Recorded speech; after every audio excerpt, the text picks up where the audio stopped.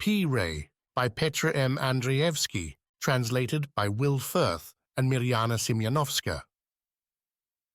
To my grandmothers, Velika, Milka, and Sevda, may this story be a candle on their graves, though I know it is but a small flame to warm their eternally disconsolate souls. Petre M. Andreevski. Pirey, couch grass, is hardy and grows in impossible places. Hoe at it as much as you like, dig it up, uproot it, it won't die. As soon as it touches the ground, it takes root again, comes alive, and begins to grow. Nothing can destroy this plant. Introduction. The Macedonian poet, novelist, and playwright Petre M. Andreevski, 1934 to 2006, based his celebrated book Pirey on the experiences of his parents' generation in his native village of Sloeshtitsa, located roughly between Bitola and Kichevo in the rugged southwest of Macedonia. The novel is set during the Balkan Wars, 1912 to 1913, the First World War, 1914 to 1918, and the years immediately thereafter. The story portrays the tectonic shifts that accompanied the end of the Ottoman Empire and how they impacted on a largely self-sufficient and strongly religious or superstitious community, as seen through the eyes of a rural couple, Ion and Velika.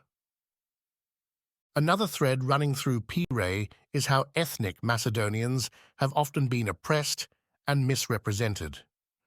Despite its natural resources and strategic position, Macedonia entered the 20th century as an economically and politically underdeveloped region.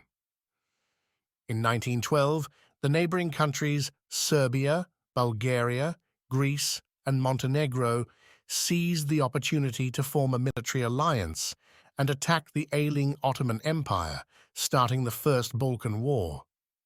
Serbia, Bulgaria, and Greece divided up Macedonia and jointly occupied it when the Ottoman Empire was defeated. Bulgaria, however, was dissatisfied and attempted to enforce a new partition of the region, resulting in the Second Balkan War. Bulgaria failed in its attempt, and the Treaty of Bucharest, August 1913, confirmed a pattern of boundaries that has remained in force ever since, with small variations, such as during the Second World War when Bulgaria briefly occupied the other parts of Macedonia. War and occupation brought great misery to Macedonia and its population, a major theme of Pirey.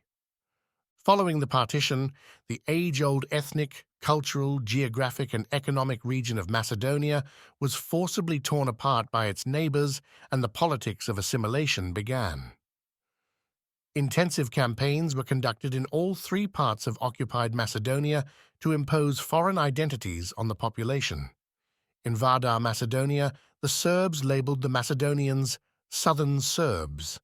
In Aegean Macedonia, the Greeks branded them Slavophone Greeks, Macedo-Slavs, etc., while in Pirey, Macedonia, they were all defined as Bulgarians. Large numbers of ethnic Macedonians were murdered, tortured, and expelled from their homes in all three regions, and the remaining population was subjected to brainwashing and a policy of forced name-changing. The names of villages, towns, and landmarks were changed to sound Greek, Serbian, or Bulgarian, respectively. Macedonian resistance persisted sporadically in the guerrilla tactics of rebels known as the Komitatas, frequently mentioned in Pirey, whose ruthless actions against the authorities, real or perceived traitors, and competing resistance groups mirrored the grinding brutality of foreign occupation. The Serbian-occupied part has been recognized as a separate state, Republic of Macedonia, since 1944, but the Macedonians in Greece and Bulgaria remain oppressed. Guaranteeing full human rights to the ethnic Macedonian minorities in Greece and Bulgaria would lessen the weight of historical injustices. We look forward to positive developments of this kind that will allow the experiences of Macedonians and the works of Macedonian writers and artists to make it out into the world and enjoy the attention they deserve. In this context, we hope this English edition of Pirey will help foster a broader interest in things Macedonian. Translator's note. Petre M. Andreevski's acclaimed novel Pirey was first published in Macedonia in 1980 and has been reprinted numerous times. It is now the first of Andreevski's major works to be published in English. In translating this much-loved novel, we have tried to recreate Andreevski's vivid style and earthy, often startling imagery. His narration varies considerably in pace.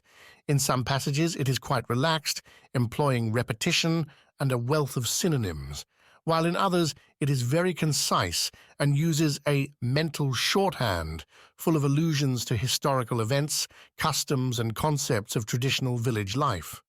A slightly lengthier, more descriptive translation was sometimes required in these pithy sections in order to convey the notions to an English-language readership in the 21st century. Andreevski wrote Pirey in his own Western Macedonian dialect. We, on the other hand, had an international readership in mind and have translated the novel into a mid-Atlantic and mid-Indian Ocean English. But we are confident that the medium does justice to the dramatic story and the rustic Macedonian settings. In transliterating Macedonian names, we have avoided accented letters. The Cyrillic letter, for example, has been rendered as CH rather than C. The Macedonian original contains numerous smatterings of both Serbian and Bulgarian, where the protagonists encounter foreign soldiers and policemen. These languages are at least partly comprehensible to Macedonians, but not to most readers of the English edition. We have marked this otherness in various subtle ways where appropriate without laboring the issue. We are much indebted to Denica Bogdanova, the author's daughter, for her truly Herculean efforts to clarify rare dialectal words, and would also like to thank Diane Firth and Bronwyn Saunders for their help with botanical and textile terminology. The translation was funded by the Macedonian Ministry of Culture, www.kultura.gov.mk, the Translators Association Traducas, Ljubko Stankovski, Lydia and Ivan Neskovski, Metodia Kostadinovski, Velika Mladinovska, and Milka Sekulovska. We hope readers will enjoy Pirey as much as we enjoyed the challenge of translating it. Will Firth and Mirjana Simjanovska, 2008. The beginning. "What a wonderful spring day, good people," the women said. "What a wonderful day to be blessed on the land. Velika must have met up with her children by now." The sun was already high in the sky over the Macedonian village, from which the smell of cooked beans and the stench of smouldering rubbish wafted down as far as the school. In the schoolyard, the soldiers of Greater Bulgaria were cleaning their weapons and occasionally glancing towards the road. From the school, strains of a song could be heard. "We wish you health, we will grow old. What do we live for?" "For Bulgaria." "Hurrah, hurrah, hurrah." These shouts mingled with the intermittent tolling of the church bell. Such cries were normally only to be heard in the autumn when cranes flew over the village. The procession bore Velika Meglinoska's coffin out of the village. 3 crosses were carried before her, while bare-headed men and women in black headscarves followed behind. The people were only partly visible on the sunken road. Only their heads could be seen, which they hung like scolded children. One moment their faces seemed to dissolve in the sunlight like a sugar cube dropped into a glass of water, only to be clouded over the next by their sad look as they went to pay their last respects to the old lady. "People come into this world in tears, and they leave it in tears," said Duko Vendia. He walked alongside Roden Meglinoski, who was wiping his eyes, red from cigarettes, rakia, and crying. This was probably the first time he cried since the day he was born. Roden Meglinoski had left the village long ago. Now he'd only come back for the funeral of his mother, Velika Meglinoska. "An absolutely beautiful day, a gift," someone said, looking out across the fields. A frolic of colors flowed from the fields, spreading over the meadows, climbing the trunks of the trees, reaching new heights, helping the mourners on their way.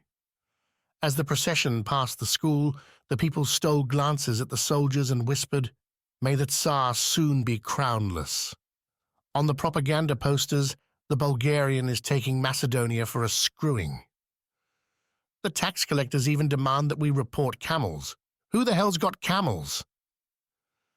The ploughmen returning from the fields stopped for a moment, took off their caps and crossed themselves. In the schoolyard, a pious Bulgarian soldier was doing the same. At that instant, a boy ran up to touch his gun.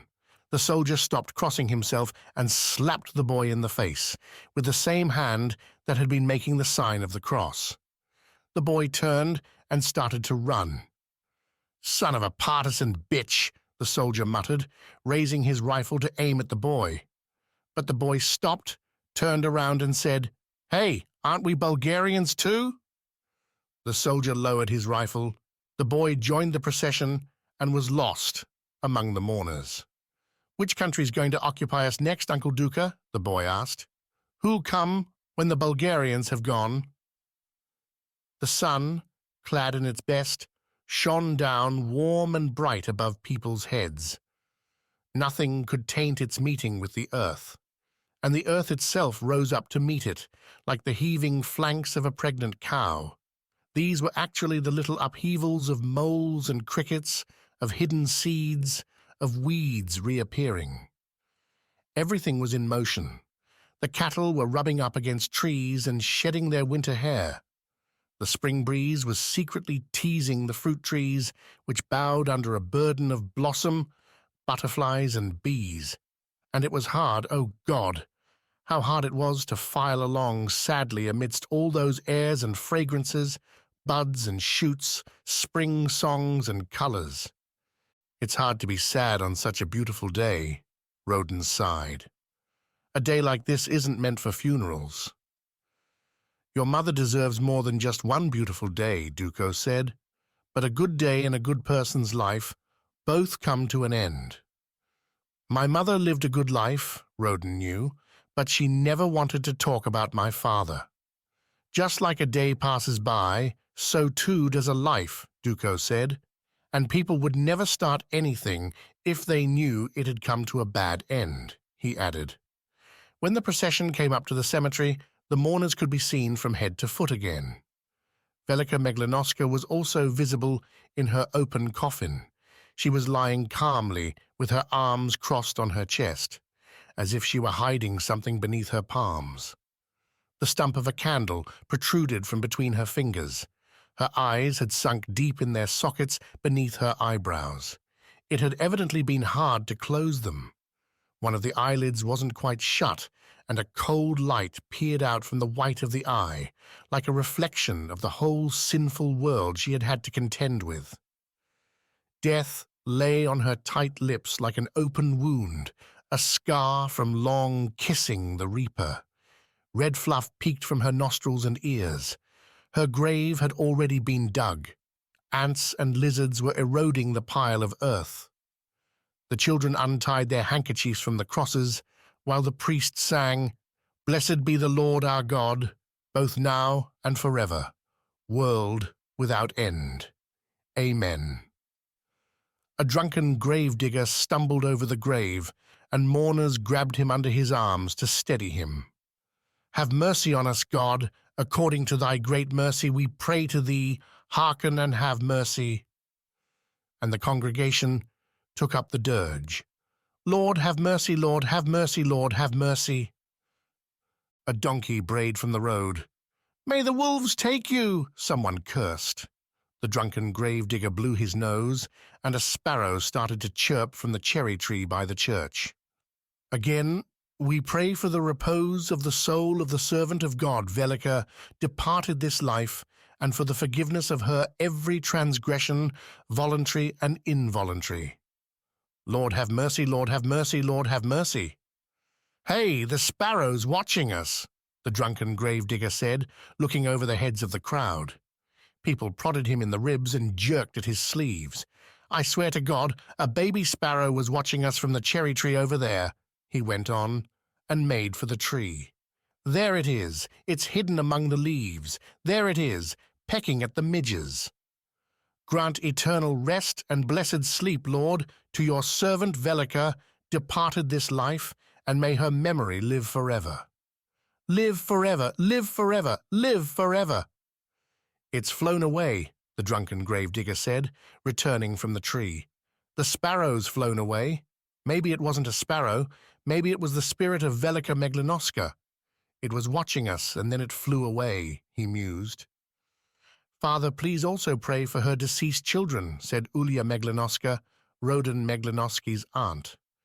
We also pray for the repose of the souls of the servants of God, departed this life.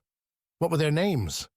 Angele, the priest chanted, and Kapinka, then Rosa, and Zdravko, and Zvezdan. May their memory live forever. Live forever, live forever, live forever. May God bless their souls. Place the children's bones on top of the coffin. But what about her husband? The priest asked. Why haven't you mentioned her husband? They weren't on speaking terms, Father, Ulia Meglenoska said. It happened before God took him away. And Velika didn't want to be buried together with him. She once made me swear on her children's souls. When I die, Ulia dear, bury me with my children, but as far away as possible from Ion. I lived this life without him, she said, and so be it in heaven. But there, they will make peace, the priest objected. As soon as they meet, they will make peace with one another. There's nowhere to hide in heaven. Meeting is inevitable. The gravediggers had already begun shoveling. They spat on their hands and shoveled the earth onto the coffin, filling in the grave. The women bent down, Roden bent down, Duko and a couple of elderly villagers as well. Each of them took a handful of earth and threw it into Velika Meglenoska's grave. Fuck this life, the drunken gravedigger said, and blew his nose again on the ground. The smell of burnt candles, last year's basil and fresh earth was in the air. An occasional elderly sigh escaped from between bad teeth. A cuckoo started calling behind the church, cocks crowed, and dogs barked back in the village, and the sun rose ever higher into the sky. Why didn't she even want him to be in the same grave? Roden asked, wiping his eyes. Because some things stay with us even after death, Duko said, and because age eats away at us slowly. That's why no one likes it, he added, taking some boiled wheat that the women offered for the soul of the deceased, for the disconsolate soul of Velika Meglenoska. Please tell me everything, Roden asked. I will, Duko assured him, but I'll tell you what your mother Velika told me, and also what your father Ion told me. I'll tell you the story as it was told to me. Under the church, veranda helping hands were setting the table for lunch, and there was a constant murmur, like flies buzzing round a casserole pot. Eon. When Srebrenica turned into a vampire, a man came to see Father. She became undead because we didn't throw water over our shoulders and because we had lunch after the funeral without washing our hands, he said.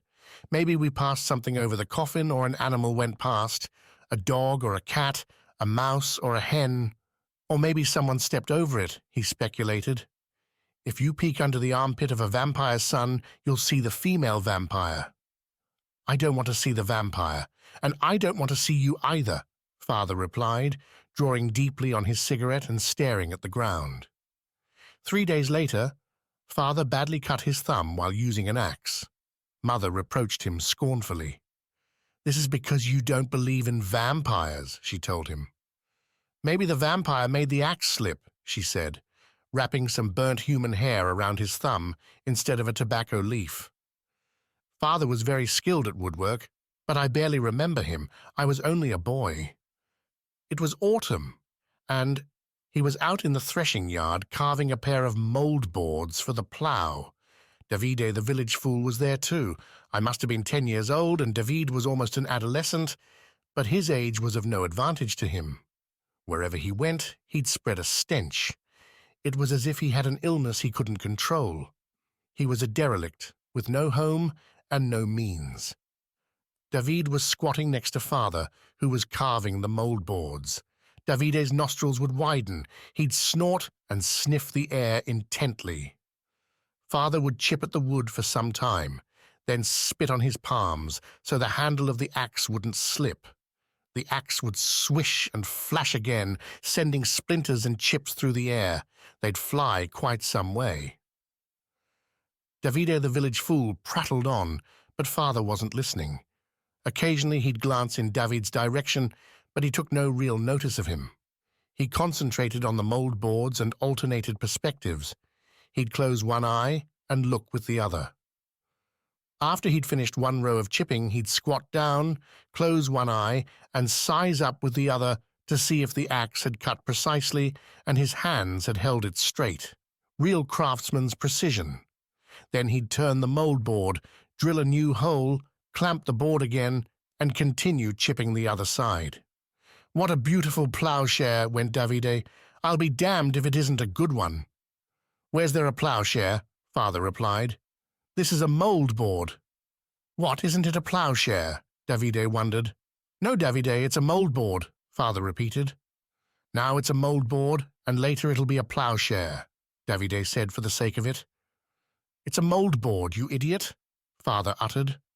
"How can a mould board tum into a ploughshare?" And so one said, "Mould board," the other said, "Ploughshare." Mould board, ploughshare, back and forth. Father kept chipping away at the boards. Davide squatted next to him and looked on in wonder, and you couldn't tell whether he really didn't understand or was just being stubborn. He kept on mumbling and talking to himself, and in the midst of that exchange, Mother dashed out onto the veranda and called Father to lunch. Father stood up, sighed, and handed me the axe. "Now pay attention," he said. "This is a sessile oak. It's got the most heartwood for making spokes, barrels, and kegs. Let me tell you, the Macedonian oak's only good for charcoal and fuel, and the Turkey oak isn't good for anything because it has no heart and it rots quickly," he explained. "Get chipping now and learn how to do it," he added, and headed up the stairs and into the house. David the village fool followed him. "May the Lord bless you," David said. "I'm not hungry, but out of politeness, I won't say no." Sometime later, a long time later, Father came back down the stairs into the yard. Behind him came Davide, the village fool. They stopped in front of me and watched me as I whittled at the spokes. They saw the axe crush them. I was making a mess of them. Father stood and watched. One moment he looked angry, the next I wasn't sure. Then all of a sudden he bent down and started throwing away the spokes. Shame welled up in me, and I felt like chopping my hands off. I couldn't help it. I'd always splinter the wood, no matter how I did it. The axe was too heavy for me and would bounce off to the side and drag my arm away. But Father kept bending down and flinging away the spokes one after another, over the house, over the river, perhaps even over the village. That evening, when it was dark, he grabbed me by the hand and took me to the village tavern. "Tell me, has anyone seen gypsies?" "You know traveling gypsy folk?" he asked the guests. "What do you want gypsies for, Coat?" they replied. "I want to sell my child," Father said. "He can't do woodwork, and I don't want him in my family anymore." "Don't scold the child, but scold its ignorance," they replied. "I didn't have him so he'd be ignorant," Father rebutted. "I must have made a mistake somewhere along the line." "Come on, Coat," the people said. "He didn't ask to be born. Besides, who's born clever? The boy's too small to know these things. You can't expect it of him." "Gord, I really must have done something wrong when I made him," Father said. "That means it was your mistake and not his," the people told him. Then Father gave me a slap in the face and sent me home crying. He was a terribly stern, severe man. Soon afterwards he went overseas to find work, and earned good money, but it didn't last. It burned a hole in his pocket. Yosha the piper worked for him for a short time, and later told us how father frittered away the money. He'd order 2 or 3 jugs of wine and a platter of walnuts, and would order Yoshi to crack the nuts for him with his teeth. Yoshi was young and obedient, and so he cracked the nuts. What other choice did he have? And father would drink wine and munch the walnuts with relish. To cap it all off, he'd get angry and yell at Yoshi to crack the walnuts faster and give him the kernels quicker. "And blow on then," father yelled. "Give them a good blow. I don't want any husk or shell left on the kernels." "God, you'll be wanting me to chew them for you next," Yoshi once muttered, but father didn't really notice because his mouth was full of walnuts, and the cracking and crunching was so loud that he couldn't hear Yoshi's words. All he could hear was a noise like the rumbling of stones, a loud gnashing as he chewed the nuts. Afterwards, father would make him play the bagpipes. Yoshi had brought his bagpipes with him. He'd learnt to play when he was a boy, so it came easily to him. Father certainly knew how much Yoshi loved to play and was always forcing him to play in high places. First, he lifted him up onto a table, later onto the roof of the tavern, and finally he stuck him up in a poplar tree. Yoshi climbed high up in the poplar to the very top, and father danced around the base of the tree. People would start to gather and wonder where the bagpipe music was coming from, because Yoshi was hidden up in the poplar, wedged in the branches, so he wouldn't fall down. He held on with his legs and played with his hands. Father would tire of dancing, but Yoshi wouldn't tire of playing. Yoshi did everything father told him to do so that he could play, and there would be someone to listen and enjoy his music. When father realized that Yoshi wasn't going to stop playing, he'd shout and order him to come down, and would then take a penknife and puncture the bagpipes. Yoshi would look at his flat bagpipes and cry as if the hole were a wound that'd never heal. That happened once, twice, and a third and fourth time too, after which Yoshi ran away from father. "He'd never let me round things off and finish of my own accord," Yoshi said. "I'd be all warmed up at last, and here he'd come and pour cold water on me. But you weren't allowed to have a say. He wouldn't take back talk from anyone. Mother died young, the poor thing, struck down by a strange disease that made her all swell up. Her whole body was bloated. My brother Mircea and I were still small. I can't remember how old we were. I guess I was 11 or 12, and Mircea was younger. One night we went and pissed down in the dam, and someone said to us, 'If you piss in the river at night, your mother will die.' Then father came back from overseas to see mother.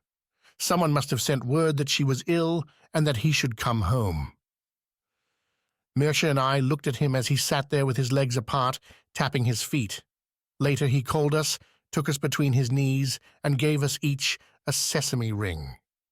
After a while at home, perhaps a week, he borrowed a bullock cart from the vendiers and lifted mother up onto it. He put a reed mat on the floor of the cart and laid mother on it. 'Come on now, boys, say goodbye to your mother,' he said. 'It's the last time you'll see her.' We got up on the cart. Mother looked up at us, and tears welled up in her eyes. She tried to speak, but couldn't. She just looked at us, and her eyes overflowed. With great effort, she raised one hand to touch our necks and caress our heads, first one of us and then the other. She pulled us down closer to kiss us, but we didn't know what she wanted. She eventually managed to give us a kiss. Her whole face was awash with tears. The poor thing. Seeing mother like that made us cry too. Then father goaded the bullocks with a stick to urge them forward, and they moved off. But we followed. We walked along behind the creaking cart and looked at the mat where mother was lying. And cried. I don't know if it was just the rocking and shaking of the cart, but mother was moving a little. It seemed she was trying to raise herself, to prop herself up and look back at us. She wanted to see us and have one last good look at us. But she couldn't. Mircea and I cried even more bitterly. Father turned round, came back a few steps and hit us with the stick to make us go home. And we did. But on the way, we kept turning and watching as the cart moved ever further away down the hill. Father took Mother back to Gajda, from where he'd once taken her as a bride. "I can't use a sick person around the house," he told Uncle, and left Mother. Soon, she died there. When we heard of her death, we remembered pissing in the dam. Father took us to live with the monks in the monastery, then he went overseas again. At first, he'd occasionally send things, but later, we lost all trace of him. Perhaps he remarried or died, but we never found out. After losing track of him, we worked in the monastery for our bread and one pair of shoes each. We kept these for the winter when heavy snow fell. Now, we had no one of our own, no one to ask us things, and no one to tell us things. Only once did Uncle come. "How are you, boys?" he asked. "Good," we said. "It's good that you're good. That's how it should be." And with that, he left. Things at the monastery weren't so bad. We had to do all kinds of work, yes, but we also learnt to read and write. People were oblivious to such things in those days. They'd get on their donkey, and the donkey would take them where they wanted to go, and also bring them home, day in, day out. You can imagine how damn aware people were, like cattle. There were no books to tell you when you were born and what you were called. And God help those who couldn't remember their name and their year of birth. They lived, but it was as if they weren't alive. They were here, and yet absent. And they'd die without knowing if it was premature. They died, and oblivion was waiting. It's true that people remembered more in those days because there was less to remember, but only the names of the deceased were committed to paper, jotted down, so the priest would mention them in his funeral prayer. Above their dark graves, their eternal homes. A school was once opened in Kuz's house, but it didn't last long. What could you learn in the small, smoky room anyway? The smoke was so thick that you couldn't see the teacher. The fire belched smoke, and we sniffled and wiped our eyes as much as we wiped our little blackboards. You couldn't understand the teacher properly, and he'd get angry that you didn't understand him. He'd take the cane and bring it whistling down on your fingers. Whack! He'd cane you, and you'd writhe and go blue, your neck would go stiff, and your heart as heavy as lead. You'd pucker up your mouth and nurse your hand, before holding it out again, squinting. In the end, you'd dash out the door squealing, you'd run out screaming and blowing on your fingers that stung so badly. I only went there for a short time because Mother wouldn't let me. "I have so much work that it makes my head go round, and he's off with the fairies," she'd say, and chase me out to fetch wood, mind the goats, or take someone's bullocks out to pasture, so I wouldn't have to eat at horn. Whenever there wasn't much to do, which was rarely the case, I'd steal away. But Mother would pass by Kuz's house, knock on the front window and call out, "Teacher, let my son out so he can come and help me. What you need to tell him, you can tell him later." In the evenings, if I started writing by the light of an icon lamp, Mother would come and tum down the light. It was only allowed to shine a little, like the eye of a cat. "Come on, into bed now," she said. "Into bed, and stop shuffling. You'll never earn a crust from that stuff." A simple woman, but she's your mother. You can't choose. She was the one who first fed you. So I'd trace letters here and there wherever I went. In the dust on the road, in the ash of the fireplace, on stones, on whatever I found.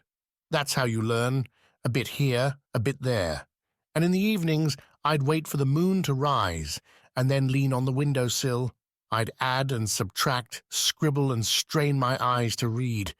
In the monastery, I could at least read and write as much as I wanted to, whenever I had free time. The monks would light the icon lamps and pray, and I'd write and copy things. Father Vizarian's shadow would stretch towards me and cover me like a cloud. Then I'd hear his shuffling gait. He'd shamble up and lean over. "Bravo, my boy," he'd say. "Writing will open up another path to God. Wealth is not in money, but in overcoming the poverty of the soul." 3 years after I first heard these words, 3 comitadas came to the monastery. They seized Father Vizarion and cut off his beard with a knife, in front of us all and before all the saints. They brandished the blade there between the icon lamps. It flashed like frost in the moonlight. "If you don't know why, ask," they said, as they shore his beard, almost tearing it out. Father Vizarion's throat and face seemed to open, but his mouth was closed. No one spoke. Then they led him out of the monastery. On the way they called for me to follow, but the others were to stay, the monks and my brother Mirsha. They just told them not to talk because they could hear every word like God hears all things. "What did you see?" "Nothing." "What did you hear?" "Nothing." Then they went out. I followed. Father Vizarion walked in front and made no attempt at resistance. We crossed the swamp and stopped in the field behind the willows. "Give me the knife," the commander said. Fearfully, I drew the knife from the commander's belt. I handed it to him. He took it and instantly plunged it into Father Vizarion's throat. Father Vizarion swayed, wheezed, and fell to the ground, thrashing his legs like a butterfly whose wings have lost their dust. "Now give me back the knife," the commander said to me. I knelt down, rested my knees on Father Vizarion's breast, and pulled out the knife with both hands.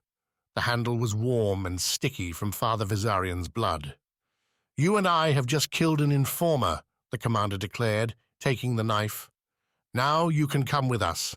It's better that you come with us than stay," he said, and wiped his knife on Father Vizarion's cassock, and I set off with them in silence, across the fields and up into the forest. At one point, we stopped, and the commander said, "That bastard of a priest will have met his maker by now." I turned my head and saw a star that swayed and fell from the sky above the monastery, at the spot where Father Vizarion had fallen. "Velika, I didn't know Ion at first. How could I have? I'm from this village here, further down the road, from Zvan. To tell the truth, I'd heard a thing or two about him. But when you're young, you hear about many people. I did see him once during the crab-apple harvest, but he was far away. In those days, you cast glances whenever you could and whenever you dared. It was very special if a boy flashed a ray of sunlight in your eyes with his little mirror to give you a sign. It'd shine on you, and you'd turn your head away. And that was that. You'd blush a brilliant red, but nothing would come of it. That's how it was with love. You could look at him if you stole a moment when he wasn't watching you, and you'd just get a glimpse of him far away, like a cork bobbing between the waves. You feared lest he caught your gaze and your eyes met. Later, I heard about his family and what they had, or rather, what they didn't. But the first thing I asked was how many fields they had, because if a family has a lot of fields, it means nothing but hard work. You know that the soil is thin and things don't grow to maturity. But young hearts being what they are, you hope and deceive yourself. So I had heard of Ion, yes. But I still didn't know what he looked like and if he was handsome and pleasant to the eye. One time Ion watched me working. He and his brother Mirsha had loaded their cart and were on their way to market with mouldboards, ploughs, charcoal and other things to trade or sell. When they turned onto the road at the Chatlak's watermills, they saw me hoeing in the cornfield. They stopped the cart, unharnessed the horses and sat down to look at me. They let their horses graze by the side of the road and watched me as I worked. I wasn't alone. There were 5 or 6 of us girlfriends who helped each other with hoeing the corn. Today I'd help out at her place in the field. Tomorrow she'd help out at mine, and that helped us pass the time away. It was summer and the days were long. Dawn came early and it took forever to get dark. Like I say, we were hoeing, strung out between the rows of corn. Our hoes hissed and bit into the soil. I was very strong in those days and wasn't afraid of work. It was afraid of me. I think only the Lord was more hard-working. My sleeves rolled up over my arms were taut to bursting, and my hoe whirled and danced in front of me. But my friends weren't all like that. Some of them would keep looking up at the sun to see what time it was. They'd glance at the sun and then at their shadows, to try and tell how much of the day had passed. Then they'd stare at the road and watch the comings and goings. "Hey, come on there, get a move on," I'd call out to them. "Let's get this field done before the corn's completely scorched, before it all droops," I'd yell, and keep on hoeing, well ahead of the others. I'd come back, take over one of their rows, and would soon be way out in front of them again with my head down. I kept my eyes fixed on the ground in front of me, in front of my toes. "Ha ha ha!" my friends went. "Hi hi hi!" One of them would hoot with laughter then. Another would join in. And Bozana would go on about this and that, gossiping about everybody in the village. It was very hot weather. Scorching heat beat down from above, and another rose from below. Your head felt like it was glowing red hot. Your headscarf seemed about to singe and catch fire. I called out to my friends and urged them to get more of the field done before the sun was overhead and all the shade gone. Because then everyone would run off to the shade of the trees and the field would be left alone in the sun. "Break up the clods," I called out. "Don't just hoe, but turn over the soil too," I yelled, and never let my hoe come to rest. "If it's not good enough, you can go over it again," my girlfriends gibed and giggled.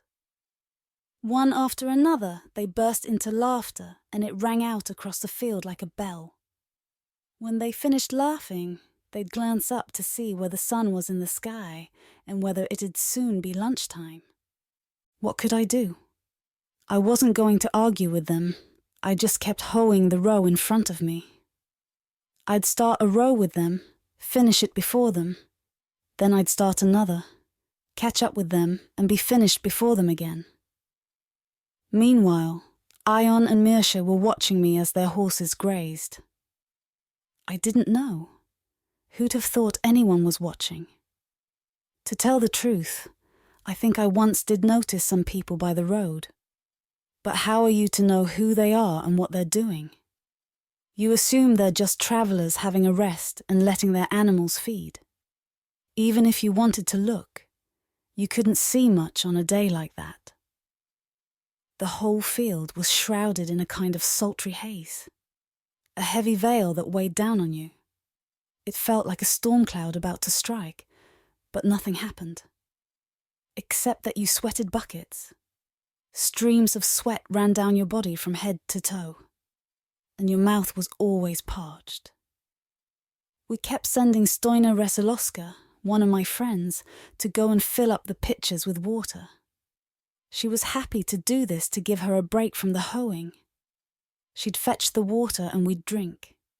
You'd rest on the handle of your hoe for a moment and raise the pitcher. Rush, gurgle, empty. You had to quench your thirst somehow, by the pitcherful. Then, slightly refreshed, you tackled the field in front of you again.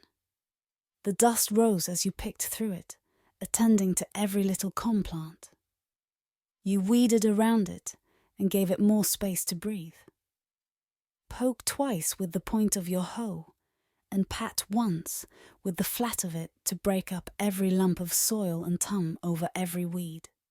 The hoe has to pass through every clod. We kept going. Bend over, straighten up, over and over again, and the field just seemed to get bigger. Even walking over it was too much, let alone hoeing it. "See her there?" Ion said to Mirsha. "She's going to be my wife. It's her or no one." "Honest to God, I've never seen such a glutton for work," Mirsha remarked. "She can move mountains." After that, they harnessed the horses and headed for market. I heard about them watching me from Mirsha. He let it slip at his wedding celebration. Ion himself never said a word about it. Life went on, busy as usual, and one day the time came for us to see one another close up. You have to see a man's face in case he's deformed or crippled. It's important to make sure. First, you have to see that he's not deaf or blind, covered in bums, or lame in the arm or leg. You have to know everything, because you'll be spending a lifetime slaving alongside him. Yes, one day Ion and I finally met. We ran into each other down by the bridge, near the Jvan Dam. Me on one side and he on the other. We stood there eyeing each other, both of us shy and not knowing what to say, tongue-tied. I looked at him, a healthy fellow. He had all it took, and it all fitted together nicely. Big grey eyes, lively and devouring me. His cap tipped slightly to one side. Chestnut brown hair that showed a little under his cap at the right. It almost looked like he had a sprig of basil in his ear. Swept back ears without earlobes. But what does a man need earlobes for when he doesn't wear earrings? I stood there looking at his face, his double-breasted waistcoat, then his face again. He had a dimple on his chin, and the chin was a little blunt, like it had been trimmed. But that didn't matter. Everything suited him, even the dimple on his chin. When he smiled, it stretched and was like a second mouth smiling. Everything about him was handsome, and what's handsome is a real treat for the eyes. They're drawn to it like a magnet, and the rest of you stands rooted to the spot. Beauty never lies. His teeth were evenly spaced like wheat stalks in the field, and his whole mouth gleamed like marble. That is how my eyes saw him back then. Why should I deny it? True, he did have a bit of a pug nose, and I'd heard it said that people with noses like that are a bit mean, hasty and touchy. Come on, Velika, I rebuked myself. Don't go fault-finding. After all, when will you get to feast your eyes on him like this again? I could see he had all it took. He was a strapping fellow, tall and straight, with a waistcoat that crackled on his shoulders and breeches that showed off bulging leg muscles. The more I looked, the more I felt embarrassed and was afraid to look more. I felt my knees shaking. A shiver ran down my spine and I had goosebumps all over. My whole body throbbed. Oh no, I thought to myself. I'm going to pass out. I couldn't say a word. It was as if somebody had put a spell on me. We just stood there looking at each other. Then I said to him, "Hey, that's enough ogling now." "If you say so," Ion replied. "But I haven't had enough." "Come on, stop teasing me," I said. "Don't play games with me." "I'm not, I'm serious. Or may the crows peck out my eyes," he swore. I felt he'd misunderstood me somewhere. But before long we promised to marry each other. I returned home skipping, flying.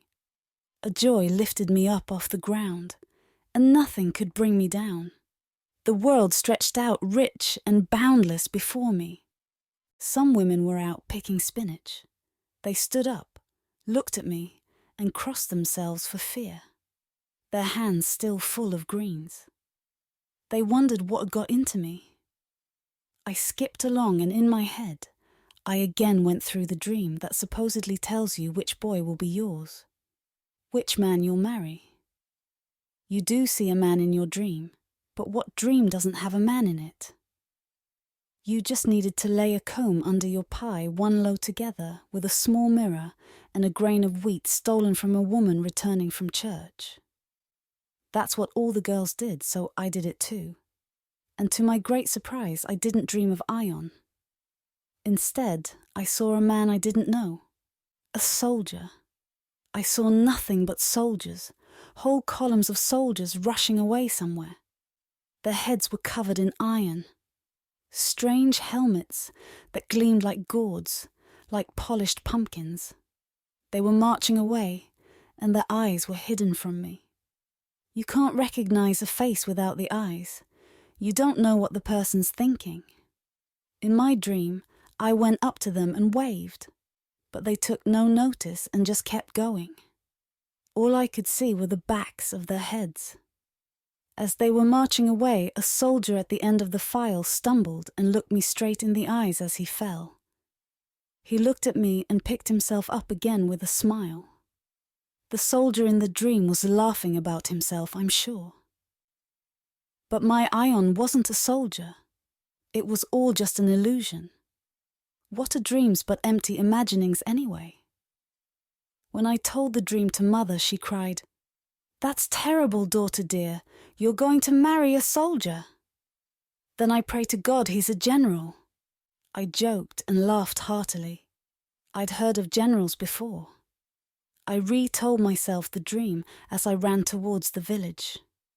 And on through the village, scattering the chickens that flew up around me and cackled, ruffling their plumage and raising dust.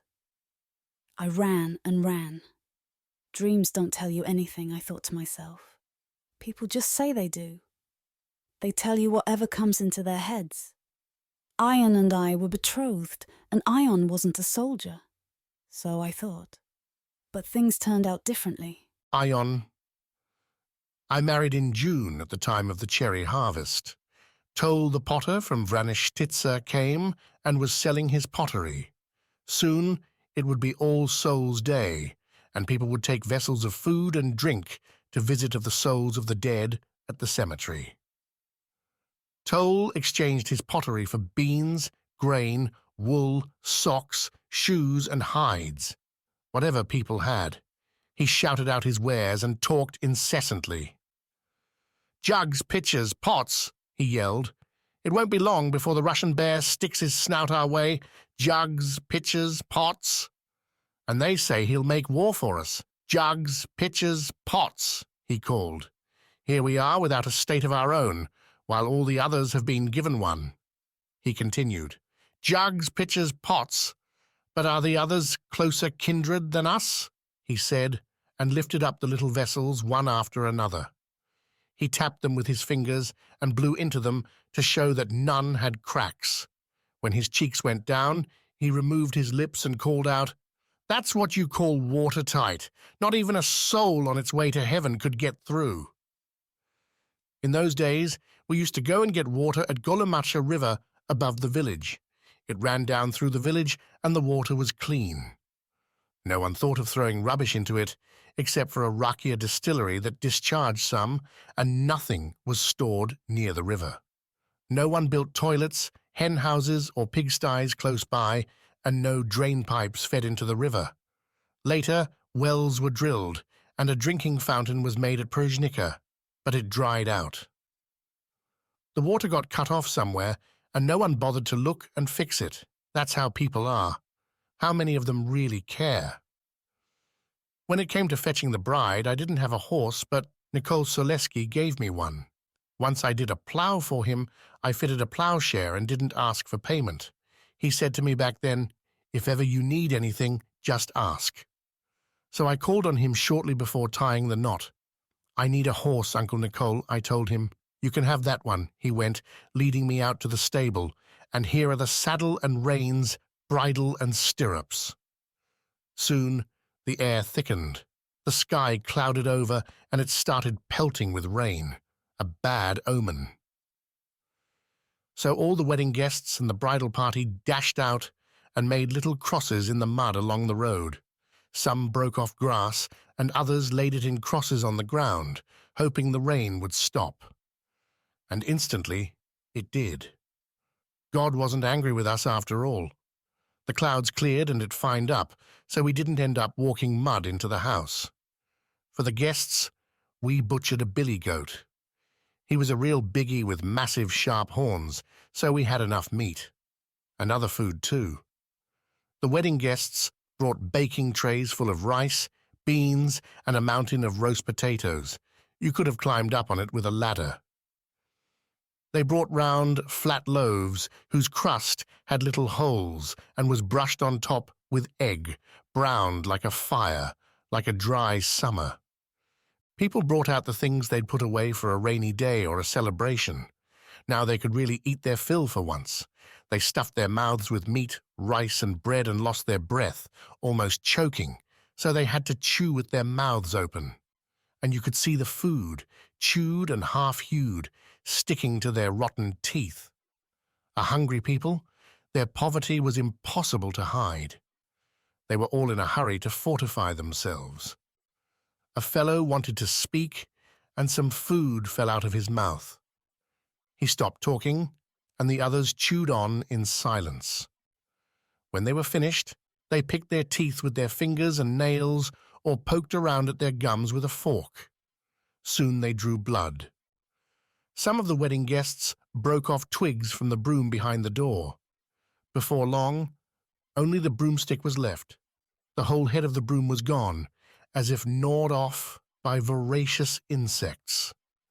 The house was as busy as a beehive, with everyone going in and out, the same as Gimo, the Ottoman's tax assessor, going in and out of his base in Pribiltsi. Once when he came to Jvan, he bumped into a local Stoyan Pejkovski, who walked straight past him. Gimo ordered him to come back and wish him good health and a long life. A long life? The years of my life are numbered, and I know they're few, Stoyan said. If I give them to you, there won't be enough for me, and I'll have to borrow some. And who'll give me his years? Gimo forced Stoyan to go back home. Then he cocked his rifle and called for a pastry and yogurt, and demanded all sorts of other things too, the possible and the impossible, whatever came into his head. A villager ran and took word to the commander. "Is that true?" "Yes, it's true." The commander waylaid Gimo at the Chatlak's watermills and held him at rifle point. "Spare me, for goodness sake." Gimo bristled and curled up like a caterpillar. "Hospitality demands that every guest be farewelled," the commander said ominously, "and I'm going to farewell you." "I won't ever come visiting again," the tax assessor promised. "If you do, I'll farewell you to see the Lord. So don't say I didn't warn you," the commander snarled, but it was in one ear and out the other. Gimo came visiting again, this time with Turkish gendarmes and their spies to go on a spree through the village. I assembled all the men and beat them in front of the women. The women rubbed mud in their own faces and covered their hands in dung. They stank something terrible. No one went near them or even thought of molesting them. 5 days later, the commander ambushed Gimo, threw pepper in his eyes, and cut his throat. "I was born once, and I can forgive once," the commander said, still brandishing the knife, as dangerous as a snake basking in the sun. The pearl set in the hilt glinted like a snake's eye. Did Gimo hear these words? We'll ask him in the next life, if there is a next life, and if you can meet people there, that is, and if it doesn't shame the Lord. People were very bashful back then, but you had to marry. As Laser the Wise said, if you can't reach a cherry, go for a plum. If you can't get a strawberry, go for an apple or service berries. Otherwise, you'll be left with the rose hips and whores. That's the way it is. Youth passes quickly. It slips through your fingers like sand. I shaved using a little fragment of a broken mirror. The back was peeling off it too. I could only look in the fragment with one eye, and all I could see was my eye. If I looked at my eye, I couldn't see my chin. The razor was blunt and hopped about my face like a harrow on rough ground. I missed patches of bristles. Afterwards, they chased me and wanted to rub honey on my cheeks so I'd be sweet-tempered with my wife. If they'd caught me, I would have had flies all over me. And then the bridal party set off to fetch Velika, my bride. But the wedding guests were drunk by now and had forgotten that this was a time of poverty and that Velika's family wasn't rich. "Where the hell is the soup?" they cavilled. "And it ain't soup if there's no chicken swimming in it." Velika's mother offered them more. "Please have this." "Nope. How about that?" "Nope."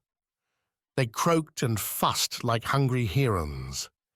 "You have to have something inside you when you're drinking," they clamored. "You don't tie up a bullock in an empty barn, and you can't tie up wine in an empty belly," they yelled. And Velika's mother trembled with every swig of drink they took. "Sorry, lads, but we haven't got fancy things," Velika's mother stammered. "We've only got what we've got." Later, they made the horses stand in her baking trays, all 4 hooves in the baking trays. It was a day of drunken pranks. Dukovendia was my best man. Velika greeted him with a kiss on the cheek. On the way back to my place, he tied the horse to a briar by the road and, puffing away at his cigarette, went down into a barren field to relieve himself behind the verge. But Misael was in the mood for a practical joke. He untied the horse and led it away. When Duko came back and saw the horse was gone, he swore every curse he knew. He caught up with us just before the village, near the Shivagoski's poplars, and pulled Misael down off the horse. Duko flew into a blind rage. He wanted blood. He didn't know where to hit Misael first and what to break, an arm, a leg, or his neck. He felt like snapping him over his knee like a dry stick. He throttled the poor fellow, tore at his lips, bit at his ears, and tried to poke out his eyes.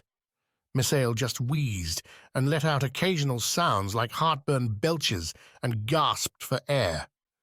His face was coated in blood and dust. People got off the carts and horses to pull Duko off Misael and separate them. But whenever anyone came close, whack! Duko would punch them in the face, and they went flying into the ditch. Another wedding guest came up to try and talk sense to him. "Come on, Vendia, don't be like that." Whack! He too got a fist in the nose and ended up in the ditch. "Come on, Vendia, you're ruining the wedding," said a third, who came up to calm him down and reason with him.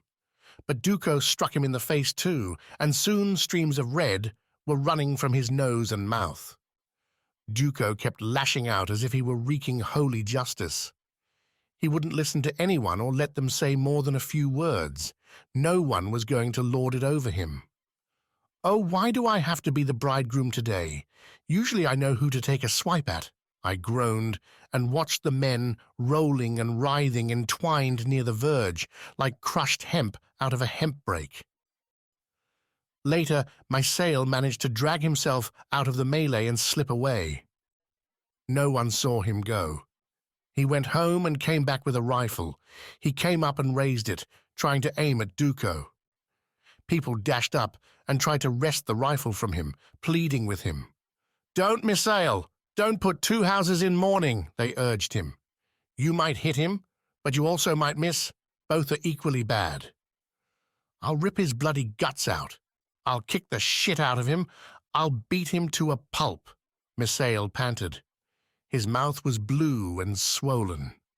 "Be prepared for good, but also be prepared for bad," Laser the Wise said, descending from the bullock cart that carried Velika's trousseau. And there was a massive fray like we fought later. A note would be sent from the Komitada's headquarters for someone to be knocked off. And he would be. 2 men would take him down a deep gully and knife him. Afterwards, another note would come about the man who'd done the killing, that he shouldn't live to see the dawn. And he didn't.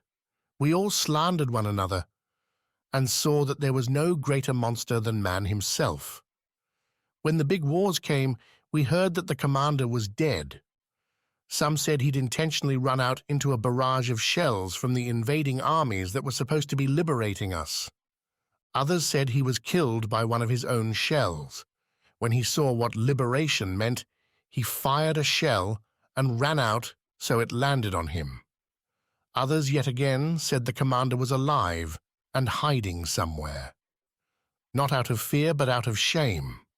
The vanquished are always ashamed. "A time will come when the commander will come back," they said. "As soon as his shame has passed, he'll be back." Just gossip. The truth can be a big lie too, Laser the Wise used to say. But that wasn't the end of all the warring. Some jerks in Sarajevo messed things up while we were waiting for autonomy. But now back to the wedding. Yoshe made the music for me, who else? Heart and soul. He played for me for free, just for a meal. And man, did he play. Like a real maestro. He closed his eyes and merged with the music as his fingers danced and his feet tapped. Velika led the dance. Her face shone ruddy and fresh like an apple. She fairly made me drool. On and on she danced, carefully placing her steps, and her vest rose and fell, its buttons glistening like dew in the sun. I looked up, then down at her feet, and wondered who'd bought her the shoes with the buckles. She led off, and I felt as if she was leading the whole world. She looked down at the tips of her shoes, measuring her next steps. And I waited for night to fall. I waited with all my heart for the wedding guests to go. I at least had no problems family-wise. I just had my brother, and you could send him out to sleep in the barn. He was a man after all. Many people wondered how to go to bed with their wives. The winter months were the hardest, because everyone was in the same room around the same fire. You had to wait for people to settle down, fall asleep, and start snoring. Only then could there be any thought of intimacy. But people didn't fall asleep easily. They weren't tired, and when they fell asleep, their sleep was shallow. Every dog barking made them wake up, turn over, and cough. You could hear everything in those winter nights, the noises of the cattle and people's tossing and turning in their sleep. You could smell people's sweat and the odors of their shoes and socks. You heard bloody everything, even the branch outside shaking off the snow. And when everything could be heard, you thought everything could be seen. People with big households had a hard time. Some would get up to close the little hole in the stove door. They had to go quietly and carefully so as not to trip over anyone and wake them. They held their breath, tiptoed to the stove, and closed the little door so that no glow would enter the room, so nobody would see, because only in the dark could you lay paws on your lady. That's how it was. The female body was unknown from head to toe, a foreign land. Velika, the Lord gave, and children began to come. After marriage, a woman's like a fertile field. You're pregnant, but there's no one to replace you. Someone has to bake the bread and do the cooking, and the washing and the cleaning. We didn't have any elders at home. The only good thing about that was not being at anyone's beck and call. You didn't have to wash anyone's feet or show respect by being silent when they ate. But it was 3 times worse, because there was no one around to show you and teach you things. And Ion, husbands will be husbands. He demanded that food be on the table, that his bed be made, and that you cater to his every whim. He never asked if you were tired or not. He was always more tired than you. I really went through hell with Angèle. It was harvest time. We were bringing in the rye. The weather was searingly hot and it split the ground. Grasshoppers leaped away before the sickles as Ion and I harvested. Our little fields are on the sunny side. The soil's poor, but they're all we've got to our name. The rye was infested with smut and insects like fleas, and the spikes were empty. But you had to bring it in all the same. At least we could use the hay. So there I was, harvesting away, and beneath me, under my apron, my darling child was bucking like a goat with its hooves. I'd already felt him at lunchtime. We were drinking buttermilk and dipping the bread in it to make it easier to chew. And when I swallowed, there was a stabbing pain under my apron. I've swallowed an ant, I thought to myself, and stirred the buttermilk. Each time I burped, I had an acidic taste in my mouth. From the onion and garlic, for sure. Let's leave a bit for tea too, I said to Ion, so as not to cry with pain. There isn't much of the buttermilk. While there's water, there'll be buttermilk, Ion replied. You've got as much milk as the goats give you and as much buttermilk as you pour in water. He took the jug from the shade of the branches and poured water into the buttermilk chum. The buttermilk thinned and went as blue as the sky. I also went blue from the stabs of pain, but I told myself it'd pass. There must have been an ant in my buttermilk, I told myself. We got up to continue harvesting, and I saw stars in front of my eyes. Sparks flew, as if a firebrand had burst into a shower of light. And it damn well hurt drills bored into me, all the way to my heart. What am I to do now, O Lord? I said to myself. This can't go on. I wasn't going to splay my legs in front of Ion, but I couldn't go on like this. It felt like my bowels were about to burst. At one point I stood up, shouldered the sickle and turned towards Ion. But he didn't look my way. He just kept moving on. Swish, swish went the sickle. He took a handful of stalks, laid them in a pile, and started cutting another row. On and on, ever cutting. I didn't know how to yell to him, how to tell him, what to tell him. I felt ashamed. The sun was my enemy, the light of day. I wiped my face, but the sweat kept pouring from me. I was drenched. I straightened up and looked at Ion's back.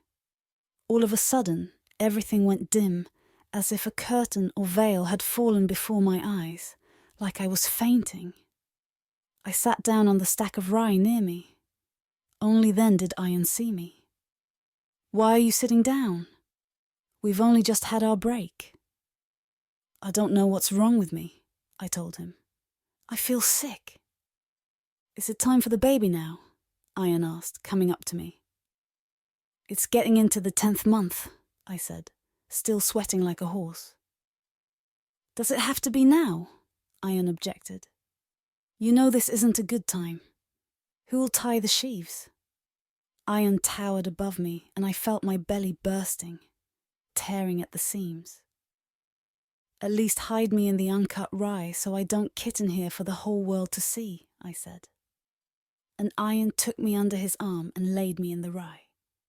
Now scoot over there so you don't see me, and so I'm not distracted, I ordered. I was ashamed even to undo my apron in front of him. Ion really did what I said, and then left the patch of rye. I lay there and looked up at the sun. It made me close my eyes. I didn't like it watching me either. I moaned, blubbered, and foamed at the mouth. Ants were crawling up my legs. The field hummed and echoed in my ears. I groaned and clenched my teeth so that Ion didn't hear me, so that no one heard me. But strange tangled threads started to descend on me one after another. They were like cobwebs, and they fell down on me like a giant shadow. I fought with my hands to defend myself and tore at the shadow with my fingernails and began to yell with a faltering voice. Make sure no ants get into the buttermilk. The ants will make it ferment quicker. They'll curdle it. Ants, ants everywhere. In my eyes, under my skin, in the buttermilk. Check the buttermilk! I called out again to Ion, but he didn't hear me properly. I was all in pain and incapacitated. Everything all right? Ion called from a distance. Everything's all right, I answered, gripping my belly and spreading my legs wide. It looks like it changed its mind, said Ion's voice coming up to me. We waited like that for a time. Then Ion brought the donkey, lifted me up onto it, fastened me like a sack and took me home. All that night and all the next day I laboured with my little Angele. Time and time again it seemed he was about to come out, and then he stopped. I'd curl up, writhe and groan, and yell to Ion to go through everything that was mine, my clothes and shoes, and to turn the whole chest upside down. To undo all the knots and snarls in case that helped, and to beg the Lord to put an end to my torment. Not until the evening of the second day did the baby decide to part from my blood and my womb. It was getting dark. The cattle were lowing, that's how I knew. When I heard Angèle's little voice. He bleated just like a lamb. Out he came into a new world and sought his mother, or what was left of her. I had my share of worries with Zdravko too, but not at birth. I don't recall exactly, but he was maybe 2 when he came down with little blisters. He was covered in them. They came out all over his body, a bit like measles or chickenpox. After a long while his head began to hurt too.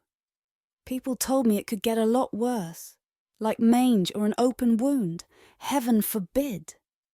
His sore looked like a little cap on his head. It wept and oozed pus. I tried whatever remedies people recommended, but nothing helped. A medicine can be cheap and be growing right next to you, people say, but it's no good if you don't know it. On the way back home from church one Easter, Martha the healer saw Zdravko and spoke to me. "I'm sorry to see your child like that," she said. "Is that a bum on his head?" "No, they're some kind of blisters. Whether it's because a Jewess looked at him or an unclean woman, I don't know. If that's how it is, there's an easy cure," Martha the healer said. "What is it?" I wondered. "Take a little lard, pure lard," she said. "Then bum a little bit of reed and mix the ash and lard together to make a kind of ointment." No sooner had I rubbed it onto his head than the crust vanished. It came loose and lifted off like a lid. Rosa had the same problem, but the medicine didn't heal her. A different skin, a different flesh. Oh, how she burned, the poor dear. She was all inflamed and just drivelled like she was talking to me, and yet not to me. She drifted, as if her soul had already flown. "Oh dear, Ion. I don't think she's going to last," I said. "I don't think she's going to live till tomorrow. Go and grind me some flour so we have something to serve at the burial." I cried and cried over Rosa until I was exhausted. I watched her cough, dwindle, and go blue. Oh, woe is me! Who knows how many times she was at death's door. But it wasn't time to die. Not just then. My Zvezdan, on the other hand, was prone to spells. As soon as we went out of the house, he'd catch a spell from an unclean woman and his eyes would roll. That was his gift. He was so sweet and beautiful. But Masa was wise about spells too. The magic that had let her look beneath tea roots, use another woman's milk as eye drops, and other tricks besides.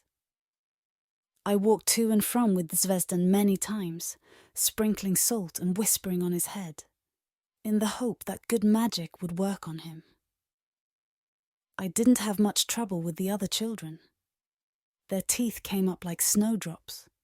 Teething made them water at the mouth, but their gums didn't hurt.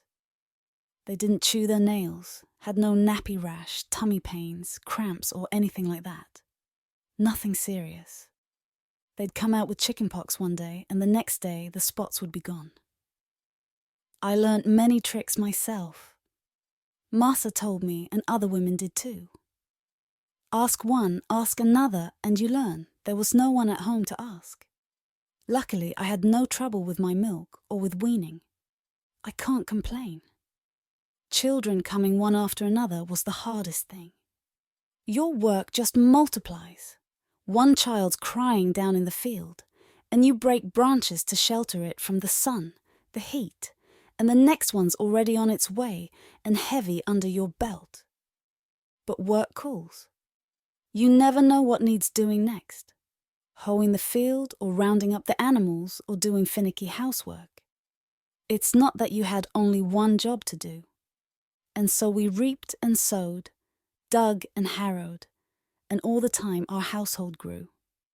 If it keeps going like this, we'll soon populate the whole village, I said to myself. But then the wars began. Things got entangled and began to grind to a halt.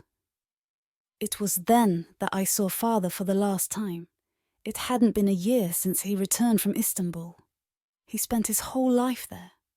Mother, the poor thing, was married, and a grass widow. She brought us up all by herself. I don't know how she managed. Father returned home just to give her one worry more. He'd have a morning shave, polish his shoes, and go out to watch the grass grow. Later, he was cut down by illness, and Mother treated him as best she could. He lay in bed with nappies like a baby, daydreaming and letting others look after him. And when he realized he wouldn't be walking anymore, that it was the end of the road, he sent word for me to come. He had ordered a tailor to come to the house and sew him new breeches and a new waistcoat bordered with braid, clothes for the hereafter. The tailor took his measurements from where he lay with a metal rule and wrote them with a little piece of soap on the bolt of homespun material he rolled in. A while later, my brother came back from ploughing. "What's going on?" he asked. "Hush," went Mother. "I don't want to die dressed like this," Father complained as he lay on the bare reed mat. "I don't want to stand before the Lord in these Turkish clothes." His head was raised slightly and propped up on a pillow of straw. Mother fretted and put leashes on his neck. "Oh, daughter dear, how did he come to have so much bad blood in his body?" Mother fretted, wiping his forehead.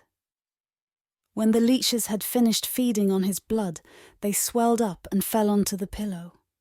They curled up and dripped like rotten black plums. "Maybe the leashes will reduce his bad blood," Mother said. "Maybe they will help ease the pain." After the tailor sewed the new clothes, Father really did die. First he began to scratch about in his clothes as if he were looking for fleas in the seams and edges. Then he stared up at the beams on the ceiling. I'm sure he saw the angel there that came down to detach his soul from his body, to dislocate all his joints and vertebrae, wrench him apart and take away the soul. And so Father gave up the ghost, with his eyes open. The beams creaked. That was the angel taking away Father's soul, Mother said. After those words, we both burst into tears. My brother didn't cry. I was with the comitadas on and off. I'd go with them, do some killing, and wait to be killed. Before the wedding, I came back down to the village. "The rifle's here with me, and I'm still with you," I told them, but a rifle never made any children. So it was agreed. After I married Velika, we really rolled up our sleeves. Me, her, and Mirsha. We set about digging over all the different fields. We needed to plant more so there'd be more to eat. In Darmin, the whole field was choked with briars and old man's beard, weeds and sedge, alders and willow saplings. We took axes, mattocks, pickaxes, and went into the water parsnips. I hacked a path, Mirsha dug over behind me, and Velika came with the rake to get out the roots and stones. She heaped them by the river. We spent quite some time working in all the new little fields. It's not just a matter of clearing the ground, but also of draining the waterlogged soil so that the water runs into the ditches and the soil can be prepared for sowing. There in the water parsnips, we found the remains of the dog that had got rabies the previous autumn and ran around the field, frothing at the mouth. The snow and rain had already bared its bones. The freshly turned earth smelt of a muck of elder trees and rotten leaves, like a musty cellar with its sour grape smell. The field was now open to the sky, and the sun beat down on it again after years uncounted, perhaps even centuries. The sun touched the bare earth that had been shrouded in shade, dark and damp, and that made us endlessly happy, as if the sun was shining out of us and hopping for joy that it could caress the fields. It didn't want to set. It still wanted to warm the earth and frolic in the furrows and ditches. We'd sit and eat our supper of sorrel soup and look on our work. It gave us such a warm feeling inside, and every time we wanted to take a spoonful of soup, our spoon would miss the bowl. Pure distraction. The joy was like the inebriation when you eat flea-ridden bread, which first puts you to sleep and then makes you vomit. This will mean a lot of other work, Mircea said. It will, I agreed. It'll mean sharpening the plowshare. It'll mean ploughing, sowing, and harrowing. And weeding too, Velika added. And harvesting and winnowing the grain. And then manuring and ploughing the fields again, Mircea said. You finish one job, and before you know it, there's another waiting for you. It's best for people when they never stop working, I said. The devil finds work for idle hands. In the evening, we loaded old vine stocks onto the donkey and went home. Vine stocks are good when you're cooking beans and lentils, Velika told us. They don't bum down, but keep the heat. If you put one up next to the pot, it'll simmer all day. It'll bubble and wheeze like an old man with a sniffle. People who saw us would greet us the traditional way. Arlia, hello, Ion. Fancy seeing you in Jarmin. What are you doing here? Preparing a field, I'd say, making new fields in virgin soil. Good on you, people called. God helps those who help themselves, Laser the Wise used to say. Afterwards, everyone began making new fields. When all the land in Drumine and Batatsine was taken up, people started moving up towards Zadmartinets, Rosulie, Luteshki Dol, and elsewhere. Wherever it was borderline, but there was still water, and also in places where there wasn't. People cleared the ground, laid boundary stone, and made hay-drying racks in the middle of the fields. The whole village embarked on creating new fields and meadows, increasing the work they already had. The village bulls would clash in the meadows after the mowing season. They snorted and tore at the ground with their hooves and horns, lifting up whole elder trees on their horns. Then they ran and charged and clashed with each other head-on, hard enough to break rocks. Everyone who was watching just stood and gaped and bobbed off the ground with each clash of the bulls. A green garland was hung around the neck of the winner, and a wreath of bulrushes slipped over his horns, but he'd shake his head and throw off the wreath. Bulls will be bulls. If they were any cleverer, they'd refuse to go under the yoke. Later in the year, when the harvest was in the barns, baskets, and pantries, we switched to woodwork. We crafted naves and fellies, spokes and spits, poles and yokes, and all the other things that cart owners needed. We also made charcoal for the smiths in Prilep and Bitola, and bought fruit trees from Bitola. The market there was closing down, and we'd paid the innkeeper for the hay when we heard a man calling. Should we go and have a look? We were drawn to him. Who knows where he was from, Salonika, or even further afield? "Saplings!" he called. "Come and get 'em! Apple trees, pears, plums, mulberries," he yelled as he lifted bundles of saplings and untied them. I bought a few of every sort, mainly plums because there were different sorts: fleshy plums, ordinary plums, black gungulki plums, and early ripening Petrovki plums. This is an opportunity, I thought. I'd heard that plums made a lot of rakia. We planted them in the meadow below the house. The whole slope was planted with them as far down as the river. We also planted several walnut trees by the river to protect the orchard from floods and erosion. To our great delight, every single sapling survived the planting. "As if the Lord himself had planted them," Velika exclaimed. "You were born in the springtime, I'm sure. Only people born in the springtime have green fingers like that. Not one of them's died. They've taken root like couch grass." "This'll mean a lot of other work too," Mircea sighed. "It will," I said. "And what use would they be otherwise?" "We'll be asking ourselves whether or not they'll bear fruit," Velika predicted. "If they don't bear fruit, they'll be cut down, and they'll need tying and grafting, and the aphids and moth eggs will have to be picked off. The wood can be used for making barrels and kegs," I said. "We'll soak them so the hoops sit tighter." We painted a pretty picture for ourselves, a vision of a life without want. A man from Sapotnitsa wanted to join the Komitadjis. He came and asked shortly after the Nativity of the Virgin. "What makes you want to join?" the commander asked him. "Have you killed someone? Or do you want to?" "I've not killed anyone at all," the man said. It's me they want to kill." "Who does?" the commander asked. "Dostas bothers," he said, "because I tried to snatch her." "After her snatch, huh? Well, you know what? We're sick of all this monkey business," the commander spat. "Do we even have to take in common bandits now?" he bellowed, and ordered us to tie him up and piss on him. And we all did, one after another, like we were putting out a sack of charcoal that had started to smolder. Later, we untied him and told him to piss off. Several years later, we heard that he fled to America. He'd been too afraid to go back to his village, so he'd gone overseas.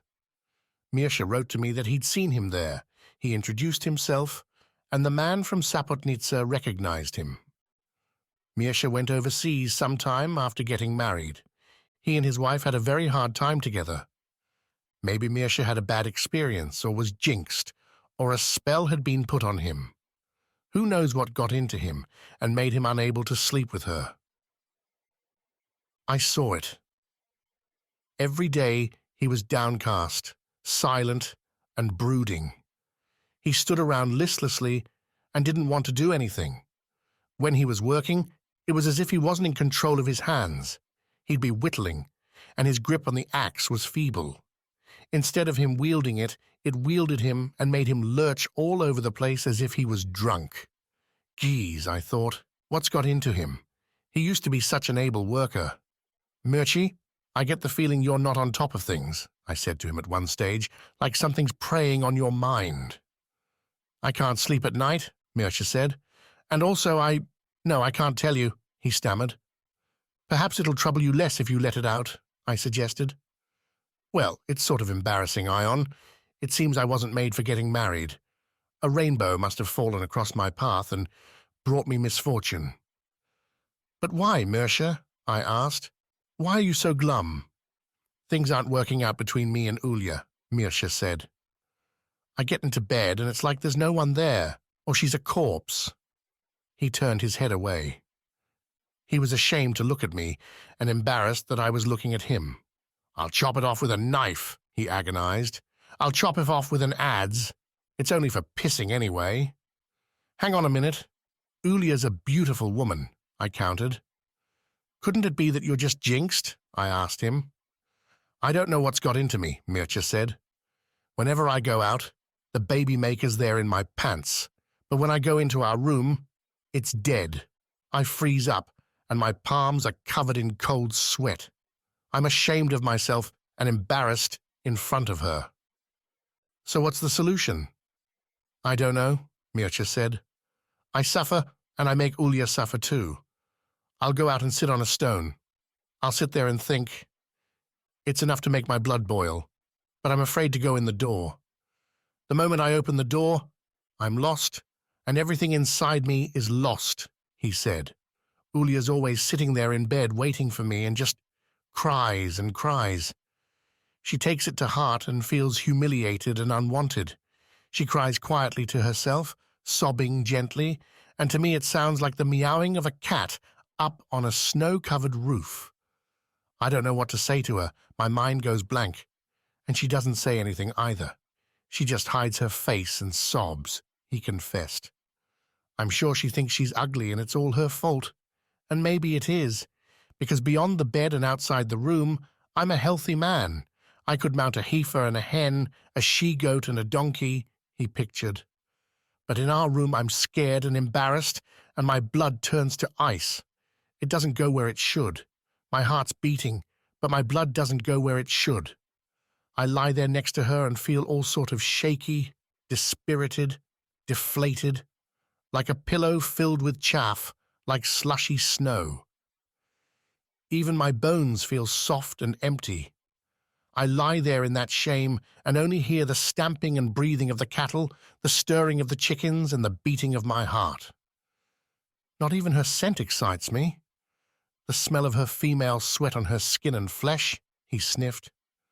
"I've often thought it's because I've gone in with my left leg first. Perhaps it's all to do with the threshold or the door. I feel like tearing the bars off the window and going in that way. That'd be a different entrance, or through the chimney or a little crack in the wall, or boring my way through like a woodworm. Mirsha, I don't know what I can do to help, I admitted. Let's go and see Masa the healer. Perhaps she knows a trick. Let her use her magic on you, I urged him. At that moment, Gajda the village fool wandered into the threshing yard. He was talking to himself. I almost ended up as bear shit today, yep. I was on my way with the donkey towards Petrova River to collect some kindling for heating. Fuck a duck. There I was, going along and picking up stuff, when all of a sudden there was this massive bear. And was it big? Fuck me dead, he said. The bear had trodden on an anthill, yep, and now it straddled the anthill and was licking up the ants, slurping them by the spadeful. A she-bear. Then it noticed me, turned around, cocked its big, googly eyes, and I knew I was in the wrong place. I stared at it, and it stared at me. It got up, yep, and when I saw it standing upright, my hair stood upright too. Enough to push the cap off my head. Fuck a duck. It nearly scared me to death. Uh-oh, what should I do? It's going to eat me alive, I said to myself. I'm dead meat. Run, Davide. Run if you want to stay alive. And did Davide run? Yep, I ran as fast as lightning. Fuck a duck. I jumped over huge hazels. They were like this, and I didn't look back to see if the bear was still following me until I got to the village. Yep, I ran all the way back to Misael the smith's threshing yard. Just to be sure it wasn't chasing me anymore. When I saw I was safe, I sat down on the ground to get my breath. Fuck a duck. Why's your hair standing on end, Davide? Misaele's wife asked me. And why are you as pale as a ghost? I can count my lucky stars that I'm still around, yep, I told her. I ran into a bear, a massive big one, and I was as close to it as I am to you now, damn it. Any closer, and we could have shaken hands and said hello. Fuck a duck. Go and see Masa the healer, quick, Misael's wife told me. She'll dispel your fright. She knows every ill. So I went to Masa the healer and told her what had happened, yep, and she took the pot stands, put them in the fire, and covered them up, so they soon got red hot. When she took them out, did she stare? Her mouth was like a cave, and she stayed that way with her mouth wide open and the tongs in her hand. Gee, I said to myself, is she paralyzed or what? We were both petrified. What was going to happen? But finally, she closed her mouth. Thank God. What made you gape like that for so long? I asked her. You know, Davide, you really were very frightened, Masa said. No one's ever come to me that frightened before. You'll see now how these pot stands sink. Yep. And when she put them into the bowl of water, there was a mighty bubbling and boiling. It even lifted the bowl up off the table, and water splashed over the rim. You see, your fear's making the bowl overflow, she went. Geez, lady, I said. Then she laid hot coals in the water and whoosh, the coals sank instead of floating on top. Now take the bowl and make a cross at 3 places over the water, Masa said, and drink deeply from each spot. How am I to drink it? I complained. It's all coals and ash. I haven't got a sieve on my mouth. Don't be afraid, Masa said. It's all good for you. And so I started to drink. Yep. I sipped the water with clenched teeth like a dying horse. Here, there, and at the 3rd spot too. Now bend over so I can pour a little down your back, Masa said. It's so the water can wash the evil away, just to be on the safe side. So I bent down, and Masa poured the water, yep, and when I straightened up, fuck a duck, all the water rushed down my back like a mountain stream, right down to my heels. Yep, from my neck and back, over my bum, and down to my heels. And was it cold? Fuck me dead. Since she dispelled my fright, I've slept peacefully and haven't woken up during the night. The fear hasn't come back. Yep, I'm rid of it, said Davide, the village fool, and he wandered away again. Mirsha watched as he went. He bit his lip, wrinkled his nose, and narrowed his eyes. What a frightened fool, Mirsha said. But, Do you believe him? And do you think it could work for me like it worked for him? I don't believe him, but I do believe Masa the healer, I lied, trying to cheer him up. If she can cure idiots, it'll be even easier for her to cure the clever. It worked. We went to see Masa the healer that same evening. Hello, we said. Hello there, she replied. What seems to be the trouble? We didn't know how to put it.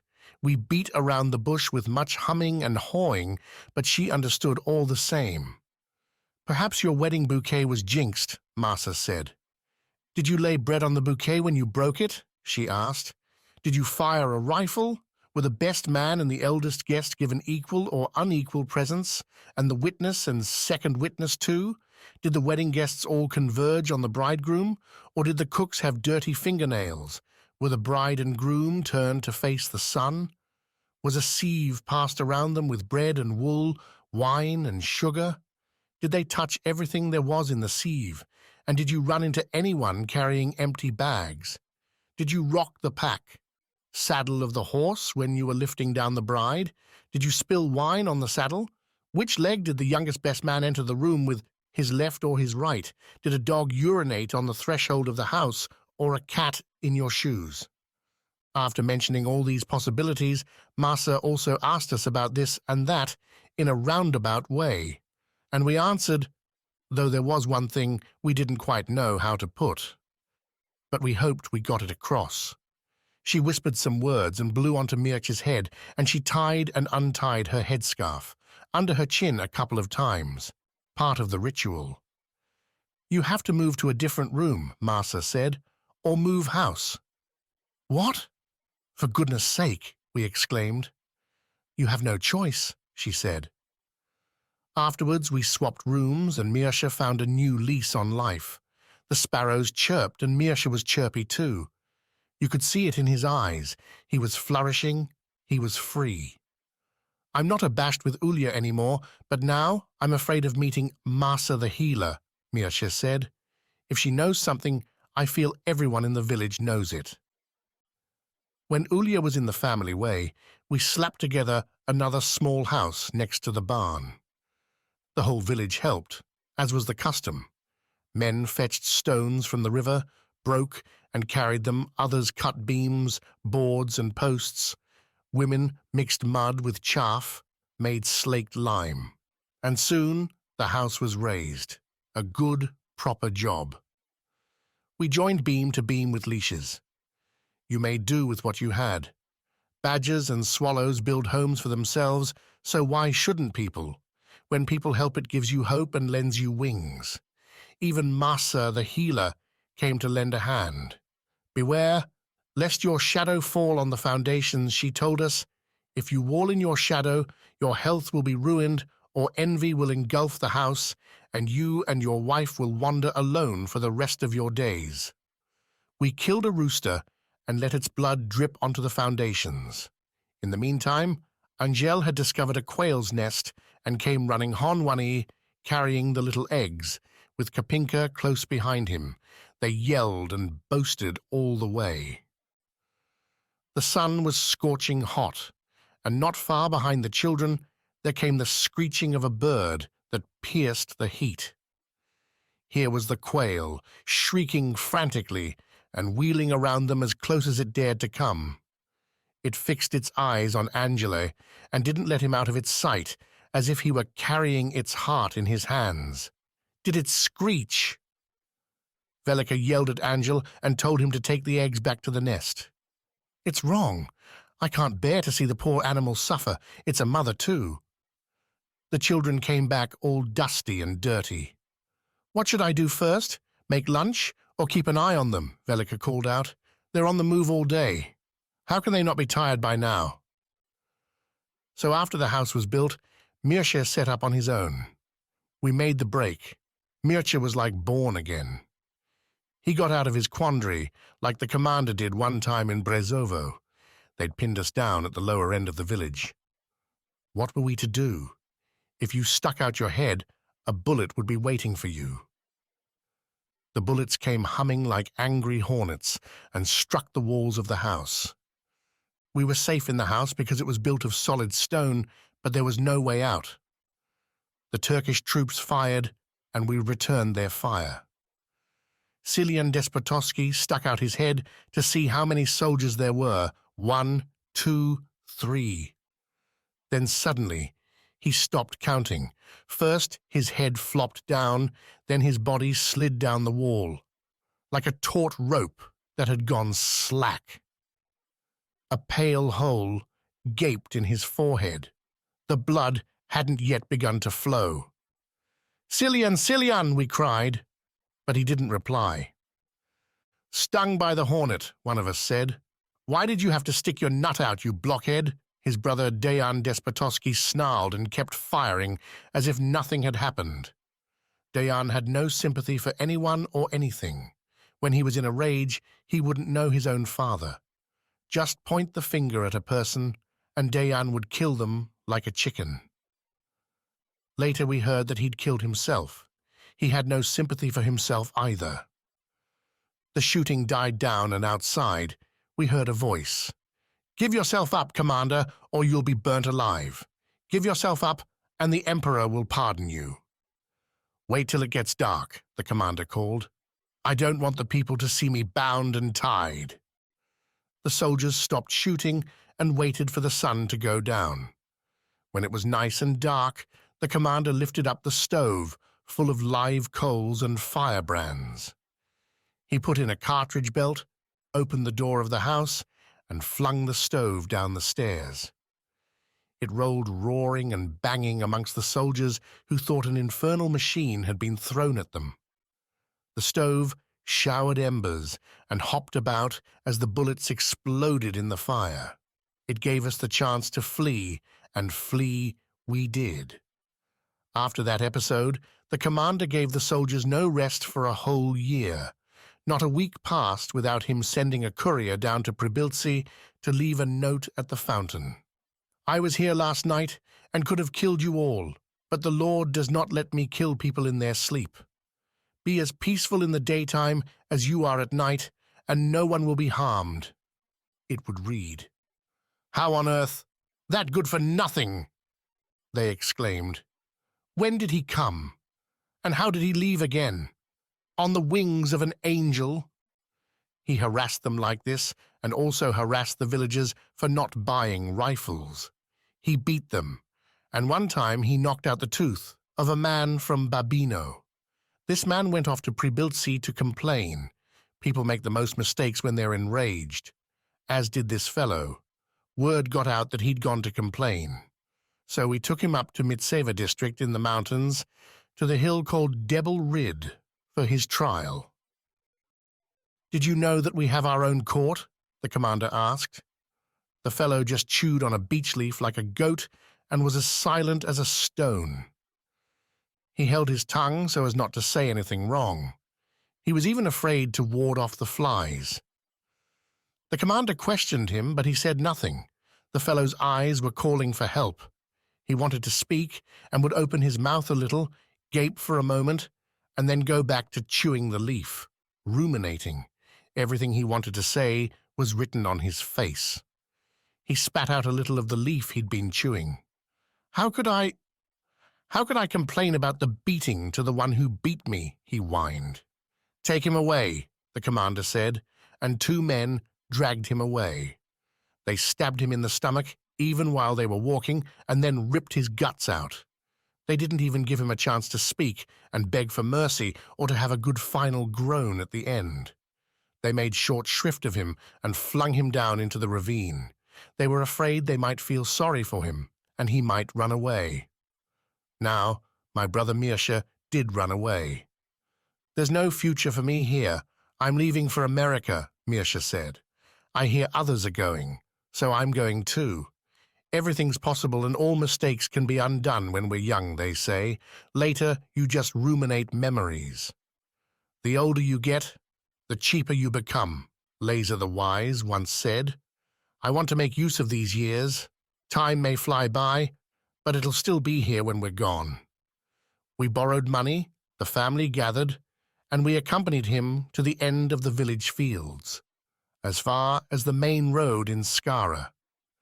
There we stopped, and Mirsha turned round and kissed all the children, one after another. "Turn round once more to see the village and the fields," said Ulia.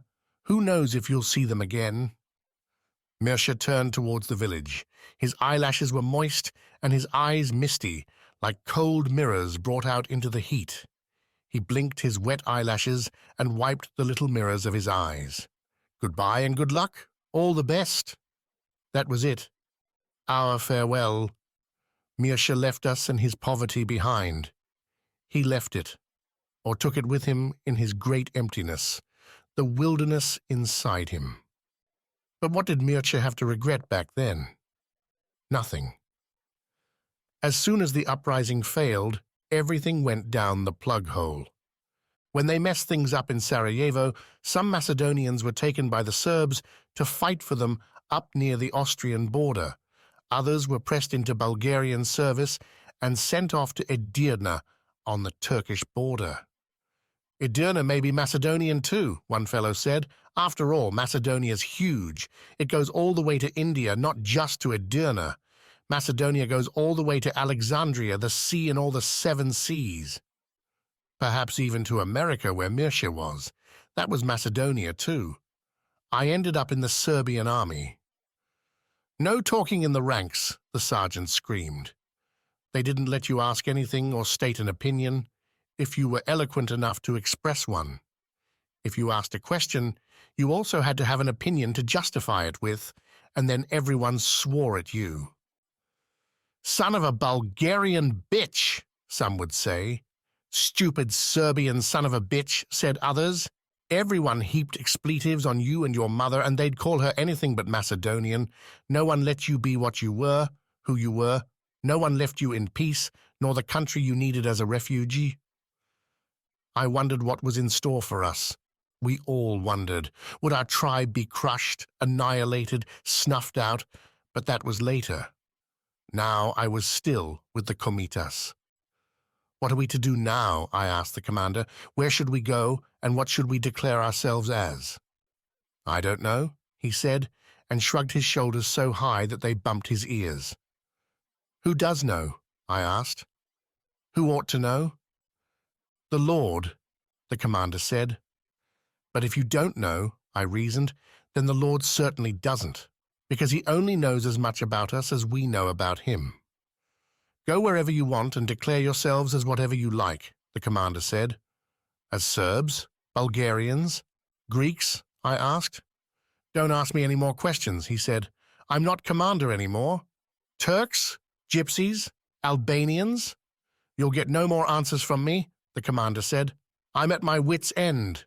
"Fuck your wits," I blasted him. I really had it in for him now. "Fuck your wits if you've got any left. Wits are supposed to be in your head, but yours are in your bloody arse. Are we a people, huh? Or a herd? Of sheep? Even if we were just sheep, at least we'd know who we belonged to and who the shepherd was," I shouted. As I yelled, a voice inside me said, "Jesus fucking Christ, what's happened to this fellow? Where's all his anger?" There had been times when you just needed to rub him up the wrong way, just one little word out of place, and he'd hammer your head down into your stomach. Now here he was squirming in front of us like a little child that had shat its pants. To have a state, you need an emperor, teachers, doctors, clerks, the commander said, and all you have are fleas and lice. Macedonia is one big dung heap. "What fucking use are you to anyone?" I screamed, and we disbanded and went back to our homes and to different countries all over the world. The commander, they say, was killed by one of his own shells. When he saw what liberation meant, he fired a shell and ran out so that it fell on him. Others, yet again, said the commander was alive and hiding somewhere. Not out of fear, but out of shame. The vanquished are always ashamed. Who knows why, but people believed he could never be killed by a bullet. Any bullets fired at him were somehow repelled. The bullets themselves feared to touch him and spill his blood. Maybe he had a guardian angel who stopped the bullets and robbed them of their force, people thought. "A time will come when the commander will come back," they said, As soon as he's got over his shame, he'll be back. As we returned from farewelling Mircea, Ulia stopped for a moment and crossed herself. The church bell's tolling. Tomorrow must be a religious festival. Gosh, what is it tomorrow? She wondered. Rusa Sreda, said Velika, the fourth Wednesday between Easter and Whitsun. And she too stopped and crossed herself. The church bell tolled clearer and clearer. Velika. The night after they took Ion away, I didn't sleep a wink. I lay there and my mind wouldn't let me rest. I kept looking in vain where he'd gone, the way they'd taken him. Down the valley so leeched and empty. The children slept, lying beside me all in a row. They'd kick a little in their sleep and mutter. I'd ask what it was and they'd mutter again, even more muffled than the first time. I'd get up, cover them up a bit better and stir the fire. A log would spit. I'd rub my eyes from the smoke and lie down again. I lay there looking into the dark that huddled between the beams, slightly reddened by the glow of the fire. Horrified like I saw my husband horrified. As I lay there in the dark, all I could see was him standing in front of the Serbian soldiers. He'd given some the slip, but others caught him, and asking them over and over again. Why? Where? How? Our front is your front too, they said, and we're not going to brave it out in the trenches, up to our knees in water, while you're at home rolling round with you. Snarled and ordered him to get wife in bed. That's over now. They snarled and ordered him to get a move on. He struggled with himself. He wanted to give them a fitting reply. I knew how touchy he was. His hair stood on end like the teeth of a rake. Something unnerved him. Perhaps their uniforms or their language, but he changed his mind. An instinct told him not to be stubborn, not to resist. After all, they had rifles that killed many people. And he had nothing. He had nothing but the soul the Lord had given him, and now the Lord was giving it to them.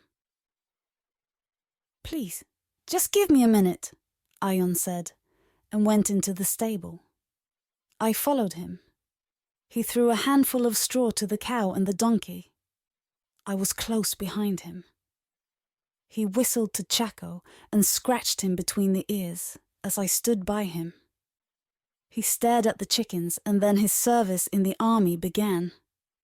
I was shattered. My whole body went numb from fear and exhaustion, like I'd climbed the mountainside towards Melekine and was out of breath. I tossed and turned, and sleep just wouldn't take me. I thought I heard noises. I felt people were moving through the village lanes, and down in the stable the donkey and the cow were making their noises. Our bullocks had already been taken by the Ordnance Corps. I'll go down and see how the animals are doing, I said to myself, in case they've got themselves tangled up at the manger. The cow was 3 months in calf, and I knew what it's like to be with child.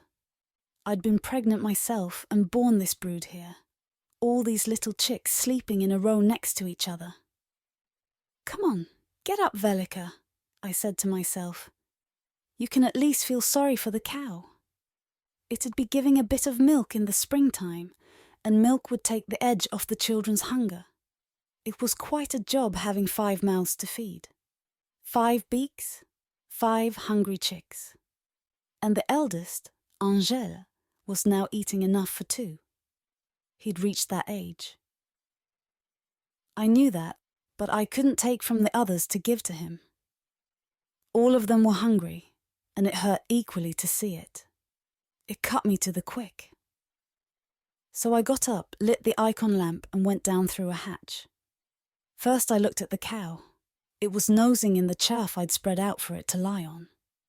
All of a sudden it raised its head towards me and perked up its ears as if it was about to ask me for something. I shoveled aside its dung, plucked some hay from the corner and threw it into the cow's manger. So there'd be something for it to chew on, to distract it from its hunger. It picked up the hay with its tongue, started to move it around its mouth and to crunch it, and I was glad I'd guessed what it wanted. The donkey just flapped its ears and turned the other way, crossly, like a child. I went back upstairs, blew out the icon lamp and lay down next to the children again. I closed my eyes, and from somewhere off beyond the river a rooster crowed. Another rooster started up, on this side of the river, and then there was a cock-a-doodle doing throughout the village. The dogs began to bark too. This was the first time we heard a bark from Chaco, the dog that Angela had brought home several weeks or months earlier. I don't remember exactly when it was, but I got very angry at Angel at the time. "What do we need a dog for?" I snapped. "You must be off your head. It's to guard our house. That's what for!" Angel blurted back. He looked away and said no more. By now the dog had grown a bit. This was the first time it barked. It sounded more like the thin, hoarse gargle of a rooster starting up. But a bark it was. It made an effort. "Thank goodness it's almost daybreak," I said to myself. And then shortly before the sun rose I did fall into a light sleep. I must have drifted off. A shallow sleep, just enough for me to dream of Ion. I heard a noise outside, a rumbling and roaring. I went out onto the veranda, and what did I see? A mighty flood of water was thundering through the threshing yard. It came from the direction of the Vendias. It was turbid and seething, and tore everything with it. First it tugged at the door, banged it and ripped it off its hinges. Then it crashed into the central post in the threshing yard, shook it, and knocked it over. The current started undermining the foundations and posts of the house. I was up on the veranda, and it rocked, like a branch of a tree. Down in the stable, the cow bellowed and the donkey brayed, sadly, as if they were crying, as if they were human. Oh my God, what is this? The great flood, the end of the world. Suddenly, Ion appeared out of nowhere. He stood at the stable door and barred the water, stacking beams, logs, floorboards, stakes, workbenches and tree stumps. He waved his arms, trying to force back the water, but it was as if a giant hoof had stomped on his feet, on his toes and heels, and he couldn't move them.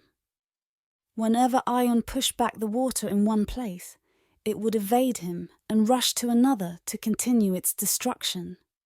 It tore the barn loose and carried it away like a little boat, so great was the force of the flood. And now it surged up to the veranda and reached the children. It seized them one after another, tore them out of my arms and carried them away amid swirling bubbles. I howled, and in despair I started tearing my hair. I dashed here and there but was powerless to help any of my children. As soon as the water had taken them, it instantly dried up. It was gone as suddenly as it had come, as if all the raging water had disappeared down a molehole. I looked at the yard. It was unrecognizable. There were scratch marks everywhere, like from a giant dog. And in some places the yard was badly scoured and tom. In others, the water had left behind silt and sand. And in the middle there now gaped a huge hole, empty and dry. That's what the head of the household amounts to. The head of the household who should be the sun and the shade. I'm just a hen, I said to myself. A mother hen who's lost her 5 chicks to the water. "Where did you come from, Ion?" I asked my husband in the dream. "How did you know about the flood in our yard?" "I dreamed it when I was sleeping in the trench. I saw it in a dream and came running," he said. "But how did you get away? How could the guards and officers let you go?" I asked. "There's still a war going on. It'll go on with or without me," he said. "Come on, let's go to bed." "Yes, let's," I agreed. But as soon as I lay down, the dream ended and I woke up. I fretted that I hadn't asked Ion about the kids. Whether he'd heard anything of them, seen them, or bumped into them in the water. I wheeled around and looked for him like crazy in the room, but he wasn't there. Nor was he in bed where I'd been lying. I straightened up. It was already light. The chickens had come out into the yard and were cackling as they pecked around in the morning mist. The kids woke up and were teasing each other in bed, tickling each other and laughing. I was preoccupied by the mighty water in my dream. I knew that the post which the water carried away was Ion. The water stood for the war, and the post for Ion. Black thoughts walked me up and down. The water had undermined the supports of the house, and the children drowned. It had to be an evil omen. I was overwhelmed with fear. I looked closely at the children and asked them frantically one after another, "Does anything hurt? Your tummy, head, mouth, throat? Are you all right, my dears?" They just laughed. "Why should anything hurt?" They giggled. "What could hurt us?" "Oh, this and that. Nothing in particular," I replied, patting their heads and pinching their cheeks. I didn't say a word about the water and the huge hole in the yard. I didn't tell them about the dream. It brings bad luck to tell a dream before you've had a wash, so I went down to the dam to rinse my eyes and wash my face. Then I went to all the places Ion used to go, where he used to work. I looked at the chopping block where he chopped wood, the workbench on which he made the wheels, where he sharpened the axes and the adze. I looked at the wood chips. There was something of his everywhere. A notch here and there, a shadow, a footprint. But he was gone. It was like looking at the bed of a man dead and buried. I'd seen an omen of the wars once before too. Back when we were earthing up the com in the meadow at Latkova Levada, and the sky darkened as if a cloud had come up unexpectedly. We'd hoed up to the ditch at the end of the row when suddenly the sky above us turned dark. The sun wasn't to be seen and people couldn't see each other. Strange voices began to come from above as if people were quarrelling. Clouds can't talk, I thought. Clouds can rumble with thunder. They can send down rain and hail to hit you, but they can't talk. I raised my head and saw an incredible sight. Giant birds were fighting high up in the sky beneath the sun. The air was full of their cries and the flapping and cracking of wings, like the snapping of kindling. Beaks were broken and feathers shorn off. It was such a wild melee that you couldn't see the birds properly. You just spotted a bit of white and then a bit of black in the flurry. We stood in the ditch, rooted to the spot, and leaned on the handles of our hoes. Out of habit, we raised a hand to our foreheads to shade our eyes from the sun, and kept watching what was happening in the sky. The birds obscured the sun, their shadows fell on our faces and our hands. "Come on, wife," Ion said. "Their business isn't ours. The corn's still waiting." But he was still standing there with his hoe. Everything in the fields had stopped. No one moved or did anything. Only the heavy haze shimmered, weighing down on the fields and the people in them.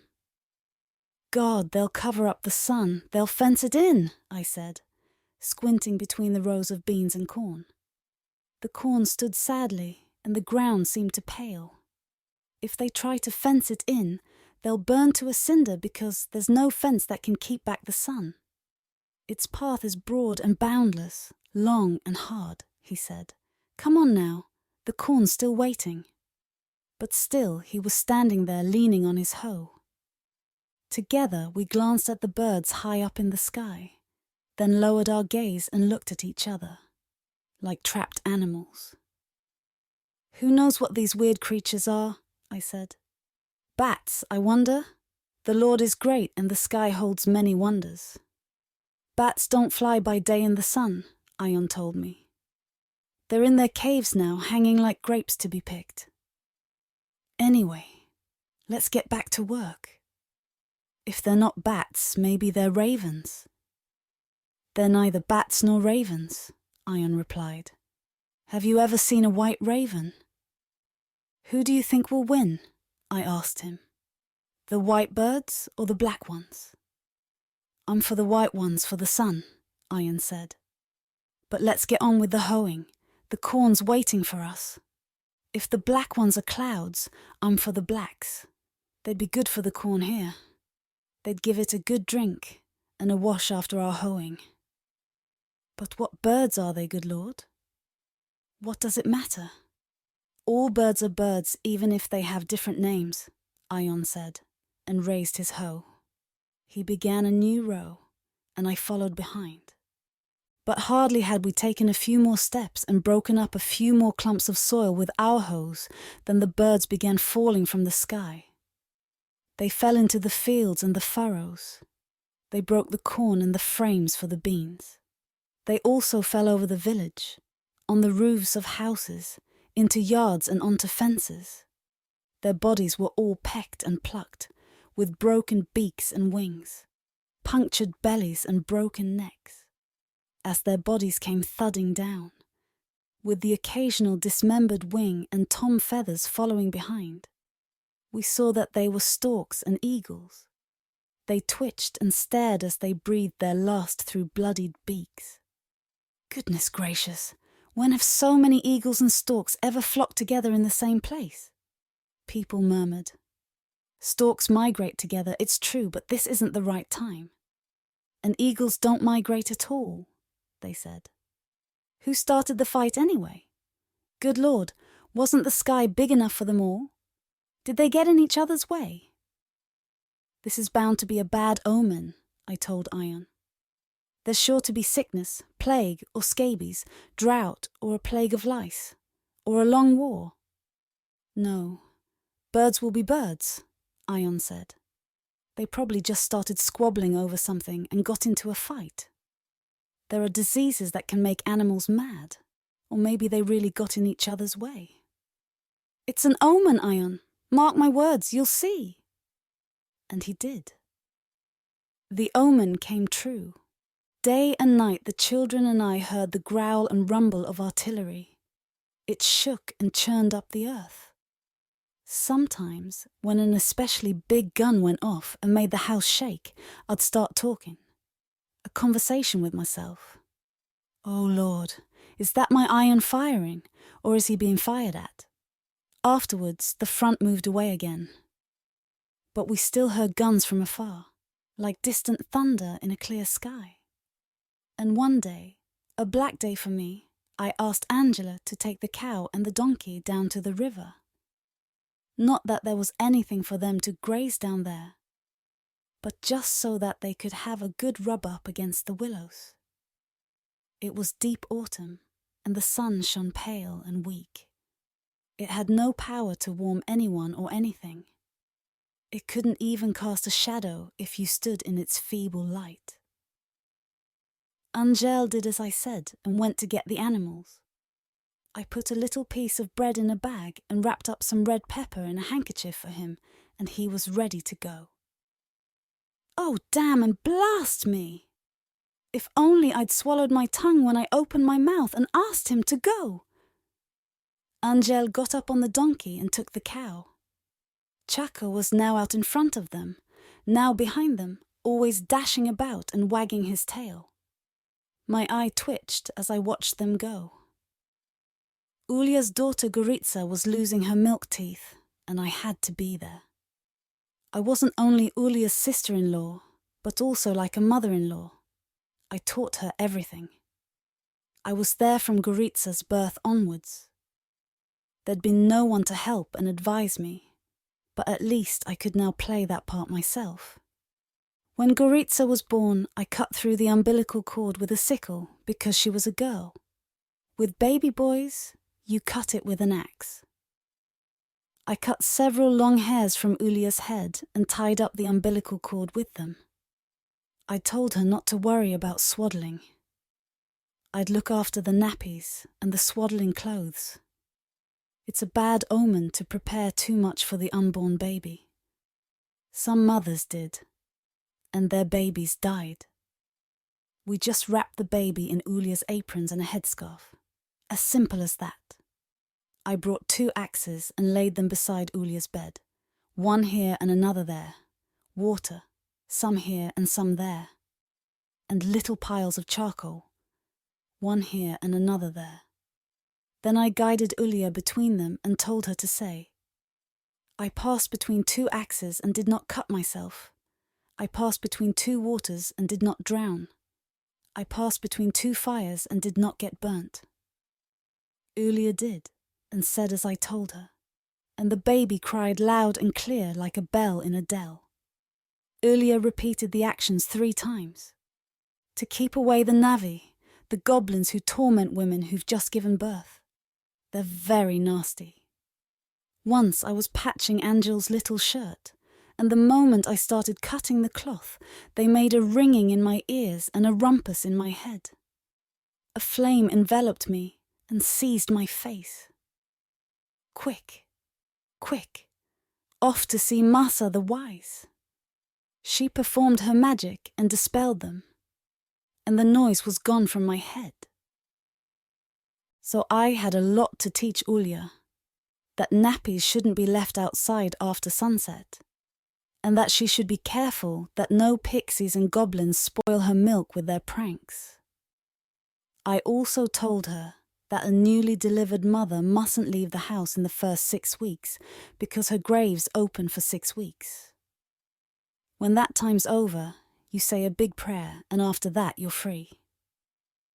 And when she breastfed the baby, I covered its head with silk so it'd drink lots of milk. I brought a book so it'd learn. Where was the poor child going to learn? But that was the tradition, and I brought a red apple so the girl would be pretty. When her first teeth appeared, we joined grains of boiled wheat together on a thread and hung it in a tree. Just like this tree bears fruit easily, so too may the little girl's teeth come up. And when Goritza was taking her first steps, I told Ulya to call 2 sisters. They should drink some water beneath the watermill on a Sunday before sunrise, when the morning was still fresh. Then they should dribble water from their mouths on the child's groin, and it'd no longer be afraid of walking. And I told Ulya what to do about nappy rash, if the child wet itself a lot. And if was weak in the groin, take 3 times 9 beans and grains of barley and let the child wee on them. Take them from under the child and pass between 2 waters, and tease the child with the beans and grains and say, if they are dry, may they run away on the road. If they are wet, may the water take them. And for good luck, I told her, pour a trickle of water onto a plate and add 3 teaspoons and 3 tiny pieces of charcoal. Wash 3 thresholds of the house with the water, and then wash the child's chest with the same water and dribble a little into its mouth. And I told her where to go if the child had a bulge in the tummy, and what to do if it was apathetic and just wanted to sleep. Rub some honey on a little piece of blue paper and tie it to its navel. And I told her how to make the child go back to sleep if it had been woken by the moonlight. And now that Goritza's milk teeth were coming out, I told her, Crow, oh crow, take this little tooth old, and bring us one of gold. Goritza just dawdled and grizzled. My eye started twitching. It was like my eyelid was being tugged upwards and wanted to fly away all by itself. The loose tooth came out, and we threw it up onto the roof of the house. Goritza was still crying, but Ulya and I laughed and repeated, Crow, oh crow, take this little tooth old, and bring us one of gold. Suddenly some friends of Angela's, kids of the same age, came running into the yard. They were panting and their cheeks were glowing from running. Aunt Velika, come quickly, Angela's been hit by a bullet, they yelled. I froze. What bullet? Where did a bullet come from? Whose bullet? And then, it must have been the fright, My eye stopped twitching. "It was one of those we found," the children said. "We threw them into the fire so they'd go bang." That's why my eye was acting up, I said to myself. The children had left the animals to nose around and graze in the dry grass by the river and had started to play. "Oh God, let it not be true!" I howled, tearing my hair and running as fast as my legs would carry me.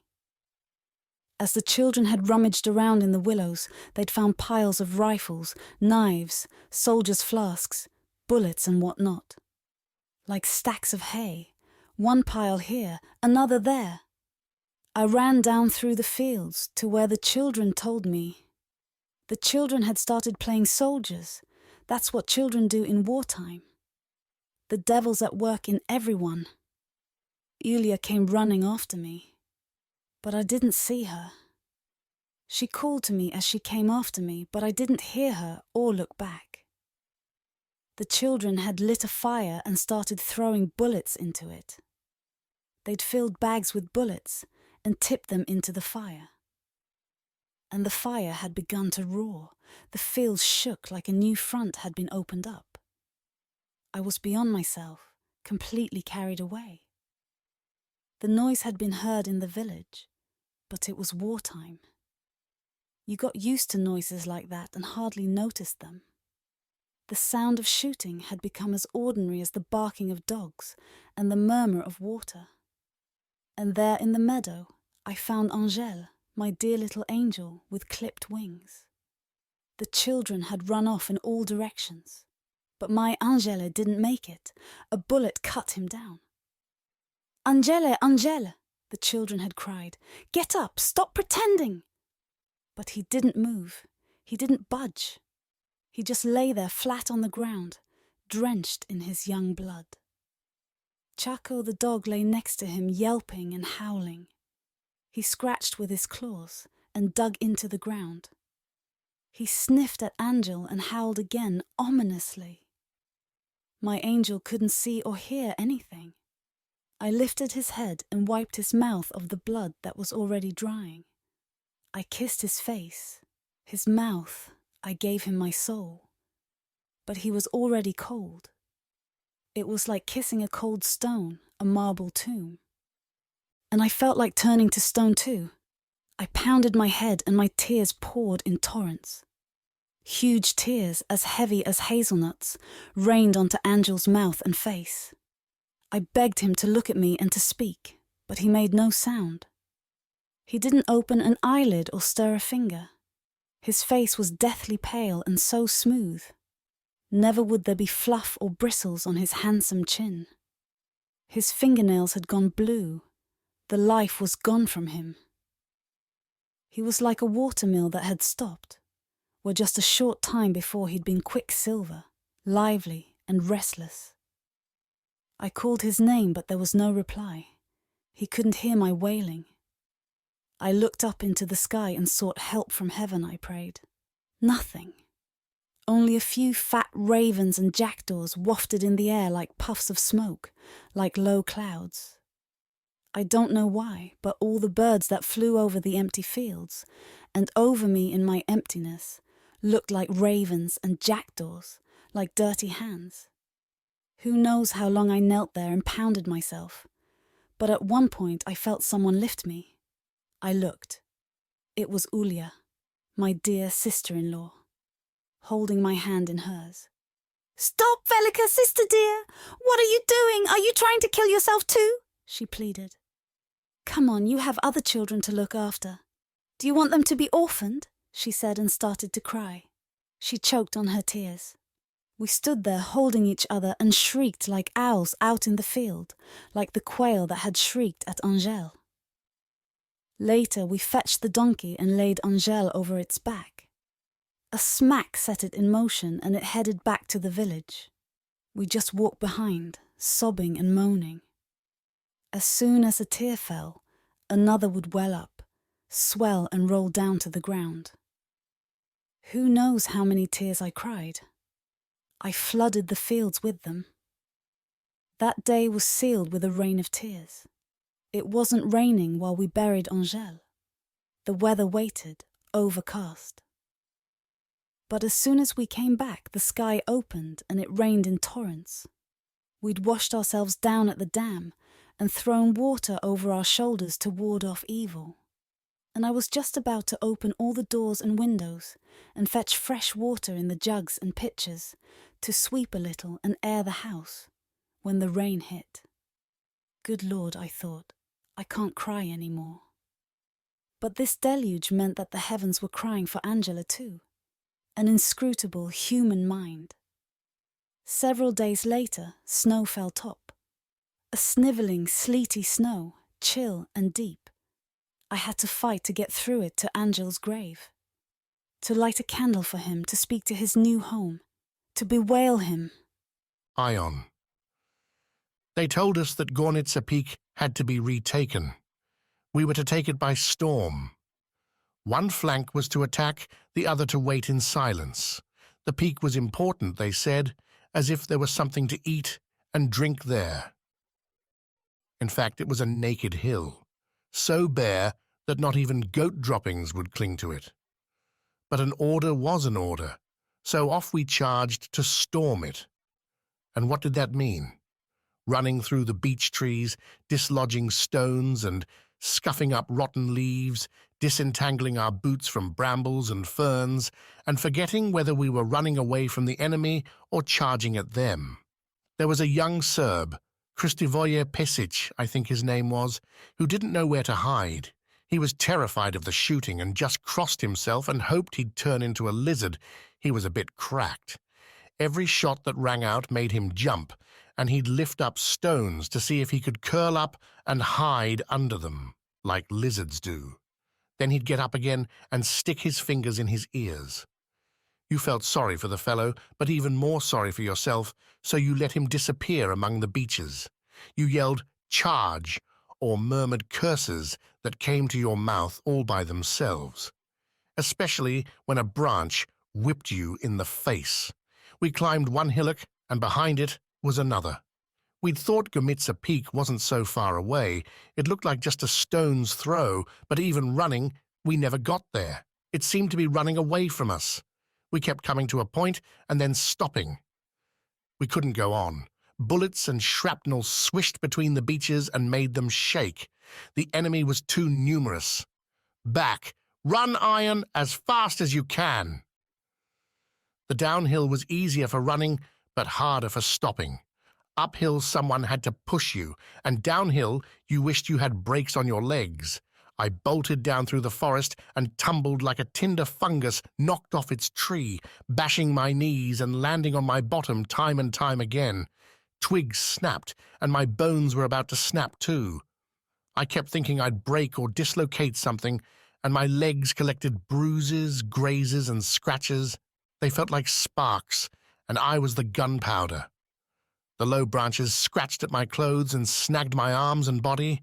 A lump grew in my throat, drawing me closer to the soil that I was part of. It was as if it wouldn't let me go. It had me on its mind, and I was thinking of it. What was all this running for anyway? Who could I possibly chase away when I was being chased myself? I leaned against a beech and rested my forehead on the moss like it was the unshaved face of a trusted relative. My eyes sought the sun, and I gazed up at it longingly like it was a kindred soul. I remember the story about the bear and the wild pig, the boar, who fought over a little stream. My father told it to me when I was a boy, before he left us forever. Now I felt I was witnessing that fight. I just didn't know whether I was the boar or the bear. I wasn't the hunter, that was for sure. Once a bear came down to a stream to drink and have a bath, Father said. A boar came trotting along and poked it from behind with its tusks. The bear jumped and started to run away, but the boar was in hot pursuit, and the bear had to climb up a beech to safety. The boar was short and had a stiff neck, so it couldn't stand up and reach the bear. It grunted around the beech and stamped its feet so loudly that the ground shook. The whole mountain trembled, he said. The boar just stood there bristling, and after a while it went away with tufts of bear fur on its tusks. It had been a close shave. The bear climbed down from the tree and went off into the forest.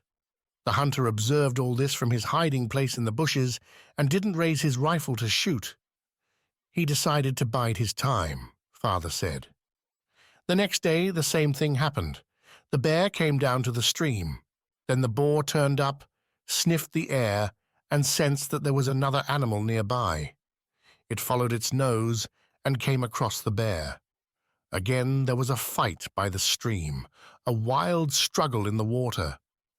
The bear roared, the boar squealed, aridly grunted, and they both rolled about, snapping and biting. The bear picked up stones, stood up, and wanted to throw them at the boar, but the boar kept rushing round and snapping so that the bear couldn't take aim.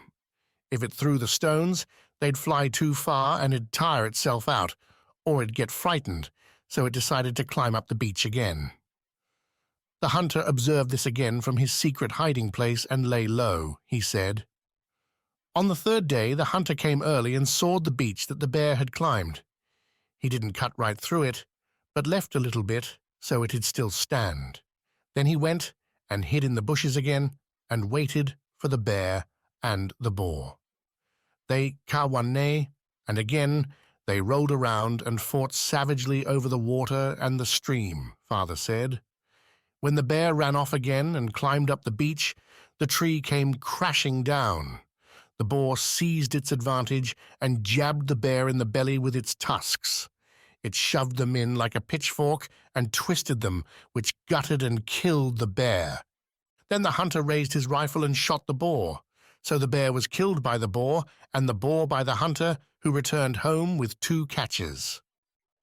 I can't remember how many times I asked Father to tell me that story. I think it was only then that he ever stroked me. He liked it when I asked to hear the story and would stroke me on the head, neck, and face. To tell the truth, his hands were like sandpaper because his skin was all cracked, like the bark of a dry old oak. But in those moments, they became soft, the softest hands in the world. Once he even lifted me up with those hands. "Come on, grow," he went. "Don't stay the same height. Shoot up a bit. A thumb, a span, an L. Grow a bit more. I'm tired of waiting. Why so slow, cutie? Get a move on. Shoot up a bit more. Grow a bit more each year. Get your bum into gear," he said, holding me with those rough hands that he rubbed with lard and grease in the evenings to make them softer. And I did shoot up and grow, but Father didn't find out how much. He didn't stay around to see me become a good woodworker who he wouldn't need to sell to the gypsies out of shame. Advancing comrades ran past me yelling. One of them fired his rifle into the bushes, into nowhere. I started running again too, sliding and dragging myself along. Who knows why, all that returned me to the past and to things familiar, to the land and the soil I was made of. We are sons of the soil, and death too binds us to it, Laser the Wise would have said, and every day brought us closer to death. Around me, men were falling like flies. "Ah, I'm hit!" one screamed, dropped his rifle and sprawled over a tree stump. He spread out his arms like the cross of the Lord and couldn't bring them together or lift them so as to support himself. There was nothing I could do to help him. We'd come across a Bulgarian trench. Some of us threw grenades and ran, but the Bulgarians hadn't come here to plant peppers. They meant business. They fired, and the forest thundered. We were on the receiving end. They saw our plight and began throwing grenades at us too. One landed just near me. It was still hissing. My skin turned to goose flesh. In terror, I picked it up and threw it back into their trench. There was a mighty explosion, and then I heard the screams and moans of men. Retreat now at the double. Even here, the words of Laser the Wise came to me and rang true. Everything was leaving me and receding, and death was coming. Even here, although I was far from the village and my own dear wife Velika. Life was an uphill battle and an even greater plummet downhill like now. Our whole life was about running down to discover the bottom, where our constant rolling and falling would end. Just a moment ago, we were charging at each other. Our people were on one side and also on the other. Everyone in the world was our people, and here we were, trying to kill each other. The air around us was thick with bullets, but not one hit me. I was one of the damn lucky ones. Sometimes not even the Lord loves you, Laser the Wise used to say, or he leaves you to suffer on purpose. And the hunter just watched, waiting for us to tire ourselves out and destroy ourselves. He was waiting for us, and for any other prey as well. The nations fought over Macedonia, in Macedonia, and it was the Macedonians who got the worst beating. But we all shared misfortune and fear, and hunger. So we were running again to take the hunger and fear from the others. Both sides wanted a greater misfortune. Both sides wanted to conquer. They beat you and forced you to serve them. I can still see the two soldiers there before me grappling with each other. They dropped their rifles and were at each other's throats. I knelt down and took aim. I waited for the one to turn towards me, who had a different uniform to us. I waited till the back of his head was towards me. He turned that little bit more and I fired. He fell, but in falling, he dragged down the other soldier too, mine. I ran up to them to pull them apart. The dead man moved his hands together a little, and part of the sky descended on his face like ash, settling bluish-grey on his cheeks. I saw he had a haversack and took it off him. I reached in to see what was inside. Nothing. My hand clenched on air. I returned it to the dead man. No, I threw it at him, angry that he hadn't left anything. Then I ran from the clearing and pushed into the forest. This reminded me of Gajda. He used to rummage through the haversacks of the dead and the living. That's what you call light-fingered. Even back in the village, he was a klepto. When there was nothing to steal, he'd steal his right hand with his left, or his own cap. He'd throw it behind a bush or a rock and creep up to get it and steal it. My thoughts wandered. I drowsed. Oh, where to now? I was in 3rd Company, 1st Battalion, 22nd Infantry Regiment, Vardar Division. Quite a Macedonian mob. There were Giero Gianeski, Nedelko Seveski, and Goshe from our area, Gyure Yoleski from Miranoga, Stoyan from Sopotnica, Rista and Milenko from Jvan, Stoiko from Zashle, Boshko from Suvo-Grlo, Naki from Tserovo, and Isian from Brzdani. There were also fellows from Tursko, Brezovo, Oblakovo, Tunits, you name it. Too many to remember. Most of them never returned home. Later there were lads from the Lerin and Vodin areas. The Serbs got the ones who the Greeks hadn't already conscripted. I knew where I belonged, but I couldn't remember where I was. Our task was to recover Gomitsa Peak, but that was impossible, and now we scooted back to cover. We'd pressed the Bulgarians back a good way at first, but now they were pressing us back. I paused between the beaches to get back my breath and sized up one of them with my eyes. I thought of all the things that could be made from it. How many naves for wheels, how many fellies and axles, how much charcoal. I don't know how I got to thinking about the beach while shrapnel and bullets were whizzing through its crown. The order was issued for us to charge again, but no one obeyed. I recognized Mirkovich's voice yelling, but I couldn't hear what he was saying through the din. He was sending back the fleeing soldiers, encouraging them, pleading with them. But nothing helped. The men were fleeing and trampling on fallen comrades in their haste. Goshe Lyubin and a few others were searching the bags and pockets of the dead. Some bullets or fragments of a grenade came searching for me. Whiz, whiz. I heard a dang and felt something running down my leg.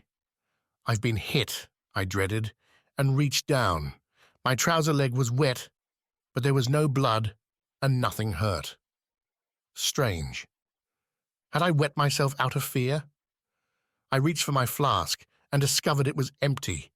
My flask had stopped the bullet. Quiet, Ion, stay calm. Now, if that wasn't divine intervention... I took cover behind a branch and began to cross myself. I don't know why, but first I looked to the left and to the right.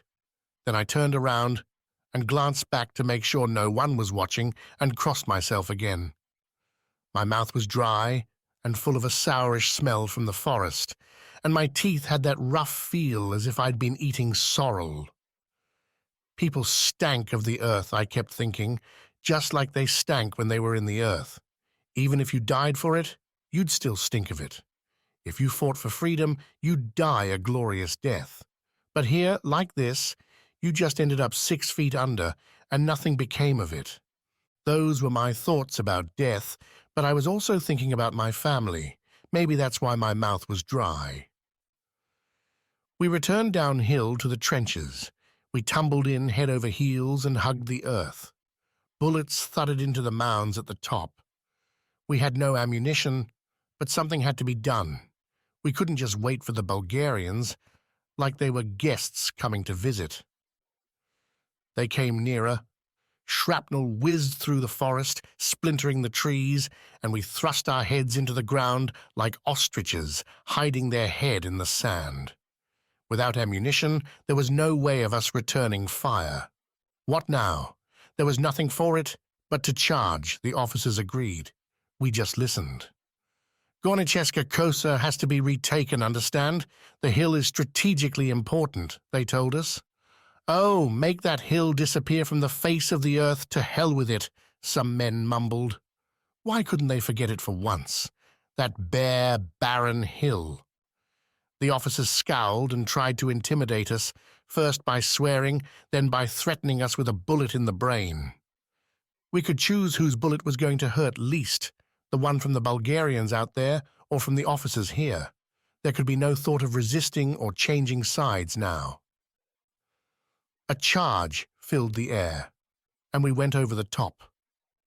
Once again, we pushed into the forest. It echoed to our resounding calls of "Charge!" The Bulgarians were startled. They hadn't expected this. First they wavered, then they turned and fled back toward their own trenches. The forest was like a field after a grim harvest. Heaps and piles of soldiers lay everywhere. Some were writhing in pain and breathing their last. Near a splintered beach, I came across a mule with crushed legs, and beside it, a young, wounded soldier crying for water. He begged me for just a few drops. Where would I find water? My flask was empty, and I couldn't fill it. Not that it'd hold water now. "Come on," I said, and lifted the young soldier up onto my shoulders. If I was carrying him, I'd at least have an excuse to go back. I set off, but the mule looked at me pitifully, like a person about to cry.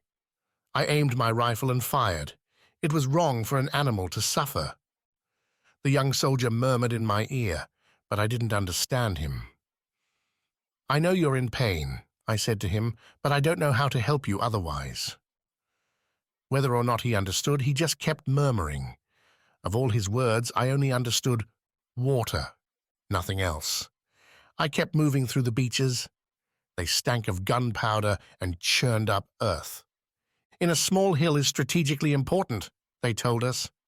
"Oh, make that hill disappear from the face of the earth, to hell with it," some men mumbled. Why couldn't they forget it for once? That bare, barren hill. The officers scowled and tried to intimidate us, first by swearing, then by threatening us with a bullet in the brain. We could choose whose bullet was going to hurt least, the one from the Bulgarians out there or from the officers here. There could be no thought of resisting or changing sides now. A charge filled the air, and we went over the top. Once again we pushed into the forest. It echoed to our resounding calls of "Charge!" The Bulgarians were startled. They hadn't expected this. First they wavered, then they turned and fled back toward their own trenches. The forest was like a field after a grim harvest. Heaps and piles of soldiers lay everywhere. Some were writhing in pain and breathing their last. Near a splintered beach I came across a mule with crushed legs, and beside it a young, wounded soldier crying for water. He begged me for just a few drops. Where would I find water? My flask was empty and I couldn't fill it. Not that it'd hold water now. "Come on," I said, and lifted the young soldier up onto my shoulders. If I was carrying him, I'd at least have an excuse to go back. I set off, but the mule looked at me pitifully, like a person about to cry. I aimed my rifle and fired. It was wrong for an animal to suffer. The young soldier murmured in my ear, but I didn't understand him. "I know you're in pain," I said to him, "but I don't know how to help you otherwise." Whether or not he understood, he just kept murmuring. Of all his words, I only understood water, nothing else. I kept moving through the beaches. They stank of gunpowder and churned up earth. In a small clearing, I saw a woman, a young woman, naked. She must have gone out to collect kindling that morning before the battle began. She certainly picked the wrong time. A patrol must have found her and raped her. I stopped for a moment and looked at her. Even in death, she was beautiful. It was the first time I'd seen a woman naked. What bizarre luck to see such a sight here. The woman's head was resting on the bundle of kindling she'd collected, and one hand was raised to her forehead. As if, out of shame, she was still trying to hide her face from the soldiers. It was as white as a whitewashed wall. She looked like she was sleeping. "All people are evil in wartime," I said to the young soldier on my shoulders. "They just bellow for blood, like bulls and bullocks." There was no reply from the young soldier. He didn't even murmur in my ear. I felt him getting heavier, so I slid him off my shoulder and laid him on the ground. I looked at him and saw that he'd gone. No expression on his face, no breath in his nostrils, not a twitch of tendon or sinew. The Lord had taken him as he lay on top of me. The man went cold up on my very shoulders. Then the fighting died down. We collected the wounded and recollected ourselves. Goshe Lyubin came back down with a mass of dangling haversacks around his neck and with flasks and boots over his shoulders, enough bloody boots to last him 30 years. For several weeks there was no fighting. There was nothing. The army regrouped. We were waiting for aid and ammunition from the French. During that time, I made friends with Vitomir. He was from one of the villages near Leskovac in Serbia. We got talking. We sat under a rock above the trenches and killed time. Vitomir rolled a cigarette. He licked the paper, pressed it together, and stuck it behind his ear. He looked at me and then stared into the distance and said nothing. I chewed a straw, moved it round my mouth, and watched what Vitomir was doing. What was he thinking? I just couldn't penetrate his silence. Vitomir rolled a new cigarette and started striking a match to light it. The wind blew it out, so he lit another under his armpit inside his greatcoat. He drew on the cigarette, expanded his chest, and let his lungs fill with smoke. Everything was barren and grey around us. Only bare briars trembled here and there in the wind. An occasional hawthorn showed black, like a hole, a gap in the thick grey. "Do you make pea soup up your way?" I asked Vitomir, trying to get him to talk. "Soup, huh? We're really in the soup with our business here," he said. "Our business?" I exclaimed. "This is your business, Serbian business." "Nope. My business is back home in the fields," Vitomir said. "No one's doing my work now. It's all there waiting for me to go back." "If you live to go back," I mused, and then spat out the straw. "I'm sorry, damn it. In wartime, no one has faith anymore. Even your own thoughts can betray you." Vitomir and I understood each other well. Why shouldn't we? We spoke almost the same words, but people in his region would twist them one way and we the other. Once, in the olden days, we were all the same dollop of shit. But a cart went by and cut the cowpat in two with its wheels, and then another cart went by and cut the cowpat again. More carts passed by and cut up the cowpat into lots of different parts. So instead of being one cowpat, we were now many cowpats, a lot of shit. I saw it all here and it all stank the same. We sat together and discussed grammar and politics while a cutting wind beat in our faces and dry shaved us. The wind was bringing on the winter and made our eyes pucker, water, and wince. It's not the words that are different, but the people who speak them, Vitomir said, and puffed at his cigarette. People are all the same, but not all are of the same wisdom, I said, recalling the words of Laser the Wise.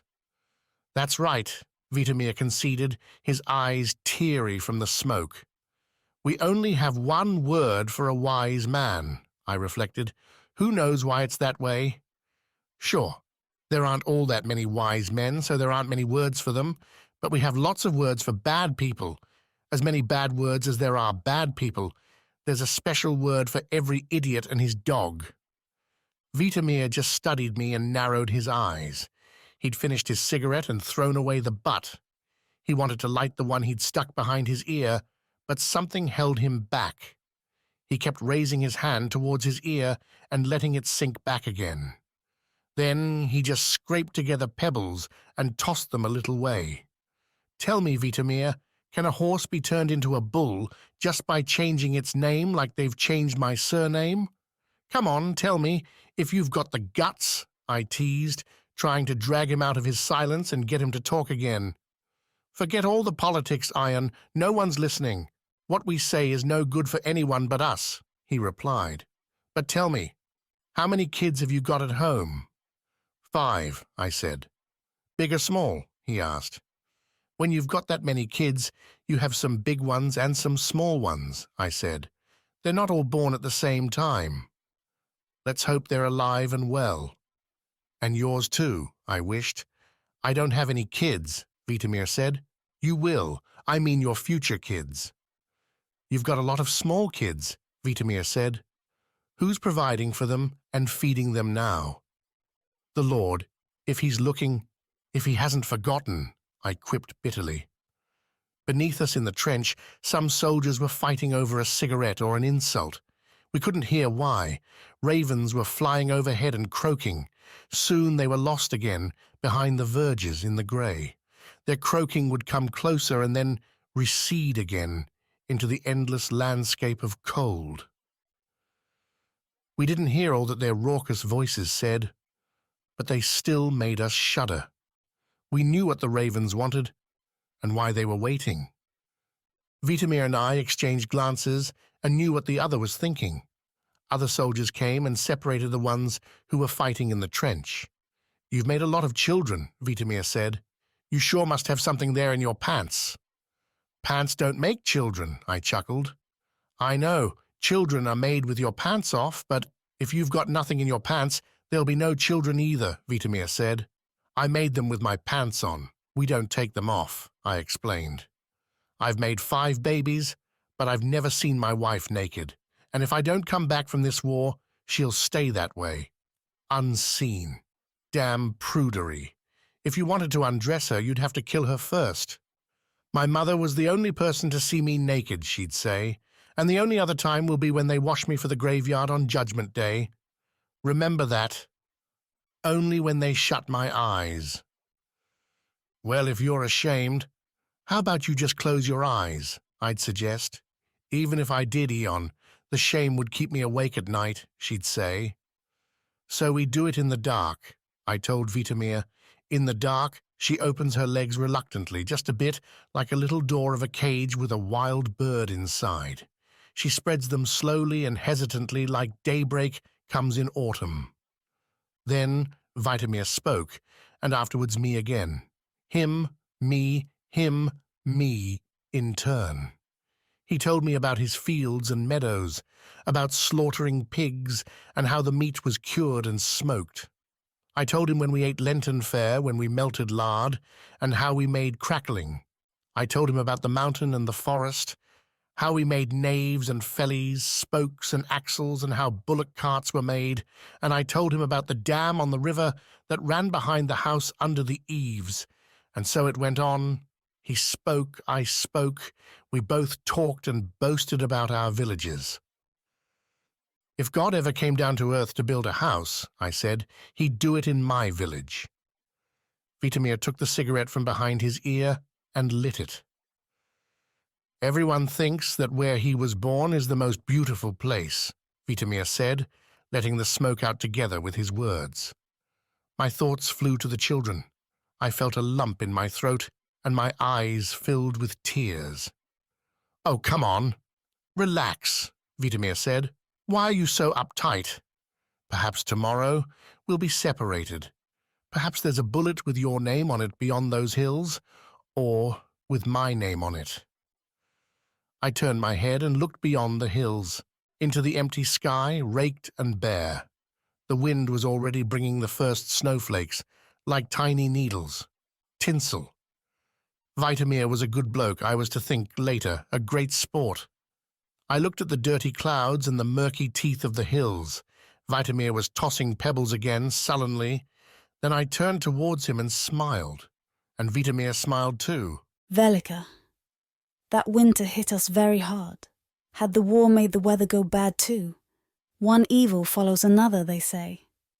The sky clouded over and merged with the ground. Neither the fields nor the mountain could be seen, and the snow never stopped falling. The snowflakes, each as big as a distaff, piled up, and the snow rose higher and higher. When you went outside, you didn't know where the ground had gone or where you were. The mounds of snow towered all around you, and it just kept falling. Branches broke under its weight. Oh God, the snow will crush our houses, we thought. Those who were agile enough got up on the roofs and shoveled off the snow with the wooden shovels we used for winnowing the grain. They pushed it over the gutters and off the eaves. The wild animals went crazy that winter. In the nights, those long winter nights, the village was surrounded by howling wolves, like women wailing and crying for a departed soul. Oh, how long those winter nights were. All the wild animals from the mountain came down to the village. When day broke, we found hares and wolves, partridges and deer, and other animals buried in the snow, cats and dogs huddled up together. How many times in that winter chill did I tell myself that we should go down to our cow and donkey so they'd help keep us warm? Most people did it. But what could you tell the birds?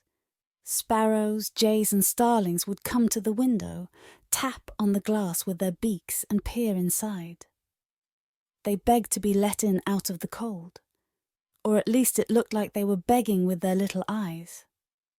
If you let them in, it wouldn't just be so they could warm themselves. You'd also have to give them something to eat, a grain or crumb in the palm of your hand, except that the hand was empty. We were barefoot, naked, and so thin that a dog wouldn't know where to bite us and sink its teeth in. I don't know what the soldiers ate and my ion. We got used to swill. There was no flour or salt, and the winter lay long and deep, as high as the gutters of the house. It wouldn't let us outside. The children, being children, wanted to go out. The children and animals never asked for food when they were hungry. They cried or mooed like there was a little wolf howling in their bellies, and your heart just filled with poison. We forgot when it was time to eat Lenten fare, and when the feasting days were. There were no more rich foods and nothing to feast on, not even a tiny taste. Mother's milk dried up, so they weaned the children. And there was neither Christmas Eve nor Christmas, no carol singers or presents given. What was there to give? No one lit Yuletide fires in the threshing yard and on the horns of the cattle, nor did the young people don carnival costumes and go from house to house on St. Basil's Day. There was no one to stamp down the snow, nor any reason to. We had to scavenge for wild food and live by the motto: if it moves, eat it. If it doesn't, eat it anyway. Slugs and snails and puppy dogs' tails, that's what things had come to.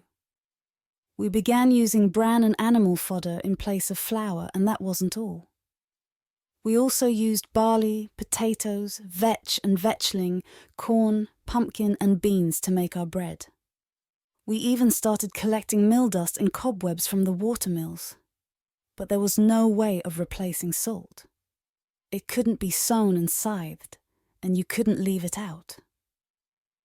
Otherwise, the bread was all doughy and could just as well have been bulgur porridge, as tasteless as straw. You had to scrimp and save to make ends meet, and not just once or twice. We used brine and red peppers to make the dough too. But even with brine, you couldn't put in as much as you liked. You had to save it for the next time. You'd pour a little brine into the dough, as much as a medicinal dose. Just enough so you could say there was some salt in it. Then you baked a few tiny rolls. You'd leave them uncovered so they'd go a bit stale, so you wouldn't eat so much. Only then would I give them to the children. I felt so miserable that it was like this with the food. If they ate too much bread, I'd smack them and tell them to eat more of the bean stew. And if they ate too much stew, I'd smack them too. Eat some bread.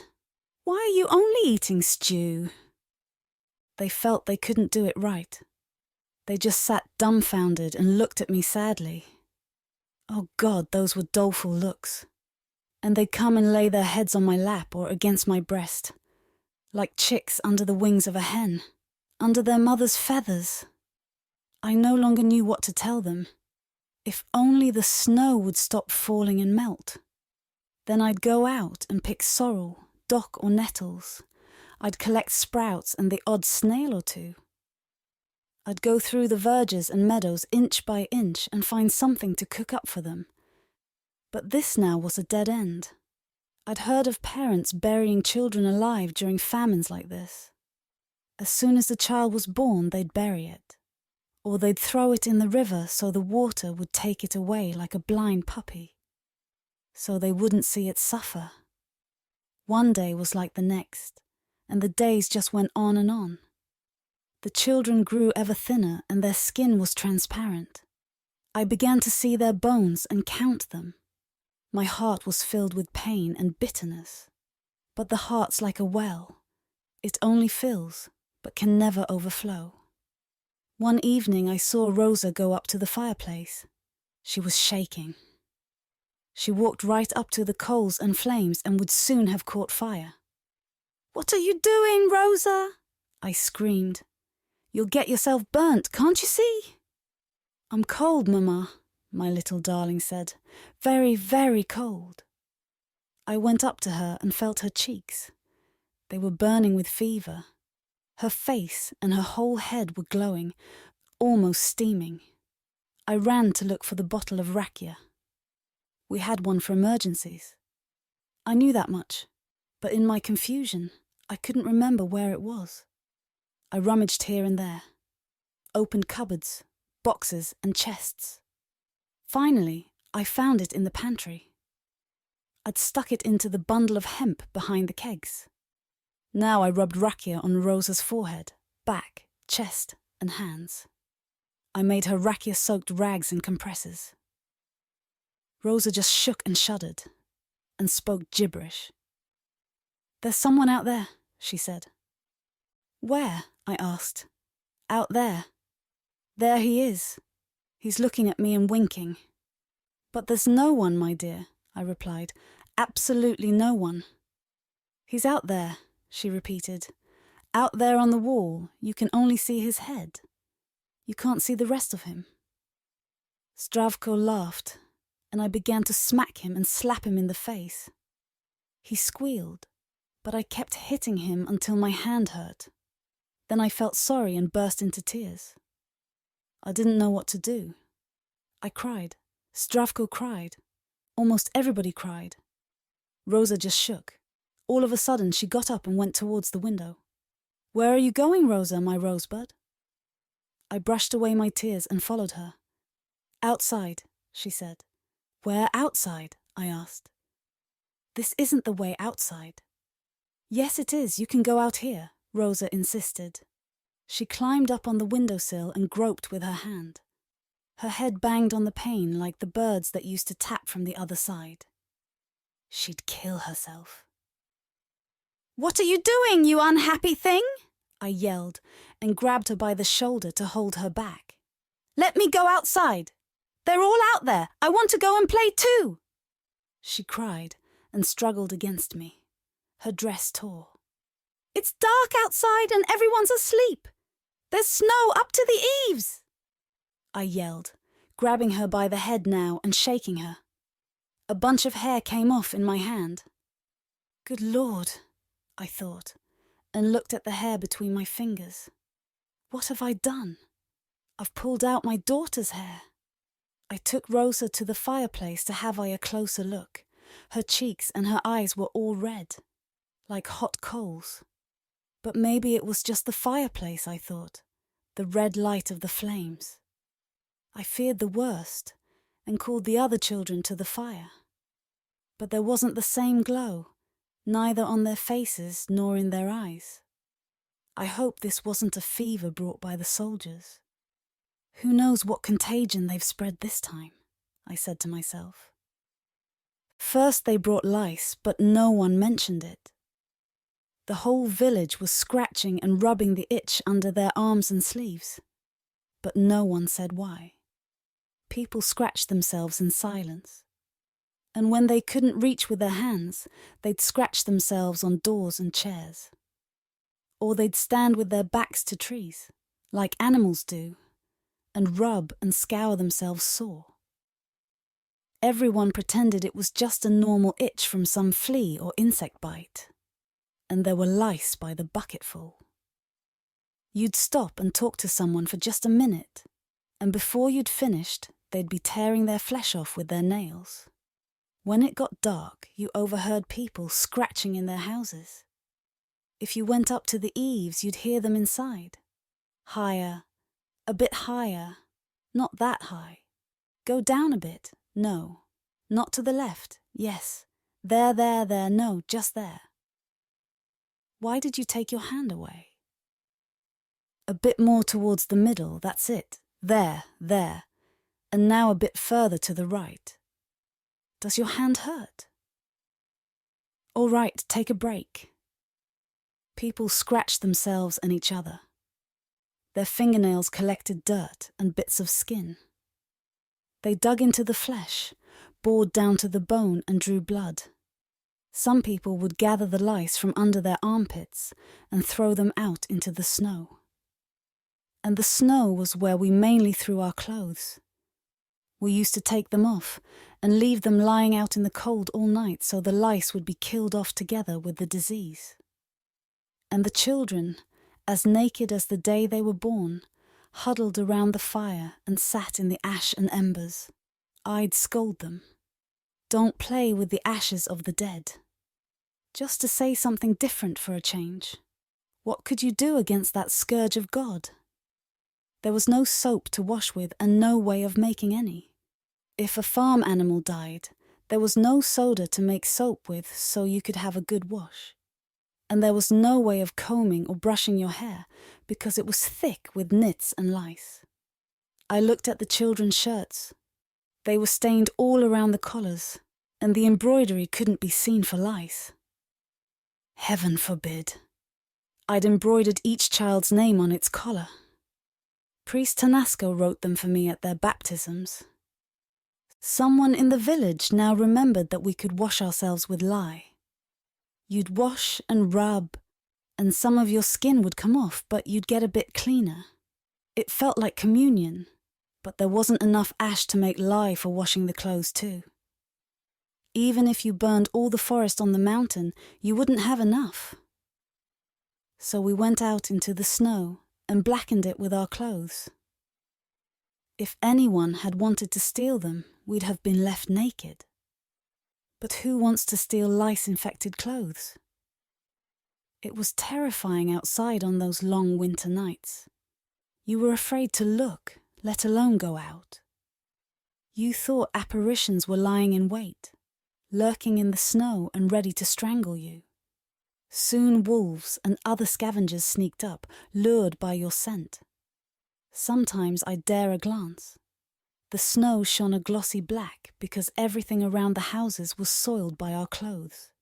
An eerie shiver ran down my spine right down to my heels, and I drew the children close. Perhaps it was the lice that had brought this cursed sickness, and it wasn't one you recovered from. When Karel was buried, we were told not to linger at the grave.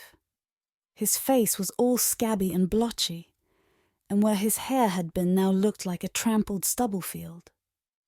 When they buried him, they also burned his mattress and a bundle of oddments. I looked at Rosa and remembered Karel. The whole time I was afraid she'd come up blotchy too. She didn't the first day, nor the second, and on the 5th day it was the same. But later when I undressed her to wash her a little, it hit me like a ton of bricks. Her hips and thighs were covered in wheals, as if she'd been stung by nettles. A chill of horror went through me. The wheals were like rusty coins, like the marks on the fish down in the dam. "Oh no!" I screamed. "I'm going to lose my rosebud too. Why have you punished me like this, God?" I wailed and chased the other children away from Rosa so they wouldn't get infected. Rosa just stared at me absently, or stared right through me. Her eyes were red and she mumbled to herself the whole time. She mentioned several names and also the cow, the donkey and the dog. She mentioned the road too. She wanted to go off and travel. There was no stopping the fire in her. It burned and shriveled her. She was like a bird with singed wings, and I felt blackened and blighted. I stroked her head and more hair fell out, like a skein of hemp in the loom. I called Ulia, my sister-in-law. "It's bound to be from the fire," Ulia said. "It must have burned the roots of her hair. Now the hair won't hold because there's nothing to keep it in place." Day by day, Rosa wasted away. Her soul hung by a thread. A force was eating at her body, and she melted away before my eyes like a snowball. But there was nothing I could do. I didn't know how to help. I rubbed her with everything that people suggested. Rakia and vinegar of different sorts, garlic and soot, tar and pitch. I tried everything. She ended up stinking of all the stuff, and none of it helped. Even Masa the healer gave up. It would have been good to take her to see a doctor, but that was out of the question. Besides, leaving the village was impossible. All the roads were blocked. No one came or went. If only someone from the outside would come, so we could ask them about loved ones and get some news. There is a place that death cannot find, and only the Lord knows it. But how can I ask him? Where can I find him and ask him? I just sat beside Rosa, whimpering and tearing my hair. There was no one to help, no one from anywhere. Everyone was preoccupied with their own misfortune. I sat and watched Rosa's soul slowly depart. After a week of torment, she gave in. Her mouth and body went still. How many times had I wiped her nose with my naked hand and wiped away other muck? Now there was nothing. Death had purged her completely. I washed Rosa's clothes, put them on her and got her ready to be buried. There was no man to dig a grave for her. I asked one, then another, but no one wanted to help. Eventually I had to do it myself. I took a pickaxe and shovel, and off I went, leaving Ulia to look after the other children till I got back. First, I needed to clear away the snow that was up to my chest. It was so hard to find the ground. I dig, and then blow on my fingers. Finally, I managed to dig a hole, a bed for my Rosa. I don't remember how long I dug, but when I finally straightened my back, I saw that dusk was approaching. Soon it'd be dark. It was a short winter's day. Turn your back on it and it runs away. Winter's just night, long and endless. When I returned home, Ulia was waiting impatiently at the door. Velika, where have you been? What took so long? I'm so in the pits, I said. I wouldn't wish what I'm going through on my worst enemy. A house without a man is like a tree without roots. We lifted up Rosa's body, carried it to the graveyard, and laid it in the hole I'd dug. We sat there in the twilight and cried for her, letting out our grief. It was as if we were buried in the snow, between the graves of Rosa and Angele. I just cried and spoke. I asked Rosa to find Angel and say hello from me, to tell him that the house felt so empty without him and without her. I asked her to look for him everywhere and everyhow, and to tell him that Chaco whined for him all night, and to tell him that I cried whenever I went to places where he used to go, where he used to sit or lie, and to ask him how he was there, not that his legs were dangling in deep water from all my tears. Did he need anything? I'd know what to give as an offering for his soul. But he shouldn't ask for bread because there was no bread in this world either. I asked Rosa these things and also asked her to come to me in my dreams from time to time, whenever the angel would let her, to tell me everything and let me know how things were. And while I was crying and saying all these things, Ulia poked me with her elbow and pulled me by the sleeve.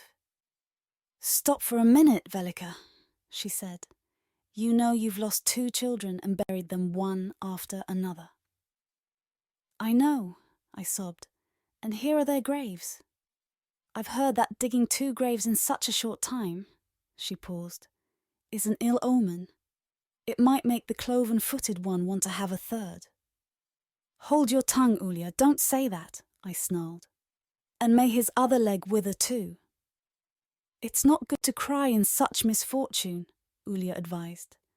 "You should dance around the graves and sing." "What are you telling me? Are you stark, raving mad?" I protested, and a mist clouded my eyes. "You need to scare away the devil and trick him into thinking that you're not sad about the children. You need to drive him away from home, to another village," Ulia said. I resisted at first, but it was all as the Lord ordained. And it's no disgrace to defend yourself from the devil and diseases. Wise? Only what is good for you and the house is wise, Laser the Wise used to say. I got up stiffly, stood like a black tree stump in the snow, and began. I took off my scarf, undid my hair to look even wilder, like Ulia told me, and started pacing around the graves. And sang. It didn't matter if you sang with gall or tar in your heart. The main thing was not to cry. I glanced around cautiously to make sure no one was watching, so no one would think I'd lost my mind. Who was going to see me there at a time like that, but still? And I kept going, round and round. I fell over, got up again, and kept circling the graves to scare away the devil. "Sing, Velika, sing!" Ulia yelled to me, and I broke into a folk song. "Oh, Smelian young bachelor, our yellow everlasting is the belt around your waist." "Sing and dance, Velika," Ulia called, and I continued. "Oh, where has your beauty gone? Why has your fair face faded?" "More, more," Ulia yelled. "Are you still without a bride?" I chanted. Who knows if it was really a song that left my lips as I paced around Rosa's and Angel's graves. Perhaps I was mourning and wailing after all. I opened my mouth and muttered words. And then suddenly I tripped and stumbled in the snow. Yes, it must have been the snow that made me stumble. A strange pain befell me, stunned me, and made me feel faint. I fell full length into the snow. When I finally came round, I felt something cold on my face, neck and hands. I opened my eyes and saw Ulia. My head lay in her lap. She was crying and pinching me, rubbing snow on my forehead, neck and hands. "Wake up, Velika dear, wake up," she cried. "Do you really want to dig another grave? You still have children at home. Have you forgotten them? Finally, I came to my senses. I looked where I'd trodden in the snow and where I'd fainted and fallen. I stood a little longer, looking in bewilderment at my footsteps. Then I left with Ulya to return home. It was already late at night. Only the snow still lit our way, faintly, like a candle burning low. But it straightened our way and made the going easier. We arrived home, but there was nowhere to wash and splash yourself with water. The dam had frozen over and the riverbed was now level and full of snowdrifts. There was no way of knowing where to find flowing water, if there was any able to flow. Maybe it had frozen right down to the spring at the bottom. Oh Lord, what a wretched time, I said to myself. May it soon be over and never return. Did the war make this weather, or did the weather bring the war? Broad and endless like the winter. And you had to guard the fire and hide it in a bran nestled in the embers and ash. Bad weather is made by bad people, Laser the Wise used to say, and bad weather is never far away. I washed my hands and face with snow and went into the house. I felt an urge. I needed to tear up and destroy something, to draw a line against death. A moment later, I started wrecking the loom. It was set up ready to weave a rug, and I went and tore at the frame, ripped out the shuttles, pulled out the beam, and threw away pulleys, warp yarn, rods and sleeves. I smashed the boards and stamped on the treadles. Everything. It's good the children didn't see me because they would have been frightened. But they'd waited and waited for me to come home and had nodded off one after another.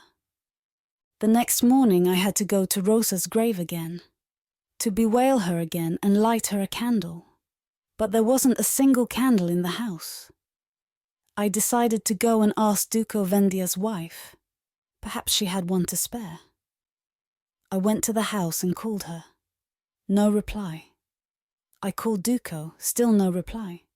But their front door was ajar. I went up the stairs and entered cautiously, but no one as much as poked out their head. The whole family was sitting and watching Duco in silence. He was taking mushrooms out of the fire and tapping them on the tongs. After shaking off the embers and ashes, he'd eat them. With fear. He'd bite into the mushroom, roll his eyes, and then take it onto his tongue. A moment later, he'd start to chew it, like a donkey eating briars. Forgive the comparison. He chewed slowly, like a watermill running with little water. His face was covered in sweat. I gave a cough so they'd tum round and see me. And thank God Duco's wife noticed and came up to me sick. "Why are you all so quiet?" I asked. "Is someone in the family?" "No," she said. "We're just waiting to see." "See what?" I wondered. "Whether the mushrooms are safe to eat," she said. "Come in, take a seat." "I won't stay, thanks," I replied. "But where did you find mushrooms at this time of year?" "They're from last year," Duco's wife explained. "But because they're dried, we can't tell if they're mushrooms or toadstools. If Duco survives, we'll feed them to the kids." Duco went on roasting mushrooms and eating them one by one. He'd move them around in his mouth before swallowing them. Then he'd stare around the room. Who knows if he recognized any of us? He gazed at us like he was sitting high up in a tree. Then he started eating again. He munched away at the mushrooms as if he was alone in the room and no one was watching. He chewed, and the children swallowed. They smiled in expectation and their mouths watered. Their Adam's apples moved up and down. Duco wiped his mouth with his hand and began rolling a cigarette, with unsteady movements. His hands were shaking. The tobacco trembled on the paper and danced between his fingers. He spilt a little. He bent over, gathered it up and crumpled it again. Then he pressed it with his thumb and wound it like he was swaddling a child. He licked the paper with a smack of his lips, pressed the cigarette together and raised it to his mouth. He stirred the fire with the tongs, took out a little glowing coal and lit the cigarette. Puff, puff, he went with his lips. Duco drank the smoke greedily and then exhaled. He let it out through his mouth, his nose, and perhaps even his ears. The air around his head was a cloud of smoke. Poor Duco. I don't know what he did at night, but I realized that during the day he always had a cigarette in his mouth except when he was eating. His wife told me that he had once been eating and smoking at the same time. And he choked because he inhaled some food together with the smoke. "Mama! Mama!" one of the children yelled. "Father's eaten up all the mushrooms." "How do you mean all the mushrooms?" "Look, they're all gone," the child whimpered and began to cry. Duco rose from his chair and left the room, puffing at his cigarette. "Oh, Duco, Duco, why didn't that first fungus poison you?" "Then at least you wouldn't have eaten them all," his wife said, but in a hushed voice so Duco wouldn't hear. I started towards the door, but Duco's wife rushed up and stopped me. "Why did you call, Velika? You didn't say why, and I didn't get to ask." "I forget," I said and left. Eon. The day began with rain mixed with snow. We were given long underwear, new socks, and 2 cigarettes each. Since I don't smoke, I gave my cigarettes to Vitomir and Goshe Lyubin, 1 each. Giero Gianeski and Nedelko Siveski were there too. We wrote letters. Nedelk 9 took them and didn't come back. We were in good spirits because we were talking about home. We sat for ages and talked about polenta, palej, and boiled pumpkin. Everyone yearned for a special food from home. After the war, "I'm going to America," Goshe said. "There you can steal as much as you like, and there's always more. Or so they say." "The great powers are negotiating," Giero said. "Perhaps they'll give us autonomy." "I haven't heard of that dish before," Goshe said. "Never tried it. A French plane flew over the Bulgarian trenches and dropped flares. It showed us where their lines were. We had a lookout and then returned to the topic of food." Giero maintained that polenta was better with lard, but Goshe disagreed. "It's best with goat fat. A dead man would come alive and open his mouth just for sorry polenta with goat fat," he said. Commands came from above, but we were still relishing our polenta, with buttermilk. We didn't notice when it got dark. That evening we were in the trenches again. Shells were falling right in front of them. "The bastards," Goshe swore. "They'll knock over the cauldron." "What cauldron?" I asked him. "The one with the polenta," he said, and we all laughed. It rained sleet, sometimes more like rain, sometimes more like snow. A dead Scotch thistle stood and shook in the sleet in front of me. I thought I saw a Bulgarian soldier raise his head and then lie down again. I started firing, but the thistle just shook like it had before. I sat down in the trench and said to myself, "Ion, you blockhead, calm down, don't shit yourself. You trusted your eyes, but they're playing tricks on you," I said to myself. There was no end to the sleet. The sky opened, and it started really pelting down. The air was thick with rain mixed with snow. It was also thick with lead, little pieces everywhere. "It's good that it's raining," Goshe said. "At least it stops our barrels from overheating." We pulled our heads in, but that didn't help. Not even our greatcoats helped against the rain. As soon as you moved, the rain would get in and run down your back, your spine, and your whole body. Trickles of icy water ran over you from every side, but with time you got used to it, because you were out there in the mud, part of that glue, and lashed by the wind and rain. You wriggled in the trench like a mole and stared out vacantly. Your gaze reached as far as you could spit. And you fired into the thick of the night, into the sleet, just to ward off sleep and keep yourself awake. If Laser the Wise were here, he'd certainly have said, "Put sleep aside now. Leave it for another time and place." So you left sleep, but it didn't leave you.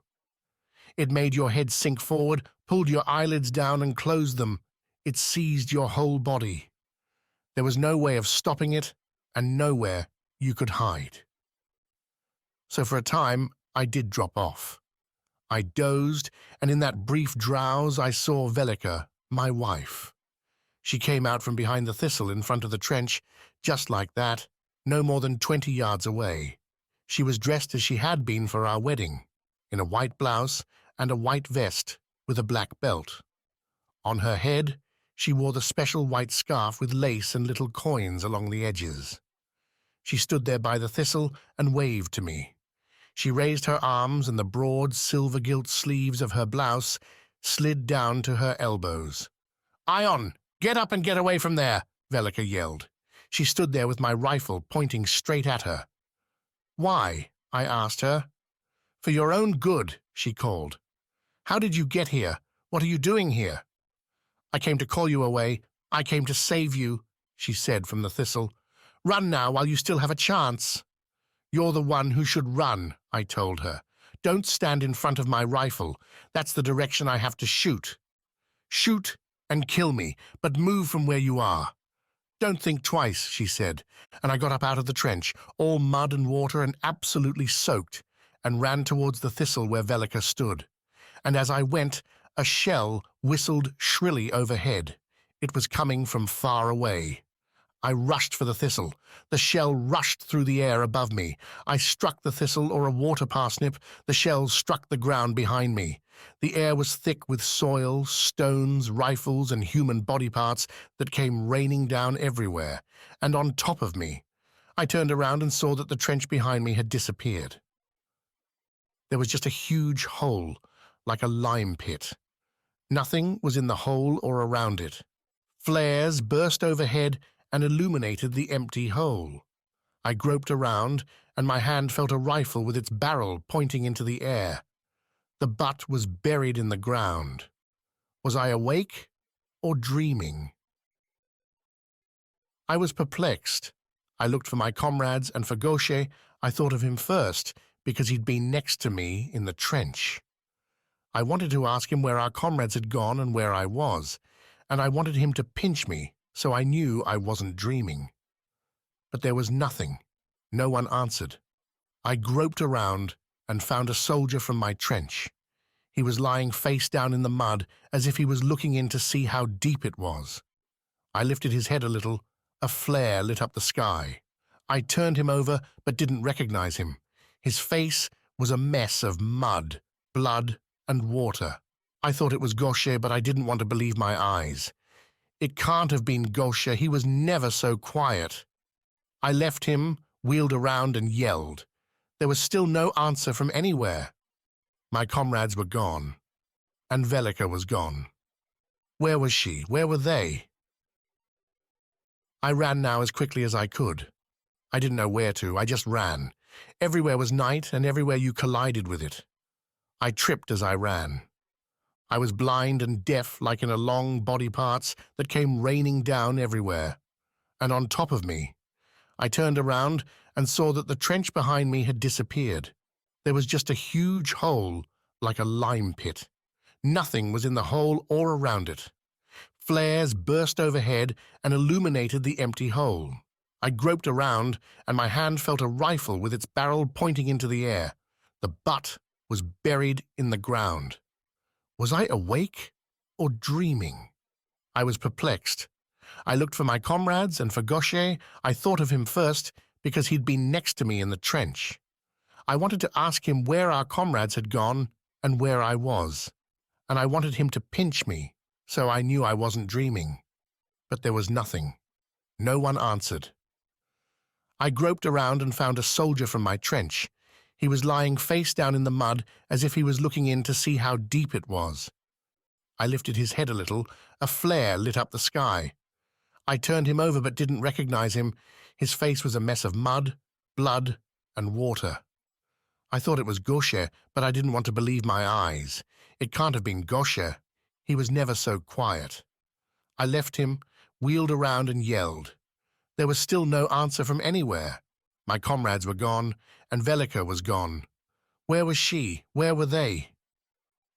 I ran now as quickly as I could. I didn't know where to, I just ran. Everywhere was night, and everywhere you collided with it, I tripped as I ran. I was blind and deaf like in a long and tortuous dream. I collided with something but couldn't tell what it was, man, tree, or animal. The ground and the sky burst. I tripped again, fell and rolled. I came to rest against a soft and slimy thing. Although I couldn't see it, I knew it was the arm or leg of a soldier. I touched it, and then I didn't know where to wipe my hand. I rubbed it in some wet snow that lay melting on the ground. The night grew ever darker. I was in its grips now. I stopped breathing for a moment and listened to the night. There were voices close at hand. I was about to yell, but then I decided it was best not to. The voices came closer, and I wasn't sure whether I just couldn't hear the words properly or they were foreign. I pricked up my ears and still couldn't distinguish the speech. Eyes otsebo stu, or at least that's how it sounded, incomprehensible. I got up, back now. I started running again, and again I didn't know where to. I was still running like that when the day dawned. I was stopped by a patrol. The soldiers asked me why I was fleeing. I'm not fleeing, I puffed. I've come to report that my whole platoon's been wiped out. What? Said one. How come you're the only one left? Scoffed another. I explained everything that had happened. They shook their heads. Tell us another one, they mocked. You get the firing squad. For desertion. A right pickle. How could I talk to these people and convince them? There was no one reasonable among them. People are most disbelieving when they doubt. All right then, I'd take them back so they could see for themselves, if there was anything to see. Velika. Nothing would stop the snow or make it go away. We'd eaten up the last of our reserves. The cupboards and barns were empty. Upstairs my children were crying. Downstairs the cow was bellowing. I felt a pang in my heart. Some indescribable, unnameable force gouged and tore in me. But I couldn't die even if I wanted to. God didn't want to take me yet. I'd go out to dig away the snow and dig up some leeks for the children, something for them to get their teeth into. What else could I do? Anything just to get some food into their bellies. Some people collected last year's hawthorn berries and rose hips. They'd shake the snow off the bushes and pick the blackened fruit. It was getting towards April when God showed mercy and the winter began to relax its grip. Snowdrops and stinking hellebore thrust up through the receding snow. Now it was done for. It'd been with us for such a terribly long time. The days grew longer. The sun softened the snow, and it soon melted and joined the river. All the village came out into the fields. We went through the meadows picking sorrel, our heads to the ground like truffle dogs, taking scant notice of each other. The sorrel hadn't started shooting properly yet, but we poked about, searched and browsed. Afterwards, we attacked the verges. We dug up the fences and boundary stones and looked for snails. When we'd finished one verge, we'd rush to the next. Our hoes were ever busy. We laid bare the roots of the briars and thistles and the bases of hay-drying racks. Squabbles broke out too. A snail would roll out in front of someone else's hoe. "Hey, that's my snail!" If it were yours, it'd be there in front of you. And soon they'd be at each other's throats. We jumped in to break up the fight. Later, someone in the village thought we could search for the hives of wild bees. I don't remember whose idea it was. We picked wild thyme, whose smell carries a long way, and went out into the meadows along the edge of the forest.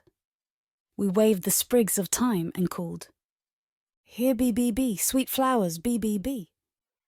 The idea was to lure the queen bee away from its hive, but we didn't find one. Neither a queen bee nor a hive. Then someone suggested that we go amongst the flowers and look for bees at pasture. If we found a worker bee, we'd easily be able to locate its hive with the honey. The bee would lead us there. Wild bees live in hollow trees, so we'd chop down the tree and get the honey. After listening to different opinions, we spread out through the meadows. We scrutinized every flower, chamomile, primrose and dandelion. We put our ears up to them, peered inside them and opened them. Every now and again, someone would be stung by a wasp and rush off to the river to rub the spot with sand. "I found it, goddamn!" yelled David, the village fool. "Where? Where did you see it?" we asked, and gathered around him. "There it is, yep, bumbling on the primrose over there," he pointed. "Don't touch it," one of us said. "It has to return to the hive to deposit its pollen. We have to wait and see which direction it takes off in. Then we'll follow it." So we sat therein, the meadow waiting, not taking our eyes off the primrose. We had to be careful that the bee didn't steal away. "There it is! It's off!" someone yelled. "It's flying towards the forest!" And all of us ran. Our eyes flew to the forest like dandelion seeds. We looked up to see the bee and ran. "Perhaps it wasn't a bee but a wasp or hornet," someone said. "No, it was a bee all right," David claimed. "It stung me right here." "Hang on. If it was a bee that stung you, it'd be dead now," we told him. "I'm not running after bees and insects anymore," Duco Vendia said. "It's a wild goose chase, especially with Davide. Who knows what he saw, if he saw anything?" He snorted and stomped back to the village. We followed. By now plants were beginning to sprout, dock, nettles and oresh. Life was easier. People recovered, regained strength, and became more lively. One morning I got up early. The cocks had already crowed, but the day hadn't yet fully dawned. I'd better go down and see how the cow was doing. I knew her calf was due and wondered if there was anything new. By my reckoning, she should have calved already, but now I saw that she hadn't. I must have got the months wrong. I had so much on my mind. I even got it wrong with some of my children, let alone with the cow. The cow and I glanced at each other, I shoveling away her dung, and we looked in each other's eyes. I knew what it was like to be pregnant. I pushed together the remnants of fodder in the manger, picked the ticks off her udder, and went back. When I sat down, I heard a whisper outside, indistinct, like a stomach rumbling. One of the children was talking in its sleep, I thought. The whisper came again. I looked at the window and saw a sight that made me jump. I blinked and didn't believe my eyes. Some fingers were holding onto the grill outside, black fingers. But where was the person they belonged to? My God, I thought. Don't let me be delirious. Don't let me catch Rosa's sickness. Now something as black as a pot emerged, like a blackened cauldron. It was a man's head, but I couldn't see the head in the dark. Just white teeth and a pair of eyes. It's bound to be one of the soldiers, I thought. A soldier in soiled uniform who's come to beg. He said. But I didn't understand a word. He just bared his teeth and looked at me with his eyes. They were also white. Then I heard banging on the door. This fellow was still hanging on to the window, but someone was banging on the door. In other words, he wasn't alone and they weren't here out of pure desperation. Chaco also sensed they were up to some mischief and barked. He'd bark a little and then yelp. They're sure to have kicked him, I thought. Oh, what should I do? What should I do? Chaco would yelp and attack them yet again. I heard him lunge at them and bark. I woke the children and we went down to the cow and the donkey. We squeezed into a corner and hid as best we could. Kapinka was about to cry.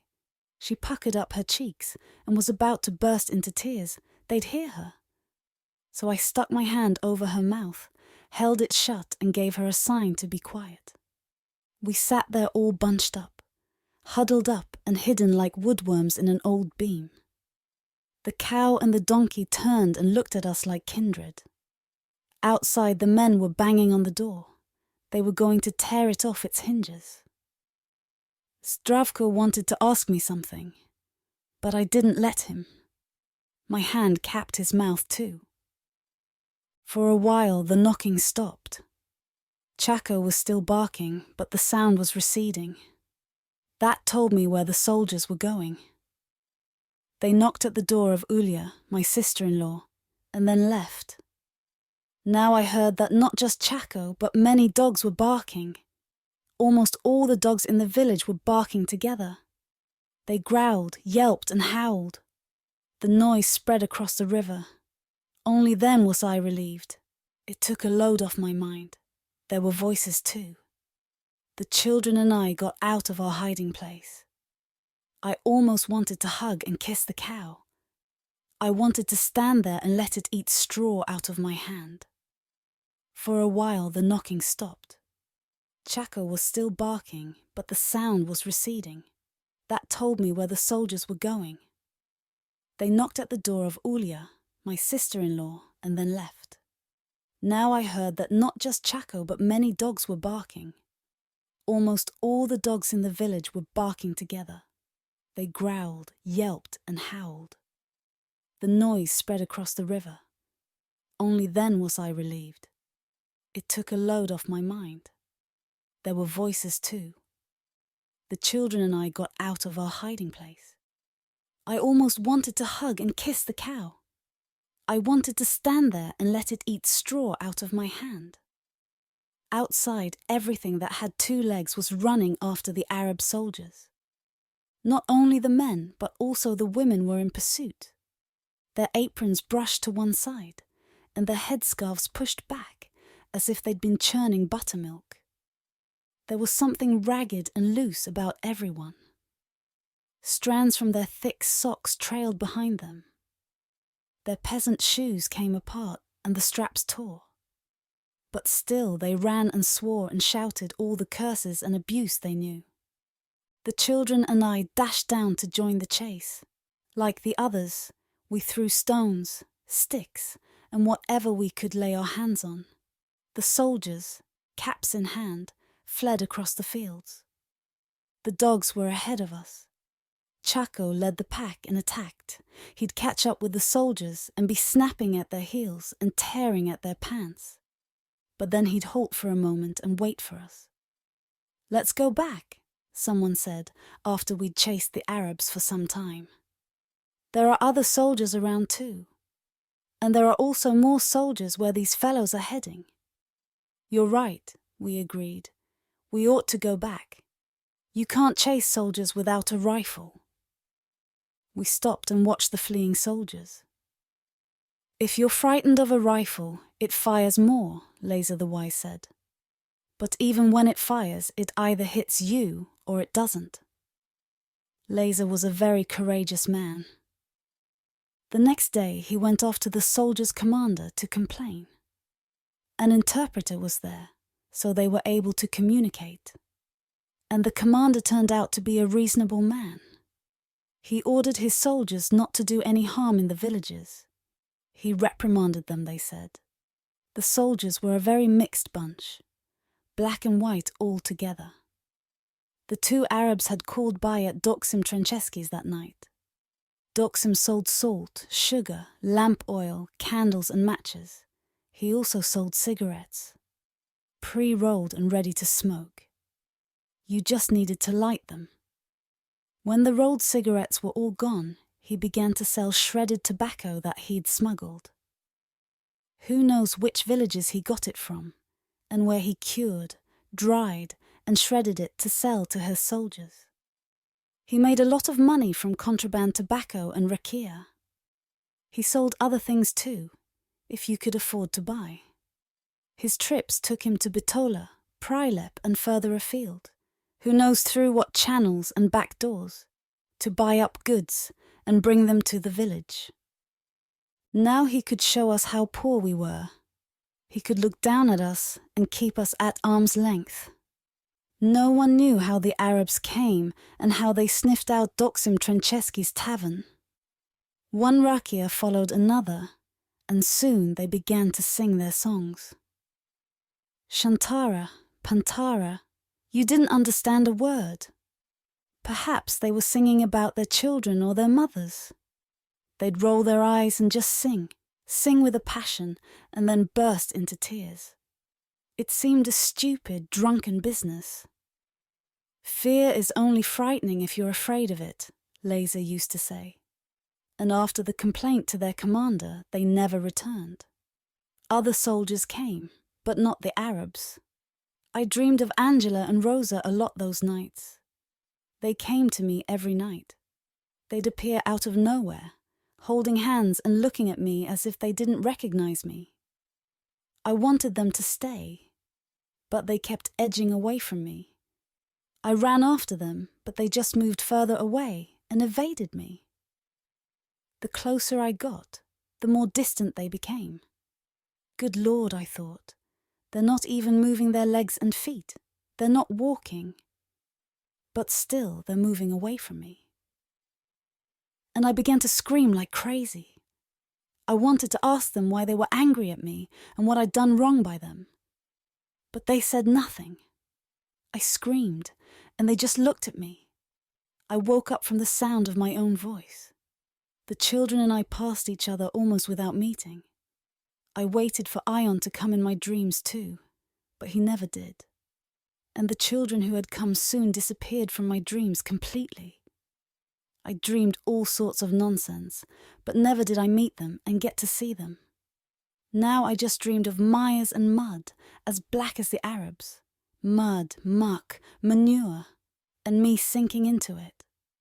At first up to my ankles, then up to my knees, and then I sank like into quicksand. The earth was pulling me down into murky depths, dragging me down and about to swallow me. I waved my arms and clung like a drowning cat to every stone and every straw. I grabbed onto tufts of grass and half pulled myself out, only to sink back in again, and not a soul was to be seen, no one to reach me a hand, hold me and pull me out. But then, the Lord be praised, the mud loosened its grip and let me go. I was able to get out. But back on dry land, things weren't the same. I was climbing strange stairs that were lifting me up above the ground. They lifted me above steep hills. I kept glancing down. Everything was a long way down and seemed far away, sheer and distant. My legs were trembling and wouldn't hold me up. Then I began to fall. I don't remember what was at the bottom. I just fell and fell, and there was no bottom or anything else below. Emptiness, bottomless depths. I was like a star falling from a clear sky. As I fell, I let out a scream, and that woke me. Nightmares. I was ridden by them all those nights. Either I'd be falling and climbing, or lizards, geckos, blindworms and grass snakes would be climbing over me and entangling me. First I'd see a shed snakeskin, and while I peered at it, a snake or blindworm would come from behind, climb up, wrap itself around me and start sucking my blood. The nightmares plagued me and left me no peace by night or day. I'd get up, take a pitcher of water and wash my face. I poured with one hand and washed myself with the other. And after washing my face, I'd dash off to see Ulia so we could read my dreams together, to guess what they meant and what they'd lead to. It was May, and St. George's Day came. Everything burst into bloom and started to grow.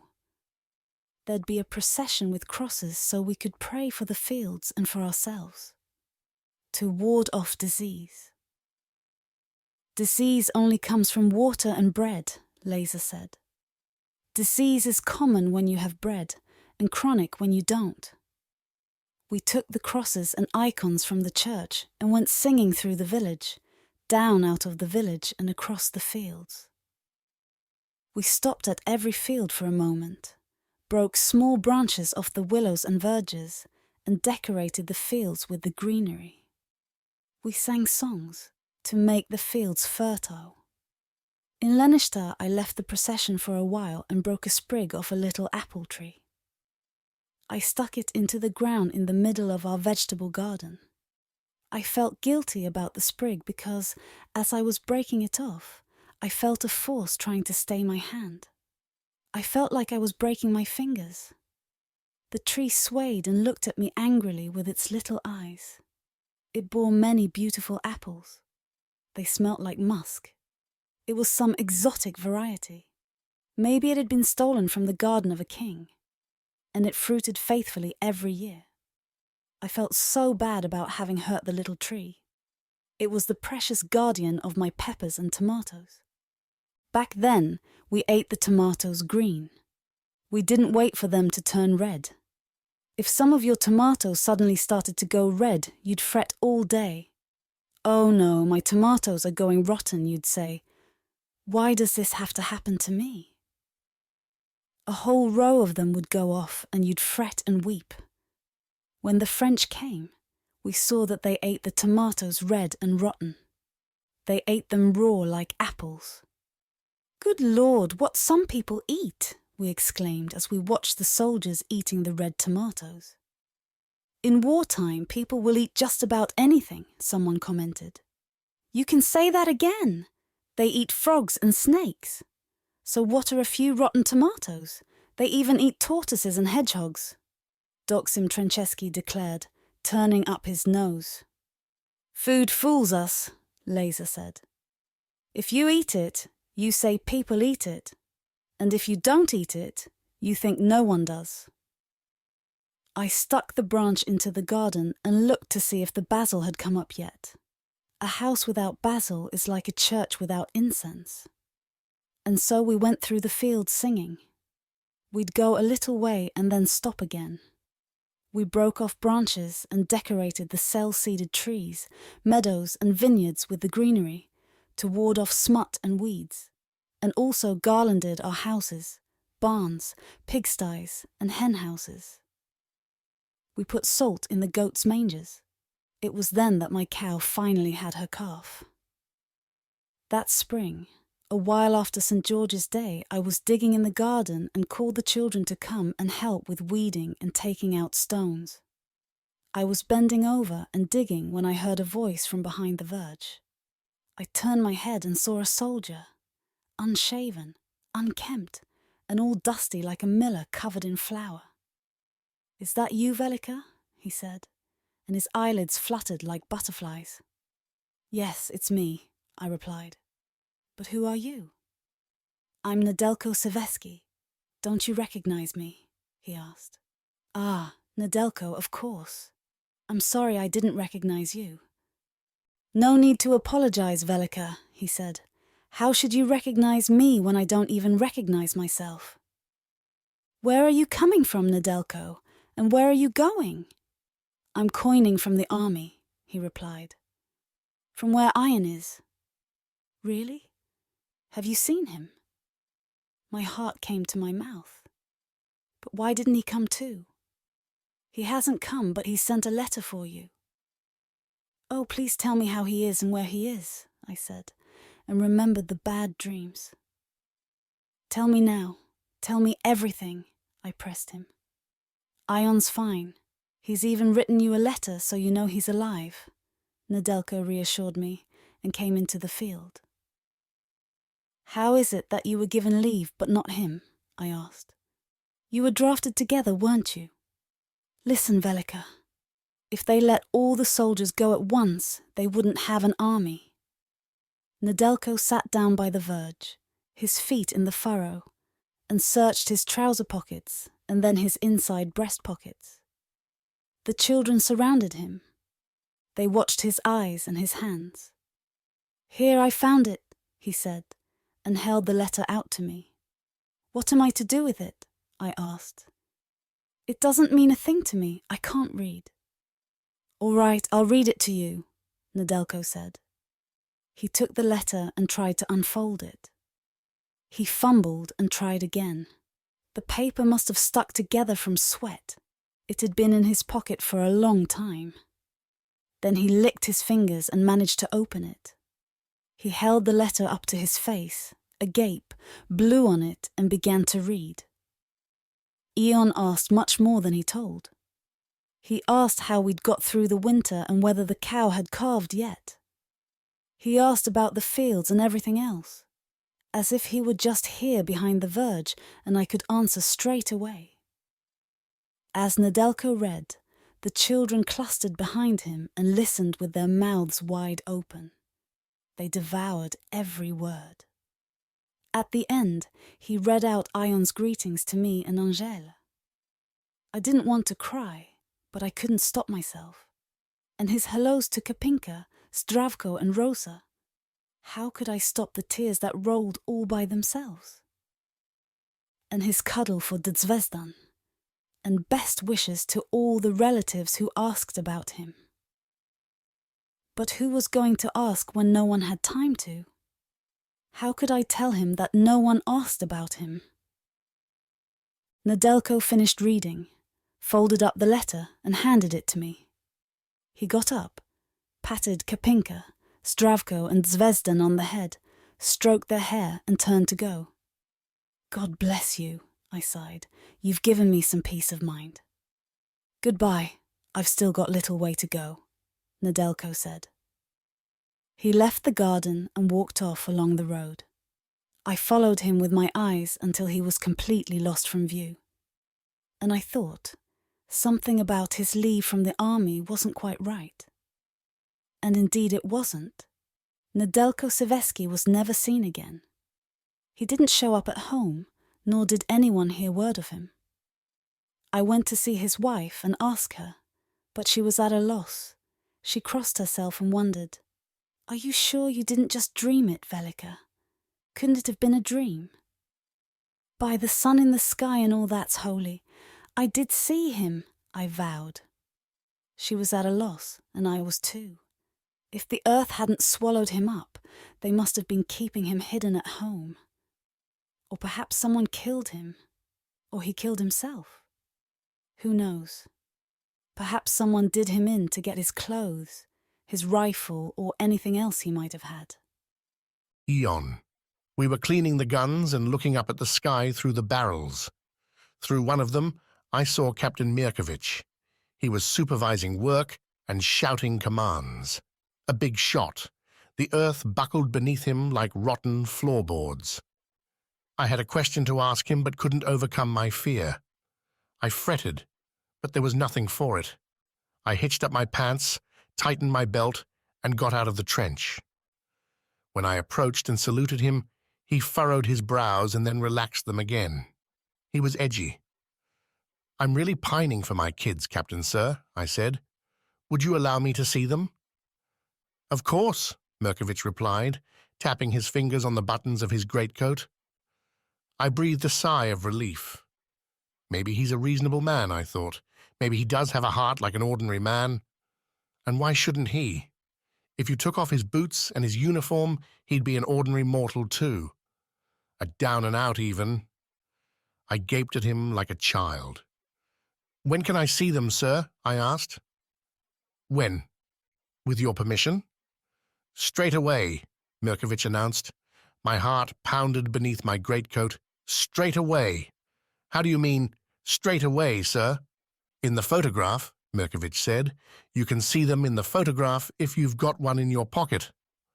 A furtive smile raised the ends of his moustache and twitched his cheeks. Gloom came over me. I withered like a plant parched by salt. No, he's not a reasonable man. But then again, maybe I didn't put it right. My Serbian isn't that good, and maybe he didn't understand. Mirkovich frowned again, furrowing and ruffling his brows. "I need soldiers at the front," he bellowed, "not at home in bed with their wives." "I know, Captain Sir, of course," I answered, struggling to keep the conversation alive. "If only I could see my children for a moment, if only from the door or even from across the road, then I'd be back. Just so I can ask them how they're getting by," I said. Mirkovich stamped his boots. One moment his face was cheerful, the next it clouded over. He had a lot to supervise. "How long have you been in the army?" "Hey, Marasik, that's not grease. You're not oiling an ox cart." "I've been at the front the whole time, Captain, sir." "Stop dry firing, Vozdenovich. Get to work. And where are you from?" "From Macedonia, sir. I'm from here." "Clean the knife first, and then the sheath, Pesik." "And whose is Macedonia?" "For the time being, it's no one's, sir. Everything passes through the rifle's sights. But tomorrow, whatever the great powers say, and God himself." "Serbia is a great power, Meglenovich." "Hey, you over there," he yelled. "I want that barrel spotless clean. Not planning to desert, are we, Meglenovich?" I was getting used to my name being made Serbian. Where would I desert to, Captain, sir, now that all the armies of the world are in Macedonia? "It's southern Serbia, Meglenovich, not Macedonia." "I wouldn't dream of deserting, sir." Mirkovich stared me in the eyes. He wanted to read them, to go in through the pupils and pierce me right to my heart. And how far in would he go? I didn't know. "Sure you're not lying?" Mirkovich growled. "I'm a peasant, sir," I replied. "I don't know how to lie." "You have to believe in something in order to be able to do it," Mirkovich declared. "Everything people do they do for praise or out of pity," I said. "Monks are the only ones who don't seek worldly approval. They believe that if they're the lowliest here on earth, they'll be the highest in God's realm. Only life in heaven is eternal." "Where did you get that from?" Mirkovich snapped. "You must be a teacher or a priest." "I'm a peasant, but I read that at a monastery," I said. "What of my leave, sir? It's all I can think of, like I'm there already." "Keep on cleaning," Mirkovich commanded and turned to go. I stood rooted to the spot and watched as he walked away. But soon he slackened his pace. Empty rifles clicked behind me unnervingly, but I kept my eyes on Captain Mirkovich as he slowed down. He stopped and turned towards me. He beckoned with his finger, and I ran towards him. I felt like kissing his hand or kissing him on the forehead or the flaps of his greatcoat. "If I'm to give you leave, there has to be a good reason. A damn good reason," he said. "What do I have to do, Captain, sir?" I asked. "Just tell me, and I'll do it." "Catch me a Bulgarian soldier," Mirkovich demanded. "Take him prisoner, and then I'll have an excuse, a good reason. But bear in mind that if you don't take him prisoner, he'll take you prisoner. Now keep on cleaning," he ordered and left. What should I do? How is it better to die, intentionally like a hero or incidentally like a crushed beetle? Not much of a choice. I'd think it over till evening and then decide. That evening I found Captain Mirkovich. I stood to attention and said, "I've made up my mind, Captain, sir." "Why should I care?" he snarled. "How many days will it be?" I asked. "I forgot to ask how many days I'll get off if—" "I can give you 12 days, Mirkovich grumbled. "But no more than that, even if I wanted to.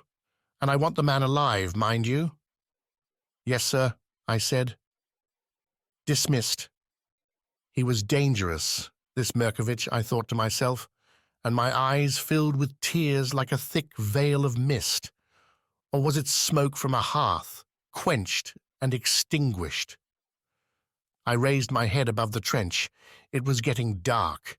A worm-eaten night was falling. It filled the ravines in front of us, right up to the whitish crown of the mountain. Now the mountain turned a ruddy red like the sky. Its edges gradually faded and mingled with the red. I took the bayonet off my rifle, left the rifle behind, and crept out of the trench. I crawled with the bayonet in my hand. Vitomir was astonished, but just watched me go. He hadn't been hit by the shell back then, only stunned. Vitomir wanted to call out and ask me what I was doing, but he didn't dare. Talking was strictly forbidden. The enemy was waiting to hear voices, and Captain Mirkovich was waiting too. If anyone said a word, he'd knock their teeth out. I knew there was no messing around with Mirkovich. He gave an order, and it was to be stuck to. That was the strategy. Only weapons spoke at the front. There was to be no fire at night, and no cigarettes were to be lit. Nothing. So out I crawled with the bayonet in hand and started cutting into the dark. Briars and sharp stones scratched me, but I didn't curse or cry out in pain. Strategy. If I made as much as a squeak, I'd be going back headless. I just clenched my teeth and kept crawling, dragging myself along, leaning on stones, and the dark. I'd veer to one side and then to the other, but the dark hid me. If it weren't for the dark, I thought, I'd fall away to the side and be lost. I crawled uphill and downhill over humps and hollows. I bumped into dog roses, brambles, briars, and barbed wire tore at me, and I raised the wire like Mirkovich had taught us. I knew how to do it. There was no stopping me. I raised more wire and crawled through like a lizard. I listened, peered into the dark, and summoned all my courage. Suddenly I felt a thumping beneath me like a loud clock, like a gypsy drum. I held my breath. The thumping continued. It was coining as if from far away. I reached underneath me to feel where the blasted knocking was coming from. It was my own heart. It bit my hand and pushed it away almost like a kick. That's what the thumping was, but it could be dangerous. The enemy might hear it. The heart reveals too much because it doesn't know about strategy, I thought. It's a traitor. It could give you away anywhere. Even to the enemy, I was silently stalking. I lay still and rested to let my heart slow down. I made plans. If I caught a German, he'd think I wanted to kill him, and then I'd have to kill him because we wouldn't be able to communicate. But Mirkovich didn't want a dead soldier. Even if I killed all of the enemy, he wouldn't give me credit. He knew what he wanted, and there was no leeway.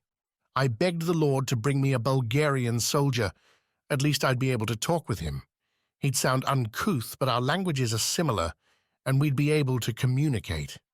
I'd tell him that I wasn't going to kill him, and that he'd be safe as long as he kept quiet. He'd understand me for sure, even if he didn't want to. My heart settled down, the knocking subsided and stopped. I was close to the trenches. The guns had fallen silent. Soldiers were sleeping. I could hear their snoring. Just then, a soldier clambered out of the trench and came straight towards me. Jesus, he's going to piss on me, I thought. Come on, Ion, I urged myself. Be brave and get your ass into gear. As the soldier unbuttoned his fly, I sprang up and closed in on him. I held the bayonet up against his side and grabbed him by the throat with the other hand and tightened my grip. Now get moving. In front of me, I whispered, and keep quiet. If you yell, this bayonet will be in you up to the hilt. I'll cut your guts to ribbons. He headed off, without resistance. We went back in silence. We crawled under the barbed wire. I raised it, and he'd squeeze through. Then he raised it, and I'd squeeze through. We helped each other. Now the going was easier. What a help when a foe is a friend. When we were past the wire, we stood up. There was no need to crawl anymore. Now I knew the way. I knew where I'd come from. Just let me have a piss, will you? My captive spoke at one point. I'm still bursting. Go ahead, I replied. We're halfway now and you can piss all you like. While he relieved himself, I considered what to do next and how to go back. It was night time after all.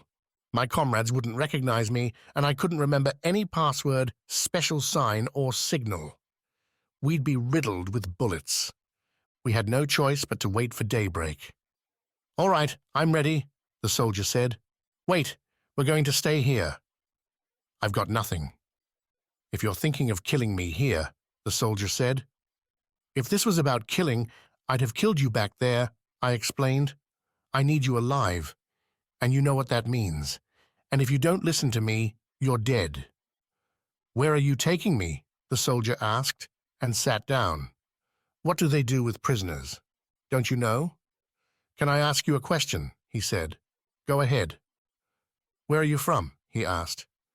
You'll be wanting my baptism certificate next. So you want to interrogate me, do you? No, seriously, you speak like one of our people, from the villages in Macedonia, he said. I realized then that this fellow wasn't speaking Bulgarian or German. Your accent and your words seem very familiar, he said. I had a brother who spoke just like that. I don't have a brother, I told him. Or rather, the brother I have is far away. Maybe he's not that far away, the soldier replied. What's your brother's name? I asked him. Ion, he said. Ion Meglanovsky. I felt as if a wedge had been hammered down my throat and was suffocating me. I felt like I was being skinned alive. Good God, is this a real? It's unbelievable. What's your name then? I managed to ask. Mircea, he said. It can't be. You must be my brother. I went. It can't be. You must be my brother. He went. And we hugged each other in the dark. We couldn't see each other very well, but we certainly recognized each other, by our hands and voice and words known since childhood. This was too good to be true. Mircea asked me about home. I asked him about America and how he came to be here. His words shone for me in the dark of no man's land. They warmed me and cooled me. Velika. Summer was on the wane when the Bulgarians and Germans came. They stayed in the village and settled down around the houses. The Germans didn't mix with us much. Only when they wanted to buy eggs. They ate them raw. They'd puncture the shell with a needle and tip them up. They'd suck and snort. It sounded like they had a cold, and then throw away the shells unbroken. The eggs lay there whole but empty, as if the moonlight had magically drunk them. But the Bulgarians, a pox on them, had no food and took everything: chickens, goats, lard and cheese, and piglets if people had any. As soon as they heard one squealing in a pigsty, they'd invite themselves in. They opened up the pigsty as if it belonged to them. I still don't know how we managed to keep the cow hidden from them. And the donkey. The Bulgarians ate donkeys too. When the rye and wheat ripened, they began stealing it too. They'd go into a field, cut open a sheaf, and take a handful of grain to cook. We just watched. At first they took 10 of every 100 sheaves, and later as many as they pleased. A plague on them. Now we began to steal too. Dear God, you had to steal your own wheat and rye. I'd go into a field and secretly take a sheaf. I'd lay it over the donkey's saddle and tie kindling and briars on top so the Bulgarian soldiers wouldn't see it. Because you weren't allowed to bring or take anything without asking. They were always there to scrutinize and control you. The Germans just looked on in amazement.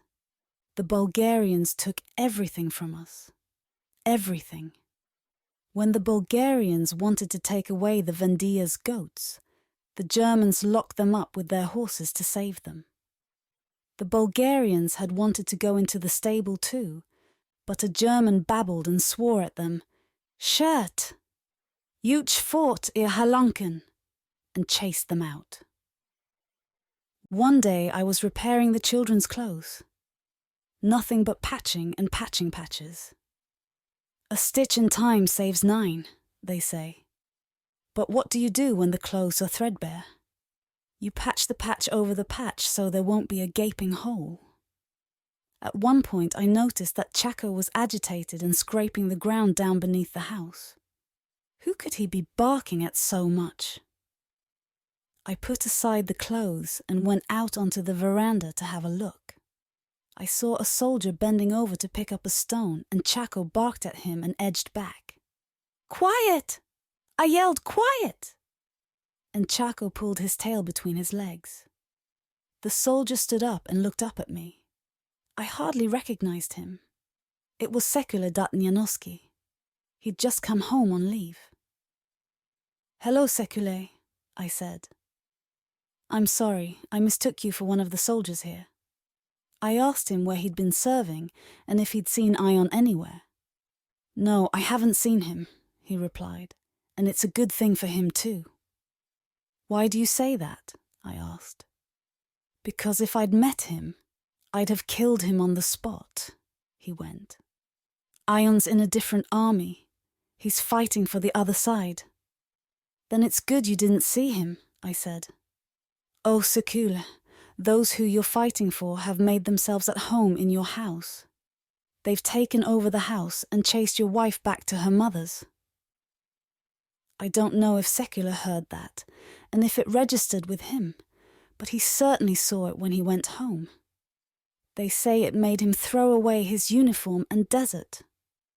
No one knew where he ran away to. He was like that, irreligious and spiteful. Later we were told that a road was to be made to Boista.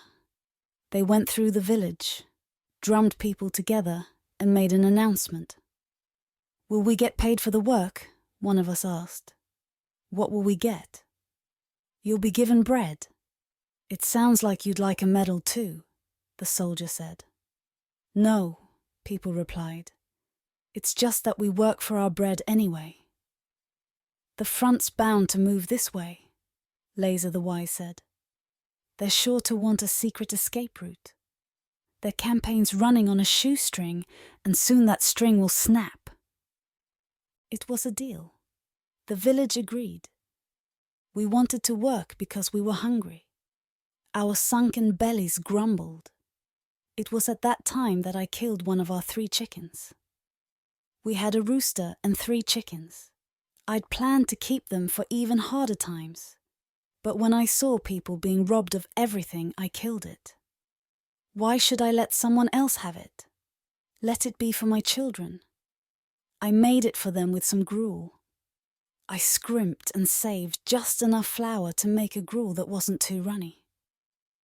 I roasted the flour in a pan on the top of the stove. There was no oil to fry it in, and the children kept stealing from it. They scooped it out on little sticks and licked it off their palms, like lambs licking at their feed. But when we got down to the chicken's white bones, I saw strange marks. It wasn't writing, but it looked like it. There were little holes and notches all over the bone, like little graves.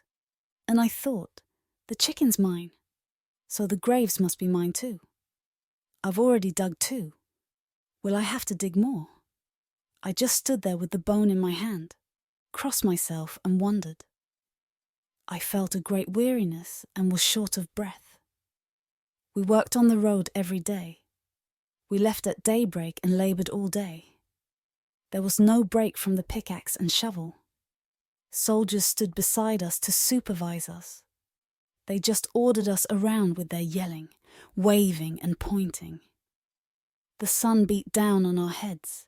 It beat and drained us. The guards didn't even give us time to drink water and splash some on our necks. Nor were we allowed to go to the loo, if you'll pardon the expression. They were always behind us and after us.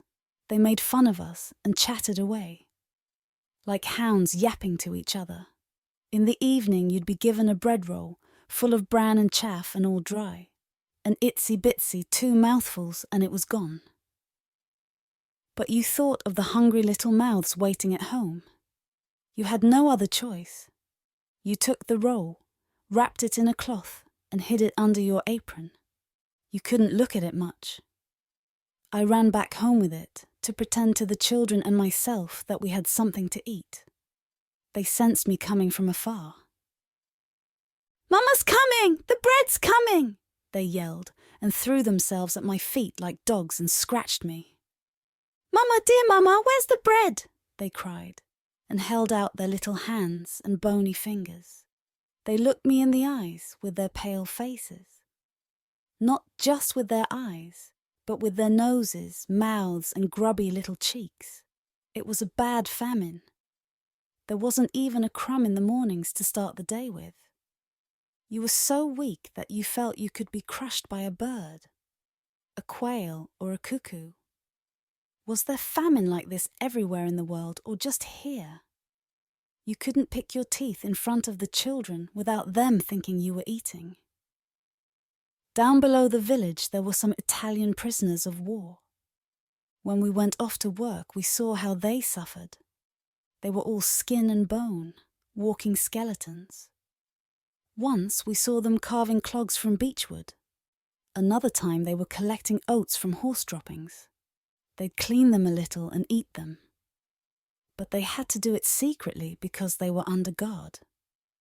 And they wouldn't make it every time because there were always birds waiting near the soldiers' horses. Whole flocks of birds followed the horses and the prisoners. And as soon as a horse raised its tail, they came fluttering up and pecked oats from the manure. First come, first served. When an ox was slaughtered, the prisoners collected the blood from the ground and ate it. They scraped it together and scooped it up together with the dirt. People fought for dear life, and it was hard to give it up, even if it were miserable. Once a prisoner collected some blood in a tin mug, lit a little fire, and was warming it up. One of the guards saw this, went up to him and kicked the mug. The blood spilled into the ashes. Then the guard lashed him on the head with his whip. The prisoner just pulled his head in and hid his face, shielding the places that hurt. The sun never shone for them. It was always clouded, shrouded, or going down. It didn't want to look at them and shine on their faces. As if it were at odds with the prisoners and didn't want to have anything to do with them. Every day the road went a little further uphill, was opened up and became visible. When we reached Virosko, one of the soldiers started going off into the bushes again and again. He'd come back only to dash off again, holding his pants. "Perhaps he's got a lizard in his pants," someone quipped. "Or he's eaten stinking hellebore." "Or a stork egg," others guessed. "They sure give you the runs." Some laughed their heads off. Others just doubled up and held their bellies. They wanted to have a good, hearty laugh, but exhaustion and hunger took all their strength away. They were all skin and bone, as thin as straws. The scene made them want to laugh, but they couldn't raise a sound. And people fell by the side of the road, beaten and crushed by hunger. "Oh my God, this is it!" they'd say, and collapse into the dust. Many died there. The first to die were Yankula and Bogoya, brothers from Ristevci. They literally lay down and died. Big Dimo from Milevci died as well. He'd been strongly built, but hunger reduced him to a shadow of his former self. Todor Petkovsky's wife died there too. Todor was in America and had money, but he couldn't send any home. It was wartime, and not even a letter would get through. Perhaps they didn't all die of hunger. Perhaps they died of other causes. I still remember their stares and their exhausted cries. "Bread, just a crust," they'd call out, and then give up the ghost.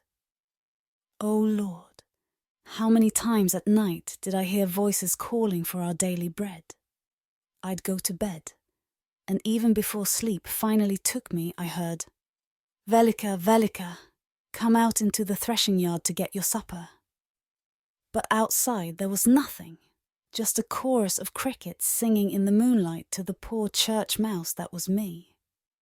We suffered a lot for want of food. The soldiers' sickness was actually no laughing matter. It alarmed the army and the population. Doctors came and ran all over the place, earmarking soldiers, pestering the living daylights out of them and quarantining any who had symptoms.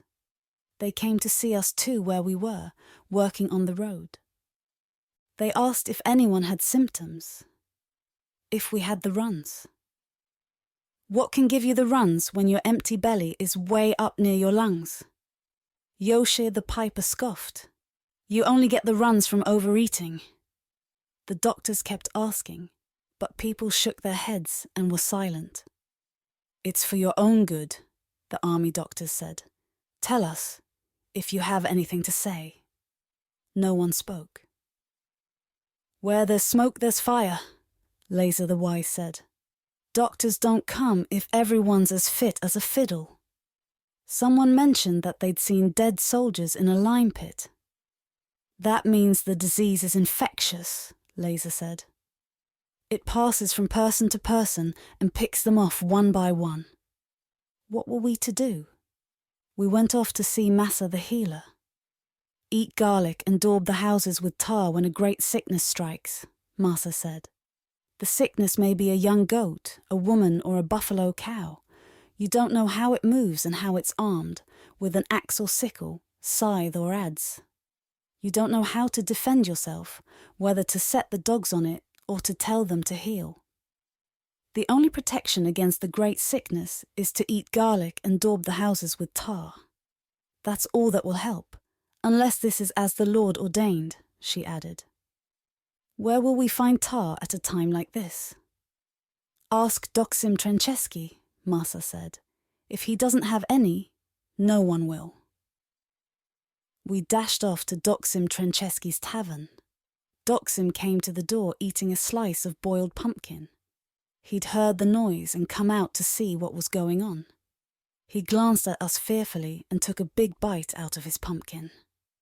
We told him why we were there. And I thought you were going to ask me to write off your debts, Doksim said, puffing up his cheeks and exhaling with relief. We clamoured and cried. Cholera was near the village and was about to begin its grim harvest, we told him. Doksim threw away the pumpkin skin, scratched his head under his cap, and went down to his pantry while we stood and waited. Yoshi the piper came up.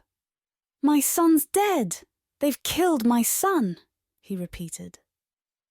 We stood in silence and looked at him, and Misael the smith said, "What a misfortune!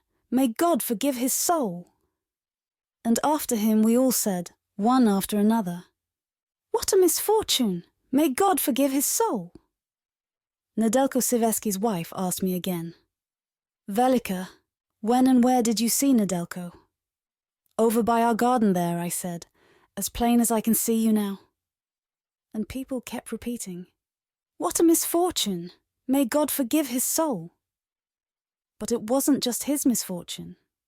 We heard that a lot of people had been killed, 3 or 5 or 10 from every village. It was like pestilence, disaster, fire and brimstone. All the villages were in mourning, and it was like they were competing with each other. You couldn't hear a thing because of all the weeping and wailing. Later, I heard that my brother had been killed too. I cried for him. "It's wartime after all," Misael said to Yoshi. "Bullets fly far and can stray, and they don't know who they're going to hit. And we're no more fortunate than the dead." "I know, but what will become of the pipes? I want to mourn, and that means going without music. But the pipes are my life. What will become of me without them?" Yoshi sobbed and wiped his eyes with his hands and the backs of his hands as well. "Come on, you're not married to the pipes," we told him. But he just moaned, sniffled and blubbered. "Isn't it shameful for me to play when there's a dead person weighing on them?" Yoshi asked. "That's enough of the pipes for me. I'm done with them. I'll throw them into the attic, and the moths can eat them. The mice can nest in them. Pipes that no one blows into are just an old sack, a rag." He went off towards the middle of the village so that people there could share in his sorrow. We followed him with our eyes and kept waiting for Doksim and the tar. "Since I'm giving it to you against the sickness, I won't ask anything for it," Doksim said. "Take it and spread it." We pushed and jostled around the barrel. We scooped and scraped out tar with our hands. Then we ran home, daubed the doors, thresholds and the foot of the stairs. I also dabbed the cow and the calf, the donkey and the dog, 1 dab on the forehead each. The children were off playing somewhere, so I couldn't dab them. And now, may the Lord be with us. Those of us who worked on the road for our bread set off beyond the village of Crest. We went cross-country. No one spoke a word. We walked, gasping for breath, exhausted. We passed the Muranoga meadows and the bridge. At the mineral spring, we were stopped by a soldier. We whimpered like the spring that released its rusty water. "Go back!" the soldier snapped, standing above the spring. "Work on the road has terminated." We just stood there. Frogs croaked from the river. It sounded like a human voice, a person condemned to cry all day. "I told you the road was an escape route for them," Laser the Wise said. "But there's no escape from disease. You can't run from death. Everyone carries their own fate." There was nothing we could do. We returned home. I found Kapinka waiting for me in the yard. "Mama, Mama, Zdravko's sick," she said. "No!" I screamed at her at the top of my voice. I ran into the living room. Zdravko had rolled out a little reed mat on the floor there and lay on it listlessly, neither asleep nor awake. He just opened his little eyes a bit, and there was something in them like smoke or haze or clouds of turbid water. "What's wrong, Zdravko dear?" I called and felt his face. His cheeks were hot to the touch. "I don't know," Zdravko said. "My tummy's turning. It feels all churned up." That hit me like a ton of bricks. I was riveted to the spot. "Have you eaten something bad, perhaps?" I asked, and began to cry. I wept and crossed myself, begging that this wasn't what I feared. I got up and rummaged in the cupboards to see if I could find a spoonful of sugar to make sugar water for him. If the sugar water made it go away, then it'd be nothing. Just a tummy ache. I rummaged here and there, but there wasn't a grain of sugar to be found. As I was thinking how to get some, I heard the chicken cackle. I rushed to its nest and took the egg, wrapped it in my apron, and ran off to Doksim Trancheski's tavern. I gave him the egg and begged him to give me a few grains of sugar in these dire straits. Just a tiny lump, a pinch. "As medicine, to ward off evil," I told him. "I hope you haven't brought me a rotten one from last year," Doksim said. "From last year. This one was laid just now. The chicken's still cackling and the egg's still warm." "You could have warmed it up in your lap," he said, and held the egg up to the sun. He shook it next to his ear and then raised it to the sky again. He squeezed one eye shut and looked with the other. Laser the Wise once said, "Doksim Trancheski's so stingy that he wouldn't even give you his sins." He really was neither fish nor fowl. "Someone brought me an egg from last year," Doksim explained. "I came within a hair's breadth of being shot. The Germans here drink them raw, you know, without breaking them." "How can it have been left over from last year when we didn't have anything to eat last year either?" I asked. Doksim thought for a while, tore off a small piece of paper and wrapped up a little rakia glass of sugar for me. I ran home, dissolved the sugar in a bowl and raised Zdravko's head. He opened his lips with difficulty like a feeble fledgling. "Come on, Zdravko, my dear. Drink this sugar water. Be a good boy," I said. "It'll make you better, you'll see. Soon you'll be in the pink." Kapinka and Zvezdan watched and swallowed. Their mouths watered. Zdravko tried to swallow some of the water, but it was strenuous for him, and he hardly took any. As if he were trying to swallow a horse. His body wouldn't accept it, and it trickled down onto his clothes. I held my hand up to his throat to catch the drops and poured them back into the bowl. Finally, he managed to drink, at the third or fourth go. He swallowed, exhaled, and had a rest, and then drank some more with difficulty. Kapinka and Zvezdan rushed up to the bowl to sip some of the water, but I smacked their hands and chased them outside. I made them take the cow and the donkey out to graze on the verges. I felt sorry for them too. The calf just stamped its hooves and swung its tail, wielding it like a whip. It prodded the cow in the udder, but the udder was empty. If the cow didn't go out to graze, there'd be no milk. I went back inside and waited for Zdravko to recover. I hoped the sugar water would work. It didn't. I went to ask Masa the healer for advice. Perhaps she could help and cast a spell to protect him. In the moonlight, under the millstone down at the dam where the waters separate. There's no cure, Masa said, and words won't help. God no longer listens to my words. Now everything's in his hands. I wept and wailed. I felt so helpless. I kept watch over Zdravko for days and nights on end. They passed by in a blur. I'd stand beside him and then go out onto the veranda. To look up into the sky at the stars and search for signs and omens. The stars looked down at me. They trembled just like my eyes when I blinked to dispel my tears and grief. One star fell over the forest. My God, I thought, it's going to set the forest on fire. But nothing happened. It fell, broke up, and went out above the treetops of the forest. It had lost its wick, blown off by a wayward breeze, snuffed out in an ill wind. Or a melody of Yoshi's, perhaps. They say he went there in secret to play. He'd slip away and hide in some high place, up among the branches of the beeches.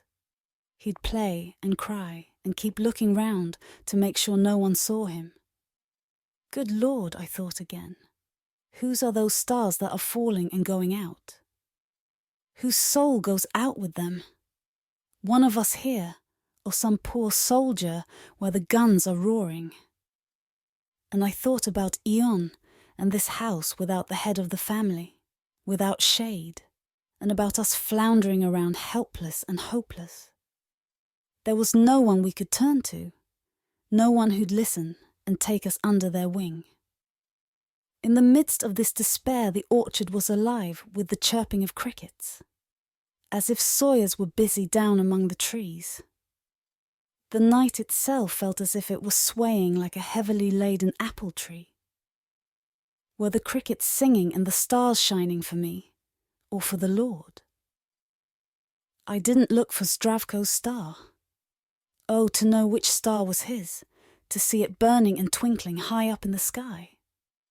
But then I said to myself, it's better if I don't know and can't pick it. Fear is only frightening if you're afraid of it, I remembered Laser the wise saying, and returned to Zdravko. He was in bed, burning, and only his breathing told me he was alive. He didn't move or speak. He was off far away, on the wane, as if he was dead but not yet dead. The sickness added wood to the fire, stoked and ignited it. It wouldn't let his fire go out.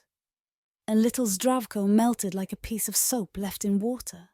He was sick, and I was sick with worry for him. Kapinka and Zvezdan cried for food, but I smacked them and drove them out of Zdravko's room. It was like that from Monday to Friday. On Friday, around noon, Zdravko regained consciousness a little. He opened his eyes, looked to the left and right and gazed around the room.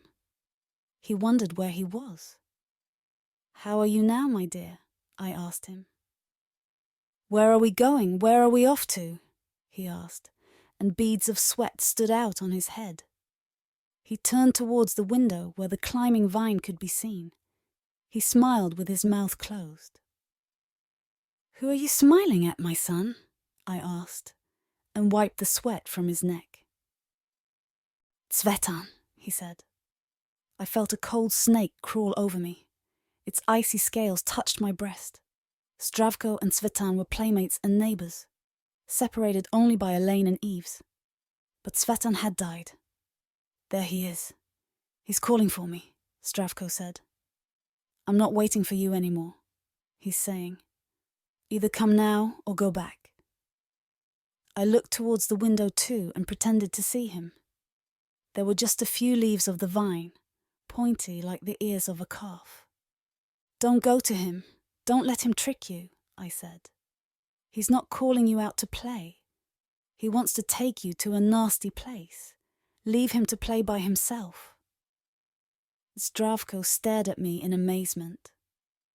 Those turbid little clouds were in his eyes again, wherever they came from. First, they were ragged. Then they settled in him like snow or sprinkled flour.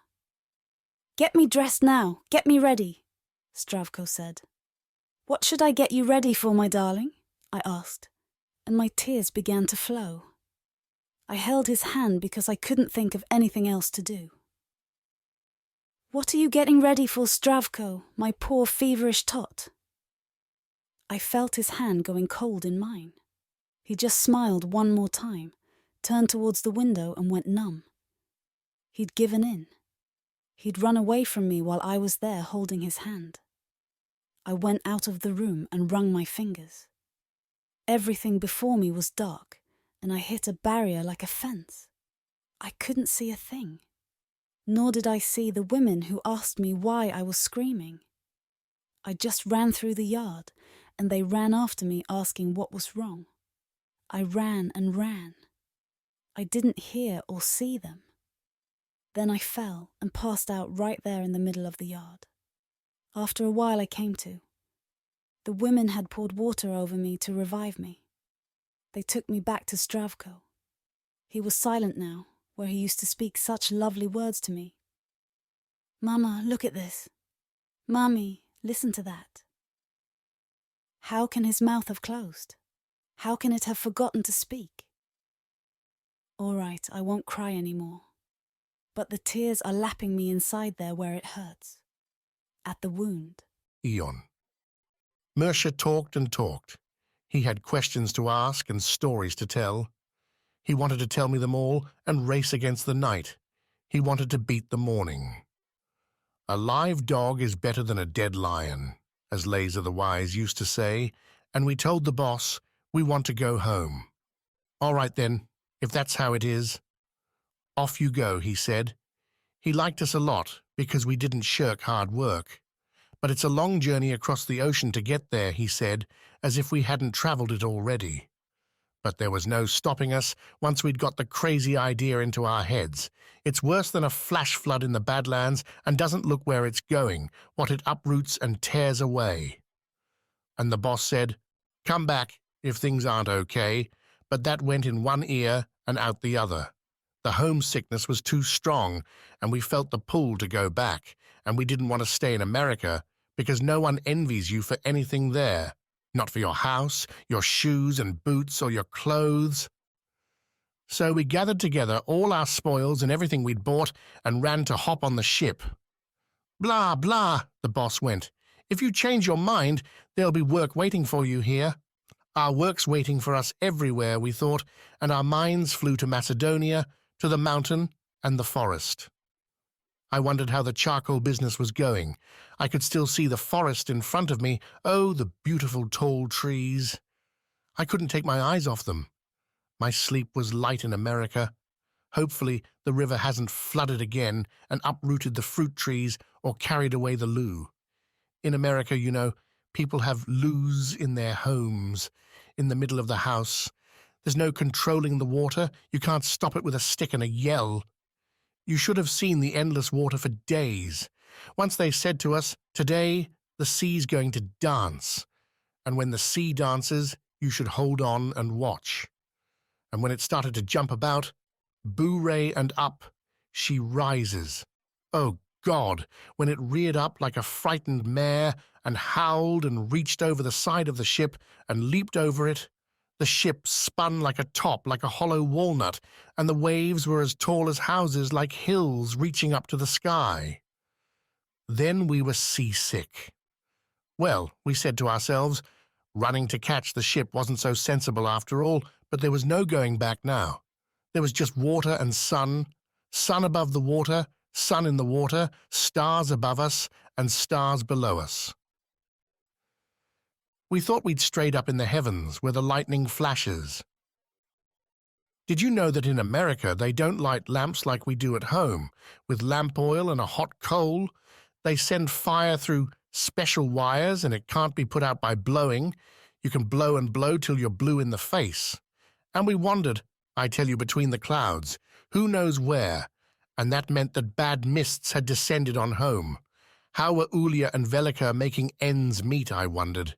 If Goritza saw me now, she wouldn't know I'm her dad, and she'd run away from me for sure. It's crazy, this bloody life of ours. If we hadn't parted because of me, maybe we'd live a better life now, but people shouldn't believe in anything. It's best if you don't believe and don't have any hopes, then at least you won't be in for any nasty shocks. And Mircea went on. The poor are rootless like tumbleweed, Laser the Wise used to say, and there we were on the ship, but it wasn't allowed to anchor in Salonika.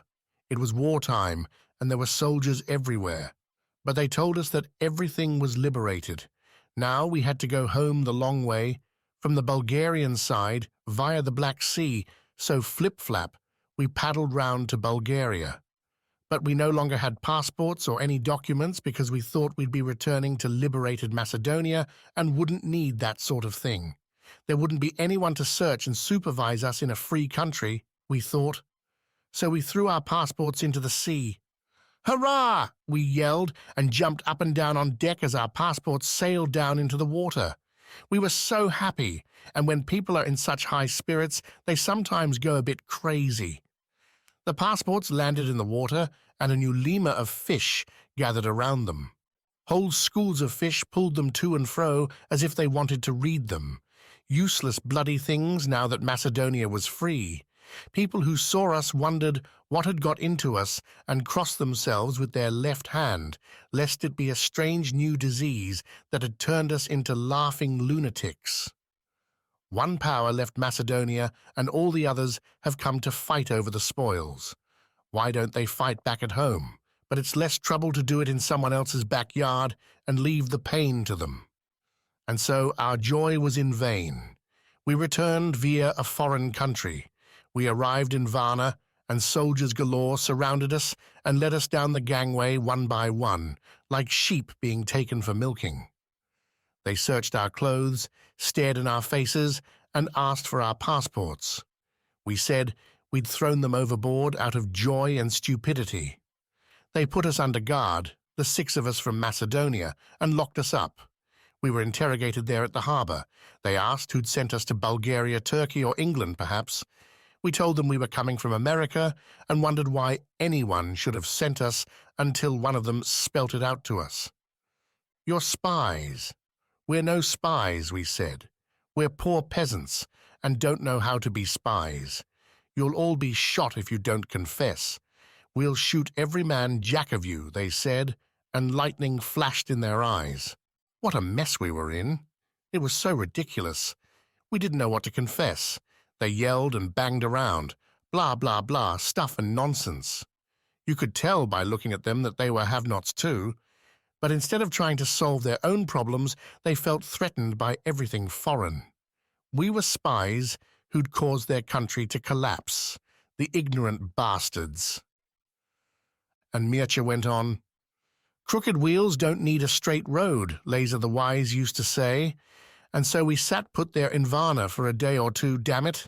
Maybe it was longer, and afterwards they came to get us at gunpoint with bayonets and all and took us to a train. And even before we were put in the wagon, Stevan Dokuz started to snivel. He whined about his wife, children, and the house. I pulled him by the sleeve to make him stop, because his lamenting might make them think we really did have something to hide, and then they'd want to know which foreign power were we hiding it for. That brought Stevan to his senses, but soon he forgot and started snivelling again. I took him by the arm, poked him in the side, pinched him, and he stopped again. They loaded us into a railway wagon for cattle, mail, or grain, whatever.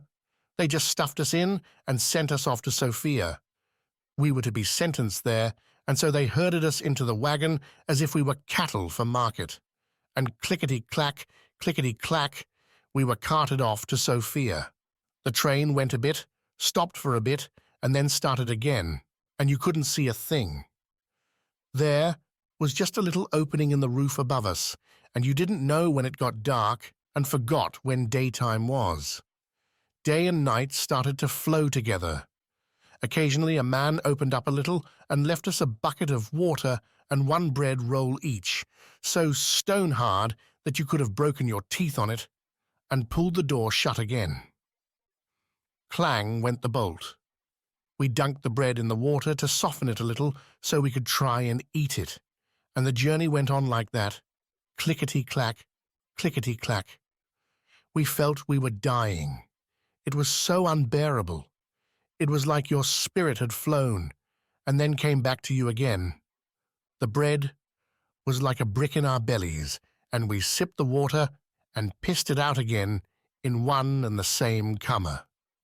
We groped and found a crack in the corner, so the wagon wouldn't stink too much, but there was still enough to stink and bum your eyes and nostrils. So we rustled like mice in the straw and scratched ourselves for fleas. Damn these rovings of ours. "I'm boiling," Stevan said, "right here in my throat." He demanded water, knocked over the bucket, and kept kicking it around the wagon. It hit one of us, and we grabbed him by the throat and fought to calm him down, and the train just kept puffing, rattling on the rails, and that stopped anyone outside hearing much of our yelling. There was thunder outside, which we didn't hear, but a rain came down and rattled on the roof of the wagon like the chugging of a sewing machine. If you've heard one. But how could you have? Sewing at home is done by hand. The rain pelted down and started coming in through that little opening at the top. First it dripped, and then it started coming in at an angle and lots. We were amazed and lifted our heads, opened our mouths, and waited for the water to fall on our tongues. We stood there agape, nudging each other and looking up like storks their nest. The rain beat down, got us to our feet, and enlivened us. But afterwards, we couldn't lie down because the straw had got wet, and all the fleas jumped on us, trying to get under our armpits and throats and into our trousers. They bored into you and drank your blood, or what was left of it, a pale and tired trickle. And the train waddled on like that for 2 days and 2 nights, or perhaps it was less, I don't remember. And Mirsha went on. "Fortune is changeable, but misfortune is constant for us peasants," Laser the Wise used to say. The train stopped, the chains rattled, and the wagon was opened. A light pushed into the wagon, spread and probed for us. It spotted us there with our gummed-up eyes and encrusted mouths, swollen eyes and hollowed cheeks. We were gaunt and dishevelled, with straw and chaff in our hair and alive with fleas. Soldiers herded us out like filthy, mangy sheep. We were as thin as straws and our bones creaked. The soldier who opened the wagon held his nose and vomited, a delicate little fellow, and we walked along and stank. Our clothes stank, our breath stank, even our souls stank. We passed between rifles and bayonets into jail, and there, more interrogations, new ordeals. "Where are your passports?" they'd ask. We threw them into the sea, we'd say. Out of fear of being discovered, they'd insinuate. No, out of joy. It was like talking to a brick wall. We said one thing, they asked another. Nothing would help. We were sentenced to death by firing squad. Me, Stephen Dokuz, Ilya Yovanov, Dobry Zakowski, Joshe Bogeski, and Sila Plevnesh. Stevan trembled and pulled in his heart like a snail pulls in its horns. Big tears rolled down his cheeks and into his mouth, and he just sniffled and swallowed them, and 2 little soldiers with mouse-like faces and tiny eyes like pins came and took everything off us that we'd bought. Shoes, hats, overcoats and trousers, earrings and rings for our wives, pocket watches and money, everything. One took the things off us, the other wrapped them in a large oilcloth and gave us a receipt for what they'd taken. Then they tied up the oilcloth comer to comer and took it away. Goodbye to everything we'd earned. We sat down and no one could sleep. As of tomorrow, we'd have plenty of time for sleeping. Just one more night of life, our eyes flashed as we asked each other who threw his passport first. We all did, Sile said, and put his hand under his head like a pillow. He wanted to sleep, so he wouldn't die tired. "It's a long way to heaven," he said, "and you need to be rested when you give up the ghost." I don't want anything except to eat my fill for once and stuff myself, Stevan said, and began whimpering again, and his tears rolled and rolled. Stevan was sincere in crying and in eating. He could never get enough to eat. He was a real glutton, an eating machine, as greedy as a goat. I can't help thinking of food, he said. I think of the luscious green forest at home, and every night before I go to sleep, I think how great it'd be to be able to eat it. Oh, to be like a goat, and to stroll into it at Zygazitsa or Chuchka, or even lower down at Zadmartinets, and start tearing, browsing, and chewing, mowing through it. I'd fill my belly, have a good drink of water, and lie down to have a nap under huge, broad beech tree that fan me and protect me from flies and the sun. And whenever I got hungry again, I'd just keep browsing, chomping, and chewing like a caterpillar. And by the time I came out at the top end of the forest, tender, new growth would already be in leaf below, lovely and juicy like lettuce. Shoots and sprouts would come out, and all I'd need to do would be to move a bit and keep eating.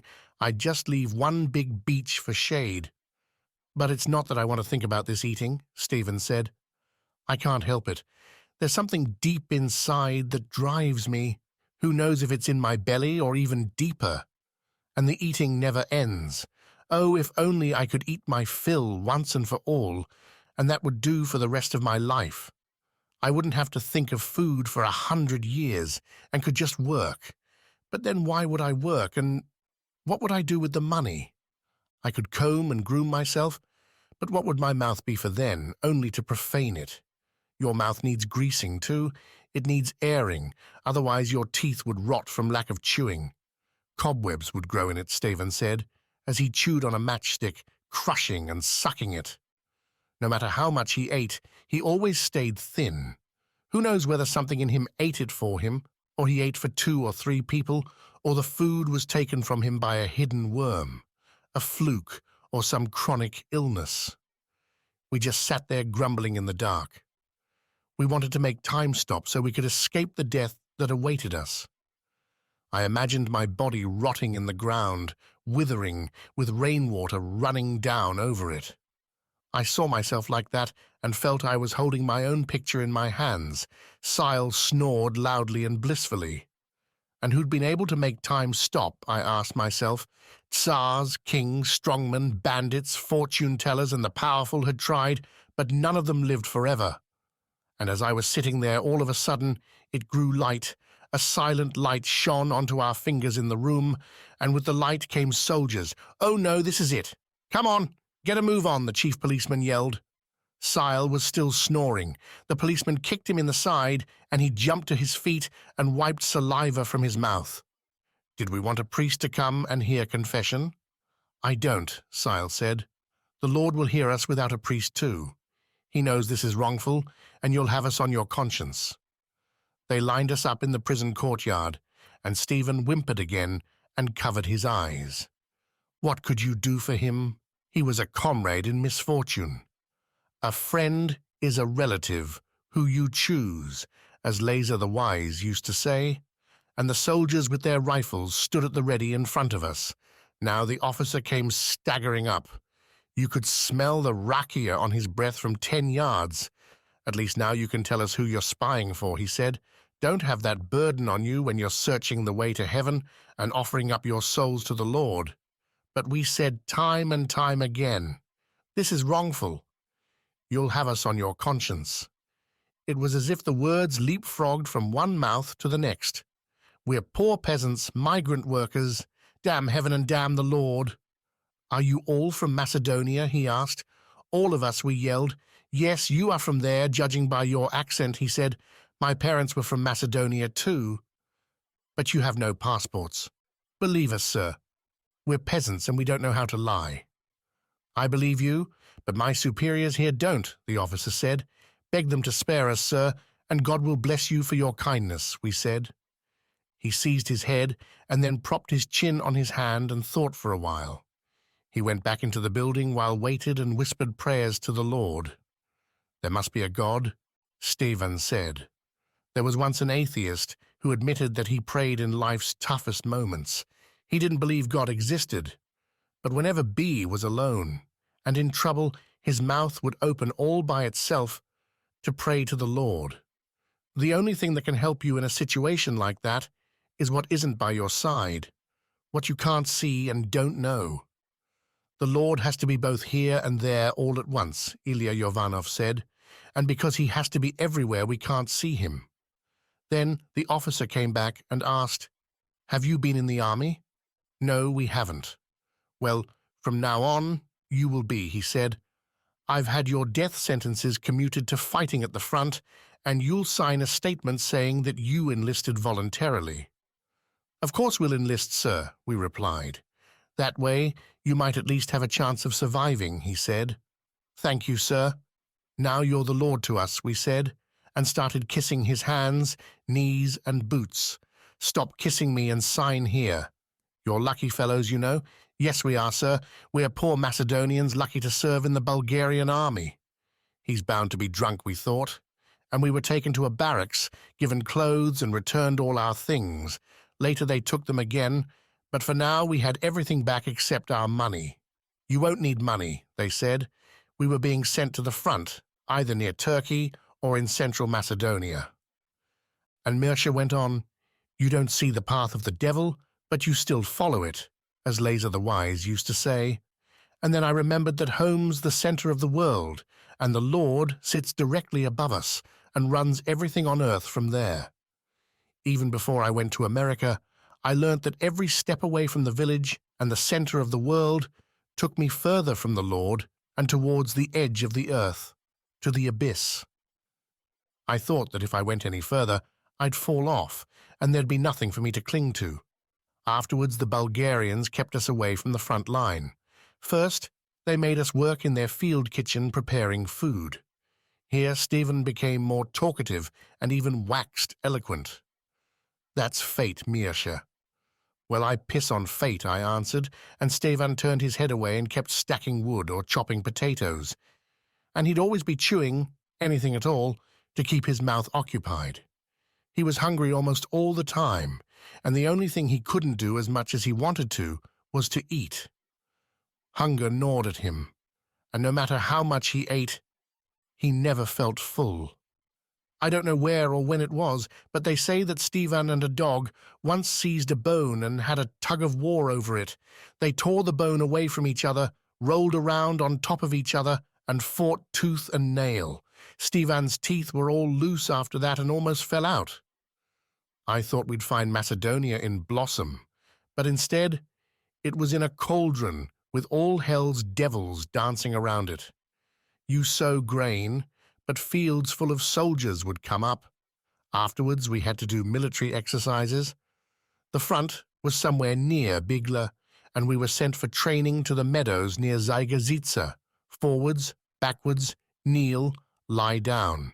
And the commander, a good-natured fellow by the name of Blagoyev, would come up to us and the others in an encouraging way.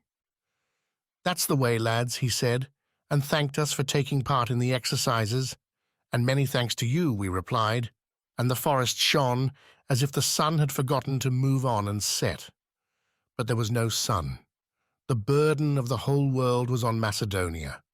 Here we learned all the modern means that countries have for making war. First, we fought against the Greeks and the English. We were in the trenches day and night with our full equipment and weren't allowed to sleep. If anyone was caught sleeping, he'd be tied up in the sun, provided it was sunny and not raining, and left there to rot. He couldn't move, and the flies and the heat bored into him, and he'd rot. In Ceres, we demolished houses to make trenches, and the countryside was deserted. The people had fled, and our trenches ran along the railway line because the field was under water. There was an outbreak of malaria, a really bad fever, and every morning a fellow came to us in the trenches and gave us quinine. We drank the bitter stuff like rakia, God was it bitter, and they gave us bread made of corn. It was so heavy you could have killed someone with it. And sometimes they'd cook bean stew, but there were no beans in it, just a few grains that somehow ended up in the swill. One day, The regimental commander came along on a white horse. It moved so magically and beautifully, like a Pegasus that never touched ground. They say it had been captured from the English. He came and ordered the commander of the company and the other officers to move back from the soldiers, so they all moved back 200 paces or so. And the regimental commander asked us if anyone had any problems or complaints. One soldier came out of the trench. Riste was his name. He'd always kept to himself, quiet and dull, never said a word to anyone. And after being silent for such a long time, geez, now he was going to speak. "I have a problem," he said. "My regiment made a mess of things, and me and the others have been sentenced to 7 years' imprisonment after the end of the war, and that although I've been given a watch for bravery, before the sentence was delivered, Rist had been instructed for a whole week by a lawyer in Skopje on how to appeal and deliver his defense, how to present himself to the tribunal and lodge a complaint. I was on sentry duty, but wasn't there when the massacre took place," Rist said, and told everything as it had happened. And after he'd spoken, the commander said, "We acquit you of the charge, and you'll get confirmation in writing within 15 days." And Rist saluted and returned to his trench. Afterwards, others spoke, and who knows what had bitten me. I stood up too. "What'll become of Macedonia?" I asked. "Macedonia is wide and broad, and at the moment there is no solution for Macedonia," the commander said. "The solution depends on you, and on all of us." "Thank you very much, sir," I replied meekly. Yes, meekly, although the stallions of the region were fighting it out, and it was the poor donkey at the middle of the fray that was going to suffer. "What's your name?" the company commander asked. "Mirsha Meglanov," I said, using the Bulgarianized form. From then on, I was in his bad books, the bastard, and he made a point of giving me difficult and dangerous jobs. He sent me out on scout duty when it was cold, through seas of mud, or where bullets were whistling past my ears, and once he made me and Stephen crawl up to the English trenches to reconnoiter. We were to try and hear what they were saying. And as we went, we made a line of little sticks with string running between them to prove we did it. And they sent a Bulgarian with us to keep an eye on us, the little lickspittle. He was a coward, and only came part of the way before stopping. "I can't go any further. I don't want to fight everyone," he stuttered. "Don't tell us you want us to choose your enemy for you," we said, and kept moving. We urged him to come with us, but in the end, we moved off without him. He stayed behind in the muddy field while we approached the barbed wire and the trenches. We heard men talking, but didn't understand a thing. Words whistled past our ears, but we couldn't tell if it was English or Greek, so we crawled back the same way and found the Bulgarian where we'd left him. We could have killed him right there, but no. He was a human being after all, we thought. Perhaps he'd drag you back if you got wounded. "What are we going to do with you now?" we snarled, drawing a knife. "And what are we going to say about you when we get back?" And he went, "I beg you like brothers, please don't. They'll shoot me if you tell them." And he stuck his head beneath our legs and fawned on us like an animal. I was so frightened. He groveled, "Please don't tell them. I was scared to death. The fright made me trip and I couldn't move." A coward is always a coward, we thought. And then he kissed the knife and pleaded for his life. Later we caught 2 Greeks, and they told us that we were to be attacked by 2 regiments, 1 Greek and 1 English. So that night we started laying mines all around. We dug holes and filled them with crushed stone and gravel, and in each charge we wired together 5 grenades. Then we connected all the charges with 1 wire. And when the soldiers approached, we detonated the grenades, and it really mowed them down. The whole field roared, and the sky shook like it was going to fall on our heads. There was a drawn-out wail, like the groaning and weeping of a small child, and the soldiers were cut down. Some fell screaming, "Ow! Ow! Ow! Ow!" As they died. The gravel hit them in the eyes and blinded them, and others dashed to and fro seeking cover. After that, Only 80 men were left alive from the 2 whole regiments. I took the boots off a dead Englishman, but the NCO saw them on me as I was going around and stared at them. He hadn't lost any boots, but he wanted some.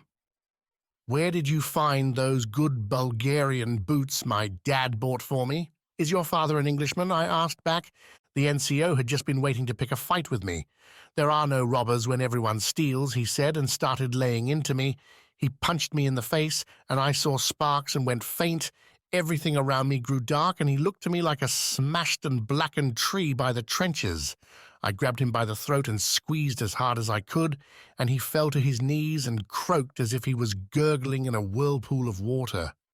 Bubbles came out of his mouth and nose. His eyes popped out like fallen walnuts, the bastard. And then I remember there was a blow to my head and a sound like glass breaking in my head.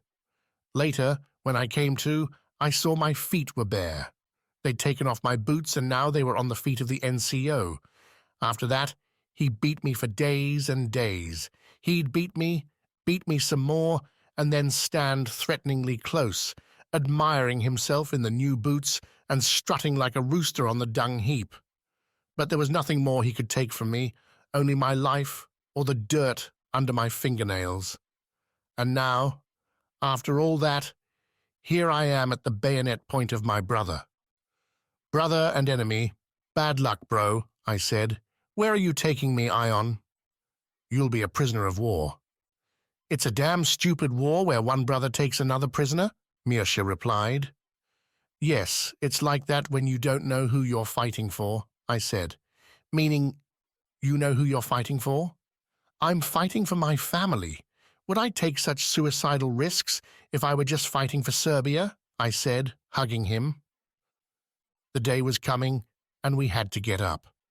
"Let's go, it's dawn," Mirsha said. But I'd changed my mind. I took my hands off his shoulders. "Run for it!" "Where to?" Mirsha asked. "Back to your people." "They're not my people, and these here aren't yours," he continued. "Get on with your job, Ion. A lot of us are surrendering because of lack of food. Maybe we'll get more to eat as prisoners of war." "If that's how it is, come on then, dear brother." "That's how it is, brother," he said. "We're more likely to be heading for heaven than for home or anywhere else on earth," I said. And instead of giving me leave, Captain Mirkovich made me a chief courier and put me in charge of food supplies. Velika. At harvest time, it thundered in the clear sky. Everyone in the village was threshing the grain as best they could. Some just beat the sheaves by hand. Others harnessed up a cow or a donkey. There were no horses anymore, and it would crush out as much as it could with its worn-out hooves. It was wretched hard going for everyone. You'd spend the whole day running around the central post of the threshing yard and treading the stacks of sheaves until you'd reduced them to straw and beaten out the grain. And this rumbling in the sky frightened us. The swallows were flying low, and the flies and fleas were persistent and biting with a vengeance. The sun, too, was frightening when it was so big and blazed so fiercely, and that could make the rain come. Rain came unexpectedly. It'd pelt down and ruin the grain you'd harvested in the fiercest heat, hot enough to melt iron. The sun stood motionless in the middle of the sky and beat down. It crushed you underfoot, thrashing you as you threshed. You worked away in the midday sun and cast no shadow. It would be long until the heat became bearable. You felt you were alone on an earth gaping for water. Sweat poured from your head, ran into your eyes and stung. You were dripping like a wet sponge and constantly turning round to drink from your pitcher. But the sun drank from it too. You shared it with the sun. And when it thundered in the clear sky, people stopped for a moment. Some said it meant the hazelnuts would be hollow. Others predicted a long and cold winter.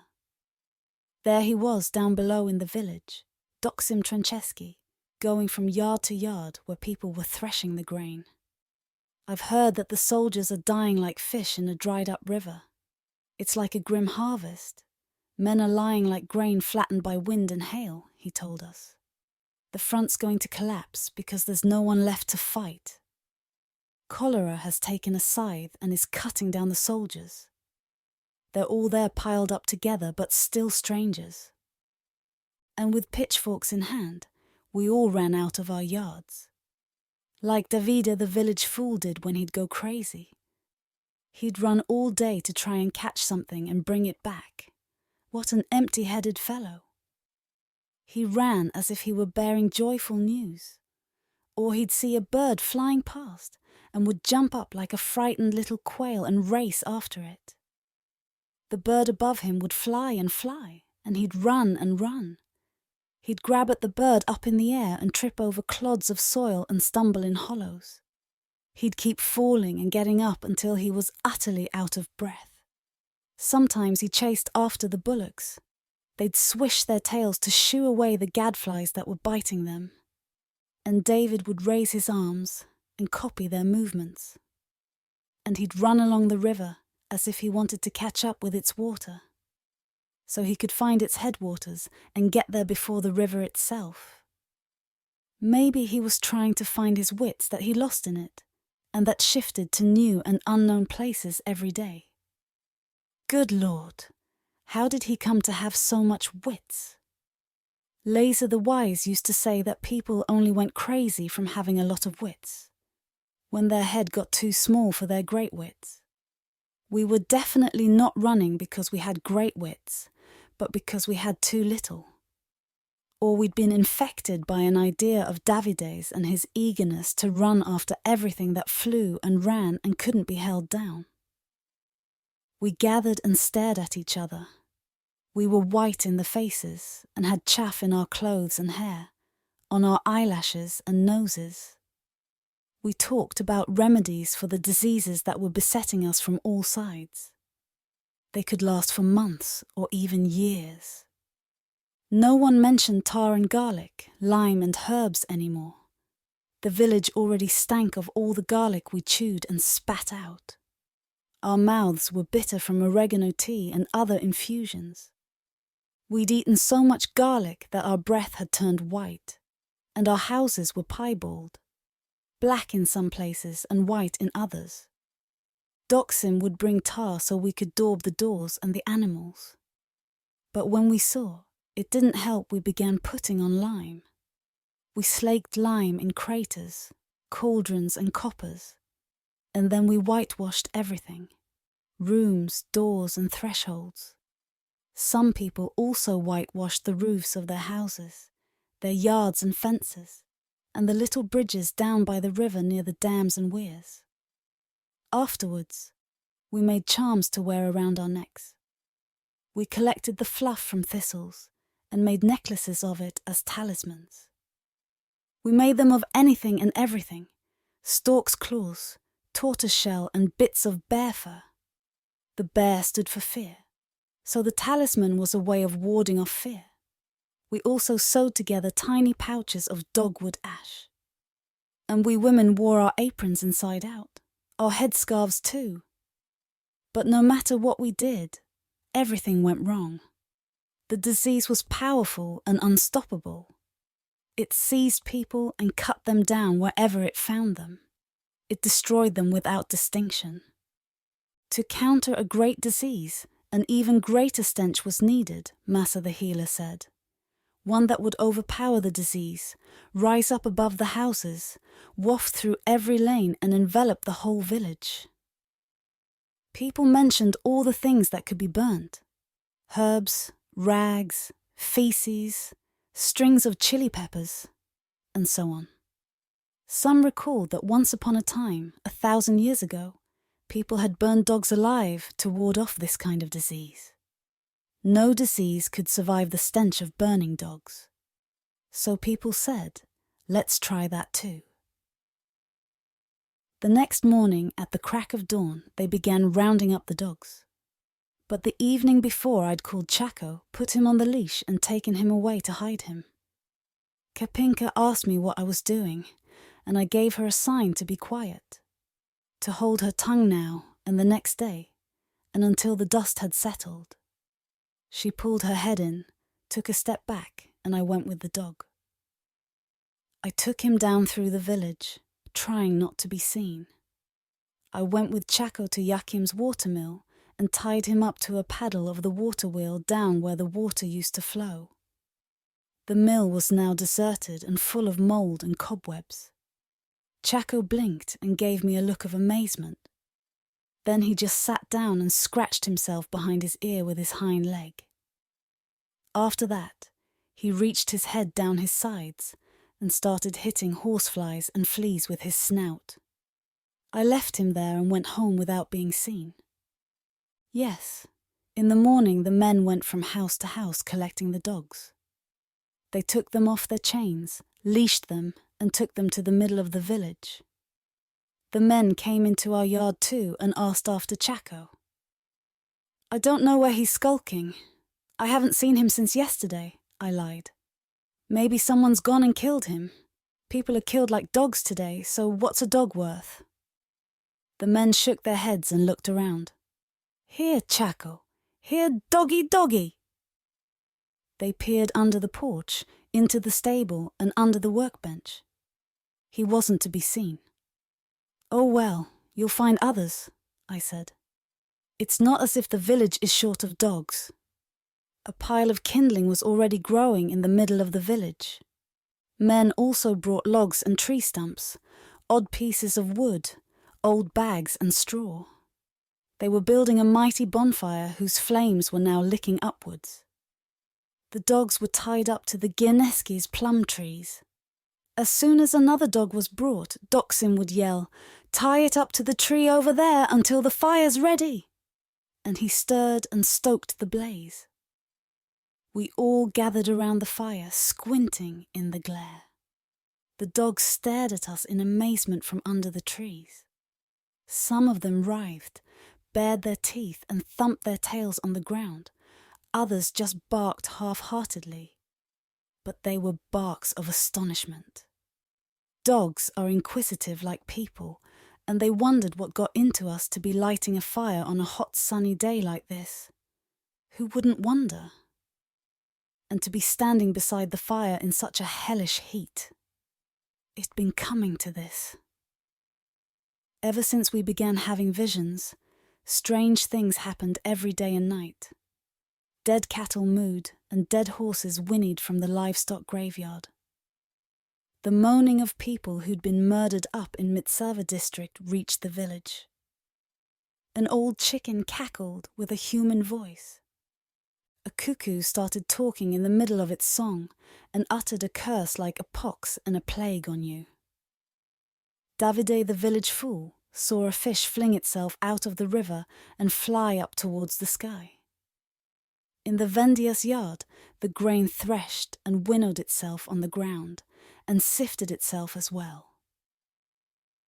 Marsa the healer said she'd wiped away tears from an icon of the Virgin Mary in the alcove. She undid her headscarf and wiped away the tears. And I heard Yakim's watermill turning with my very own ears, although there was no water to make it turn. I'd tied up Chaco, and just as I was about to leave the mill, I heard a noise. The millstones were turning and grinding, without water. When I looked back, they ground to a halt again, as if the dam had dried up at that very moment. I peered in to see the dog again, and it was still there, ridding itself of horseflies and scratching for fleas. Now the flames crackled, climbing higher and higher and engulfing the pile of wood. Davide raised his arms and jumped around the fire like a carol singer at carnival. You thought he'd take off with the smoke. Doksim stepped back a little and threw on more wood. Fences were being pulled down and thrown on the fire. Smoke billowed and flames leapt up. The fire crackled louder and seized the wood, like a hungry person devouring mouthful of bread. "Daub the dogs with tar and throw them into the fire," Doksim ordered. "We should kill them first," Yoshe the piper protested. "It would be a sin to burn them alive." They have to be burned alive because maybe they harbour the disease, Masa the healer said. Oh God, I gasped. Is the fire going to burn us or the sun and sickness? If I weren't in mourning, I'd take my pipes and play day and night, Yoshi said. I'd deceive the disease. I'd make it close its eyes so it wouldn't be able to see anyone and come up to anyone. I'd put it to sleep. No, Yoshi, it'd play tricks on you. You'd be the one put to sleep, the women replied. So deep asleep that your tongue would hang out and your eyes would roll. Damn and blast the disease, went Yoshi. Nothing can withstand my pipes once I start blowing them, but instead I'm in mourning and have to be quiet. I'll have to grin and bear it. Who knows where the disease is lurking and who it's going to strike next, said Ulya, my sister-in-law. It could be that it's hidden in the sleeves of your clothes, under your headscarf or in your hair, and is laughing at you, Masa the healer remarked. The fire was blazing at its height, and the logs and branches in the bonfire buckled and cracked. Everything around it was aglow. Houses, trees, and air. Oh dear God! The air was so hot that it felt it was going to come down on top of us and bury us in glowing embers and ash. The air crinkled like a mirage, curling and swirling before falling down. It fell on our heads, came out through our mouths, and made us pant with exhaustion. The dogs stared, dug at the ground and stuck their heads in the holes, trying to escape the heat. Poor dogs, if only they knew what was in store for them. To think we'd been through thick and thin and shared our last food with them. How many times had we looked at the bread together? You pulled one way and they pulled the other. We shared. Afterwards, it'd lick your hand like it was kissing you and would put its forelegs up in your lap. It'd wag its tail for joy with a swish-swish like a haymaker's scythe. All the dogs except Chaco were now together, including the Sharkovsky's brave hound that wouldn't let a wolf or fox come near the village. Twice they sold it, and twice it came back, from over the hills and far away. Then there was the Vendias dog that understood more than a person did. It knew how far their yard went up behind the house, although the fence had been taken down. It even knew which fruit tree was theirs. And if you dared to trespass and take anything from around the house, it'd leap at you, bowl you over, and cling to you. It wouldn't let go until Duko came and called it off. There was also Andrei Shapandrik's hunting dog that could go off and come back with hair to lay at your table. It was a pleasure to listen to when it began to hunt. It would bark without let-up like a peasant woman singing on the hillside as she harvested. It never flagged or failed. During a hunt, it always flushed out the hair in front of your rifle, even if it had to go to the back of beyond to find it.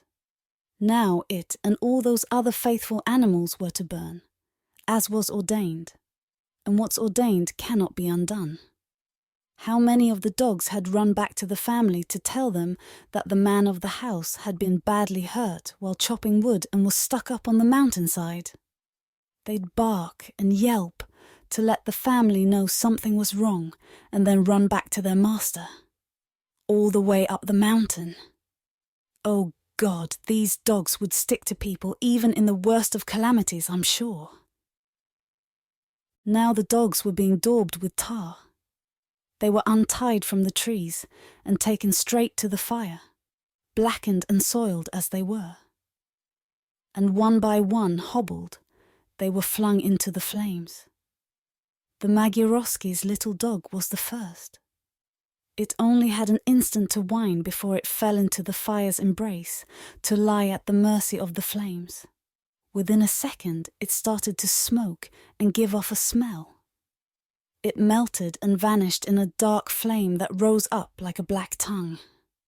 A pregnant mist.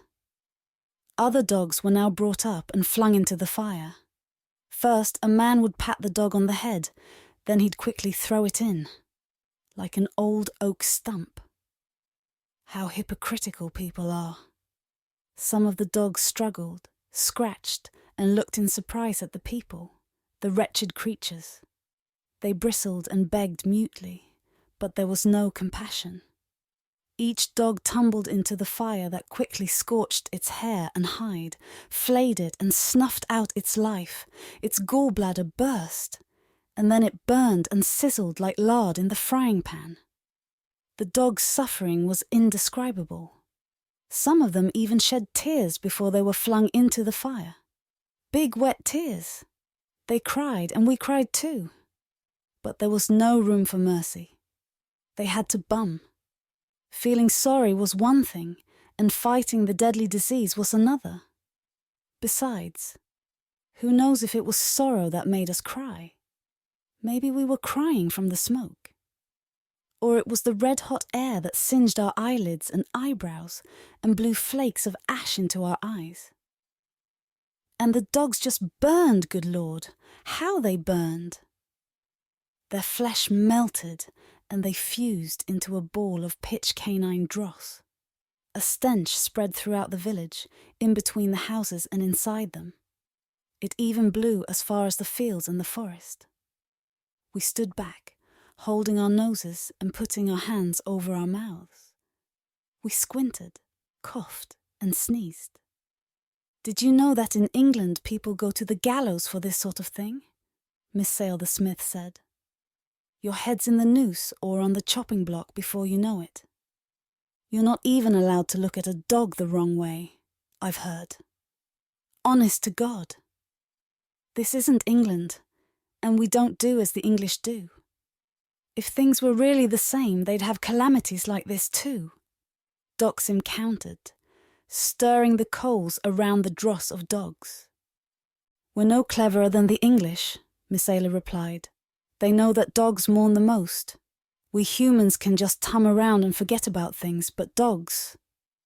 There are dogs and dogs, Doxim said, stoking the fire some more. True, but there are dogs that will lie on your grave and pine for you without eating or drinking.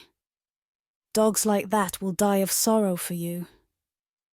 Preoccupied with the dogs, we didn't notice that the afternoon had passed and the day was almost over. The sun went down behind the upper church and shed its last rays on the incredible scene. The fire burned low, but the stench stayed in the village. I don't know exactly when it was, but several nights after the burning, we heard the howling of dogs from the middle of the village. We woke up and peeped out at the huge heap of ash and charred bones, but there was nothing to be seen. We couldn't get the fire out of our minds. It came to us in our dreams and in reality. As a vision. Sometimes a fire started rolling down from the far hill, near Melakin up on the mountainside. It descended towards us here on the sunny side like a burning bale of hay, rolling and growing in size as it headed towards the middle of the village. It came down as far as the Antonovs, and stopped there by the little church like a burning haystack. Its light danced about the houses and along the lanes and dams and blinded us. At other times we saw the fire as a burning sheaf of wheat wandering through the forest, but it didn't set it on fire. It crossed all the streams, climbed into the sky and came down over the village again, right to the middle of the village. It shone at us and showed us the dead dogs with banging jaws and melting eyes amidst the mass of charred bones. After that, the sickness seemed to have taken fright, and people continued bringing in the harvest. The whole village felt relieved, and we all said, "Thank goodness, the Lord has seen our sins. He's shown mercy and forgiven us."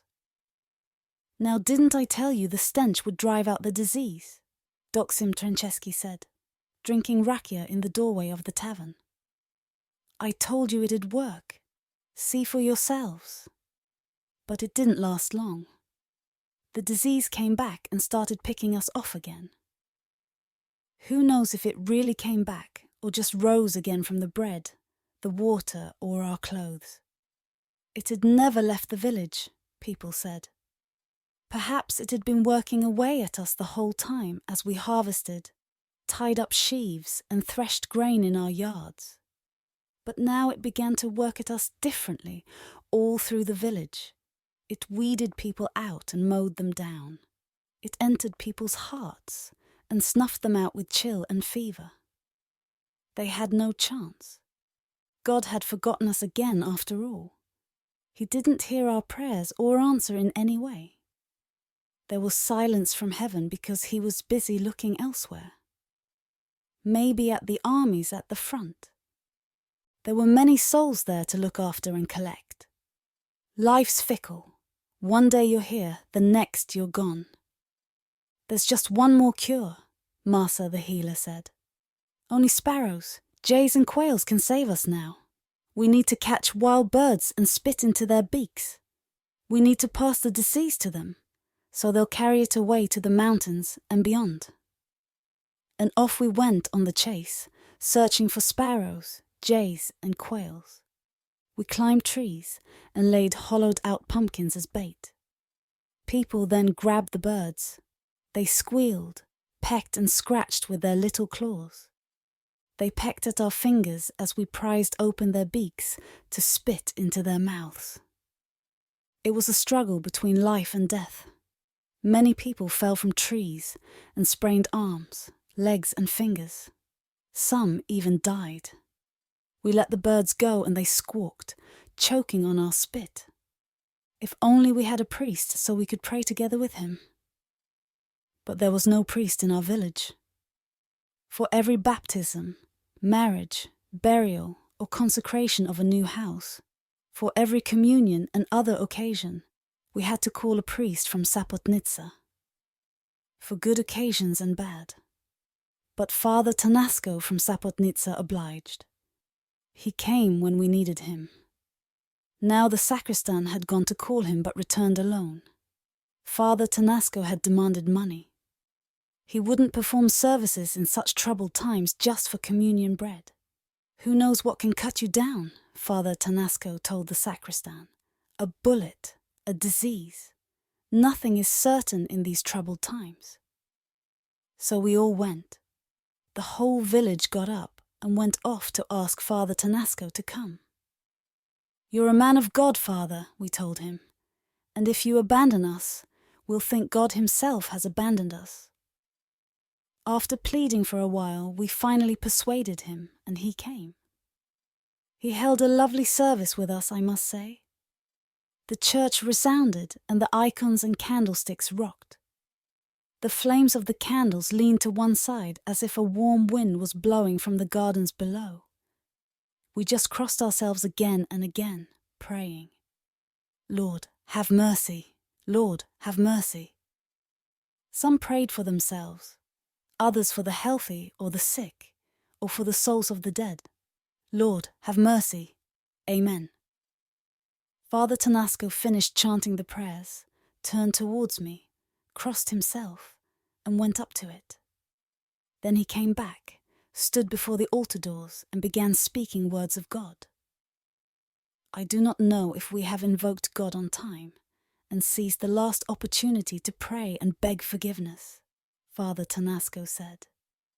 But it is our holy duty to pray, and not just here in church. Do not keep your prayers only for these walls where the Son of the Lord and his apostles are looking down on us. Our prayers must be on our lips everywhere and at all times, before we take up the sickle and the hoe, the plough and the axe, before every meal, when we awake and before we go to bed, everywhere and at all times, dear people of God. For the Lord is everywhere and watching at all times. These wars and these diseases are the work of God. We are his faithful flock, and it is ours to suffer and endure his punishments humbly and obediently. I do not believe that all people are equally tainted with sin, but we all suffer in the same way. Dry branches will burn, and green and tender ones caught between them will also burn. That is how it always was, and that is how it will be. Behind me, Nedelko Seveski's wife put her mouth up to my ear. Did you really see Nedelko that time? Or were you just dreaming, she asked. Cross my heart and hope to die, I replied. I'm so sad that I didn't see him too, she said. But do not despair if you are innocent before God, Father Tanasko continued. If you praise Jesus and speak his name in all you do, those who repent will go before God cleansed of sin. We are a small people, and although we cannot defend ourselves by force of arms, we will defend ourselves with the Lord. Our prayers will cleanse our souls and save us from all sickness and disease. The path to salvation is hard because there is only one path. But the most important thing is that the path exists. May the Lord be with us, for this world is of his making. Why then did he leave so much evil in the world? Duko Vendia broke in. The ways of the Lord are inscrutable, incomprehensible to the human mind, Father Tanasko replied. God helps everyone, but he is not always able to help everyone because... Suddenly there was a violent gurgling cough. The church echoed and shook. We shook too, churned up like choppy water. We all turned to see who was coughing. It was Donches Bikoski. He was rocking from side to side and gripping his chest. His eyes watered, his nose clogged up, and his face and ears turned a bright red. Soon they started to go blue. He seized up. Something was rising inside him from the heels upwards and tore up through his chest and throat. Poor Donches Bikoski. His cap dropped from his hands and he just gripped his chest. Then it was as if something struck him. His arms dropped limply by his sides. He couldn't pull himself together and stop coughing. Several people grabbed him under the arms, and others patted him and gave him water to drink. And everyone looked at each other in fear. Why, O Lord, did you make so much fear in the world? Father Tanasko struggled to speak, and there was a tremble in his voice that cut short his words. He no longer seemed sure of what to say, as if he didn't believe it himself. I was very frightened too. Father Tanasko's fallen out with God, I said to myself, and no one trusts anyone else anymore. We stood there in silence, glancing at each other, and our skin turned to gooseflesh. A strange chill ran down our spines. No one said a word, but you could tell that everyone wanted to ask if the disease was able to enter a church and attack us before the eyes of God. And if the disease had already been in the village, and one of us had just brought it on their shoes, clothes, or breath. We looked at each other like that for some time. Father Tanasko was silent with fear too. He was an ordinary man after all, and knew what hurt and what didn't, what was sweet and what bitter. He didn't say he was afraid, but the fear on our faces could also be seen on his. A shadow of dread. Be brothers and SS sisters in God, Father Tanasko said, pulling himself together.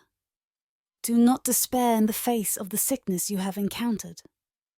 For despair only encourages the devil and our enemies. Our people have endured slavery and many misfortunes. And this one too we must endure. It is hard, verily, but we must not flee from what is hard, because it too is God's design. God loves those whose souls he takes. Time goes on and does not stop, and God's will, in time, will heal all. The people who'd taken out Donches Bikoski came back into church and crossed themselves. May God forgive his soul. Is he dead? Father Tanasko asked. Yes, Father, they said. He shook, his face went black and his head drooped. May God give him a place among the just, he pronounced. He's bound to have been sick when he came, the sacristan said. Bury him as he is and don't change his clothes, Father Tanasko directed, and from now on eat just Lenten fare. At my next coming I'll administer you the sacrament.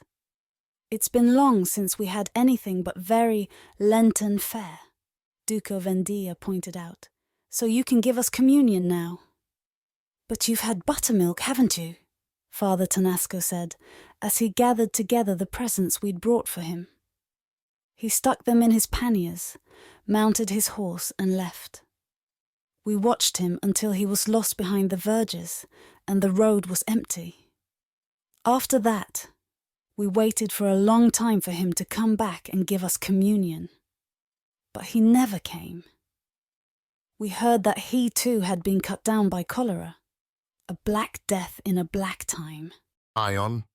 It was winter, and we were idle most of the time. We played triple jump, held stone-throwing competitions, and wrote letters home, and kept digging ourselves in, building barriers, laying obstacles, and burrowing like moles. The officers just drank and played cards. Some of them were so drunk that they came to the front line and picked up soldiers at gunpoint to play cards with, the grand Serbian army. "I don't know how to play," I said. "You'll learn, or you're dead meat. Sit next to Zivagin." "I don't drink." "Don't be a bore, have a cigarette." "I don't smoke," I confessed. "Today you will, and that's an order." "Yes, sir."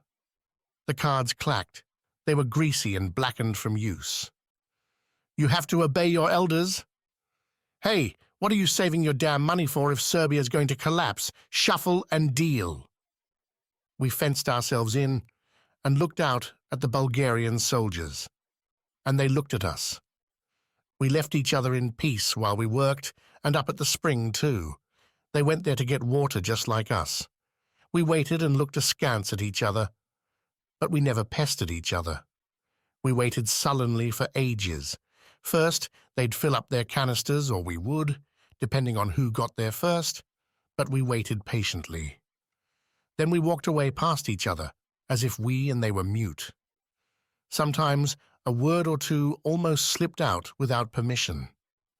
You wanted to ask for a cigarette or a light, or ask them what their grub was like. Ordinary human things. But you controlled yourself and held your tongue. You turned your head and let your gaze wander away into the distance, where there was nothing to see. An eagle flew like eagles do, high up above the trees, over the forest. You knew what a nasty place the forest could be in wartime. There were all sorts in the army, the good and the not so good. Some officers would get drunk and go around the villages with the soldiers thieving, plundering, and attacking the women. The women screamed and scratched the soldiers, begging and swearing in the same breath. They tried to tear themselves away from the soldiers and rolled their eyes. The soldiers would rape some of them and beat others until they were crippled. And various taxes and duties would be levied on the households. I can't remember them all. For the Red Cross, for defense, and so forth. The officers took the money and shared it amongst themselves. All sorts of vermin crawl the earth. Every day you heard, "Wow, what hips," and boobs like melons, ooh. You just want to grab them and see them wobble like jelly, ooh. Afterwards, things settled down a bit. The English and the French began supplying us regularly again, and there were places where things could be bought. Captain Mirkovich frequently sent me to Vodun, which the Greeks call Edessa, to get food, drink, and oil for lighting, mainly from the merchant Grigor, the grocer. I bought oil, live sheep, lard, soap, honey, salt, eggs, figs, olives, sugar, and wine, as well as Greek rakia, a kind of coffee made from roasted barley and rye, and candles, and all the other essentials. Rakia and wine were for the officers, but sometimes we got to drink some too when it was a soldier's name day. He'd take a candle and 2 or 3 flasks of rakia, light the candle in the trench, and invite us to drink with him. He'd drink to our health and good cheer and give us some of the booze. We'd drink and guess when the war was going to finish, and we told each other what we were going to do when we got home. If we got home. Simple lives, simple minds. The candles burned in the trench. We cupped our hands around them.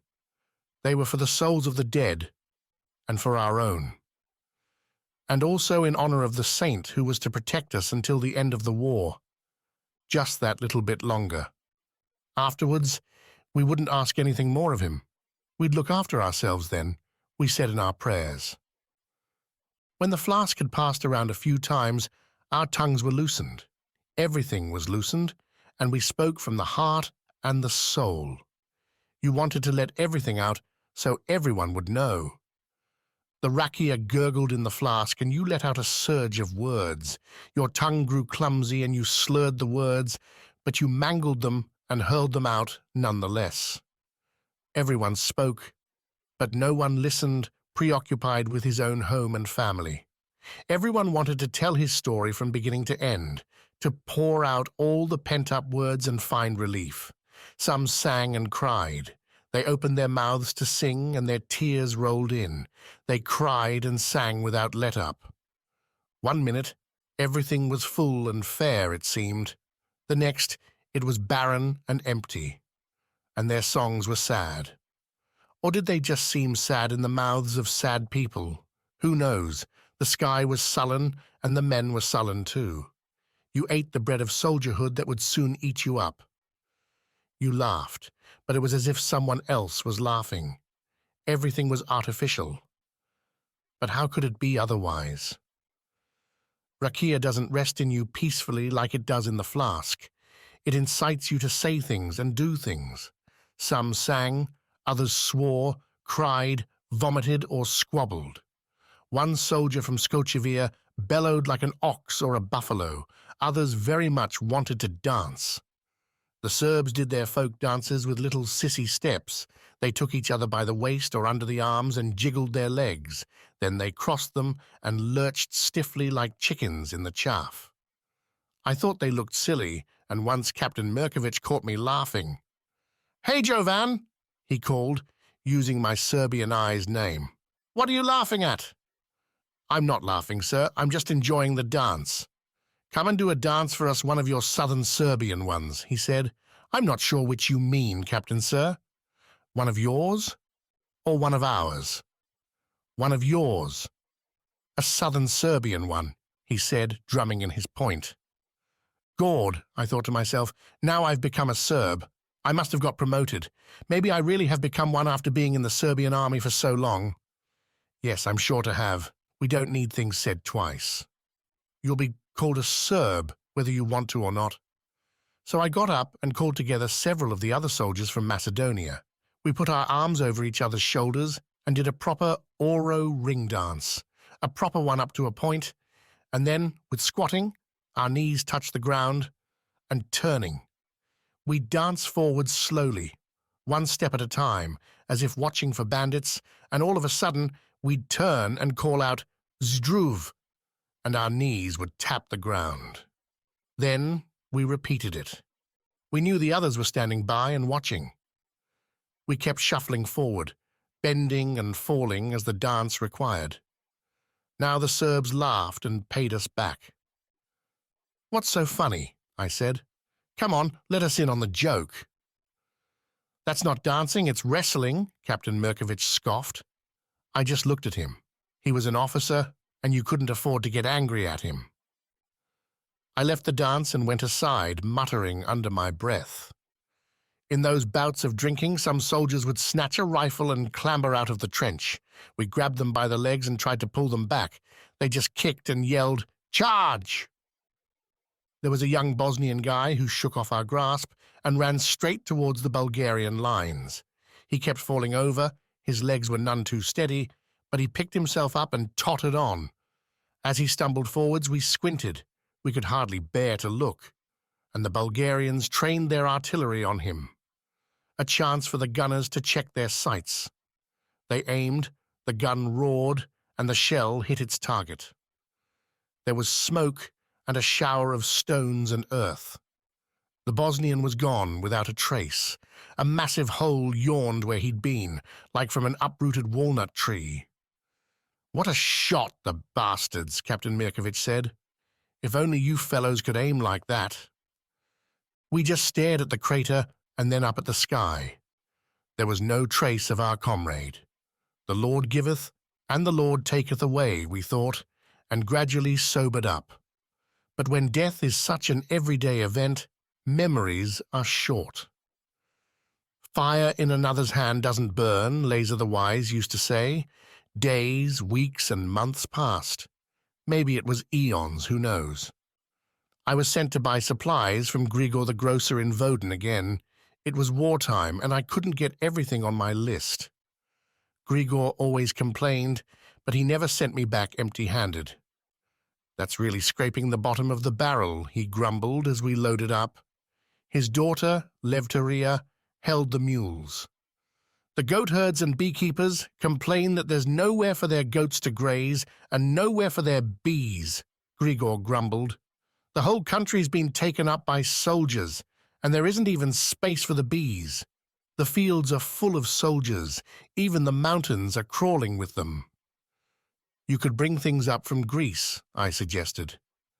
"There's no war down there." "Greece is a poor country," Grigor said.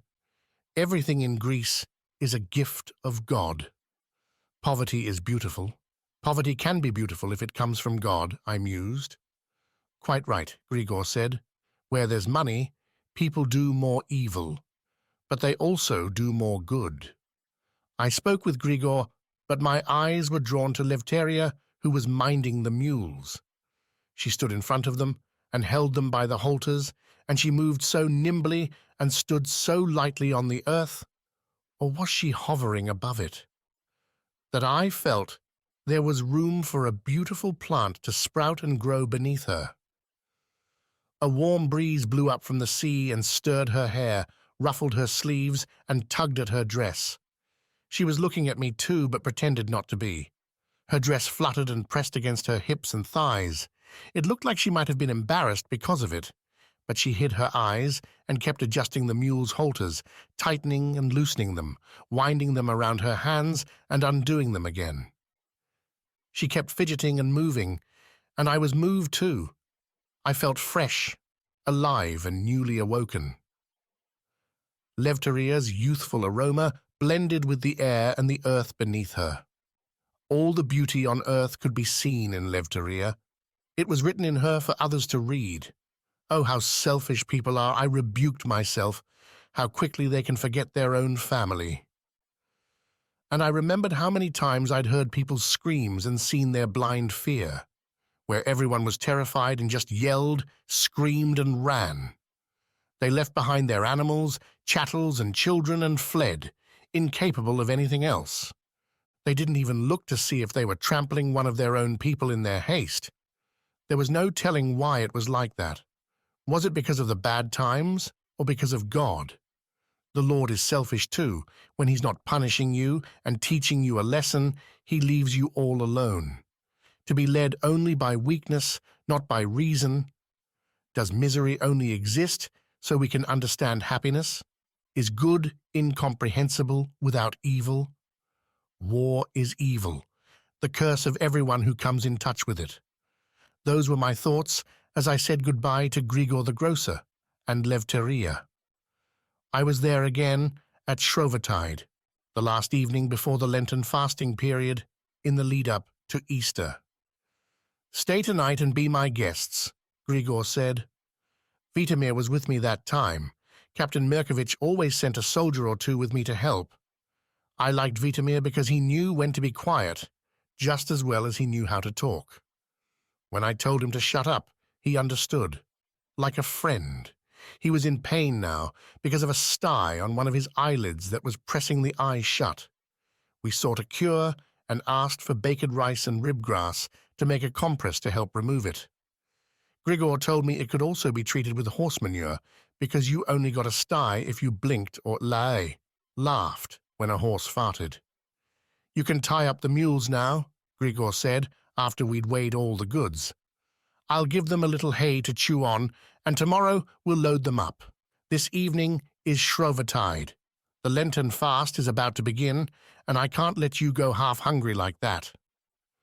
So we followed Grigor into his house. A hungry hound doesn't need showing a bone. Grigor led us into a guest room, its walls as white as eggshell.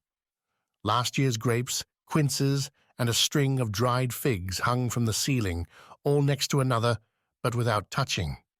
The room was full, and you couldn't tell what it smelt of: figs, quinces, raisins, or perhaps a scented soap with wild basil. "Welcome," Lefteria said to me, and then to Vitomir. "God bless you," we replied in Tum. "The compass and the cross of our Lord are our guides in this world. Whoever flees from the cross flees to the devil," Grigor said, and crossed himself. He took out a pouch of tobacco, leaves bright and yellow like gold. Lefteria brought rakia, roasted chickpeas and raisins, fried pastries and yogurt. "Bring figs too," he said. "I've got enough of them to bury the Bulgarians, jigger the Germans, and swamp the S." He stopped abruptly just before naming another enemy of ours, and then rolled himself a cigarette. Lefteria kept bringing more dishes. The table was soon full to collapse under the weight. It was as if God himself was coming down for a feast. You didn't know what to help yourself to first. You'd reach for one thing, then head for another, only to be distracted by a third. Oh, the agony of choice. You took a glass of rakia and drank it all in one go, almost pouring it in. It warmed the cockles of your heart and crept slowly like a little lizard through every vein. It whisked away your inhibitions and opened your eyes wide. There was so much food, you thought. It was wrong not to help yourself. You took some of this, some of that, and a bit of everything. Figs, chickpeas, and halva made of roasted flour, a kaleidoscope of delicacies. Vitomir reached for the tobacco straight away. He rolled himself cigarette after cigarette and smoked like a chimney, smoking and eating at the same time. His hands roamed the table, and in his rush he started to choke. Was it the halva or the pastry, the rakia or the smoke? But it was plain he was choking. He went blue in the face. One eye rolled, the one that wasn't hidden behind the eyelid. Tears flowed from his eyes, and he just gasped and wheezed. I got up and gave him a thump on the back. "No, not that way," Grigor said. "You have to grab him by the ears and pull his head up, straighten his neck." I held him by the ears and gave him a jolt upwards. That cleared his windpipe. He pulled himself together, but his face was awash with tears and sweat. Lefteria brought a copper jug and basin and poured some water. Vitomir washed his face and then returned to the table. "That was almost the death of me." He sighed and started plying the rakia again with a sigh of relief. "The Archangel Michael stands over us, always ready to swing his sword. Death comes easily in times like this." "You don't know where the blow's coming from," Grigor pronounced, and poured us more rakia. "My wife died almost of nothing, didn't she, Lefteria? Some little creature ate away at her from within. It sapped her strength and diminished her. There was no cure," he said. "Don't seek a cure for death, because death itself is a cure for earthly troubles, for sickness and disease. The Archangel stands over us with his sword always raised and chooses which heads will roll. Every day he takes them away by the armful, like people collect armfuls of wood, and perhaps by the cartload, as if he were carting pumpkins." Grigor spoke without let-up. The rakia had a hold on him, no doubt, and he wanted to say everything. He wanted to speak and sing, but because he couldn't sing, he asked Lefteria to, and she sang a folk song, "Two eagles fought high in the sky." Her voice rang and resounded against the walls, which amplified her voice beautifully. "Long live Macedonia," Grigor cried when Lefteria finished the song. "Long live free Macedonia." I looked at Vitomir. He paused for a moment and then kept chewing. "May the Lord hear you, Grigor," I said. "It'd be better if the great powers heard me," Grigor reflected, "because the Lord will hear you one time and not the next. If he were listening, he'd certainly be watching too. The Greeks burned down our church twice, and both times they blamed our komitagis. The Greeks razed the church first. Only then did they use the stick. As far as I know, they were the first to forbid us from speaking Macedonian. They're afraid of the consequences. Now they're not afraid of us because we're slaying each other. "Bring the fish now, Levteri," he said, and turning towards Vitomir, he added, "Don't worry, these have no thorns to choke on." Levteria brought a baking tray. Slices of fish, slices of lemon shone around them like little moons. Those in power crucified Jesus, so what is it for them to crucify Macedonia? Grigor said. Then he smiled and showed his tobacco-stained teeth. "Pour us wine, Levteria. Fish swim better in wine." "I still have to go down to the cellar for it. I need someone to hold the lantern for me." "I'll do it," Grigor said. No, let me," I offered, and took the lantern from Levteria. She led the way, and I followed. She opened a hatch and went down. Then she took the lantern and waited for me. The cellar was full of barrels of wine and tubs of cheese, olives, and other foods. There was an acidic tang in the musty air from the barrels, brine and hemp around the taps. Levteria handed me back the lantern, bent down in front of a barrel, and struggled to open the tap. "You're the first guest in the house since my mother died," she said. She tried again to turn the tap, but it wouldn't budge. I rested the lantern on the ground and bent down to help her. But when I put my hand on the tap, Levteria's fingers were there too. A wisp of her hair tickled my ear. A shiver ran down my spine. I didn't know what to do. Both of us were holding onto the tap, my fingers on hers. She turned towards me. I could feel her breath on my face, and when her mouth came close to me, the tap opened. Wine flowed into the carafe and murmured like milk in the pail. And we were unable to separate our lips. We just stood there, our mouths locked together. Then we heard the wine overflow, and Levteria moved with a jerk, like when you wake up from a bad dream. She turned the tap to close it, and my head was turning and turning. "If you're not married, please take me with you," Levteria said. "Where would I take you?" I asked. "Anywhere. I'll go with you wherever you take me, even to the end of the world," Levteria sighed. She took the carafe, stood up, and headed for the stairs. She gathered up her dress and went up through the hatch. I stood at the bottom with the lantern and watched the shining skin of her bare ankles and calves. I was rooted to the spot and almost dropped the lantern. Levteria showed me more womanly flesh than I'd seen on my wife. "Come on," she called from above. "Coming," I replied, and unglued myself. We returned to the room. It was full of cigarette smoke and the smell of fruit. "Now let's eat the fish and enjoy the wine," Grigor said, "because this wine will have to do you till Easter. The next wine after this will be at communion." Perhaps it was a ruddy light from the wine, but Levteria stood there red in the face as she waited upon us. She watched me over my shoulder and across the table as we ate, and it couldn't have been more sumptuous. Who knows if the Lord ever had such a wonderful meal? And the sour wine flowed through us. Afterwards, Levteria poured warm water for us to wash our hands. "Now bring the egg and the distaff, and we'll play the traditional games," Grigor said. Vitomir rolled himself another cigarette and looked up at the lamp that sizzled and flickered. A fly had fallen from the ceiling into the glass globe of the lamp and onto the wick. Vitomir licked his cigarette, lit it, and started puffing. He scratched the sty on his eyelid. "Don't scratch if it doesn't itch," Grigor advised. "It does," Vitomir said. "If Masa the healer were here, she'd make it go away with just a grain of salt and a whisper," I said.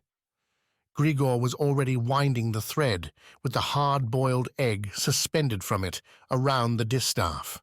He dangled the egg between us in front of our mouths, and we started snapping at it. We leaned forward and opened our mouths, burping and hiccuping from all the wine and food. Grigor chuckled and showed his stained teeth. His brow was furrowed like a ploughed field. The egg bounced off our foreheads, noses, and teeth. Each time Vitomir opened his mouth, it was full of smoke like a blocked chimney, and whenever the egg bumped him, he'd let some out. Grigor waved away the smoke in front of him so he could see, and laughed. As he laughed, he sniffled, and tears rolled from his eyes. At one point, Vitomir opened his mouth so wide that the egg disappeared inside it. He almost choked again. "Your health," Grigor said, taking the egg from him. He peeled it and gave the shell to Levteria. "Scatter it tomorrow in front of the house, behind the house, and all around the house," he told her. "We have that custom too," I said to Grigor. "So that there be no fleas in the house?" he asked. "No fleas and no lice," I said, "and so that the earth be clean." "How can the earth be clean with all sorts of vermin crawling on it?" went Grigor. "But we deceive ourselves. How can we not?" "Fire always bums upwards," he said, and unravelled the thread from the distaff. He took a match and lit the bottom of the thread. Another custom. "Now ask when people you know are going to die. The thread and the fire will tell us." And we mentioned the names of people we hated. Grigor lit the thread and immediately began to blow on it to put it out. His days are numbered, yes, and his too. Hell's ready and waiting for him, and he's got 1 foot in the grave. "And now let's think about the war and whether it's going to last much longer," Grigor said, and lit the thread again. The thread began to burn and curl up, giving off a singed smell. It flared up like a trail of gunpowder. "Oh my God, there's no end to the war," I said. "As long as there are people, there'll be wars," Vitomir remarked. "Everyone who's born is born for misfortune. Have been through a lot, so I'll survive this too. It's hard to get rid of me," Grigor said. "It's just hard when you suffer needlessly." The flame was already halfway up the thread. Vitomir and I sat there blowing. We tried to blow it out, but the flame kept growing and burning further and further up the thread, rapidly devouring it. Grigor dropped the thread, stood up, and stamped it out. "Oh, Father," Levteria complained, "you almost set the carpet on fire." "Now the first Monday of Lent is coming. Let's forgive each other our sins so that the Lord may forgive us," Grigor said. "Yes," we agreed, getting up too. And each of us embraced each other. "Forgive me if I've wronged you," we said, part of the custom, and we each replied, "You're forgiven." And it struck me that you really should have children for a celebration like this. You should be blessed with lots of children because they delight most in occasions like this and make them most beautiful. They remember them best. And then I remembered my little doves at home. I was overcome with sorrow and went outside to have a good cry. Velika. I'd gone out of the pastures and forgotten Zvezdan and Kapinka. I must have lost my mind, fool that I am. The children were lying on a bundle of rye straw in the yard and trembling. They looked at me in silence and trembled like a leaf even though they were lying in the sun. "Oh, Kapinka, oh, Zvezdan," I exclaimed. "What are you doing? Sackcloth and ashes for me. Why are you out in the blazing sun?" "We're cold, Mama," Kapinka said, her cheeks trembling. Her whole body was trembling. "How can you be cold in this heat?" The children didn't answer. And I thought I'd find them playing golf hockey, blindman's buff, stick cricket, leap the donkey or jacks. Or down at the dam making patties and shapes in the mud.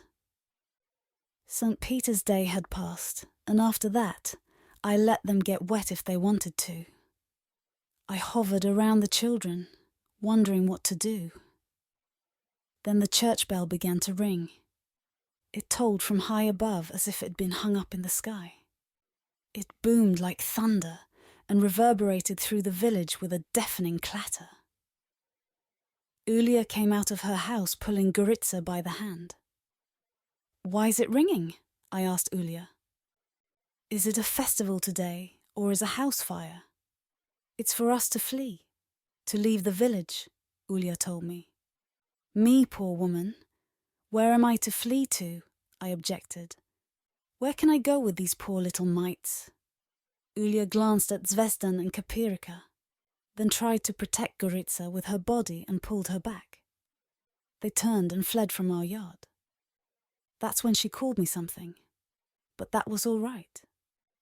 You didn't know what you were doing in such a chaotic, evil time full of anguish. And if you don't know what you're doing, you don't know what you say either. Which path to choose? Father Tanasco said there was only one path, but people chose the path that was closest and easiest. If I fled up to the mountain too, maybe the children would get really sick. But if we stayed here and they got really sick, I'd never forgive myself for not having gone. I was torn in two, I thought hard. Then I untied the cow and the donkey. I lifted Zvezdan onto the donkey and we set off. He was still weak. He'd turned 6 just before the harvest. Kapinka, going on for 12, was a little stronger. I crossed myself, looking into the sun, and we set off. The sun blazed down from the middle of the sky and didn't heed my prayer. Sometimes it seemed to come down lower and lower, coming ever closer to you, growing, spreading, like a threshing yard on fire. It wanted to scorch and stifle everything, wherever you only saw the sun. You couldn't see anything from the sun, not even the houses. People came out of the houses, both the healthy and the ill. They came out from under balconies, staggering up the lanes between the houses as if from out of the ground, from nowhere. People headed towards the mountain, leading their goats and donkeys and everything that had legs to walk. With one hand they pulled along their animals. With the other they protected themselves from the sun. They covered the back of their necks and the top of their heads, lest the sun singe their hair and the divine thoughts in their heads. Those who were ill just gaped, snapped for air, and moaned a little. Come on, off we go, up towards the forest, in search of the free winds like David the village fool. As I went, I stuffed up the cow's bell with leaves and grass.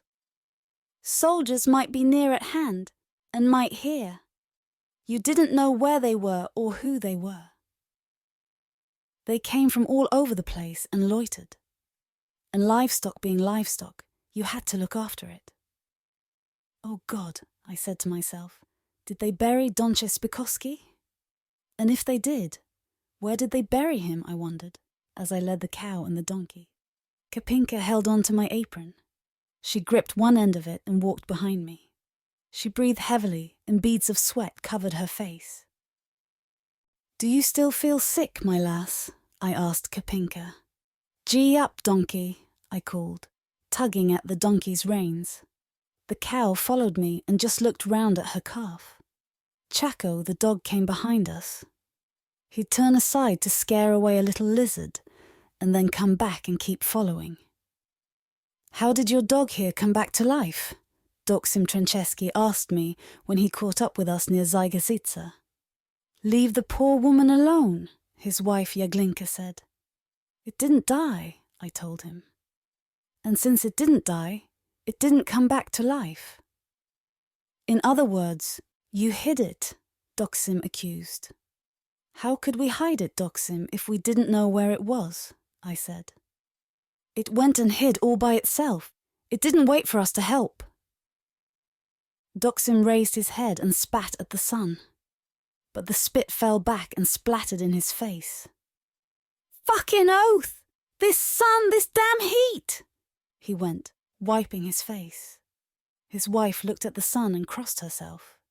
When people passed us, they glanced at our dog and felt fear well up inside them. God forbid! As if the dog carried the disease and had survived, so the disease would hound us. So we went on, and the heat weighed down on us and made us stagger. As if goosegrass was entangling our feet and tripping us up, making us change our step and our voice. Those who had high voices now spoke in deep voices, and those who had deep voices began to whine. uttering high-pitched sounds, drawn out like a goat bleating. That made us quicken our step. We even wanted to run. Impossible. The donkey kept pulling back. The cow fought off flies or looked round at her calf. But we hurried on as best we could. And everything hurried with us. It was as if all the lowly creatures of the earth were in motion, snakes and lizards too. I saw a snake in front of us. It raised its head. Its tongue flickered. Then it slithered uphill with us. Gnats and flies and midges buzzed alongside. Ground beetles and stag beetles followed below. Red royal ants issued from their anthills to march with us, joining bizarre black bugs I'd never seen the like of before. Wasps and hornets swarmed with us, butterflies and horseflies. Everything was on the move. Everything was leaving nests and burrows, lairs and holes, to flee with us, up and on towards the forest. We crossed rivers and creeks, but never went far from the water. We scooped handfuls of water and splashed it on our heads and necks. I splashed some on Zvezdan and Kapinka too. I wiped their noses and washed their mouths. The water would disappear from your hands and face almost as soon as you'd wet them. They'd steam like the iron that Masael the smith plunged into the quench tub beside his anvil. Our bones melted, they buckled and no longer held us up. The hooves of our animals chipped and cracked. Chaco yelped and watched us, his tongue hanging out. He couldn't pull it in. His snout slobbered. He was frightened by our fear. We entered the forest and crept beneath the beech trees. The beeches creaked and their bark cracked.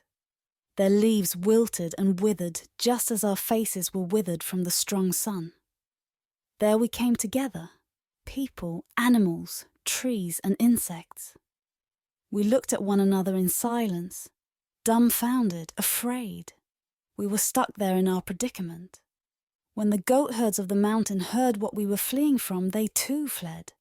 We were fleeing disease, and the goat herds were now fleeing from us. Oh, what confusion! The whole forest was alive with jingling and panting. We'd forgotten that we needed to be quiet, that the animals' bells mustn't be heard. The forest echoed with goats bleating and human cries. The goat herds rounded up their animals and drove them away from us. But how can you drive such large herds and hide them? Someone said that goat's milk was like medicine, so we began to chase after straggling goats, the ones that were lost. Whoever managed to grab a goat by its legs would lie down on its belly and suck some of its milk. The goat would bleat and kick, and we'd grab hold of it by its hair or udder and drag it back through the forest. It was shameful. I tied up one goat with my apron. Then I started getting some of its milk in my cupped hands and taking it to Zvezdan and Kapinka to drink. I'd moisten the children's mouths with the milk in my hands. They gritted their teeth and jerked their heads, making me spill the milk. Just a little jolt, and it trickled down onto their clothes. I no longer had any words for prayer, to beg for pity. My mouth was sore from praying. You pray and pray, but no one hears you. You're not quite right in the head if you babble the same thing all the time. You're always saying the same prayer and always praying for the same things. Even God doesn't like to hear the same things all the time, the same prayers over and over again. I wiped down the children and milked the goats some more, but their mouths wouldn't take any milk. They only trembled and burned with fever. I rushed to find some way of covering them up. I collected dry leaves from beneath the beeches, made beds for them and wrapped them up. I held them to my breast and warmed them with my heart, with my skin. In vain. Zero God. Wherever we went, disease followed us. It was hot on our heels. El watched the children like we watched the body of Pekoitsa's child being thrown into the lime pit. Its arm was left sticking out of the lime. Did it have a message for us? Our misfortune was deep, like a pit of death. On the third day, the children's fever seemed to subside a little. I took heart. Maybe disease would pass us by this time, I thought. Perhaps it had just come to scare us and would pass. It'd go somewhere else now, far away. Maybe it couldn't come here up the mountain at all. Now the sun also seemed to relent. The beaches began to stir and become more cheerful. The midday heat was passing, thank God, and the trees shielded us from the glare of the westering sun. Now, Davide the village fool appeared beneath them. He was searching for a tree to hang himself from. I've only found 2. Only 2 good beech trees, damn it, Davide said. But one's all in the sun and the other's all in the shade, cool and damp. Yep. He went on like this and wandered the mountainside looking for a good tree to hang himself. No one said anything to him about it. What could you say to David the village fool, feeble-minded as he was? He only listened to people when they teased him about Rakida Kalishowska. Oh, how Rakida loved me, David would say. Why did she love me so much? Damned if I know. And what did she say when she loved me? And so on, and so on. Then he was off again into the forest. He'd be gone for quite some time, then he'd come back. Yep, I found a beach at 5 Brothers, he announced. But it's hard to climb. Very smooth and tall it is. Yep, really tire you out it will, damn it. It's no good to hang yourself from. You'll change your mind. But there's time, Davide prattled on. I'll find an even better beach. Yep. The mountain's big and the day's long. Yep. I've got time. Damned if I haven't. And with that, he was off into the forest again, wandering from tree to tree. Wherever you went on the mountainside, you could be sure to run into him. On the 4th day, the children's fever worsened again. A fire seized them. There was nothing to be done. It was plain. The disease would seize us all in its grip, uproot us and destroy us. I watched as they struggled to breathe. The disease dwelt in their chests. It weighed down on them. They were soaked to the skin. Sweat dripped from every pore of their heads. They just lay there with open mouths like unfledged nestlings, like chicks fallen from the nest. A heavy weight bore down on them. I tried herbs like Massa, the healer, had taught me. I searched for herbs and made infusions for the children to drink. I washed them with water of inula, cowslip, hazelwort, immortelle, dandelion and yarrow, and then shepherd's purse, cyclamen, daylily, knotgrass, addish, primrose, red clover, chamomile and gypsywort. I picked all these herbs and others to make tea for the children to drink and to bathe them with. As I bathed them, I whispered, "Come out, sickness, come out. From bone into flesh, from flesh into skin and nail, flow from there into the river, and may the river carry you away and the fish eat you," I whispered, I prayed. I was at my wit's end. Then the children asked for milk, fresh milk. I knelt down before the cow and begged. I reached for its teats and pleaded for it to give just enough milk for it to be medicine for my children. But it wouldn't give me any. Not one single squirt to hiss out, splash and foam. Its teats were dry. Good Lord, had our fear made its milk dry up? Had it been bewitched?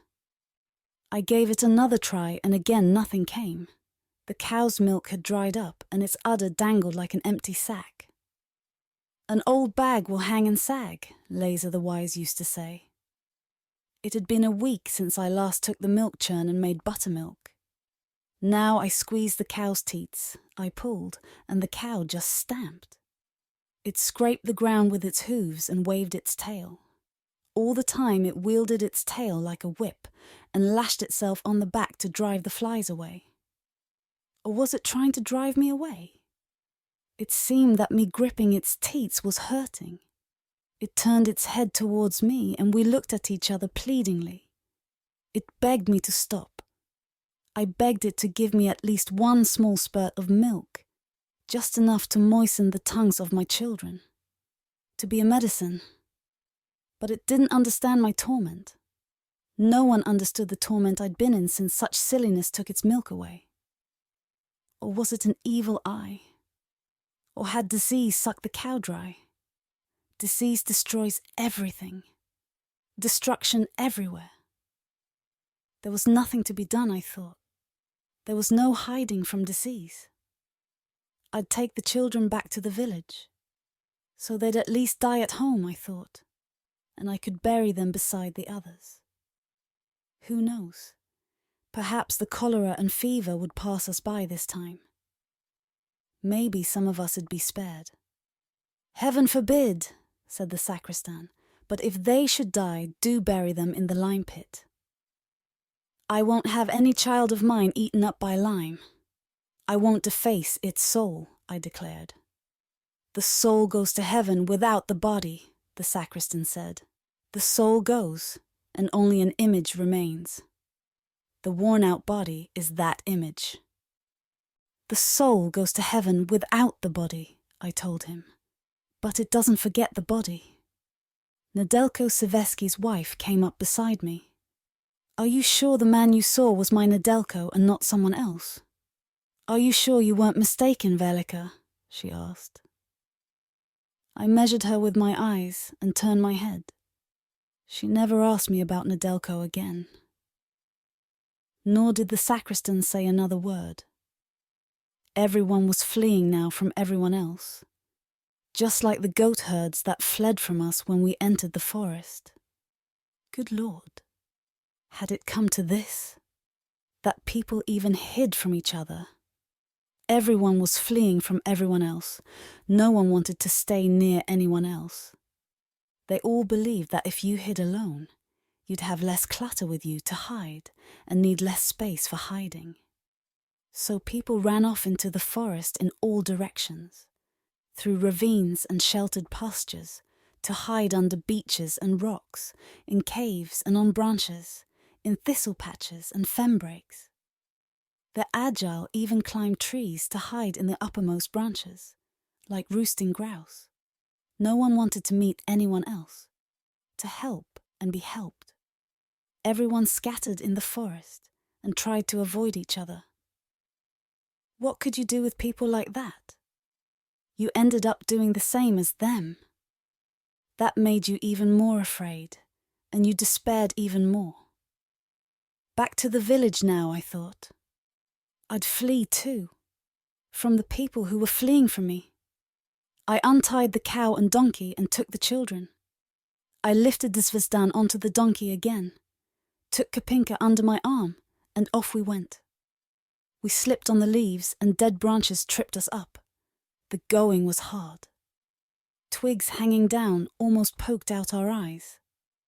Behind us, Chaco barked at the calf to drive it on and stop it falling behind. Kapinka drew me away from the path. She kept heading for sheer terrain. She made me change course, dragging me towards steep heights and gaping gorges. I grabbed her and held her tight. "Where are you going, Kapinka, my child?" I asked. "Why are you taking me to these trackless ends?" "It's my legs, Mama. They're taking me there all by themselves." "Do you want us all to fall to our deaths, girl?" "The fever's leading you astray," I told her. "The illness is showing you the wrong way." "Let me go, Mama. I know the way myself," Kapinka said, and she tore herself from my grasp. "You'll see, I'll be home before you. I can see the house right over there," she claimed. "Why are you tugging at me? Why don't you let me go straight home?" "Where, oh where? Can you see the house, you poor thing?" I despaired. "How can you see the house when we're still deep in the forest?" "It's over there," Kapinka said. "There's the threshing yard, and there are the stairs. I can see the door and the gutters and the chimney. There, you can see everything." She pointed through the branches of the trees, between the beeches. She was pointing at the sky, at a cloud, ragged and flossy, floating above the Badzimik meadows. I looked at the sky, then at Kapinka. Her fever was as high as it had ever been, and her cheeks were on fire. They burned like embers in a coal shovel, and her eyes were bloodshot, so blood-red that there was no telling the pupils from the whites. Everything was enveloped in the heat of her high fever. Oh my God, I thought, now it's taken her mind. Delirium's making her ramble. I held on to her dress. She tried to break away from me. I grabbed onto her, but I was too weak. There was nothing to hang on to, no hold. Everything felt like it was slipping away. All I could keep hold of were the reins of the cow and the donkey, their straps. And we toiled down the mountain like that, dragging ourselves along. Down through the forest, struggling with Kapinka as we went. Zvestan lay slung over the donkey and didn't look up to see what was going on. He was far away. Only Chaco watched what was going on. He was following us, but from time to time he'd dash out in front and stare us in the eyes. Our eyes grew bigger and bigger.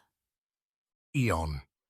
A ceasefire was declared for St. Elijah's Day, the 2nd of August, so we'd leave each other in peace. There'd already been ceasefires for the new year. It was agreed that we could bathe in Tsurna River to cleanse ourselves of earth and stench as best we could. We swarmed down from the trenches on both sides of the river, the Bulgarians on the left and us on the right. A real Anthiop. Many couldn't remember when they'd last had a bath. Was it back at their baptism? A haze hung over the river like a bridge, and soldiers from both armies flocked down to the water. A snake lay on a rock and cooled it under its coils. We waded into the river squawking and whooping. Many were looking for relatives, brothers, cousins, and godfathers. We wallowed around and heard fragments of 100 conversations. I called her Sweet Lil Goatee, and she called me Stinking Hellebore. I called her Cute Lil Quail, Violet, Iris, Poppy, and Rosebud, and she said, May the rosebush prick you and make you bleed. We jumped into the river, making big splashes and almost turning it black. Whose bullet was it that killed your brother? How do you know it wasn't your own? Frogs and snakes scuttled into the river ahead of us. We shared the water with the lowly creatures. We splashed around and thrashed like tadpoles. All living things came together in the water. I never saw the girl again. I guess that's how it was meant to be.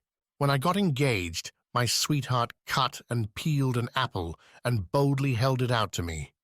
That's all right, people said. I swear to you. It was like I could see my whole life on her lips. But I realized that although things seem close by, we still can't reach them. And did she laugh? She couldn't stop laughing. Her lips opened, but her eyelids closed like a swallow folds its wings. We gurgled with our mouths in the water. We puffed and blew like horses, making bubbles, and went in and out of the water. Who knows if anyone goes into my house now?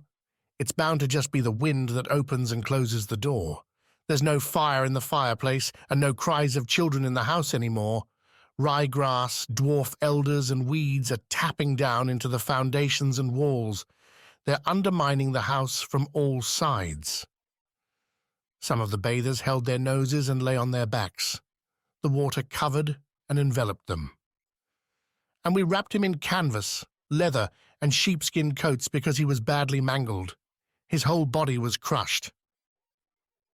One soldier just staggered into the river, had a quick dip, and got out again. He shook the water off himself like a dog. Don't talk of the devil if you don't want him to come. If I see him, I'll chop his horns off, and his balls too. Oh ho, you'll see what I'll do to him, and the Lord will be my witness. We and the Bulgarian soldiers looked at each other as if we'd never been at war. We didn't find any other remains of him, just blood, so we collected his blood and buried it. But before long it came alive and started to haunt the soldiers. Naked soldiers. They were almost all the same. She was fat. She pulled me, and I fell onto her as if she were a living mattress. She waved her legs around me. Swish, swish, and slushy sounds came from below. Soldiers plunged into the river. We swallowed water and choked when it went down the wrong way. We'd heard that the Bulgarians ate donkeys, so we roasted one too and forced ourselves to eat it. We were hungry after all. Later, we had neither fire nor donkey. It snowed. Some soldiers stood in the shelter of rocks or briars trying to warm themselves. There was no fire anywhere, and they lifted their arms to warm themselves on an imaginary fire. Some got delirious from the cold. They held lumps of snow and said, "Here, have some cheese." Others dug up stones. "Ah, now for some roast potatoes." And the snow kept falling. We covered ourselves with it, wrapped ourselves in it, and fell asleep. There's no wind chill that way. Later they dug us out and rubbed snow on our skin to wake us up. They lit a fire for us, and we all jostled around it, trying to get closer, warm ourselves, and get our blood flowing again. Some soldiers bathed stark naked. Others went in wearing their underwear. When they came out, their long johns were all bloated. We've got service berries and all kinds of pears, wild pears, kaikusha pears and foreign pears, yakachka pears, and the reddish kantaka ones that keep until winter, in terms of jam. Streams of water flowed from the soldiers' long johns. They looked like the brave fellows who dived into the cold water at Epiphany to fetch the cross. They read to me that Silian Kolarov was awarded the Iron Cross, and I told them, "I'm just glad I didn't get a wooden one. Save me, O Lord, from the wooden cross. I don't need an iron one either." The soldiers went back to their trenches, leaving trails of water on the sand behind them. We made the women bring water to cool the gun barrels. We couldn't fire because they'd become red hot, and the iron was melting. The guns seized up and wouldn't fire. The women all lined up in a row and handed us water in pots and pitchers. We poured it on the barrels, and did they hiss! The soldiers who came out of the river hopped around on the sand, shaking the water out of their ears and getting the grit out of their underwear. The sun dried and reddened their skin. Some women have been giving birth to black children, they say, little Arabs and blacks. Some mothers suffocate them or bury them alive, but others have pity on them. There are all sorts of mothers. It was a funny sight to have so many soldiers hopping around half naked on the riverbank. We marched past a burnt-out village. Damyan Strachkov was from there and asked if he could go and check if his house was still standing. He found the house, but as soon as he went up and touched the yoke hanging above the gate, a shell came whizzing down and hit him. We found his head up on the yoke as if he'd been harnessed. Death harnessed him. He didn't even get to go inside and see his house. Some soldiers were pulling thorns out of their feet. A tortoise crawled across the dry grass above the river. The Tsar came in a cart without oxen, and people were throwing hay in front of the limousine to see if it'd eat. Some soldiers called out, "The water's deeper here, up to your neck. Come over here." A Bulgarian officer came to the village and said that if we collected money, 3 golden lira per household, he'd take us to Bulgaria. He promised us a peaceful life there. Here in Macedonia, the land was being ruined by all the armies and fighting, he told us, and a great flood was coming. So we collected money, and he took us. We crossed 2 mountain ranges with him, and while we were crossing a third, he took off with the money and vanished into the forest. There we were, stuck up in the mountains with the goat droppings. To hell with Bulgaria and fleeing. We didn't know the way back. We walked and walked, but kept arriving back at the same spot again. There was no path to anywhere. Jesus Christ, we thought, is this the end of the road for us? The frogs croaked. Birds gathered around a carcass by the little chapel above the river. So many people were killed there that the place was alive with ghosts. A whole forest got up and started to move, they say. Just like that, whole woods of haunted trees coming towards you. And all you could hear was a commotion of ghastly voices and a never-ending moaning. The trees came into the trenches and we fell, mortified, thrown down by their shadows. And a kind of broad fire engulfed the tops of the trees and spread. When we'd recovered a little from the fear, we saw the sun going down over the forest and shining brightly on everything. And there were flies like giant mayflies or horseflies, as shiny as enamel, that buzzed around and bit us. The only safe place was underwater. Many people fled, whole villages. They fled to other countries, who knows where. The only thing that held them back a little were the bear tamers who came from Bulgaria and Serbia. They made the bears dance in front of the villages and tread on the sick. That's supposed to help them recover, and foretold the ailments of the women. For 2 bowls of flour, they'd tell them if their husbands were still alive.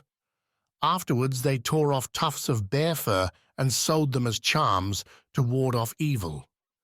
We know what's going to eat our flesh when we die, but what are we going to eat now? And I saw a shepherd milking his sheep and using a dead soldier's helmet. Some men cooked polenta in their helmets. I went and stood next to Riste from Zvan. He lit a cigarette and told me about Milenko. It was tomfoolery that killed him. He very much wanted to see what a mine looked like.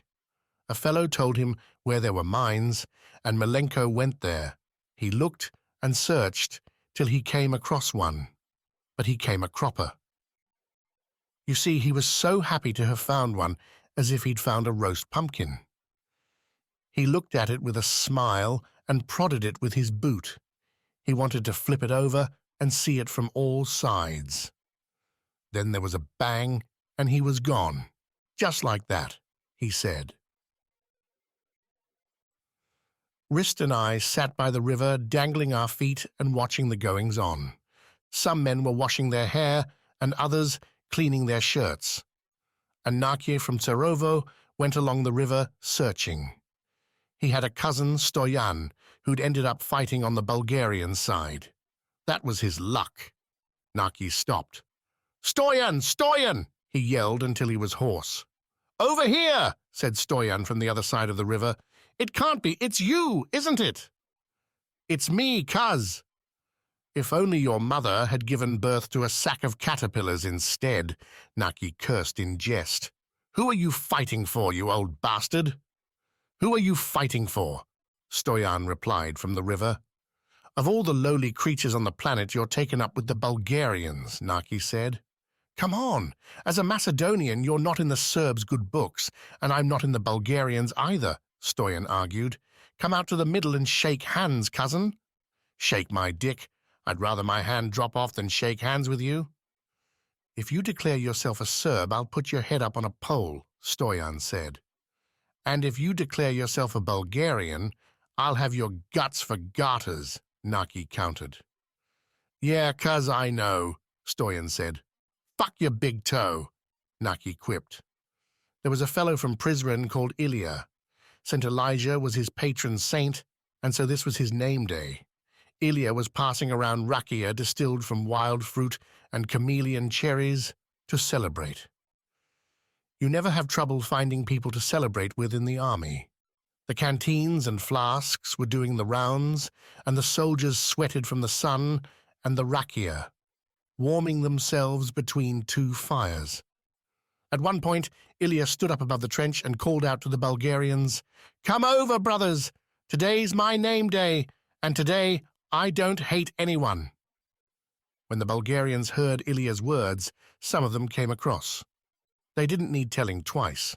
We mixed with them, though everyone kept to their own side. But we certainly mixed words. "Don't pour it in my ears." "Thank you for lighting a candle for me.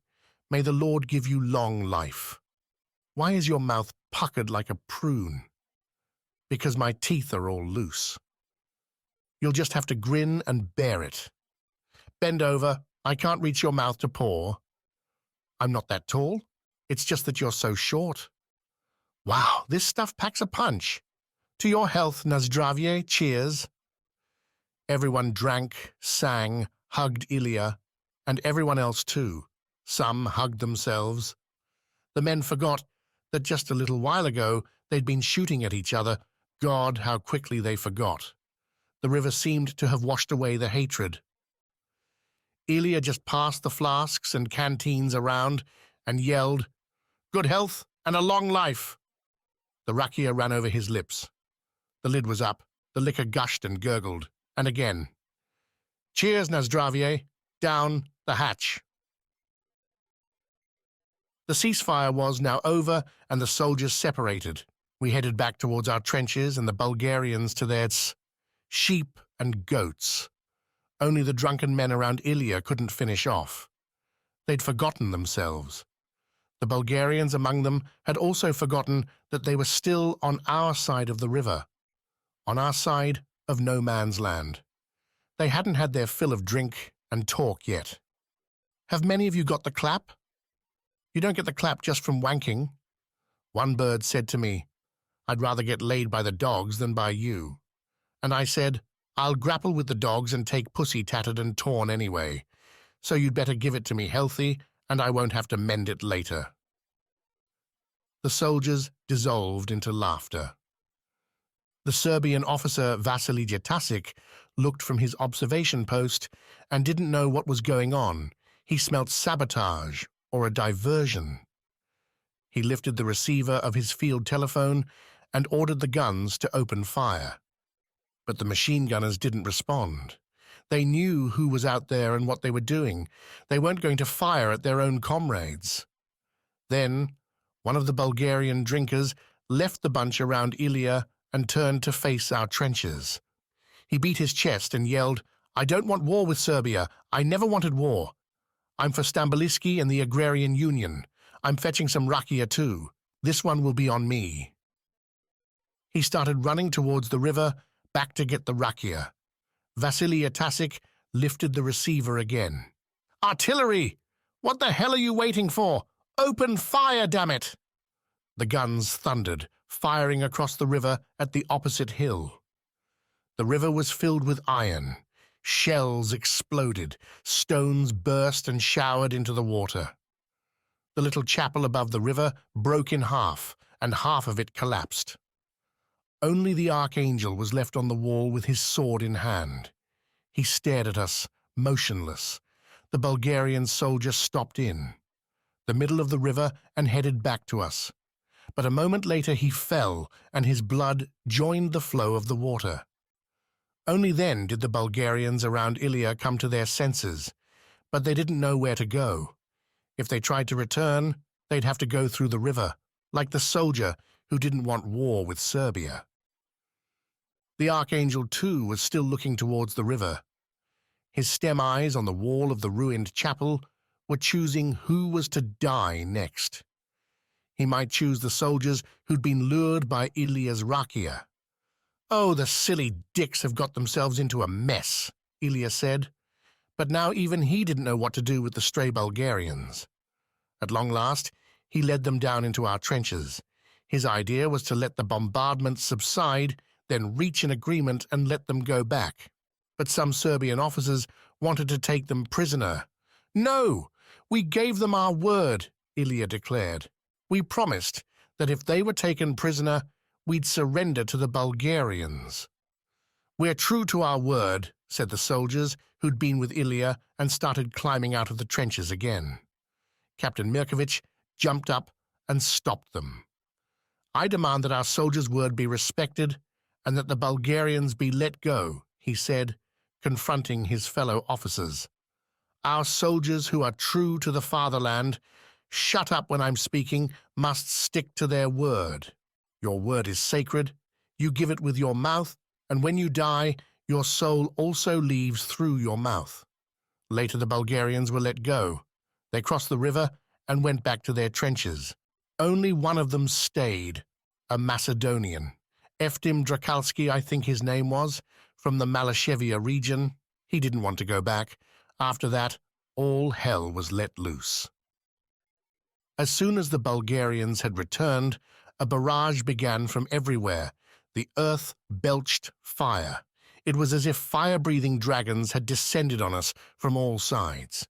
The hills rocked, and the whole earth quaked. It was absolutely terrible, and all you heard was, "Gun crew to position, remove breech caps, left 250 degrees. What? Tell him there to shut up, light his cigarette with a shell. Yes, sir. The guns were loaded and closed, range and angle taken. Number 1, fire. Number 2, number 3. Increase the angle by 5, range 1500, fire. The guns fired and recoiled like wild colts kicking. The gun crews returned them. Increase the angle on the left, more on the right, fire. Earth fell on my head from the shockwave. Stop that racket, you're not at a village fair.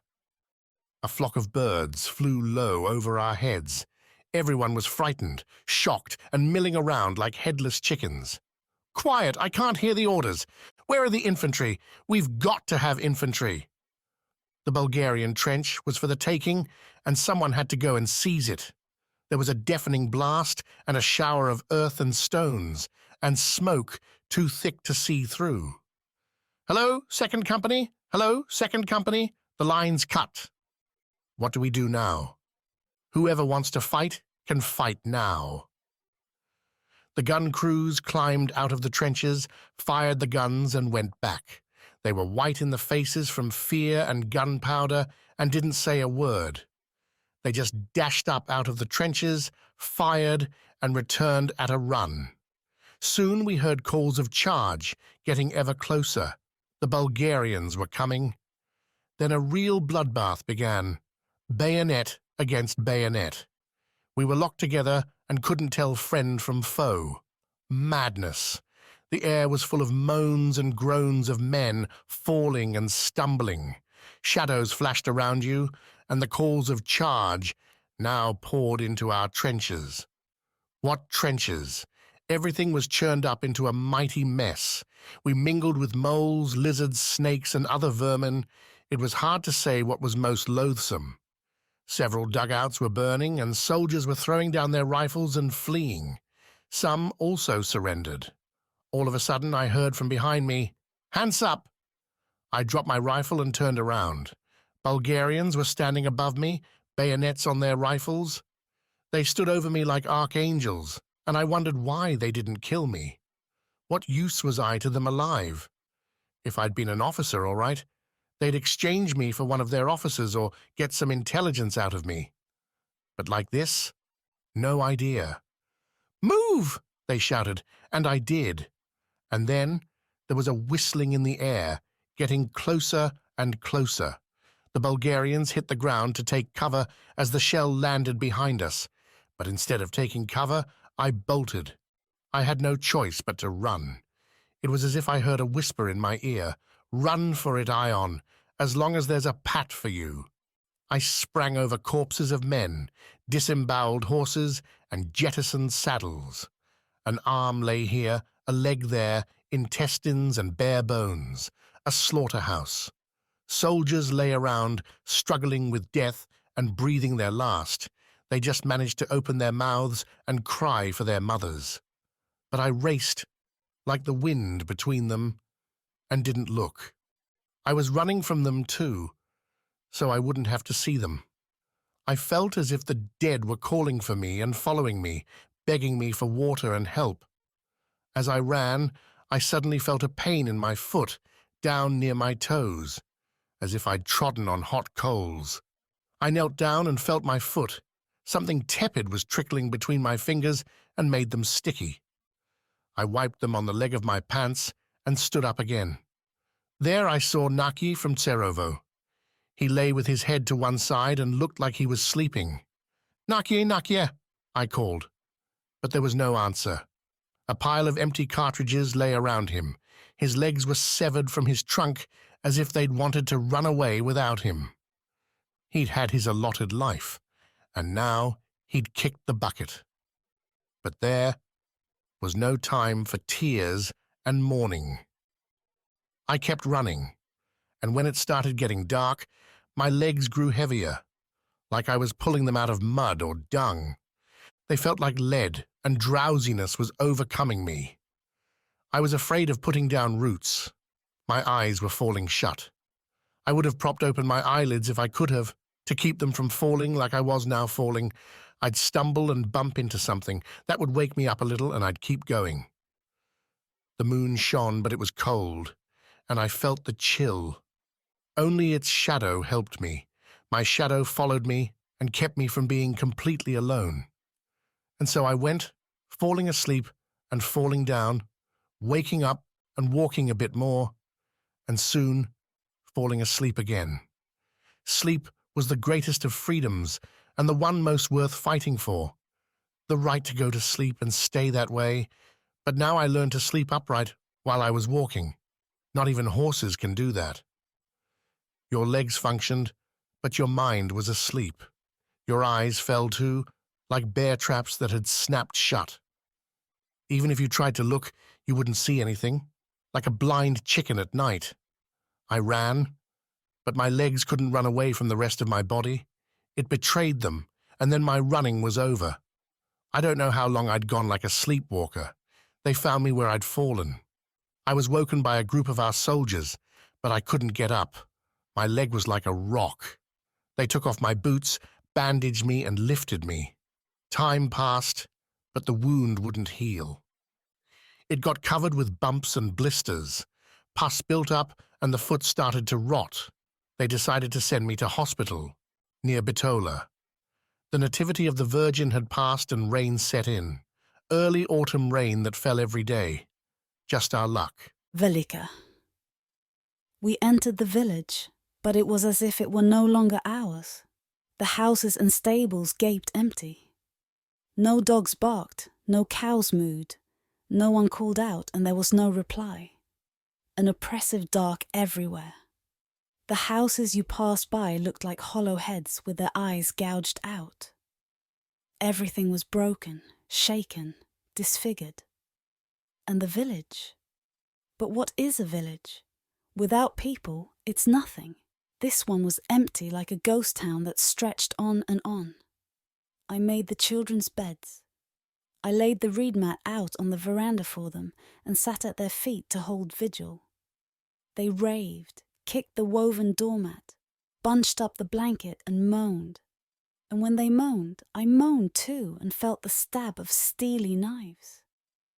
I listened to their breathing, laboured and loud like they were blowing on frozen fingers. I sat and watched as death entered my home. It broke my heart and wrenched out my insides. "Oh Lord, please don't take any more from me," I prayed. "Stop, oh Lord! Are you going to empty the whole house? Are you going to seal up all my wounds with graves? Don't take just from me, dear Lord. Take from others as well," I said, fouling my mouth. I don't remember all the things I said. Kapinka tossed and turned that night. She thrashed around and beat her head against the pillow, crushing the straw in it. Chaff and dust rose up around her head.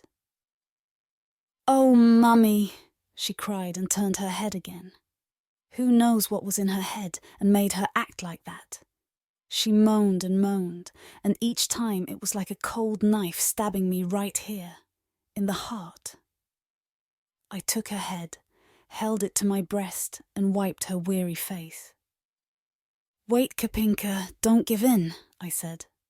"In the autumn I'll teach you to spin and embroider, and you'll say to the river, 'Your water rushes past, but my hands work just as fast.'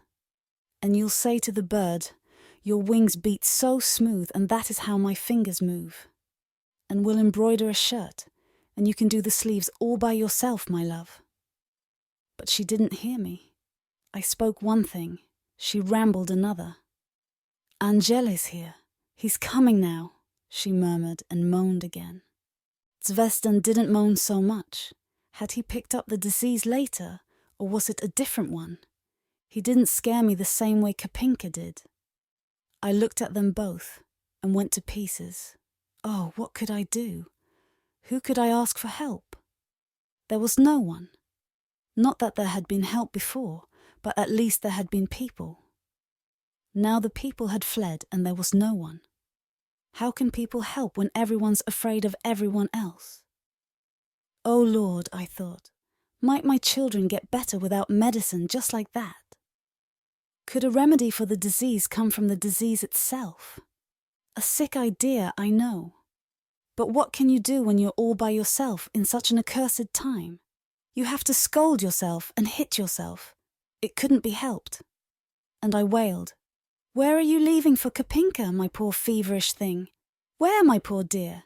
For some cloud cuckoo land?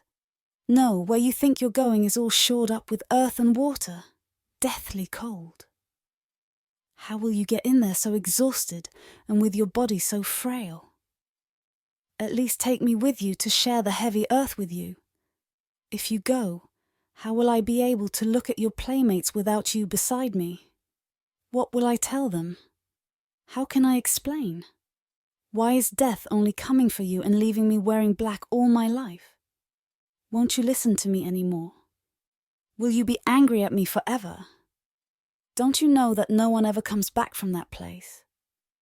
I wailed quietly so she wouldn't hear me, and my torrid tears rained down on her face. I stood there like that above her, lightning-struck, grief-stricken, tormented, weeping for her and wailing for myself. "I can't breathe, Mummy," she whispered. "There's something in my throat, a lump right here. Is it my soul about to leave?" "No, Kapinka, don't frighten your poor old mum," I begged her. "Won't you ask me how this is for me? Won't anyone ask me?" After those words, at around dawn, she began to shake and go cold. Her eyes went dull, and her soul took flight. It climbed up through her, struggled to get out and flew away, seeking a path that cannot be seen. Just like that, she passed away. My Kapinka. Of course, I cried. How could I not cry? But at the time I had no tears left. Everything in me had dried up and all the water was gone. Now I had to bury her myself. The donkey would carry her to the graveyard. I tried lifting her up, but I couldn't. She was so heavy. Enough to give me a hernia. A woman is to be carried, not to carry. Eventually, I did manage to get her up. At the graveyard, I dug a hole beside the other little graves and laid Kapinka in it. Just like that, without washing her, doing her up or changing her clothes. I covered her with earth and wondered where all her fire had gone. How had it gone so cold? As I buried her, I prayed that Zvezdan would wait and not die today. My strength was gone. There was no soul left in me. As I ran home with the donkey, I begged death to go slow. Oh, how I begged. "Don't take Zvezdan today too," I pleaded. "Give me a moment. Give me a little more time." I went into the house and spoke to Zvezdan. I was also speaking to myself. "I've just said goodbye to Kapinka," I told him. "Kapinka's gone away. She was angry with us, very angry, and went away. I called her and begged her to stay, but she didn't come back. Our Kapinka will never come back now." Zvezdan opened his eyes a little and unglued his mouth, his dear little mouth. "Am I going to die too, Mama?" "No, dear Zvezdan, my bright little star," I said. "Who said you're going to die?" "Kapinka, where's Kapinka?" "Outside. Kapinka quote esse ... in the garden." "Is she coming back?" Zvezdan asked. "Yes, she's just gone to water the garden." "Why didn't she call me to water the garden too?" "She'll call you," I said, and hated myself for lying. I wished I'd swallowed my tongue, and I hoped God didn't hear. "Don't let me die, Mummy. Please, dear, dear Mummy, take me away and hide me," Zvezdan begged. But where can I hide you, I thought. Oh, this terrible ordeal. There was nowhere to hide. If I knew such a place, I'd carry you there on my shoulders, even if it took centuries. I'd martyr myself like a saint. I'd walk barefoot on thorns to take you there, you and my others. I would have gone through fire and water for you. I would have done everything. I swear by God mighty, I would have taken you through deserts where snakes gnaw iron. No ordeal is too great for a mother. What is she created for but pain? No ordeal is too great to save a life, I thought. But oh, pity me, to see you all slip through my fingers like this. With each child, I'm left more and more alone. I suffer with you, and then I'm left alone without you. Oh Lord, what have I done to offend you so much? Who have I done so much evil to that it now all comes down on top of me? I paced around Zvezdan's bed. I was afraid to touch him because my hands still smelt of earth, of a fresh grave. So I kept pacing, looking at him long and hard, and then went down to the cow and the calf. I untied them, tied them up again, scratched them on the necks. I didn't know what I was doing. After that, I went into the threshing yard, paced round the central post, and then fretted around the house. I tiptoed upstairs, stood in front of the door and peeped in at Zvezdan, trying to listen. I was afraid to go straight in because I didn't know what state he'd be in. What if he didn't look at me and didn't talk to me again? I looked in and saw that he was sleeping. I could tell because his tummy was rising and falling. But other times I didn't know if he was perhaps oblivious or deep in thought. Sometimes he'd yell and call and then be gone again. A little while later he'd come to. He'd writhe and squirm, holding his tummy and pulling up his knees so they were together. He rolled up into a ball and squealed like a stuck piglet. "Oh, Mama! Ouch, dear Mummy!" he screamed. "Where are you, Mummy?" "I'm here, Zvezdan, though maybe it'd be better if I weren't. What do you want me to do?" He'd settled down a little, soothed by my voice, and stretched out his legs. He relaxed, and the pain subsided. But he was still breathing heavily. He exhaled with difficulty, as if he only had tiny pinholes to breathe through. I knelt beside him and wiped his forehead with my headscarf. I looked at him, and he at me. We bared our hearts to each other. "Oh God, don't you leave me too," I begged. "You at least should shelter me and break our ordeal." Zvezdan squirmed again, and with a strain and his last ounce of strength, he asked, "What's Chaco barking at, Mama? Why is he barking so much?" "He's not barking at anything," I told him. "Where can you hear barking?" "He's barking," he said. "Can't you hear him barking?" "Who can he be barking at, my son? What's there for him to bark at when there's no one here? There's not a living soul in the village." I looked him in the face. His skin was white and transparent, like a threadbare shirt. There wasn't a drop of blood to give him colour. If he drank water, you'd see it through the skin. Just one slender vein still pulsed on his neck, throbbing like a string about to break. "Take me to see Chaco," he pleaded.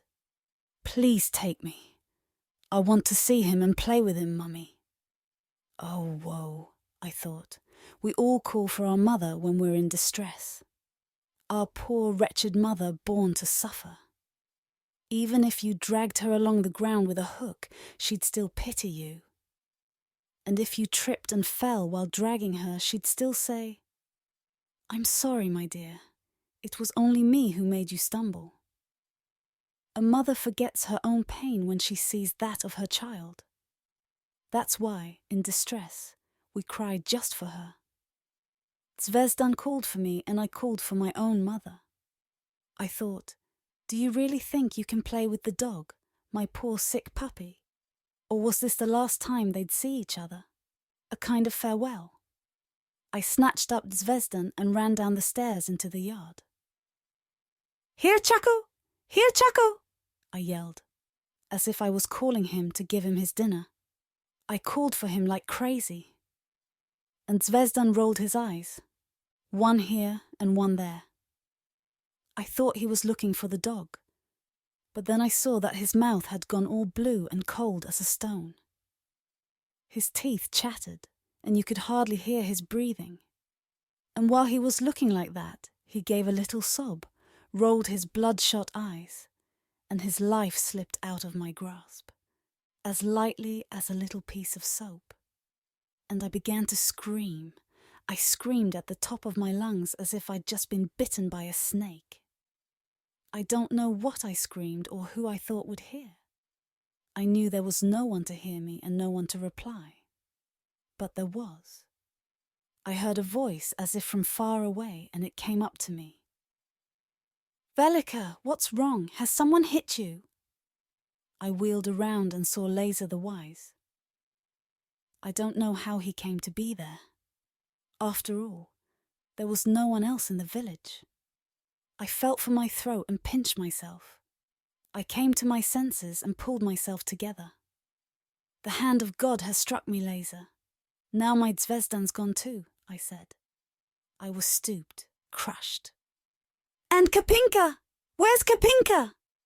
"I buried Kapinka this morning, and I've got Zvezdan for this evening," I said, raising my eyes to the westering sun. "Damn and blast you, God up there!" I screamed. "What more will you take from me? These sandals, these fleas, what? At least take me so I'm no more work for you. Take me so I don't hang round like a dry old branch," I yelled. "People, if you meet God anywhere, kill him, don't think twice. Break his legs, crush him. Grr, if only I could lay my hands on him."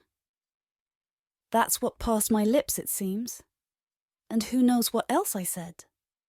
I fouled my mouth with ill words about the Lord. As I yelled and screamed, Laser pulled down Zvezdan's eyelids to close his eyes. Then I undid my apron and tried to cover his head. I fumbled with my clumsy arms and ended up uncovering him more than I covered him. Chaco came running up and began to bark, but it was more of a snarl than a bark, more of a whine and a howl. A lament. He stood at Zvezdan's head, unmoving, and wailed like a person would. "Listen, Laser," I said. "I'm going to go and dig a new grave now. You could kill the calf there if you're willing." "Which calf?"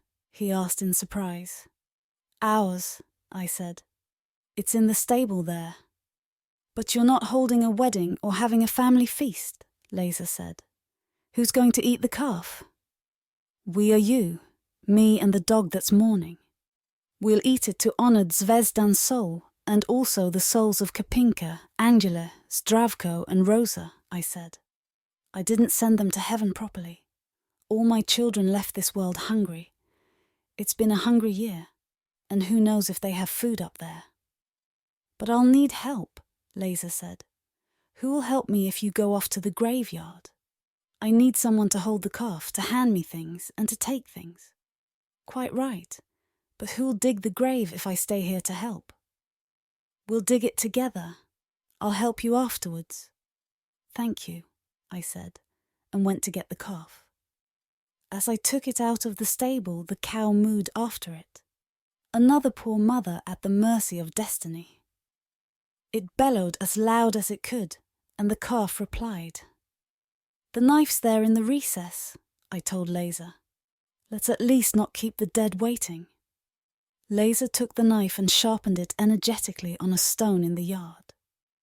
"Only the dead have time to wait because time is eternal for them," he said, running his finger along the edge of the blade to check if it was long and sharp enough. We laid the calf on the ground. It opened its eyes wide and looked at me sadly.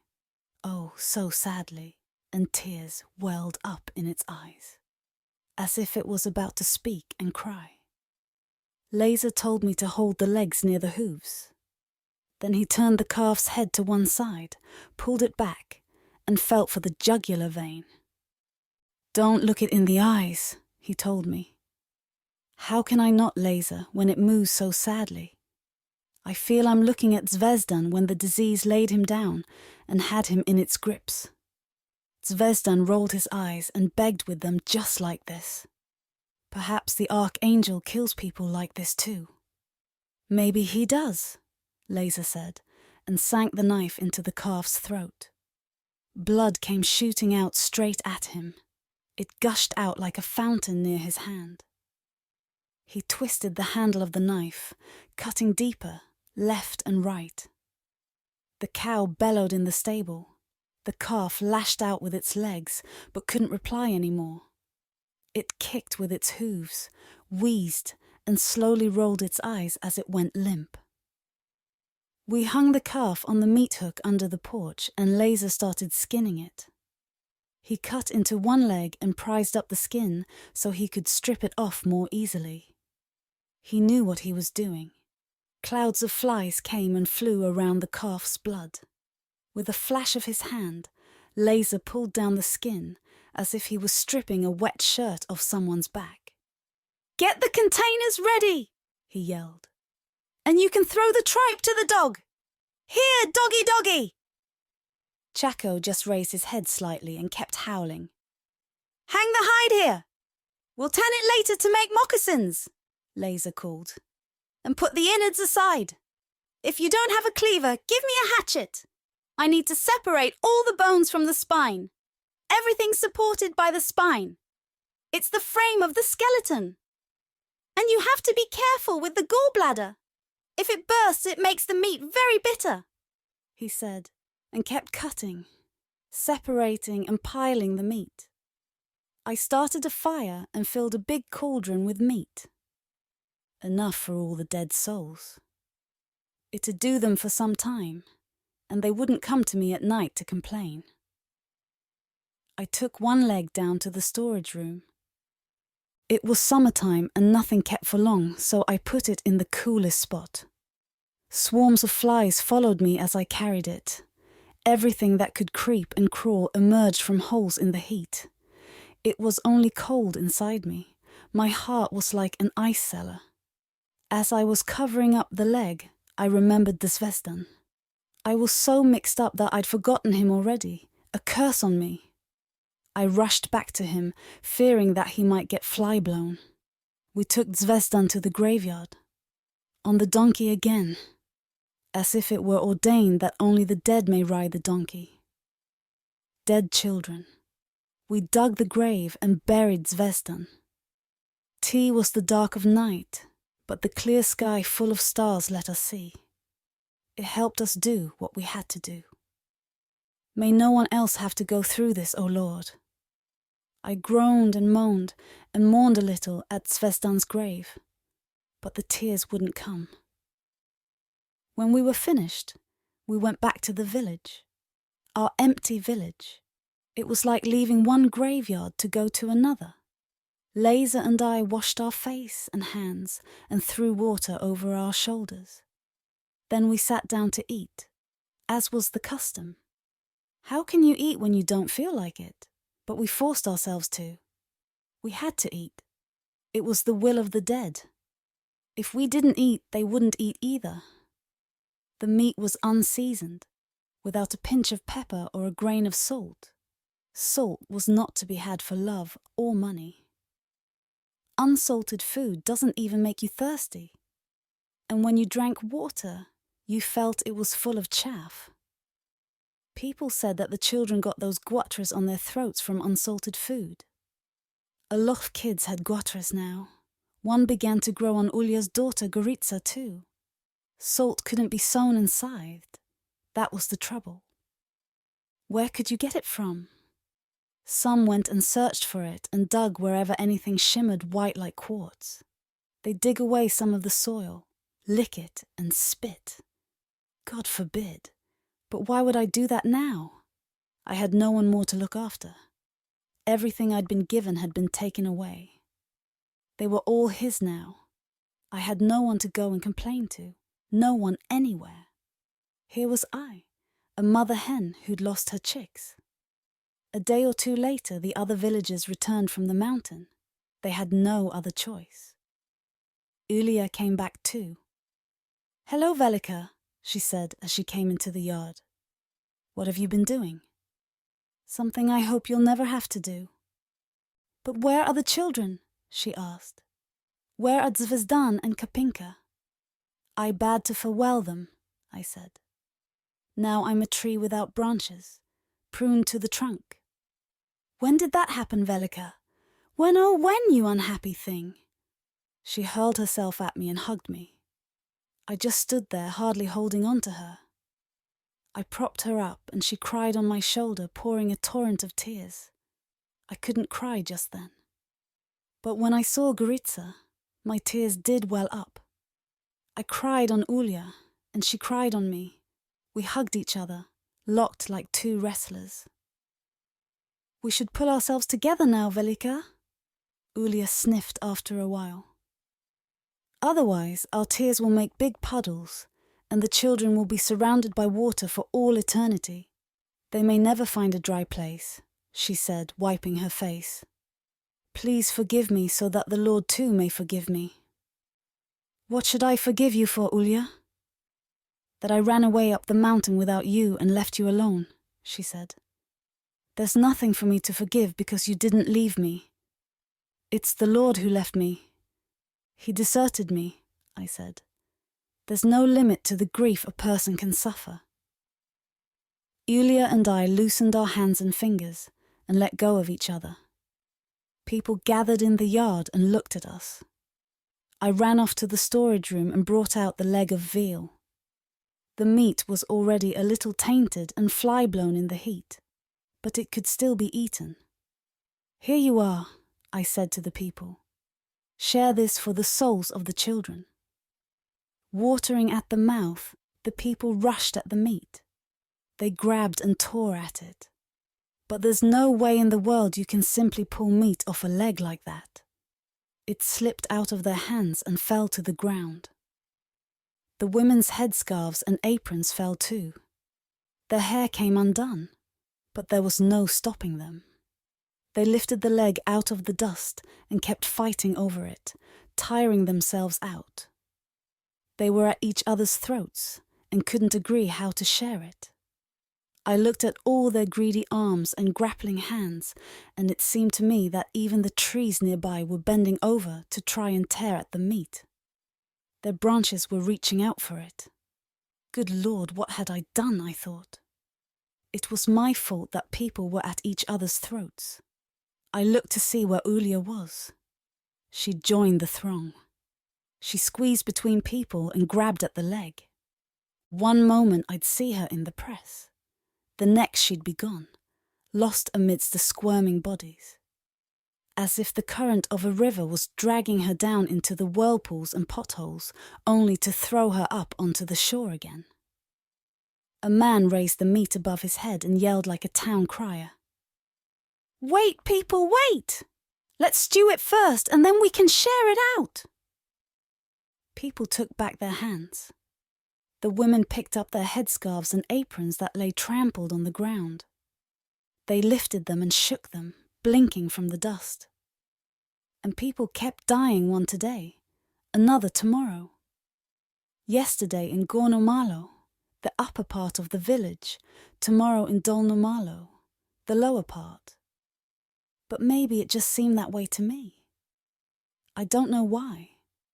People died every day, but the number of living seemed to stay the same. It's just that we'd forgotten those morning calls to come to wood carving, to come and drink milk, or to come and work in the fields. You no longer saw people down at the dam washing shoes or repairing sandals. We'd forgotten the festive occasions, for which we washed our hair with leftovers of soap and poured water over each other in turns. Futile festivals that we looked forward to naively through soap-stung eyes. No one harnessed up their cart any more to load it up with beams, ploughs, ploughshares and mouldboards, frames for the sides of wagons, canes and wicker baskets for the people down there in the valley. There were no longer any market traders who came up from Bitola peddling salt, lamp oil and homemade sweetmeats, and the white bread that we ate alongside our own wholemeal bread. There were none of these things because there were no people. The people were still here in the village, but it seemed like no one had left, and none of the villagers had died. Perhaps I was just dreaming. You dream of the living and the dead, all mixed up together. And in the morning, you don't know who's what. How could there be so many dreams in those summer nights? How could so many calamities be visited upon us? In the mornings, we'd gather in front of the Translator's tavern to tell each other our dreams and interpret them. God, what does it mean? Is it an omen? Jaglika Translator asked. Last night I dreamed I was weaving a little blanket. The loom was creaking. I pushed the rods with the weft through the shed formed by the warp threads. And when I worked the pulleys to move the reed, the weft snapped. It wouldn't engage with the warp. I wondered what was wrong. I tied a safety knot in the weft and pushed it through again. But that didn't help either, she explained. Nothing did. The weft kept snapping as if the reed was a pair of scissors. I crossed myself. I looked and peered to find the problem, but I couldn't work it out. The dream was clear. Everything in it was as clear as day, and yet it seemed strange. What do I need a blanket for anyway? I asked myself in the dream. I don't have any children to weave a dowry for. Let them all stay idle. Blanket and loom, beam and sleigh. And as soon as I said that, I heard a voice from far away, like from another village. Come on, wife, it's dawn. It was Doksim, my husband, waking me so I would go out and water the peppers before it got hot. In my dream, I sank into deep sludge, Duko Vendia's wife said. My feet sank into the sludge. Then the sludge turned to sand. But soon the sand turned to mud, and I was sinking again. I cried out, "Look here, I found salt. All the salt in the world is here. That's why we didn't have any," I called. I licked the wonderful salt and licked again, and spat when I'd had a bit too much. "Here's the salt, everyone," I called again. But there was no one. I turned my head left and right, but all the fields were empty. There was no one, not even trees, verges or boundary stones. Where am I, O Lord, I wondered, and who did I come with to these foreign fields, to this far wasteland? I looked around once more, cautiously, and the fields looked like ours again. I opened my mouth to call, but it was an empty place where no one went. I yelled and woke up from my own yelling. It's clear enough where the dream about salt comes from. It's because we're thinking about salt so much, but I don't know about the sinking into mud. Dreams are like that, Masa the healer said. Sometimes they tell you things, other times they don't. They'll start here and end in a different village. You'll walk into a fire and come out of water. You were probably sleeping in a bad position, lying on your arms perhaps, or maybe the moonlight shone on your pillow. Dreams are like that. They mix up people, times and places. I always dream that I'm climbing mountains, Misael Perpush's wife told us. I go up some and come down others, down and ever down. Sometimes I come down even lower than the grass and the mud. Then only my eyes are above the ground, and everything's taller than me. Even a frog would be taller. We have such different worries, don't we? Ulia said. But once I dreamed I was driving the cattle up to Sloeshtitsa, to the pen there, she continued, and there was water coming down from Sloeshtitsa. Water sprang forth wherever I trod. It gushed and roared, washing away the earth beneath my feet. The ground caved in and I reached out for something to hold on to, but there was nothing nearby. Suddenly the water rose up like a wave, like a man jumping up out of bed, and even before I could scream it started tearing me away. When they took Iron away to be a soldier, I dreamed of a mighty flood of water, I said.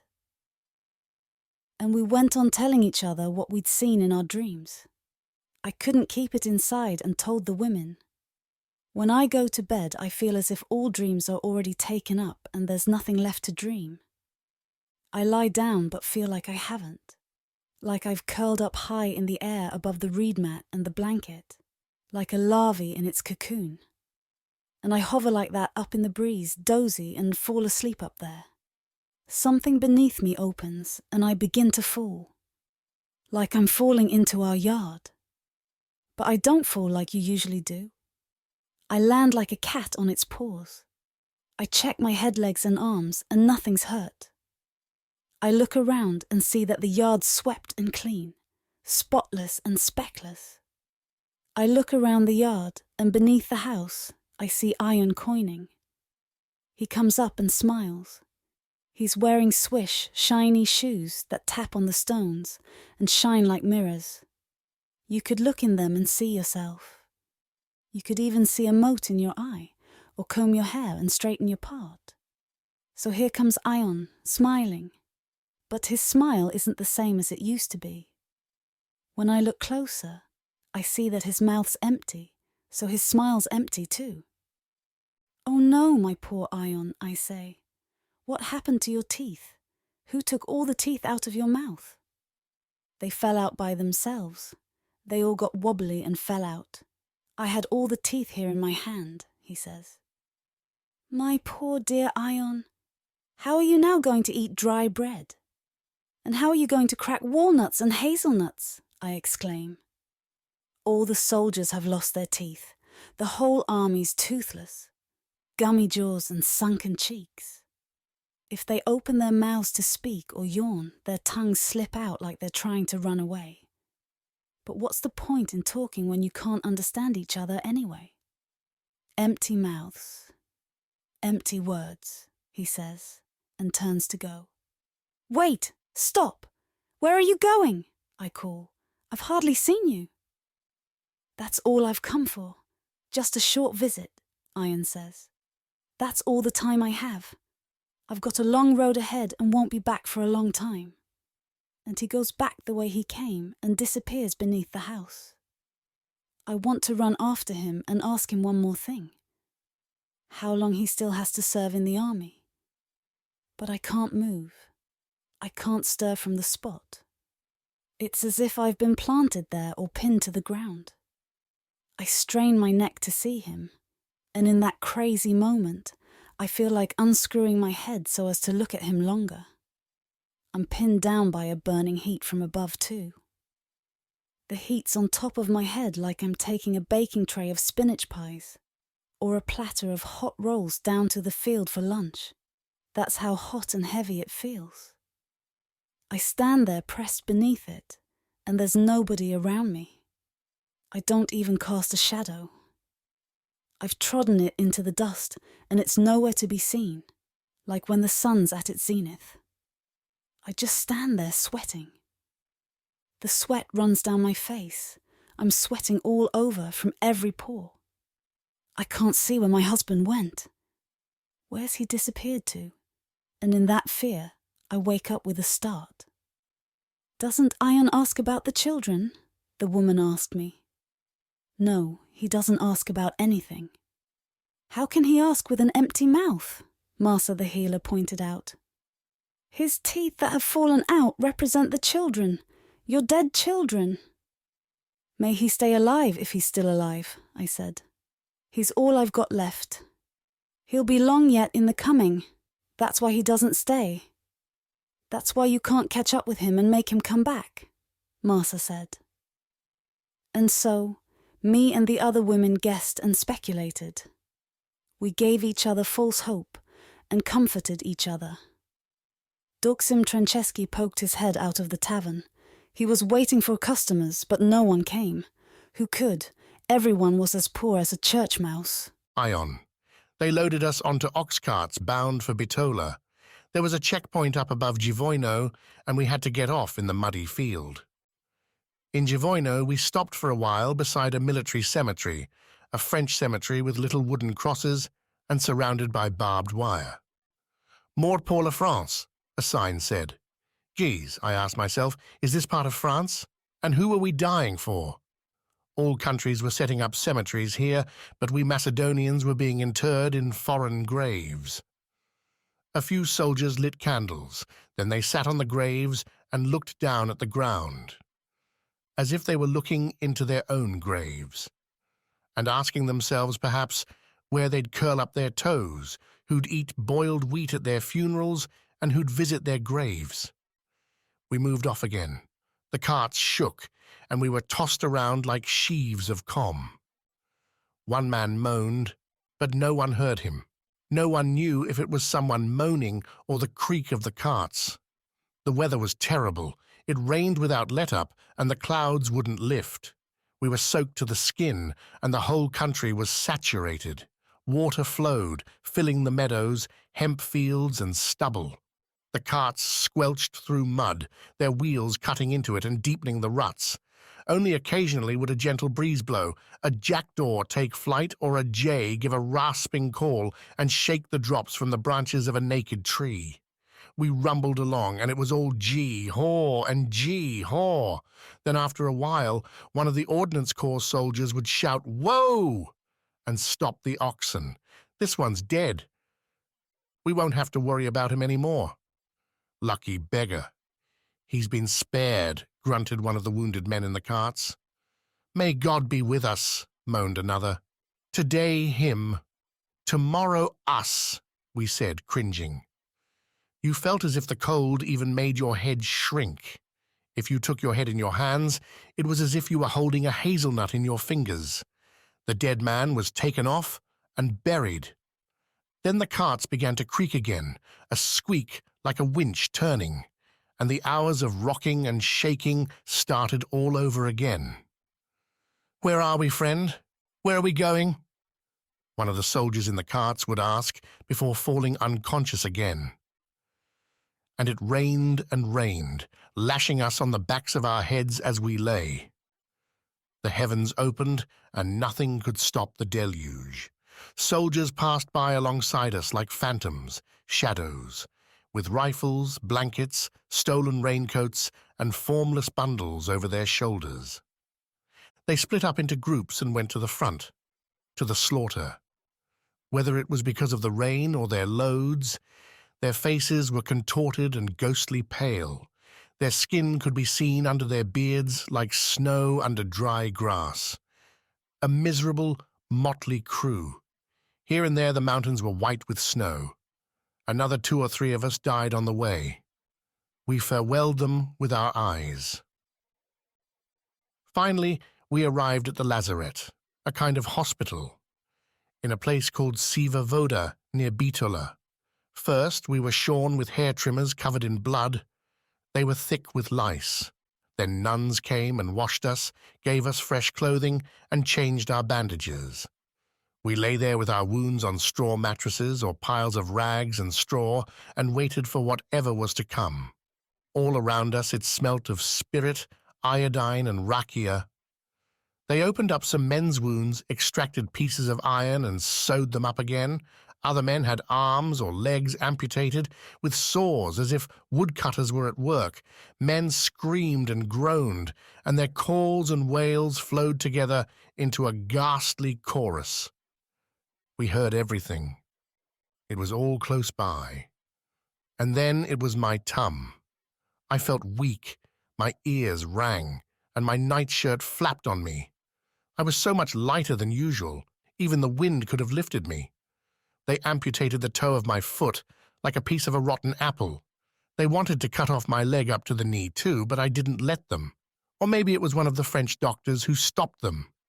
Bon bien, la this, la that, he said, and didn't let them proceed. I lay there thinking, what day is it today? How big are the children? What are they doing? What's Velika giving them to eat? How are they making ends meet?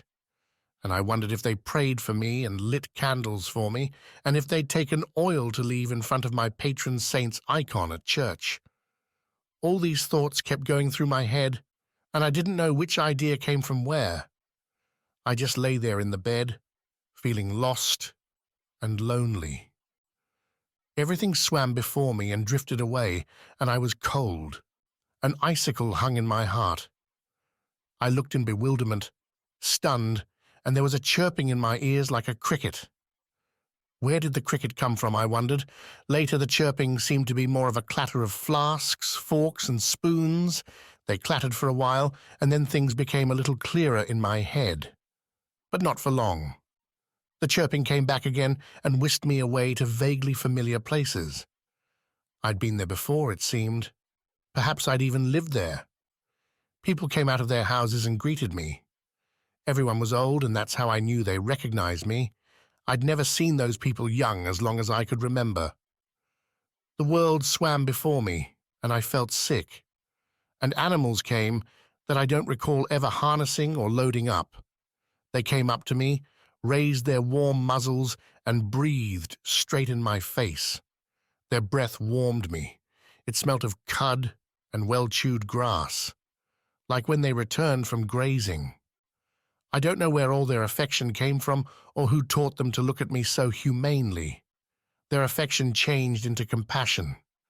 I turned my head to the side and saw myself in the bed again, oppressed, lonely, like someone I wasn't, like a battered and discarded workbench. Racketeers and moonlighters came from Bitola, secretly selling tobacco, rakia, and bread rolls like buns or bagels. They walked between the wounded, peddling their wares. Whoever had money would buy. All the others just had to drool and swallow. Bitola's full of soldiers, and the officers just gamble and whore around.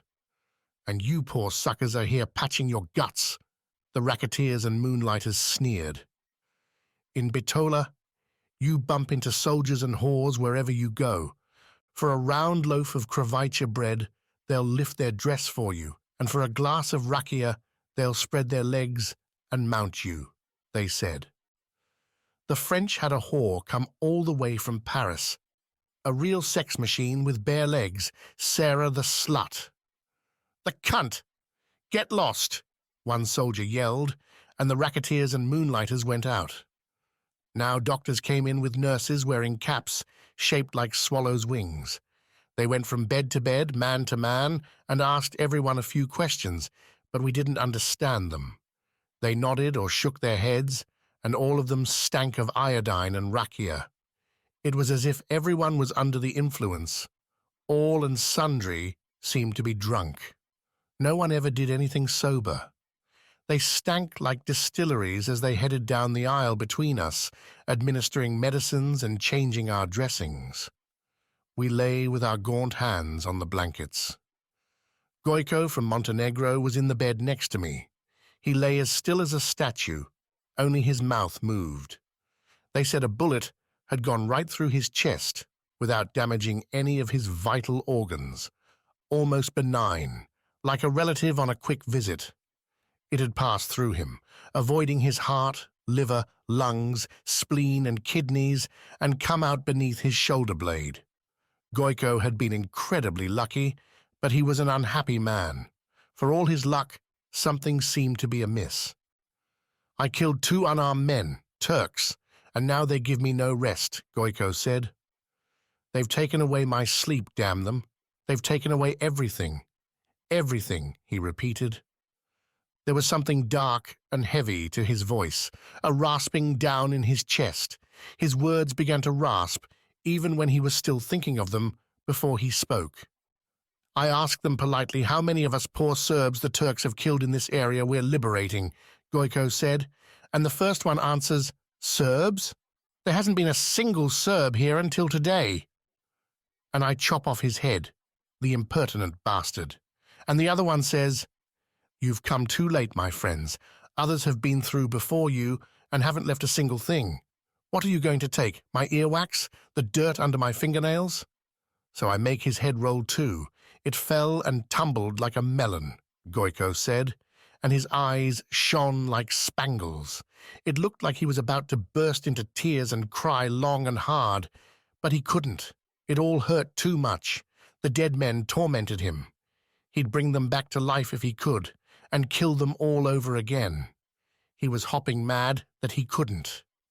"You're a maniac, man," one of the other soldiers said to him. "What are you going to do about it, you toothless prick?" Goiko flung back at him. The racketeers came again. They told us that the Germans were raising an artillery piece on Mount Pelister, a gun the size of a house. It was so big that a team of oxen could pass through its barrel with a cartload of hay. Jesus Christ, we said, and the moaning stopped for a minute. Everyone was thinking of the gun that could blast a hole in the middle of the earth. "I think I've been hit by a big gun," one soldier raved. "A big gun has Tom off my arm." And we heard that it was snowing up on Pelister, and the snow was stopping them from taking the gun up any higher. Thousands of soldiers, perhaps millions, were pushing it, they told us.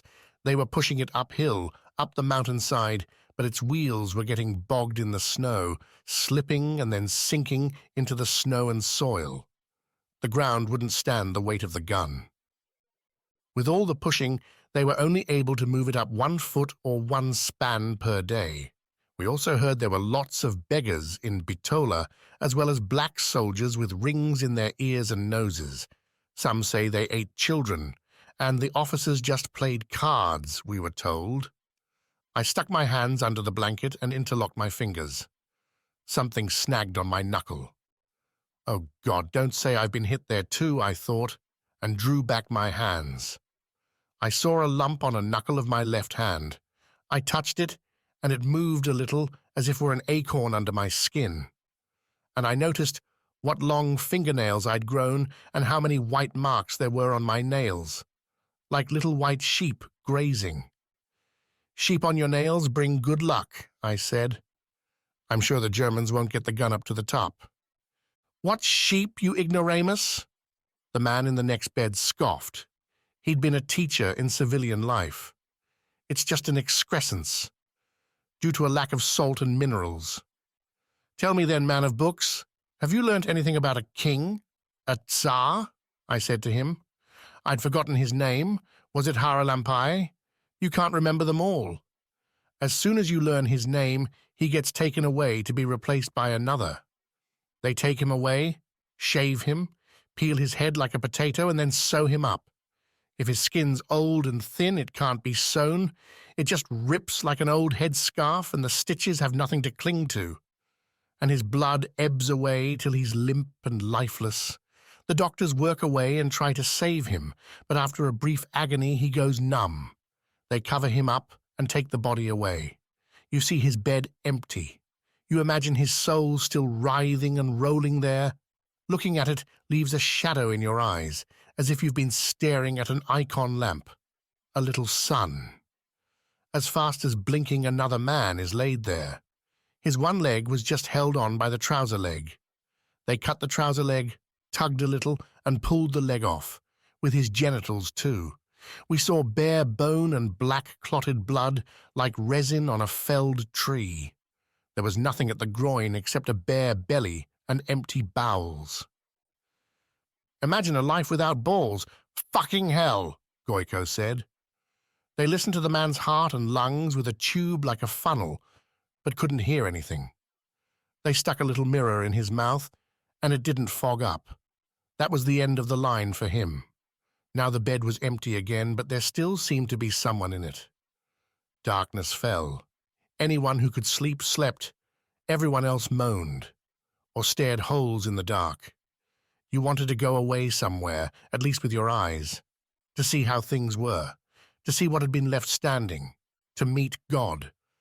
But people viewed him with disbelief now. He was nowhere to be found, but he obviously didn't care. You didn't have faith in anyone or anything anymore, so you also doubted the existence of God. All you heard was the gritting and grinding of afflicted organs, and one man wheezing through the nose like a willow flute. The noises drifted outside and mixed with the distant barking of a dog. So there was still life out there. Where there's a dog, there's a healthy soul. Damn and blast living like this, swore a man from Jercha, a village near mine. He had a dressing over his eyes that hid almost half his bead. If I'm not able to see again, why would I want to go home? I wouldn't be able to see anyone anyway, he said. I can't see now either. I tried to cheer him up. It's night, and no one can see anything. Thanks for telling me. the man from Jercha said. That means we're equally unhappy. A man was speaking in his sleep. The night's gone and I can't catch up with the day, he rambled. Where's the day gone? And who's that standing on my leg who's crushing me? The night is long and hard to shake off. It doesn't give in easily to the day. When it grew light, the soldier asked again, Who was that crushing me last night? Who was on top of me? I haven't done anything to anyone. How could I, like this? Was it one of you? Or did a vampire come out at night? Vampires love to torture the wounded. They also love bagpipes. When a vampire hears bagpipes, he'll come and join the line of dancers and press up against you if he's dancing next to you. Who was that crushing me last night? Who? Won't he stop going on and on about it? Someone sighed. It was just the pain weighing down on you, I told him. There are no vampires here. We're the vampires, I joked, but the fellow was serious. The demon that dwelt in him made him ruffle his forehead and pucker his cheeks. The Red Crosses came for another visit, and the smell of iodine and rakia wafted through the place again. Buckets and stretchers clattered. Some were brought in, others taken out. The aisles and doorways were clogged. Our eyes followed the doctors and nurses. They came up to me too, uncovered my leg and changed the bandage. And my leg began to throb again.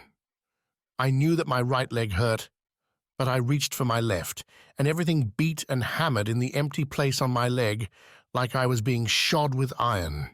It hurt like someone was flaying my leg right up to the knee, and the skin itched terribly under the bandage. It was peeling like a snake about to shed its skin. You were tied to the bed, and there was no one to pay any attention to you, no horse for you to spur on and be thrown by, and for you to forgive when it came back and stood over you misty-eyed. Here, everyone was preoccupied with his own wound and his own pain. The racketeers and moonlighters came again. The Germans have raised the gun another 10 yards. If they get it up to the top, there will be nothing left of us or you, they said. They're using smaller guns for the time being, but they always fire wide. Either the gunners don't know how to aim, or the sights are no good. It's the same with theirs up there and ours down here. The Germans are in Bratindol, and Ratindol on the slopes of Pelister. They've brought Bulgarians and Hungarians with them for pushing the artillery. The Serbs and the French are down below, holding the valley and looking out beyond the city. Both sides fire at each other, but their shells fall on the city, they said. They aim at one thing but hit another. It's like when kids throw stones over the top of a house, they just break tiles on the roof. Are you afraid of dying? Goiko asked one of the racketeers. Yes, who wouldn't be? You're afraid of dying, Goiko said, but not of living. You should be ashamed to be alive.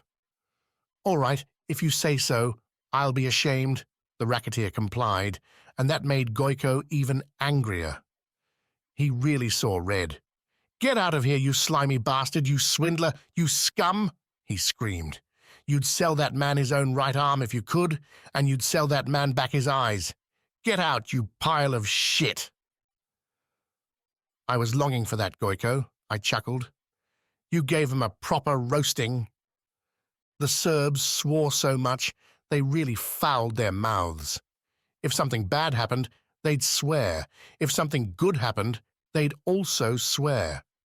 It was hard to fathom how they were feeling. A Serb would swear at you out of habit, and you'd jump up and grab him by the throat. We were touchy, like the Albanians, easily offended when people swear. We had a lot of fights with them until we realized that swearing was the Serbs' way of saying, "How are you? What are doing? Where are you off to? When will you be back?" It seemed like angry, nasty swearing, but it didn't mean they were angry with you. It reminded me of us Macedonians calling out, "Alia rabota," good luck with your work, when we saw someone digging or hoeing. If you didn't say Alia to people, they'd think there was something wrong with you. Who knows? Anyway, a lot of heads got broken until we got used to the swearing. We'd been lying like that for a whole month. Some of us were now able to get up and go to the toilet ourselves. The worst seemed to be over. The swelling subsided on my leg. It itched and peeled around the bandage. The skin flaked off and fell on the bed like plaster.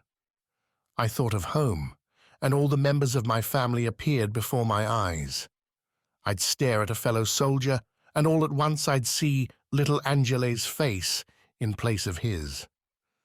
With the nurses it was the same. Velika's face would peer at me from under their bonnet, like through a fog. When I heard the rain, I felt like going out and getting wet. Afterwards I'd get changed. Velika would dry my clothes, and I'd sleep by the fire. Those are the things I thought about. It's after getting all wet in the rain that your sleep is sweetest.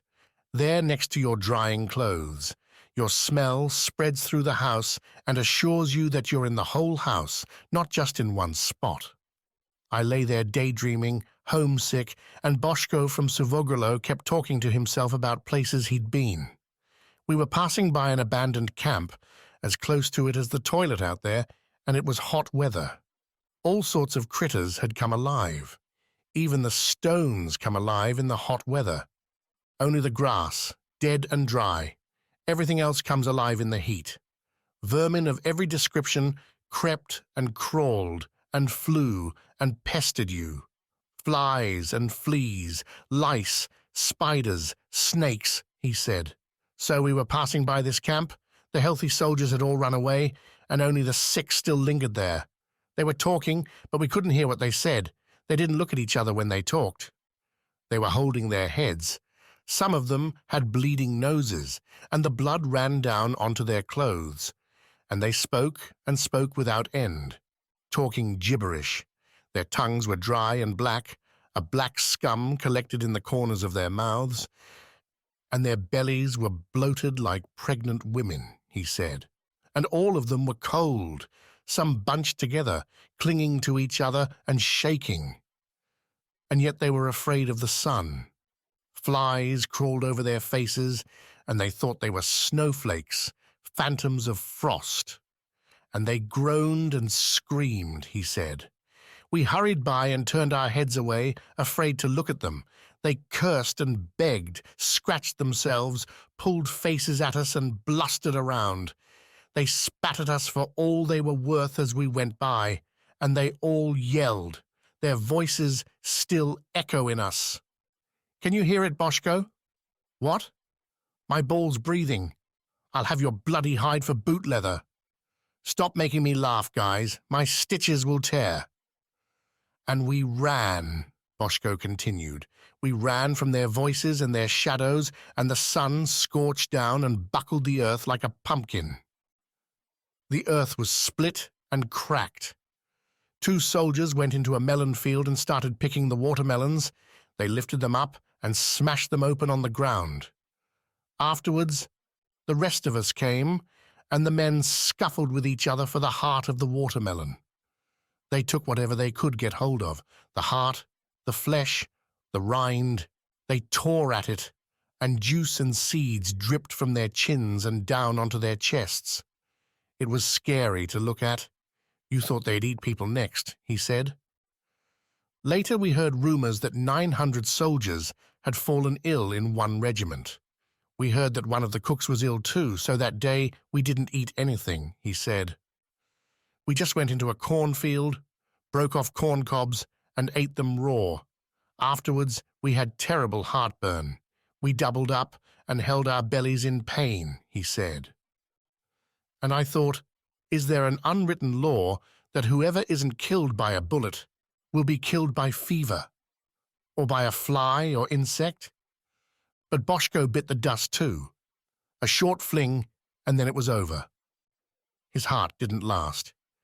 He'd been badly hit in the groin, where all the veins and tendons come together. His urine blocked up, an infection set in, and that finished him off. It blocked his mouth forever. They took away Boško's body and dusted the bed with a special powder, like sulfur or crushed lime, like when you sprinkle ash on children's poo so you can sweep it off the floor more easily. I'd often seen Velika sweeping like that in the living room. Oh, if only she knew where I was now, she'd come and pay me a visit, I thought. Even if she had to turn into an ant or a bird to make her way in, she'd come and see me. Sometimes I dream I can see again, the man from Jercha said. I can see with both eyes, and I'm happy in my dream. It seems so real. That means that not being able to see is just a dream. So what I dream is reality, and what's reality is a dream. Fuck this for a life when you can't tell between dream and reality. Come on, don't philosophize so much. Outside, a dog began to howl. I bet that means another person's going to die, Goiko said. They say dogs only howl when someone's going to die. The next morning, Goiko himself was dead. His soul had flown during the night. The time came for us to return to the front, back to our units. Those of us who'd recovered went. We felt sorry for those we left behind, and they were glad they hadn't recovered yet. Life was safer there. We were weakened from having been in bed for so long, bedridden as they called it. We'd lost a lot of strength. And it wasn't a short march. Every little while you'd have to stop for a breather. You'd lean against a rock, an elderberry bush or anything at all to have a quick rest. But everything was wet. You rested like that for a minute and then kept plodding along the road ahead. I went on and on with my crippled leg. The road was like any other, never-ending. Big guns roared and rumbled in the distance. The earth pit and vibrated. Every explosion made us glance at each other in amazement and fear, and with questions that would never find an answer. Gosh, Ion, I said to myself aloud, this darkness will swallow you up. This will be the end of you. We climbed high up into the mountains. They were tall, and if you threw a stone off the top, you couldn't see where it landed. If you looked down, you couldn't see the bottom. It was like you were looking not down, but up into the sky. We climbed, and behind me, a soldier said loudly, I've searched for God all my life, but I never found him anywhere. Shut up about your fucking God, we heard the guide say. And so we went on. Velika. The sun showed its face. Everyone was out working, including myself. Some collected acorns, others were pruning branches in the forest for fodder. I was cutting leaves off the bushes I could reach. I was busier chewing them than cutting them. I lacked the strength. With a man's hand it's different. A man lops off whole branches as easily as cutting a leek. David the village fool was out too. He hugged a young oak and talked to himself. I was the first at this tree, yep, and I'm not giving it to anyone, fuck me dead. I'm gonna chop it down, yep, he said, holding onto it. Then suddenly he let go of it and moved off. Why don't you cut it down, Davide? I asked. I don't like it after all, damn it, he said. I'm looking for another. I kept on chopping and piling the branches. I cut bushes and laid one branch on top of another. And branch by branch the pile of fodder rose. It made sense. Perhaps there'd be another hard winter. The winters are always hard when there's war, and your animals bellow and bray for food. They don't ask you if you have fodder for them. They demand it. Everyone was cutting fodder for their goats, and me for my cow and donkey. Duco Vendia poked his head through the branches. Hey, Velika. Hello, I replied. Where have you been? Oh, around the place. What are you doing here? He asked. I'm looking for gold, I said. No, seriously. He sat down on a tree stump. I'm cutting fodder, I said, though when I don't have a family anymore. What do you need fodder for? I need something useful to do. I need to go out and mix with people. Listen here, Velika, Duco began. I'm listening, I said. I thought he was going to tell me about a mistake in piling the fodder. I heard that Komitas came looking for you. So I said to myself, I'd better tell Velika so she can lie low for a while. Oh no, but what have I done that I should hide for? Forgive me for saying it, Velika, but you don't understand these things. They didn't come just because of you. Like I say, you should go into hiding for a while. That's all I wanted to tell you and keep it to yourself, Duco said, and left. What harm can I have caused people I don't even know? I thought to myself. And around me I just heard the chopping of the axes. Tak-tuk, tak-tuk. That evening I bolted the door, the front door and the back door, and moped around the house. I was at my wit's end. A chill settled deep inside me and gripped my chest. And I had no man about the house, no sun to warm me up. I didn't feel like sitting down or lying down. The reed mat and my bedclothes lay on the floor. I hadn't rolled them up and put them away. I looked at them and just asked myself, good Lord, who emptied that bed? It used to be full to overflowing with children, from one end of the reed mat to the other. I used to lay them all on the same side to sleep, with their heads facing the same way. I'd count them and then go to bed myself. But now there was no one in the bed who'd kick in their sleep or throw off the blanket. The bed was empty. Everything in the house was empty and yet cramped at the same time. I was restless and kept pacing up and down. I heard Chaco barking. First it was just ordinary barking. Then it became louder and more aggressive. I squirmed. What could it be? Now Chaco barked and yelped as if he were crying. His barking and yelping had a human feel to it, I said to myself. The only human voice here at home. After a while, I heard knocking at the door, if you could call it that. It was more like the hacking of an axe, or the thudding of a rifle butt and heavy boots. Banging at the back door and thumping at the front door. Open up! We have something to ask you, a voice said. We won't hurt you. We just want to ask you a question. Chaco came rushing up again. I heard him bite at their legs. He sank his teeth in and wouldn't let them speak in peace. But he was hit by a stone or kicked. He yelped and ran away under the house. I couldn't stand it any longer. Ask from out there, I shivered. If I know the answer, I'll tell you. It's not something we can talk about, yelling like this, they replied. What did I have to protect anyway, I thought. There was nothing more to protect. So I slid back the bolt and opened the door. Men stood there in the moonlight. Big, bushy beards concealed their faces. I could only see their eyes. What is it? What do you want from me? Come with us, the first man said. This isn't a good place for talking. I looked at the men. The moonlight reached right up to the door as if the river was in flood and had brought the light up to the houses. It was too wide to step over with one step and too deep for you to dare to cross it. I followed them, and a chill ran down my spine. A few went in front of me, others followed up behind. In the moonlight, we passed all the houses without meeting anyone in the village. They walked me to the narrow valley beneath Chuchka outcrop, near the Trajkovski spring. The spring murmured as if it wanted to ask something too.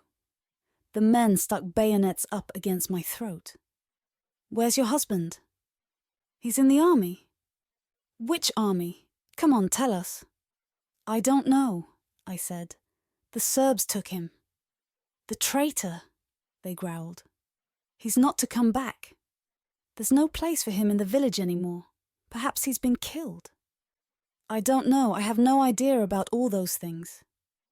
Since you have no idea, they said, bring us the title deeds for the house and for the fields. Everything. I don't have anything, I replied. The title deeds are his because the house and the fields are his. Sticking up for a traitor, huh? They snarled, their bayonets trembling against my throat. I'm sticking up for my husband, I returned. I swore before God to stand up for him. Kill her, said the one who was their chief or commander. Their bayonets trembled. The spring murmured as if it was passing right through my ears. "Go on, kill me," I said. "I'm praying to God that I may join my children quickly. Who am I living here for anyway? No one. But up there my children are waiting.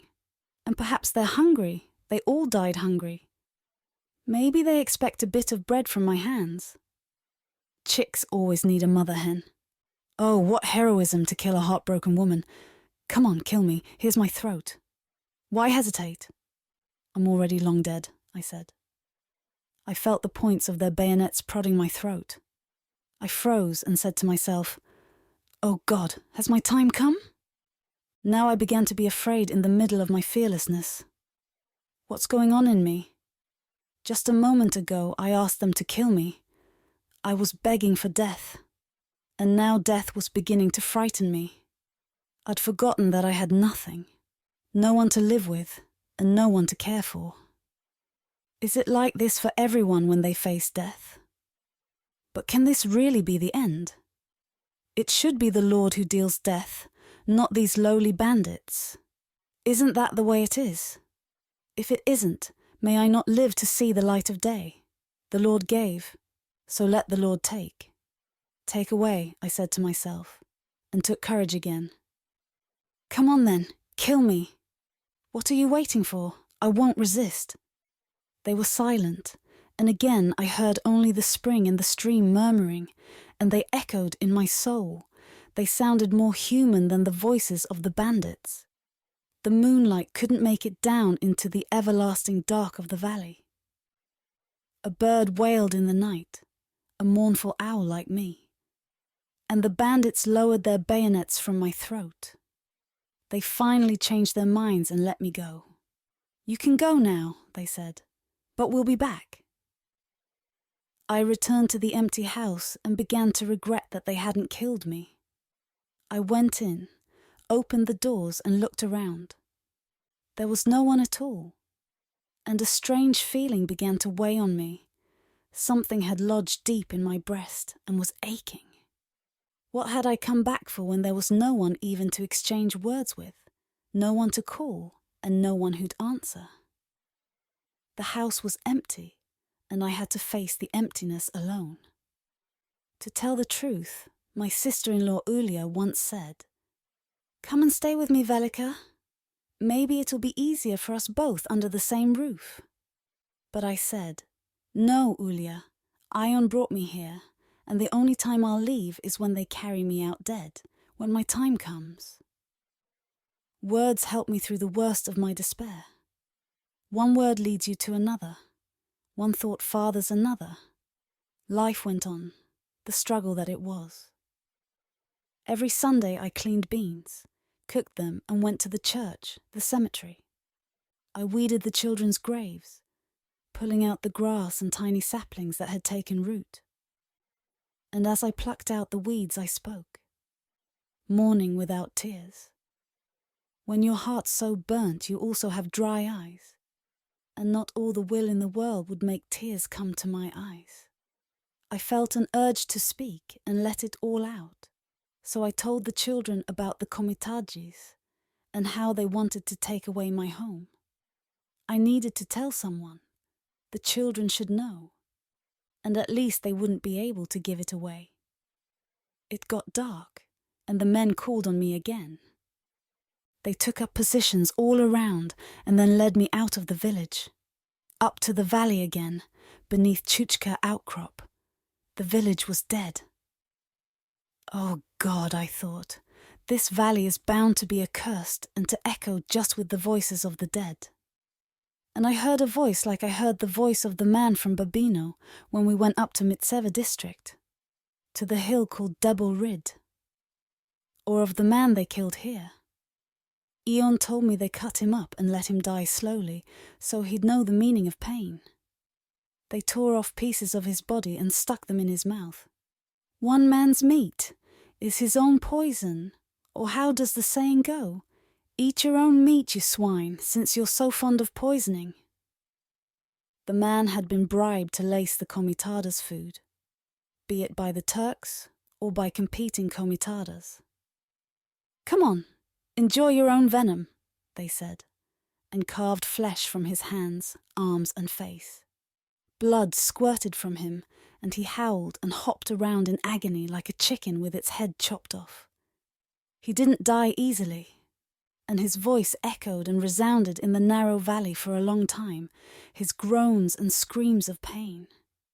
His voice came every night after dark, loud and clear, as if he was being killed all over again. And now I asked myself whether blood from Ion's knife could have got on me. Was I predestined to atone for that and pay with my own blood? Would my voice come from the valley at night and haunt people? They sat me on a slippery stone in the valley and stood over me. Then they drew their bayonets and held them up to me again. "Have you changed your mind?" they asked. "About what?" "About the title deeds, the land." "I don't have any title deeds," I said. "And I don't own the land owns us.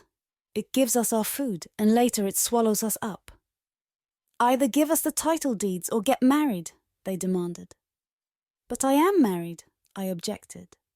"Am I supposed to marry again while my husband's still alive?" "Your husband's dead," they asserted. "Consider him dead. You can go and offer food and drink for his soul." "Only when I see him dead," I said. "Not before." "He's in the grave, most likely," the men muttered. "Who knows how much money he's left her?" "Do you or do you not know what your husband's doing now?" the commander asked. "He's in the army," I told them, and didn't know what else to say. Whatever I said was bound to be wrong. Their bayonets shone in the dark. "Kill her," the commander ordered, "since she can't see sense." "Kill me," I said, "so I can be with my children sooner." Their bayonets pricked at my throat, but even now they didn't kill me. I was waiting for them to stick their bayonets through me and end my grief and pain. "Do you still defend your husband's mistakes?" the commander asked. "The grave corrects all mistakes and injustices," Laser the Wise used to say. "Come on, kill me. Then at least you'll have something to brag about. We'll spare your life if you get married. We'll find a husband for you and take you to live with him," the commander proposed. "If you can move the graves with my 5 dead children too," I said. "I may have no right to the property, but those 5 graves still do, until at least 3 years after they've died, as tradition says. That's how long I make offerings for the children's souls. Give me time, at least so I can respect all the customs." The commander signaled, and the comitadas removed their bayonets from my throat. "You can go now, but we'll be back. We'll be calling on you again," the commander said. I stood up, crossed myself, and turned my back to them. But all the way home, their words rang in my ears. "We'll be back. We'll be calling on you again." I entered the house and felt like the dregs. Out of the darkness, into a dungeon. I sat down and took my head in my hands. I wanted to cry, but no tears came. I just couldn't. Down below at the manger, the cow scratched itself. The donkey puffed and blew and stamped its hooves. It sounded like knocking at the door. "Oh Lord, have they changed their mind and come back for me already?" I began to sob. When I was sure the knocking came from the animals, I said to myself, "Lucky them that they don't know anything," and I melted into nothingness. Night was like an eternity, endless, implacable, like a whole year of fear. Days waned, new days began, and all the while I was alone with no shade and no shelter. But after that, I never saw the komitadjis again. Who knows if they were komitas or just bandits? It was as if the earth had swallowed them up. Was it because the front was crumbling and drawing close to the village again? No idea. Time only stands still when you suffer. As soon as the agony's gone, it becomes as flighty as a butterfly again. It flows away like water. A whole year passes as swiftly as someone stopping you for a moment down on the road, asking you a quick question and then moving on. Whoosh. That was it. Another year's passed. One day, Misaela the smith came rushing through the village. David was close behind him, imitating everything he did. The slightest sniff or twitch from Misael and Davide would sniff and twitch too. You were mortally afraid of them setting eyes on you lest they be bringing a new disease to the village. They stopped in front of Doksim Trancheski's tavern to get their breath. They were very puffed. We waited to hear what they had to tell.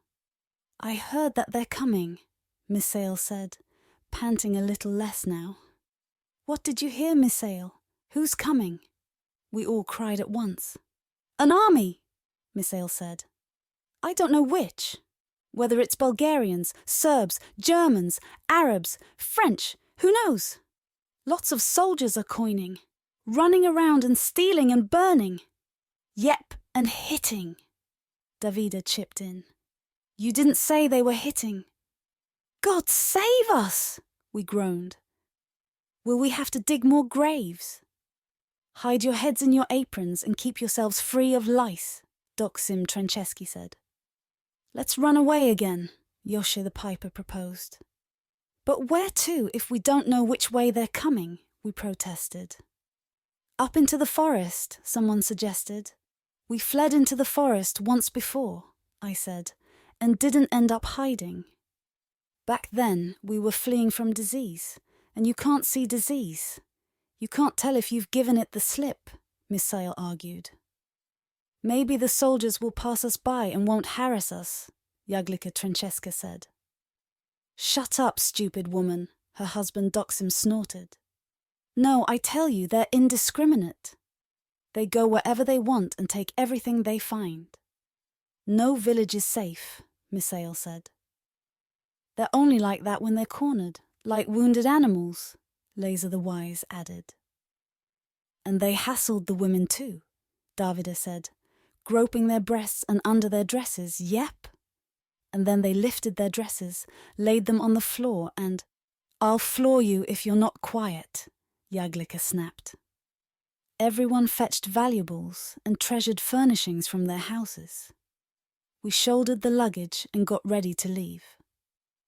Ulia chased the chickens she'd reared the autumn before. "Shoo, shoo," she called and chased them with a stick. They flapped their wings, fluttered a few yards with a cackle, and then looked up and followed Ulia. "Wretched creatures," Ulia cursed. "Come on, Velika." "Let's go," I said, and we headed off.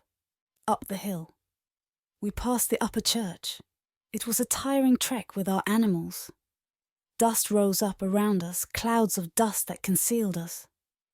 All the way up, almost to the forest, to Gajda, to the little spring.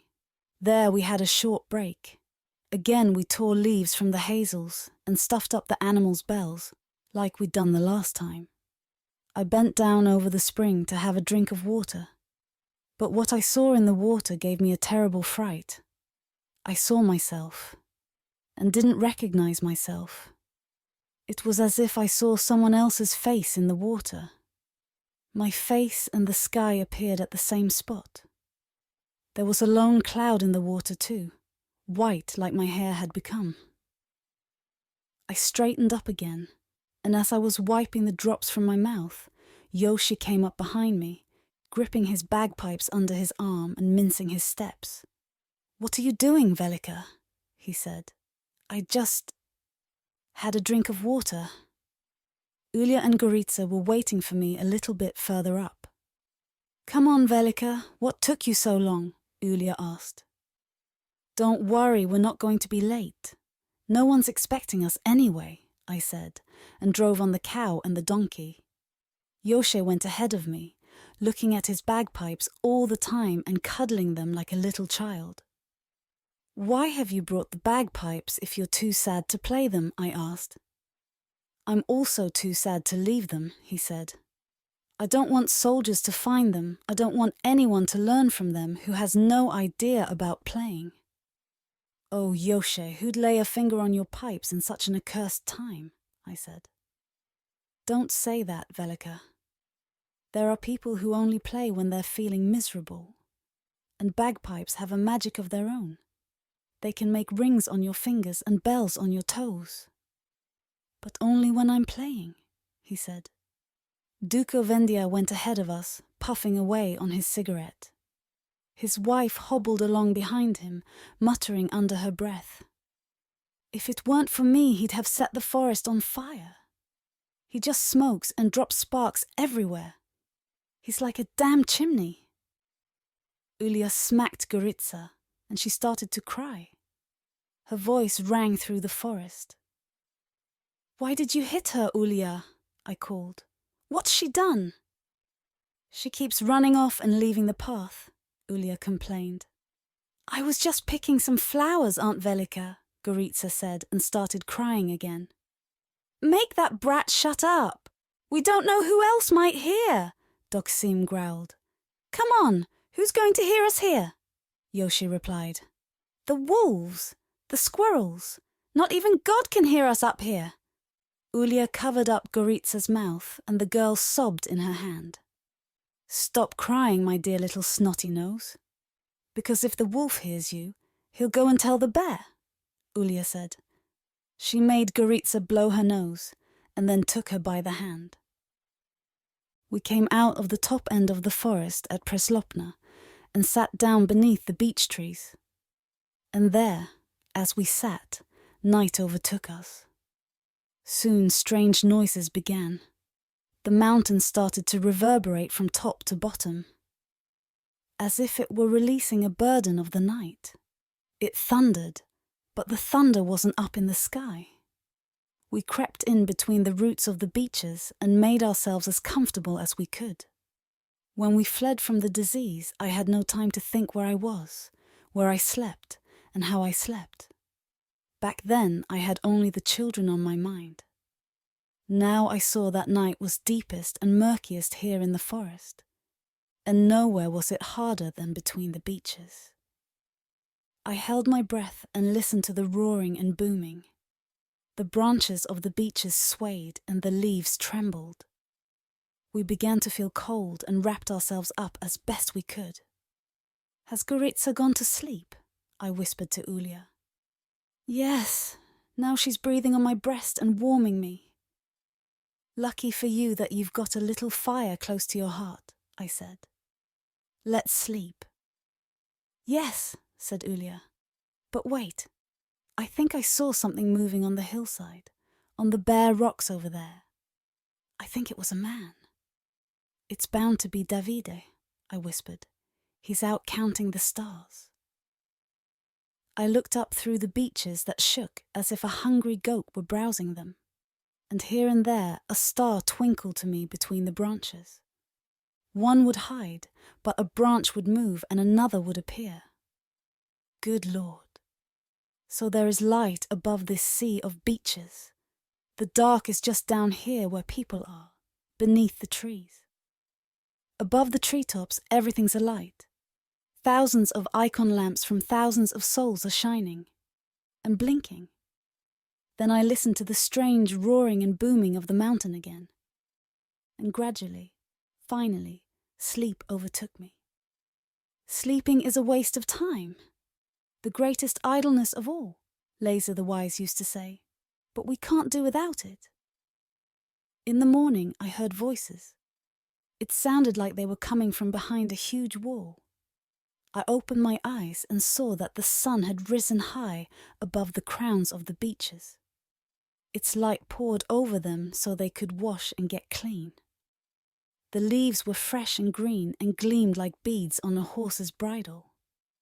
The sparrows were singing at the top of their voices, and the whole forest was alive with song. I jumped to my feet and tugged at Ulia to wake her. Get up, I said. Everything under the sun is awake. We shook off the leaves and earth and went to where the others were gathered. They were all looking towards the village of Virovo. We couldn't see it from where we stood because the forest barred our view, but the smoke could be seen. A huge pillar of smoke towered up and stained the sky. "Fucking oath!" someone muttered. "The earth itself must be on fire!" The smoke spread and collected again, swaying from side to side like an angry snake rearing up. Flames licked up around the smoke like an old man's beard curling up a tree. "We'll be after Virovo." "No, Miranoga will be next." "Who knows where the war will go after Virovo?" said Laser the Wise. "War is a storm cloud. You don't know where it'll strike and what the torrent will tear away with it." "Who said they'd seen people coming?" "Where did you see people?" Doxim asked. "There they are," Duco said, without taking the cigarette out of his mouth. People were corning up towards us, and far behind them, their village burned. The whole sky was aflame. Everything had been torched, and the village had been all hay and straw, and gunpowder. The heat of the fire seemed to reach us even up on the mountainside. And we speculated whether the fire would spread to the forest or stay in the village and the sky above it. "Who set fire to your village?" we asked.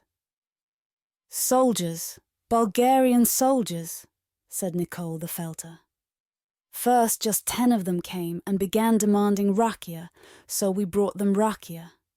'Kill 10 chickens, 1 for each of us,' they clamoured. So off we went and came back with roast chickens. We set the church tables for them, and they ate, gorging themselves, while we stood by and watched. And in the middle of their feast, a pig squealed outside the church, and they wanted to go and kill it. 'Leave it for dinner,' the officer ordered. 'Now, who can play the bagpipes?' he asked, with his mouth full of food, and our eyes were drawn to Florin Bogdanovsky. Florin brought his bagpipes and started skirling, and the soldiers began dancing with sissy steps and wiggling their bottoms. Then the officer got angry and tore the bagpipes out of Florin Bogdanovsky's hands. 'This is how you play,' he said, and started blowing the bagpipes himself. His cheeks went red and puffed up almost like the bagpipes themselves. And the soldiers got up, took hold of each other around the church tables and danced. A drunken business. They took hold of each other in the courtyard in front of the cemetery, and they made us dance there too. And the officer played. By God, did this bloody soldier know how to play the pipes. And we took hold of each other. We didn't want to dance in front of the dead. It was so disrespectful. But now we had no choice. He struck up a lively tune and we danced, but as slowly as we could, as if we were treading mud to make mud bricks. We didn't feel like dancing for these drunken soldiers from their godforsaken country, the bastards. Curse this war! And we swayed like a fever had seized us. We did funny Serbian dances, we jumped briskly, and the officer went on playing. Suddenly there was a rifle shot. The officer stopped blowing. The bagpipes wailed and went silent. Other Bulgarian soldiers came into the cemetery. "We don't have any more chickens to feed this lot," we said to ourselves. And another military man came up. He was of higher rank than the officer with the bagpipes and wore a ton of medals and decorations. "The fatherland lies bleeding, and here you are dancing," he blurted. And then he turned to us and asked, "How many of your villagers are soldiers for the Serbs?" "They press-ganged quite a few," we said. "They came and took as many as they could," we said, and counted on our fingers. Nast, Petko, Mitra. We counted 12. "So you've been playing here to Serbophiles?" the senior officer snarled at his subordinate. "But sir," we said, "was this shit to be called sir?" But we said it anyway. The junior officer's jaw dropped and he hugged the bagpipes. It didn't enter his mind to let them go. Nothing entered his mind. "Shoot him!" The bigwig with the decorations said, "Shoot him and burn down the village!" And the soldiers seized him and stuck him up against the church wall. The command was given, and the officer slumped down the wall and went silent, together with the bagpipes that he'd forgotten to put down. And maybe they're still there because after that we ran off in all directions. They fired their rifles and we fled, some up the mountain, others along the slopes. And later, you can see yourselves what they did to our village. Maybe this is Judgment Day, Nicole from Virovo said. Perhaps our tribe is meant to be wiped out this way, we wondered, looking down at the smoke rising from behind the beaches. Our tribe is like couch grass. It can't be destroyed by any army or disease, Laser the Wise said. Couch grass is hardy and grows in impossible places. Hoe it as much as you like, dig it up, uproot it. It won't die. As soon as it touches the ground, it takes root again, comes alive and begins to grow. Nothing can destroy this plant. What wrong have we done by God to be punished like this? Duco groaned. The Serbs come. Where are the Bulgarians? Then the Bulgarians come, searching for the Serbs. Oh no, I've forgotten Gorica, Ulia cried. I hope she hasn't wandered off and got lost in the forest. Where's Ulia going? Yoshi asked. To get Gorica, I told him. She left her sleeping in the forest. You never know what lies ahead, Misael said. We quarrelled over the village boundaries up here. Now it's other things that bring us together. Oh, how sweet it was when we quarrelled. Remember when you sent us a letter? He said to the people from Virovo. No one may come down further than Puknat Carmen. Neither bull nor cow nor calf, neither horse nor foal nor donkey. You're not even so much as to look or breathe across this line. You may only cross if we invite you. That was written by Florin Bogdanovsky because that's his meadow over there, Nicole said. He wasn't as obstinate now about the bagpipes. He even played for the Bulgarians. You know, Misael went on, his meadow was within the bounds of our village when we laid out the boundary stones. But he jumped into the meadow and cried, I won't let this meadow of mine be on foreign territory. He grabbed his axe and yelled, Get back! Get off my grass! We've poured sweat here by the gallon, me and my father before me. Maybe I was even made here. Keep your filthy feet off my grass, otherwise heads will roll. We sat there in the clearings, telling each other what had happened, recounting what we'd been through. We talked and talked as if we were out there celebrating a festival. May God have mercy on us. People's minds wander and can't stay in one place or stick to the same topic. In such torment, they don't want to talk just about their ordeal. One spoke about this, another about that, and we listened intently, not wanting to know what might soon be in store for us. We talked back and forth, to and fro. The conversation switched to the wider war and to the plundering. This'll happen, that'll happen, people predicted. And while we were listening, a grass snake came and sucked on my cow. I found her with blood all over her udder. The autumn brought billowing fogs like mighty buffaloes, and the sky just pissed down on us. Our positions were up on Koziak, Goat's Head. May the wolves eat the wretched goat, head and all. Our side said, Charge! And after the first breakthrough, the artillery blared and roared for 2 whole days and nights. We were waiting in the trenches again, for the next order. 2 Algerian regiments came to support us, and we waited there for another day or 2. We sat and nibbled at rusks, gnawing them like mice. A corporal came and told us to shoulder our haversacks and be on the alert, so we could go straight into action when the time came. Fine by us. On the morning of the 4th day, patrols were sent out towards the Bulgarian lines, 3 men, each 200 yards apart from each other. 10, the Bulgarians let loose with all their firepower. Shells rained down on us until about midday. They made an absolute mess of our positions, and there were many casualties. Captain Mirkovic was killed too. He was hit and couldn't move, but he was still alive. He clenched his teeth and held on. Milan Dimic from the village of Mirajevo went and brought him back in his ands. Mirkovic's face was as white as the sheets of rain. He half opened his eyes and looked at us. All of us were crying. "What are you crying for?" he went. "We're not crying," 11 Milan Dimic said. "It's just the raindrops on our cheeks." Mirkovic took out a letter and little pouch of money. Among the banknotes, we saw a picture, a woman and 2 children, all of them very beautiful.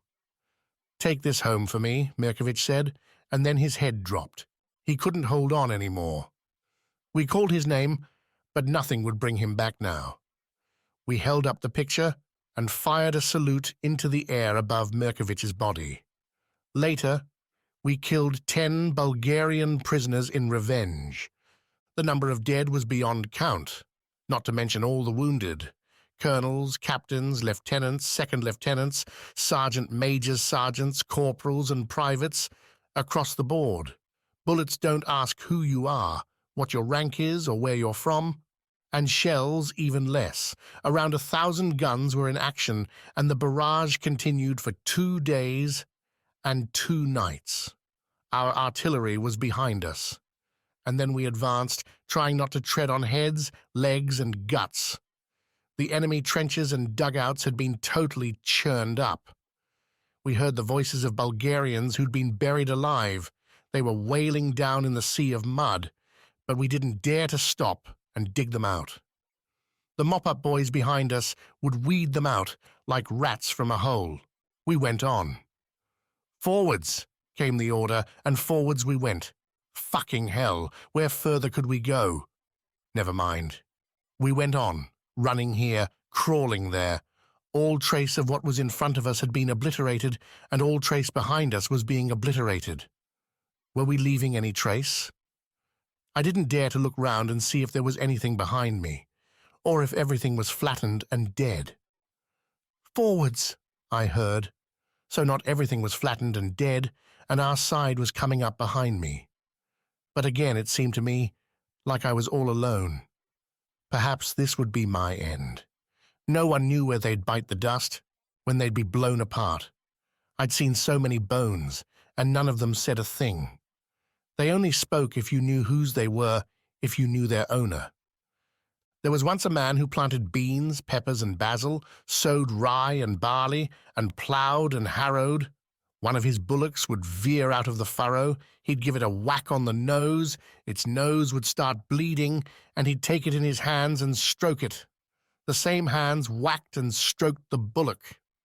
Later, he dug, weeded, scythed, and made haystacks, had bread and onion for tea, and picked the crumbs off his lap, and ate them like he did after every meal. It would be a bad omen if he didn't. And then got back on with his work. He threshed, winnowed, and husked com, and slaughtered a pig. He kissed his children on the nose so they wouldn't wet the bed.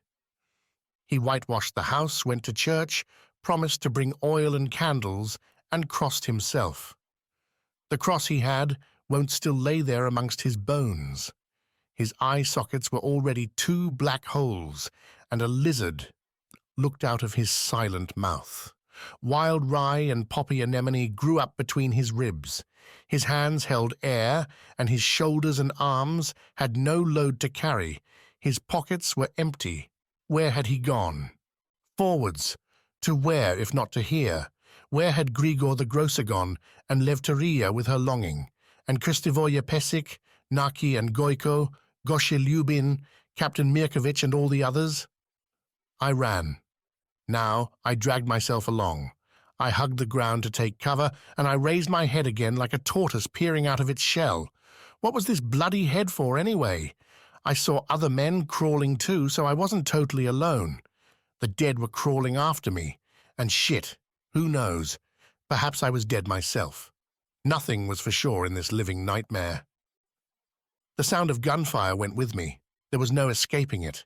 I stopped. My breathing came fast and hard and made everything fog up in front of me. My hands filled with steam. Everything has to begin here from Macedonia here with us Macedonians, I remembered Laser the Wise saying, but everything finished here with us even before it had begun. The sound and fury of the world all ended here with us. We breathed with the earth that was so worn, gnawed and denuded. I fired my rifle who knows where, and the barrel started to heat up. I could feel its heat in the tips of my fingers. Thank you, rain, for cooling it. The rain hampered you in some things and helped in others. Forwards! Wisps of cloud and fog mixed with the smoke of battle.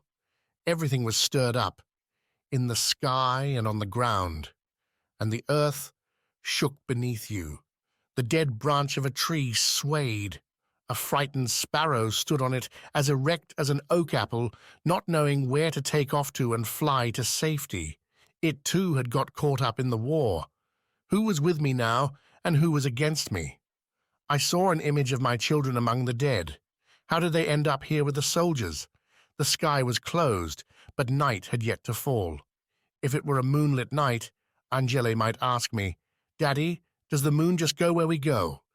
And I would try and answer, well, you know, forwards. And then I heard a voice. It was coming rapidly closer and yelling, "Eon, Jovan!" "Get down, Vitomir," I called back to him. "Get down!" Vitomir ran. He didn't hear me. I yelled out to him again, but he just ran. He was close to me now. Finally, he hit the ground. After pausing for a second in slow motion, he hit the ground full length. "What the hell are you doing here?" I asked. "Who's going to plough my fields now?" he said. "My land will stay unploughed." "Everything's ploughed up now. The whole world's one big ploughed field," I said, and turned him onto his back. A coin-sized patch of red emerged on his chest and started to spread on his coat. "I'm fucked. I'm gone," Vitomir gasped and clenched the red stain. "Gone? Gone where?" I screamed. "You can't leave me like this! Vitomir!" I cried and wiped the earth from his face. But Vitomir was already deaf. The world was deaf too, as deaf as a tree in the depths of the forest, dead to the world. Forwards! Some soldiers wept, and their tears ran in rivers, and you went between them and saw that the rain made all of them cry. Because the rain intensified, the drops met and joined together, and in the forest it rains twice. The very same rain falls from the sky and then from the trees. The sky stooped low and licked the earth, so low that you could have reached out and touched it, and Tom, a hole in it. If you ran your hand over your face, you had a handful of water, and you crept like a gecko on the ground. The ground was as if a flash flood had just been over it. Everything was uprooted and Tom up, wet and flattened. Forwards! There was no escaping that word. A shell came down in a meadow. A man shot sky high, rolled away into the junipers, and lay dead. The rain washed the ground around him and mopped away the blood, so no one would know what happened there. Maybe that was the reason for the rain, to wash away the blood and cool the weapons. I gripped my rifle, and cold and fear made me tremble like a droplet of oil on water. I was soaked through. I looked up high. The high ground was to be taken. Everyone fought for the high ground so they could rise above everything else on earth. Forwards! I passed a corpse and looked at it. The fire in the man had long gone out, and only ashes were left. A dead man doesn't need boots, I said to myself. I undid the laces, took the boots off him, and put them on. Then there was a deafening roar, and a stone came down on my hand. I swore. Where the fuck did this stone fall from? Is God throwing stones? I opened the man's haversack, and a mouse ran out. It scuttled between my fingers. Who knows, maybe it was a weasel. The man had left phantom animals to defend him after death. Forwards! Now the Bulgarians let us have it from their third line of trenches. A howitzer was firing everywhere, Jesus fucking Christ, and didn't let us lift our heads off the ground. "Silence that howitzer!" our battalion commander cried. Charge! And up we got and charged again, in bloodlust, like bulls at a cow, and there I almost kicked the bucket. When we got to within 50 yards of their trenches, a molehill that was covering their rear guard almost riddled me with bullets. They buzzed past my ears like a swarm of hornets. I was saved by a hole that opened up in the ground in front of me. Or maybe it was the calendar of fate that saved me. I was saved because my days weren't yet numbered. I still had a few left. That must have been it. Because of the 250 men in my company, only 30 of us survived that charge. Milisav Popovich took a picture of us and gave each of us a photograph to mark the occasion. A memento of the Battle of Lysichin-Kármán. After that, we were reinforced by migrant workers returned from America. Volunteers. The Vardar Division was made into the 1st and 2nd Yugoslav regiments. My new commander was Vasily Zarek. He wanted to make me a corporal, but Milan Dimic from Mirajevo took me aside and urged me not to accept the promotion. You'll be where they want you, tied up, belted down, and with strings attached left, right and center, he said. You'll be like a horse with girth strap and crupper. What? Look, I know as much, so I'm telling you, he said. All right, I'll raise my kids first, and then... The Bulgarians waved a white flag, and there were negotiations. At first, they wanted to keep their weapons, but in the end, they handed them over. We'd captured an entire Bulgarian company, all by ourselves. They just came out of their trenches and threw down their arms. The French rolled out barbed wire to make a camp. A Serbian corporal grabbed a Bulgarian chaplain and brandished a knife under his throat. Are you the propagandist who kept lying to the men that Macedonia belongs to Bulgaria? He snarled. The chaplain screamed, yelped, and squinted in fear. It made me think of Father Vissarion and the commander shaving him. As we escorted the prisoners, they whimpered and cried, especially when they saw the Arabs, our swarthy allies. What on earth are you crying for? Why the waterworks? Don't let the Arabs eat us, they whined. Shoot us if you must, but don't give us to the Arabs to eat. Ah, so that's what the trouble is. Who told you that? Our officers, they said. They told us that they ate people alive. Don't be afraid. Your heads are safer now, even if ours aren't just yet. We're still in the army, I told them.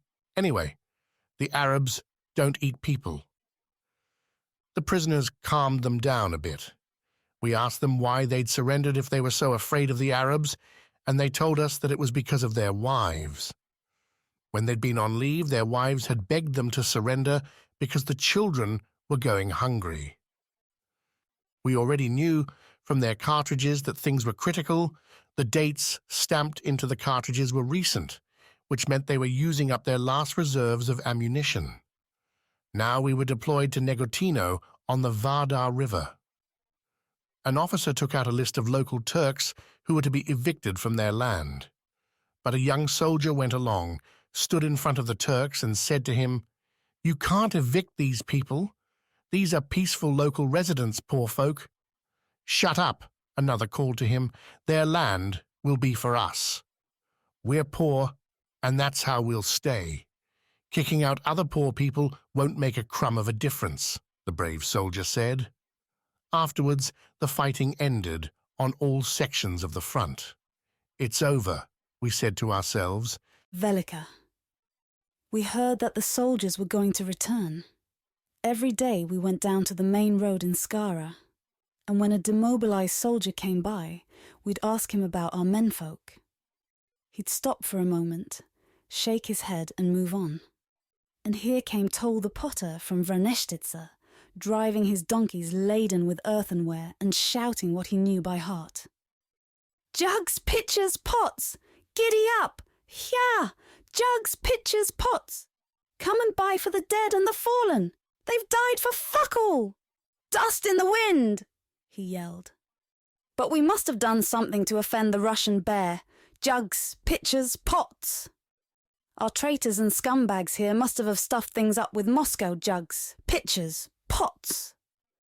The bear's not angry at us for no reason. It's not looking at us askance for nothing. Jugs, pitchers, pots. It's let us be overrun by all sorts of vermin, scorpions and bedbugs, or what you call these foreign hordes here. It's leaving us to be carved up like boiled pumpkin. One big piece for one neighbour, one for the next jugs, pitchers, pots. Here's a chunk for you, and give me that one. We must have offended it somehow, he repeated. And the Sultan's chopping firewood and sweeping the floor now, they sat. The Sultan dances to the bear's fiddle jugs, pitchers, pots. You can't squeeze water from a stone. What does the bear care about us? Just one little tick under its tail. He raved. The Sultan's minding his own business now. Jugs, pitchers, pots. Toll yelled and staggered off along the road in a world of his own. Perhaps that means there'll be another war, the woman speculated. Whenever they say war's coming, it does. The potter sells earthenware, and maybe his words are words of God, because God formed man from the dust of the earth. And so we waited and waited down at Skara, then went back to our homes. One morning, Chaco started barking, and Ulia, my sister-in-law, called out, "Velika, Velika, come out! Eon's coming!" I dropped the distaff and the skein. The spindle unrolled, and I ran, raising my arms like wings and flying. I almost lifted off the ground and headed towards the heavens. May the Lord forgive me. I only flew like that when Ion used to call to me to help unharness the bullocks and unload the cart after he'd been to town. And there I was again, running out of the house. I didn't know if I'd recognize him. We hadn't seen one another for years. I had to be careful not to break my legs going down the stairs. I ran like I was rushing to rescue the barley from boiling over. And my heart was all aflutter. It frolicked like a frightened bird trapped in a cage. And there was Ion standing in the threshing yard like a stranger. I hardly recognized him. Chaco was circling around him and barking. I went up, threw myself at him and hugged him. That was our first proper embrace ever. I hugged him, and it was like hugging a dry bush. It wasn't my husband. He'd changed. "Where are the children?" Ion asked, looking towards the stairs. "How should I put it?" I began. I didn't know how to tell him. "Where are the children?" he repeated, his voice suddenly frail and hysterical. They didn't have a guardian angel," I said, taking my arms from his shoulders. "I left them with you, not with any angels. It was disease, Ion. An epidemic came through, and there was nowhere I could hide them. Nothing can be hidden from the Lord," I said. "What Lord, damn it? Fuck the Lord! Now I'm the Lord here," he snarled, now towering over me.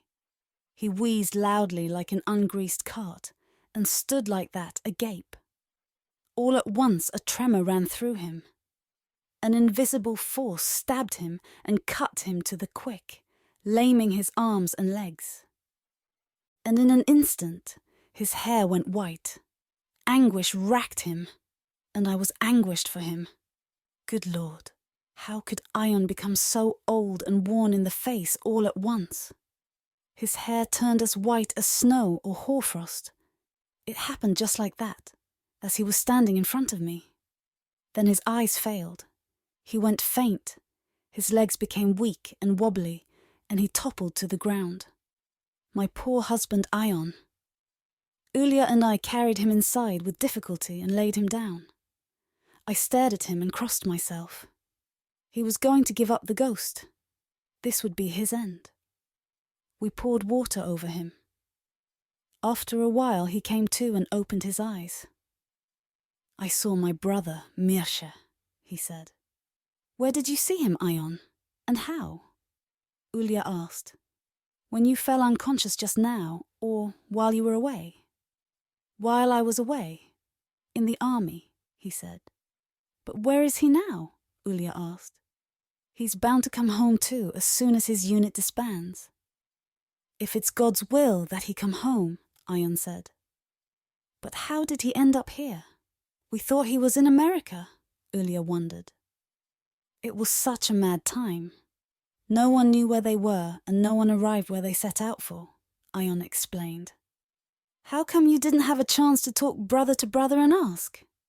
There was no time, Ion said.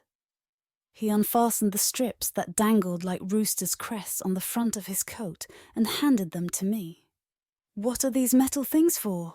I asked Ion. Why did you have to go and buy stuff like this? What is this here? Ion growled. So you think merit like this can be bought, you blubberer? A blubberer, that's what I am.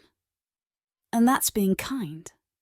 So you think medals and decorations can be bought, do you? The roads were now free of roadblocks and control posts.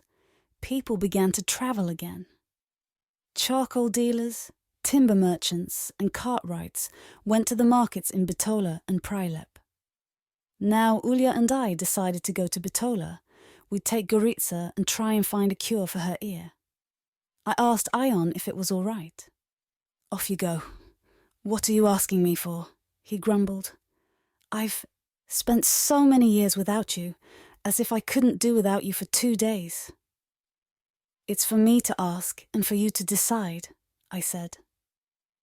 Bitola was more than a stone's throw away, and we had a child with us. We told Gajda that we were going to the big city to do some shopping, and off we went.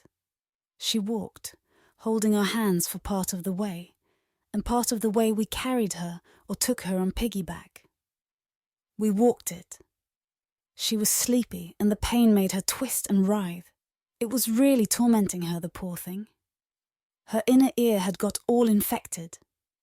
Had some little critter got into her ear? Or water? Or had a little vein burst? There was no way of telling. A crust would form and then come off. The ear would start to fester again. And another scab would form. It went all the way down to her cheek. Now we were taking her to herbal healers and medicine men, and the road was long.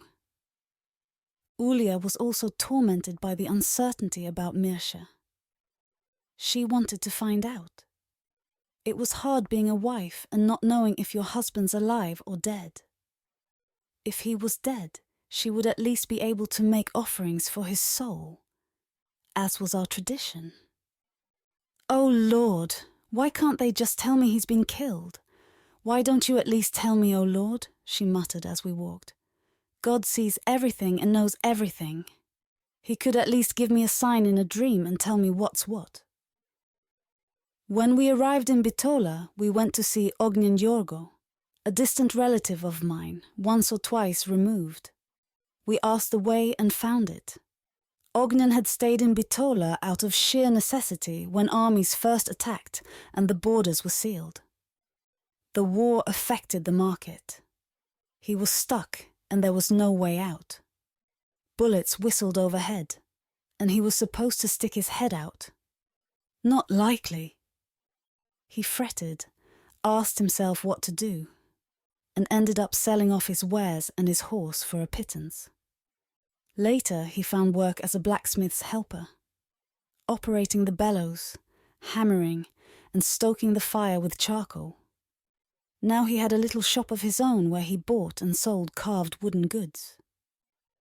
Ognen Giorgo came to the door, and because we were in a hurry, we didn't go on with the "May God be with you," and "health and happiness to you," but asked straight out for a doctor who knew about ailments of the ear. And Ognen took us to see a woman, a Jewess, who cleaned out Gajda's ear. She told us that Gajda didn't have a critter in her ear, but that her ear had festered and got swollen. An infected ear hurt very badly. The poor little girl must have suffered terribly. The woman gave us various ointments for the ear. They'd make the infected area burst, the pus would drain out, and the ear would get better by itself. We went back to Ognen Giorgo's. He was a kind man and not yet completely townish. He offered us chairs and looked us in the eyes like we were sisters. Here, have a bite to eat. You're bound to be hungry, he said, and brought out roast peppers. You shouldn't have, Ognen. We haven't come here to eat, and we're not hungry, we lied. I can only give you what there is, he said. A light meal. And as embarrassing as it was, we helped ourselves and dug in. Ognen, have you heard anything about my Mirsha by any chance? Ulya asked with her mouth full. Well, yes, Ognen said and sniffed. The peppers were making his nose run. Not only have I heard about him, I've also seen him. Ulya choked on her food. How? Where? When? Oh, please tell me. He slept here one night, Ognen said, and I gave him clothes to change into. How? When? Oh, please tell me, Ulya exclaimed. And why did he want other clothes? To help him flee, so he'd have a better chance of escaping, Ognen said, blinking. Mirsha was on the run from several armies. He'd been taken prisoner by one and then by the other. In the end, he was with the English, and he had it good there. Perhaps he had it best there, because he was an interpreter for them. So he didn't have to go hungry. By day, they unloaded wagons of supplies for the army. There were boxes of food, sealed to stop the food going off. Now, the English fed their mules bulrushes like we eat at Easter time. Mirsha didn't grumble about the food. The men stole the bulrushes that were meant for the mules.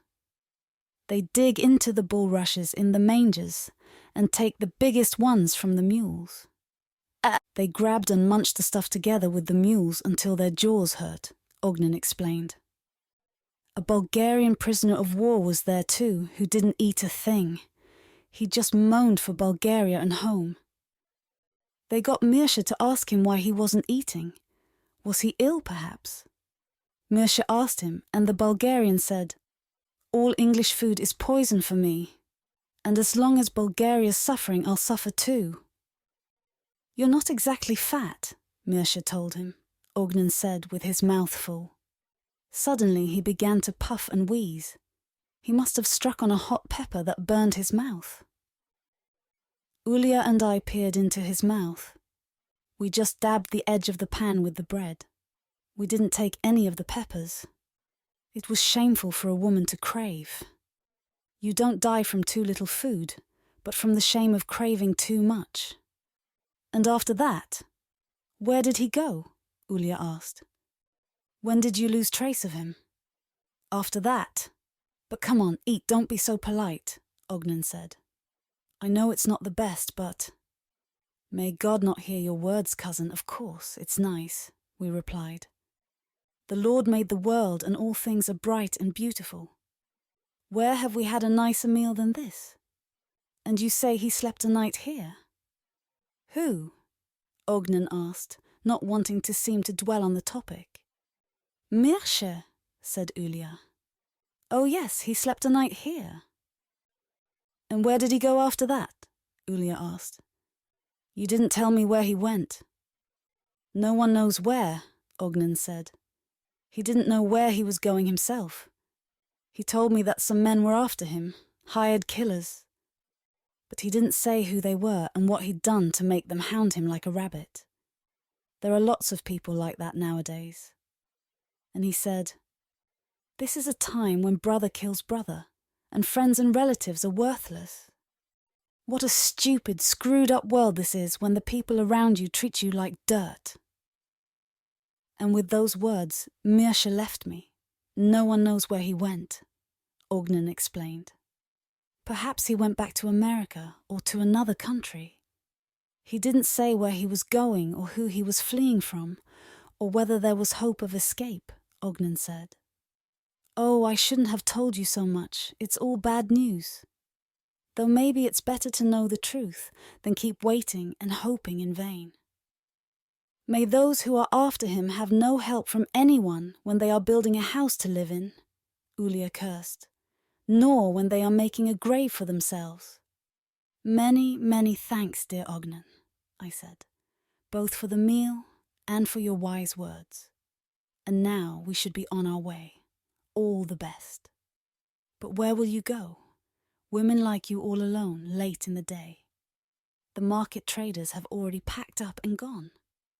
Whatever we said, he wouldn't let us go. It really was late, almost dusk. And they were still troubled times.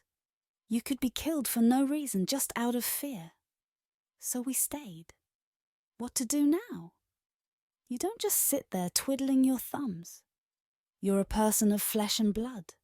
You need something to keep you occupied. And we didn't have any work with us. So we asked Ognen if he had anything that needed washing or patching. We knew he didn't have a woman about the house. And he gave us some clothes with hesitation. We took them, rolled up our sleeves, washed them, and hung them up to dry. We also washed the dishes, swept the house, cleaned and tidied. We put some more ointment on Goritsa's ear and waited. It would have been shameful for us to lie down in a single man's house, even if Ognen was a relative. And so with one thing and another, we managed to pass the night. In the morning, other market traders came from up our way with loads of charcoal. We strolled up and down at the marketplace and waited for them to sell their wares so we could go back to the village at the same time.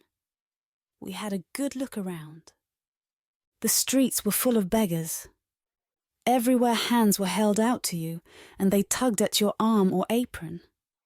Please, kind lady. But what could you give them when you were just like them? First, they begged. Then they blessed you.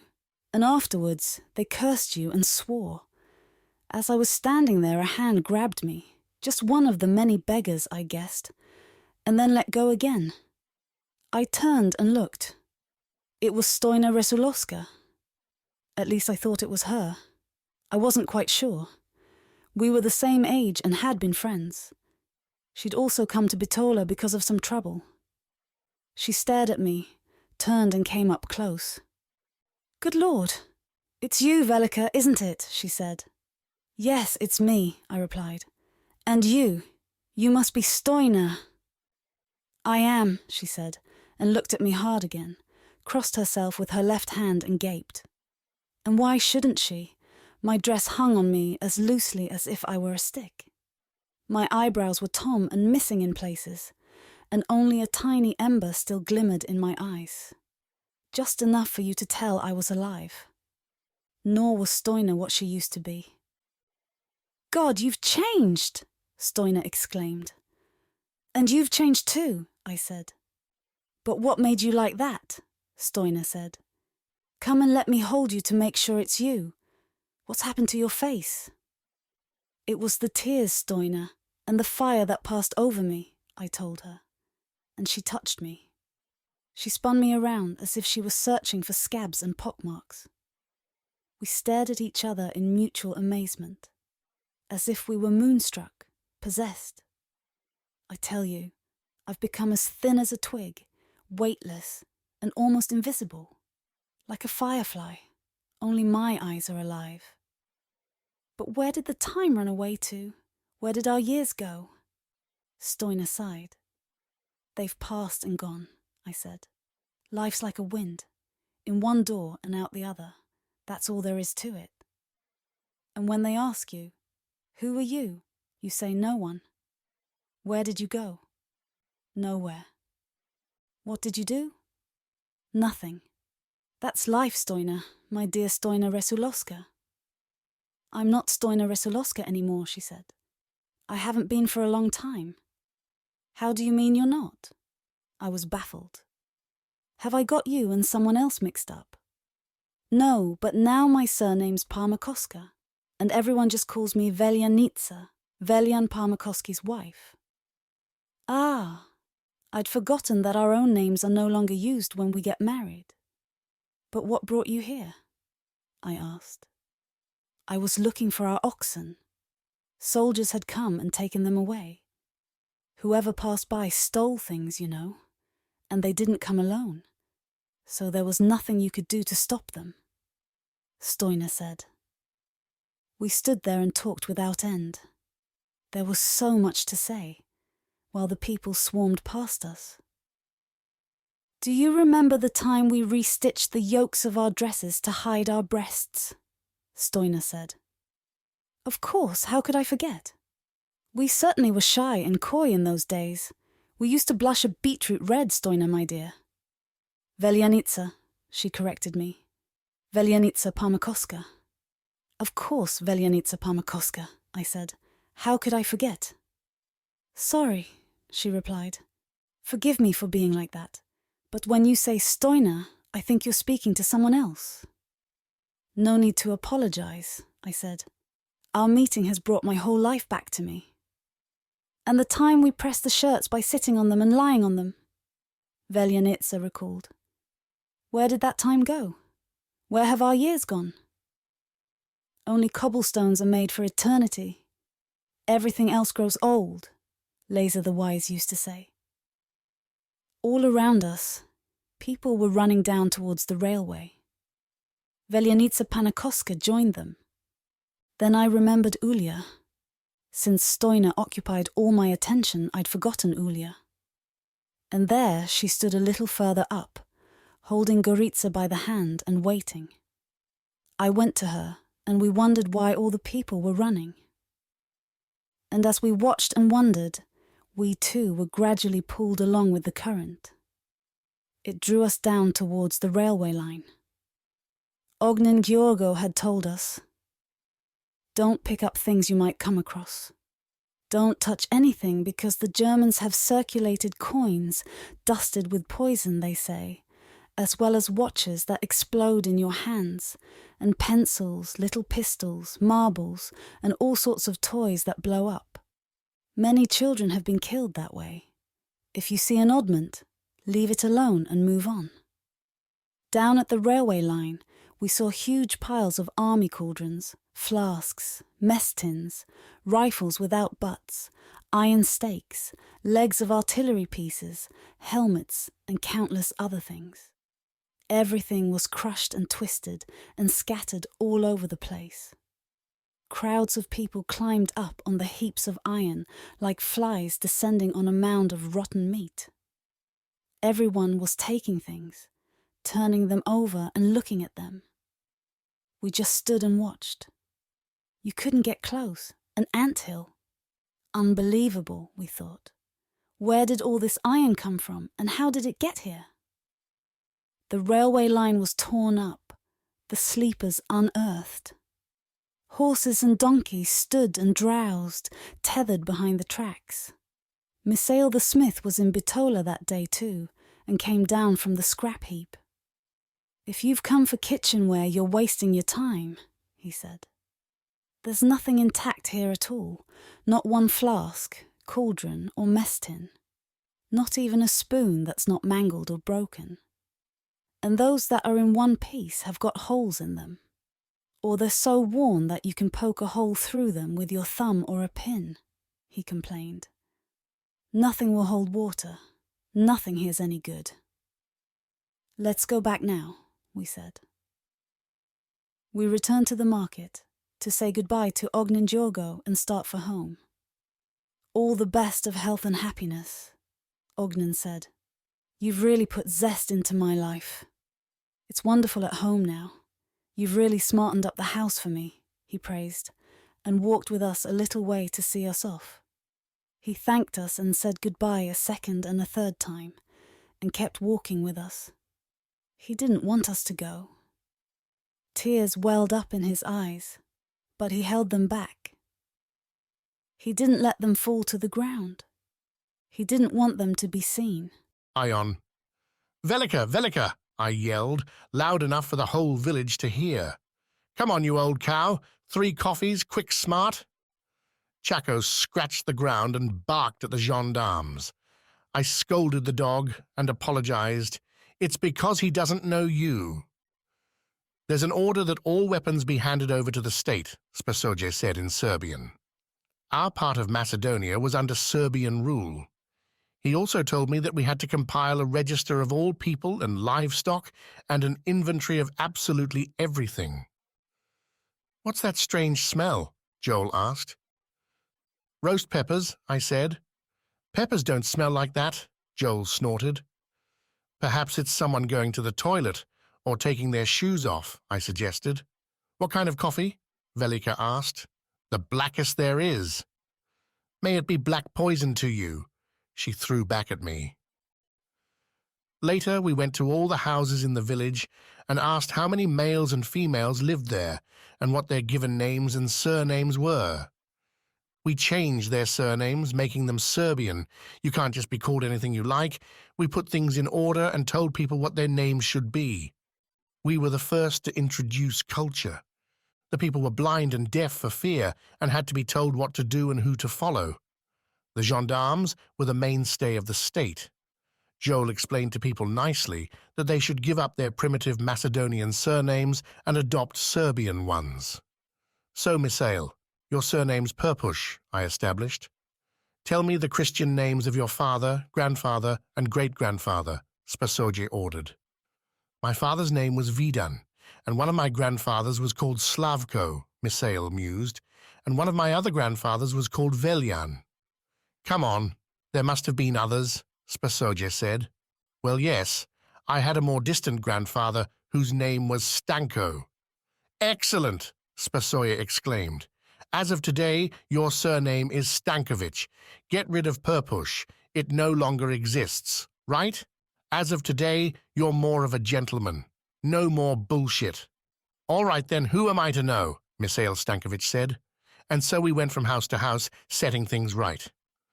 We went on to Duko Vendia's porch. He was there, making the spokes for wheels and puffing at a cigarette. We spoke, and the tip of Duko's cigarette just glowed red from time to time.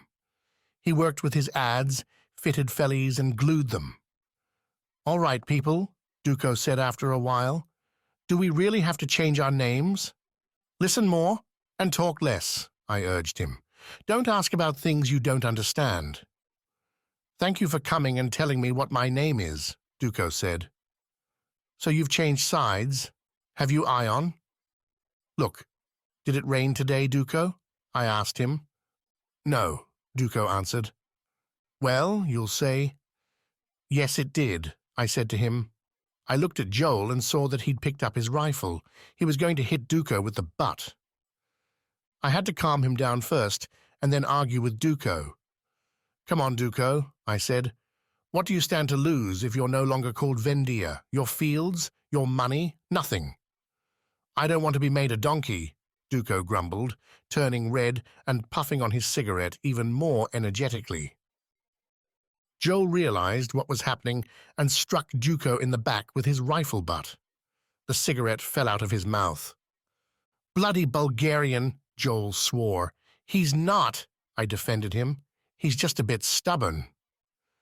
And he'll be coining to see me at the police station tomorrow, Joel said. There's a new bludgeon that needs wearing in. Duko bent down to pick up his cigarette, and we left the porch and went on. In their threshing yard, we ran into Duko's wife.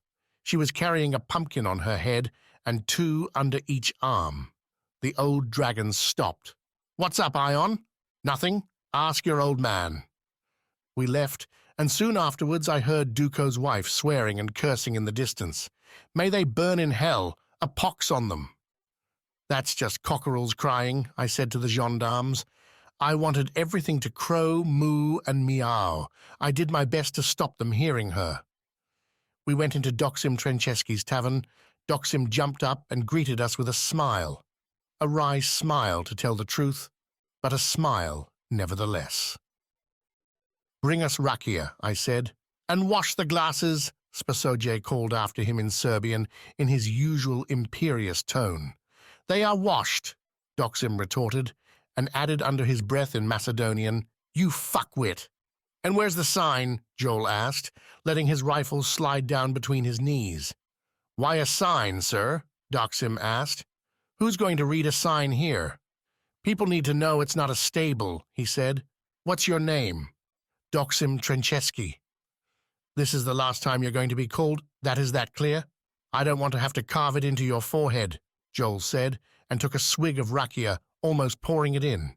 He opened his mouth wide and, bottoms up. And so Doxim brought drinks, and we drank them, one tumbler after another. An unruly gang. When we couldn't drink any more, we got up. We'd been sitting there long enough to hatch eggs, sure thing. Doxim even helped us to the door. I returned home to find the dinner table set. Velika was sitting and waiting. "Where have you been, Ion?" she said. "Cobwebs have almost grown on me from waiting so long." "Why are you waiting for me anyway?" I snarled. "So I kill crabs between your legs?" And I slapped her in the face. She held her cheek and looked at me like a frightened cat.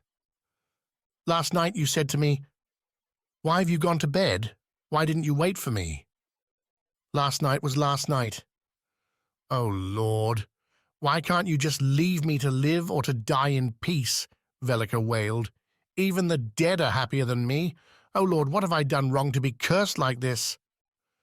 But the Lord didn't answer. He was afraid of doing wrong by me, too. "Here's your Lord. I'm the only Lord around here." I growled and slapped her again. Velika squealed, so loud that it must have been heard all the way up in Rudina. It made the house shake. Sure, the slaps must have hurt, but let her cry. Women can always cry. But why did she wait for me anyway? To ladle me some swill that you could just as well wash your face in? Huh, Iron doesn't eat broths and gruels anymore. That's in the past. About turn. I tipped the stew out the window and made myself bread pap with sugar. I started eating it, but from below I began to feel sick. A knot seemed to form and rise up. The floor rose up too towards the ceiling. The whole room turned and spun, leaving the house, vanishing out the window. Velika. Duko Vendia returned from the police station black and blue, and his wife spent the whole night rubbing him with onion and potatoes. Afterwards, she collected them and made a stew for him. "Why did you let them make mincemeat of him, Ion?" I asked. "They beat him up so badly.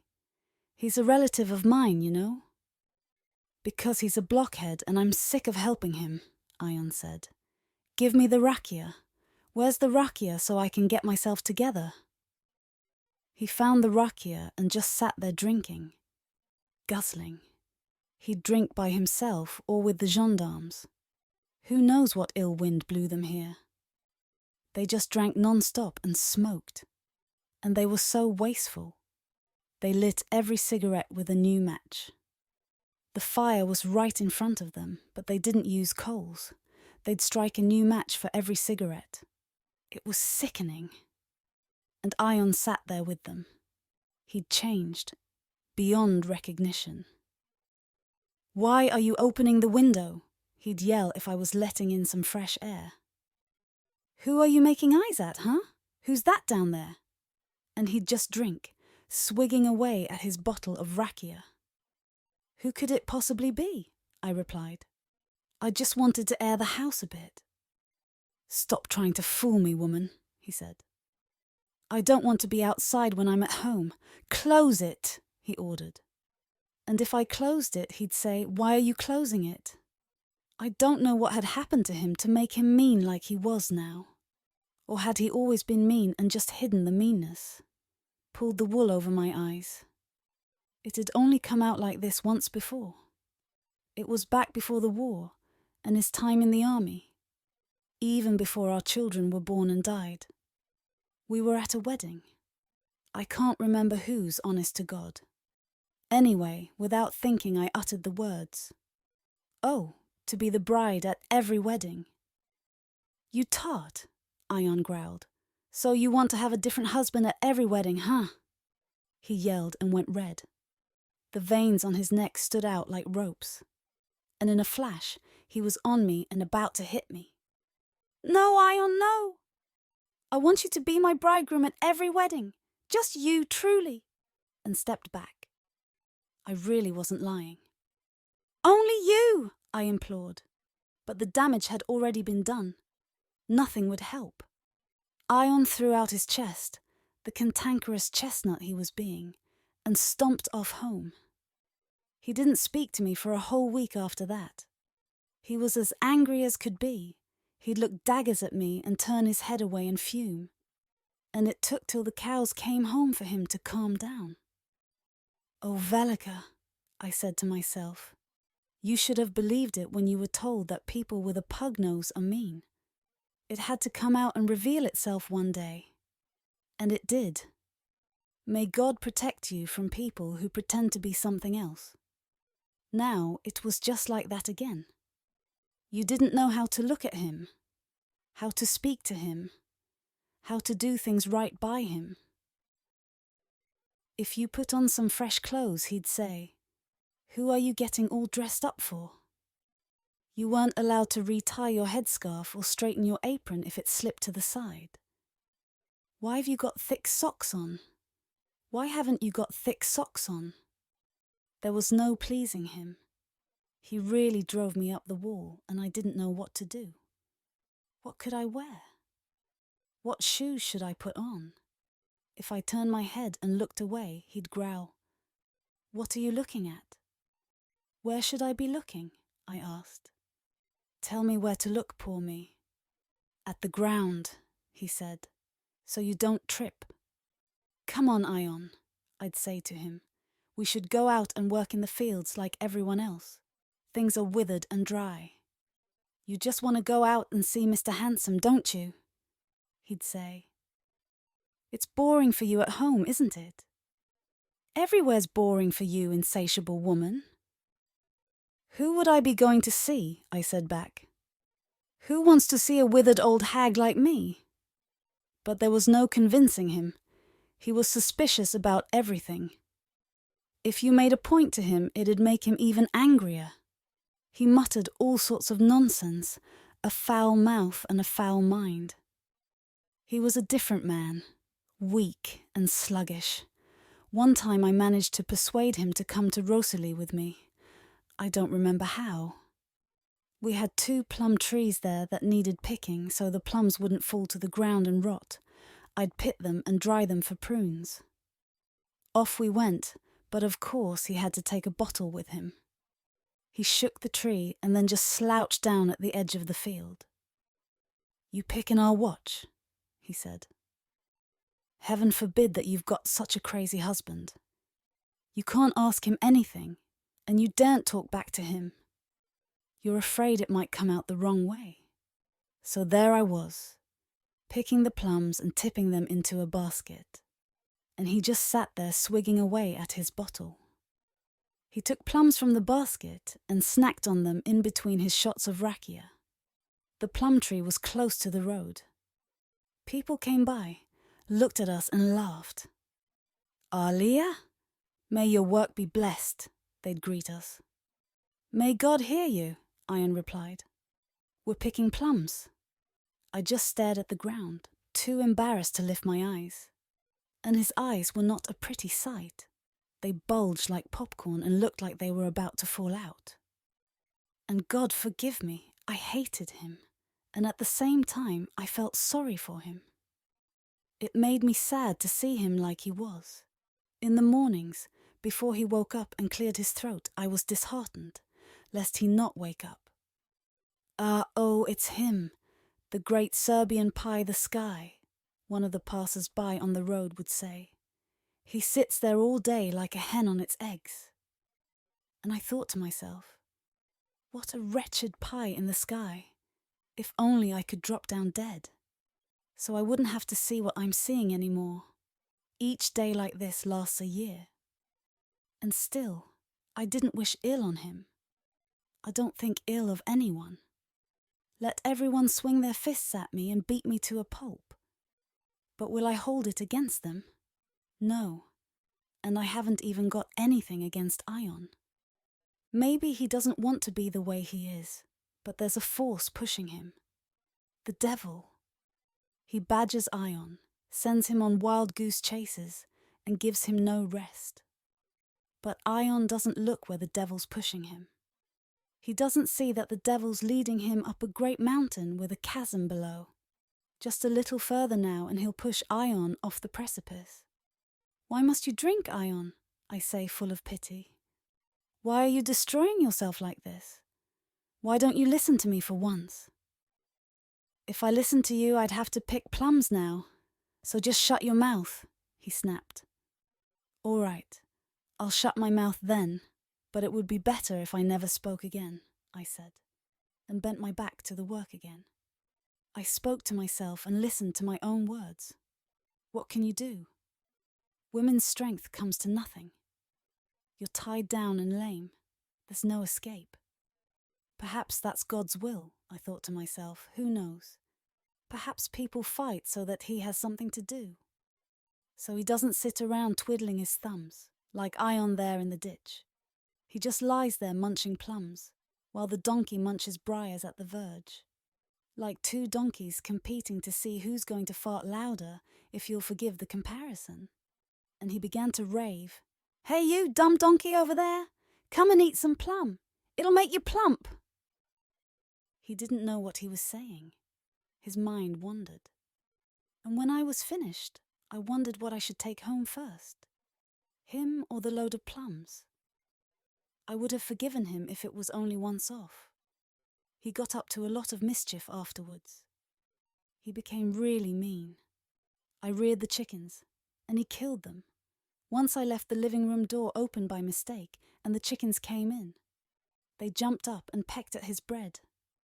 Ion took an axe and a handful of com and started calling them, Here, Chook, Chook, Chook. And when one of the chickens came close, he grabbed it and swish went the axe. He chopped off its head and even made a point of flinging it as far as he could. Daddy Bones! Let's see you peck now! He snarled at the chicken writhing in the dust and threw some more corn. Here, Chook, Chook! He called again and grabbed the chickens one by one. Grab, chop, fling. Until they all lay there in a pile.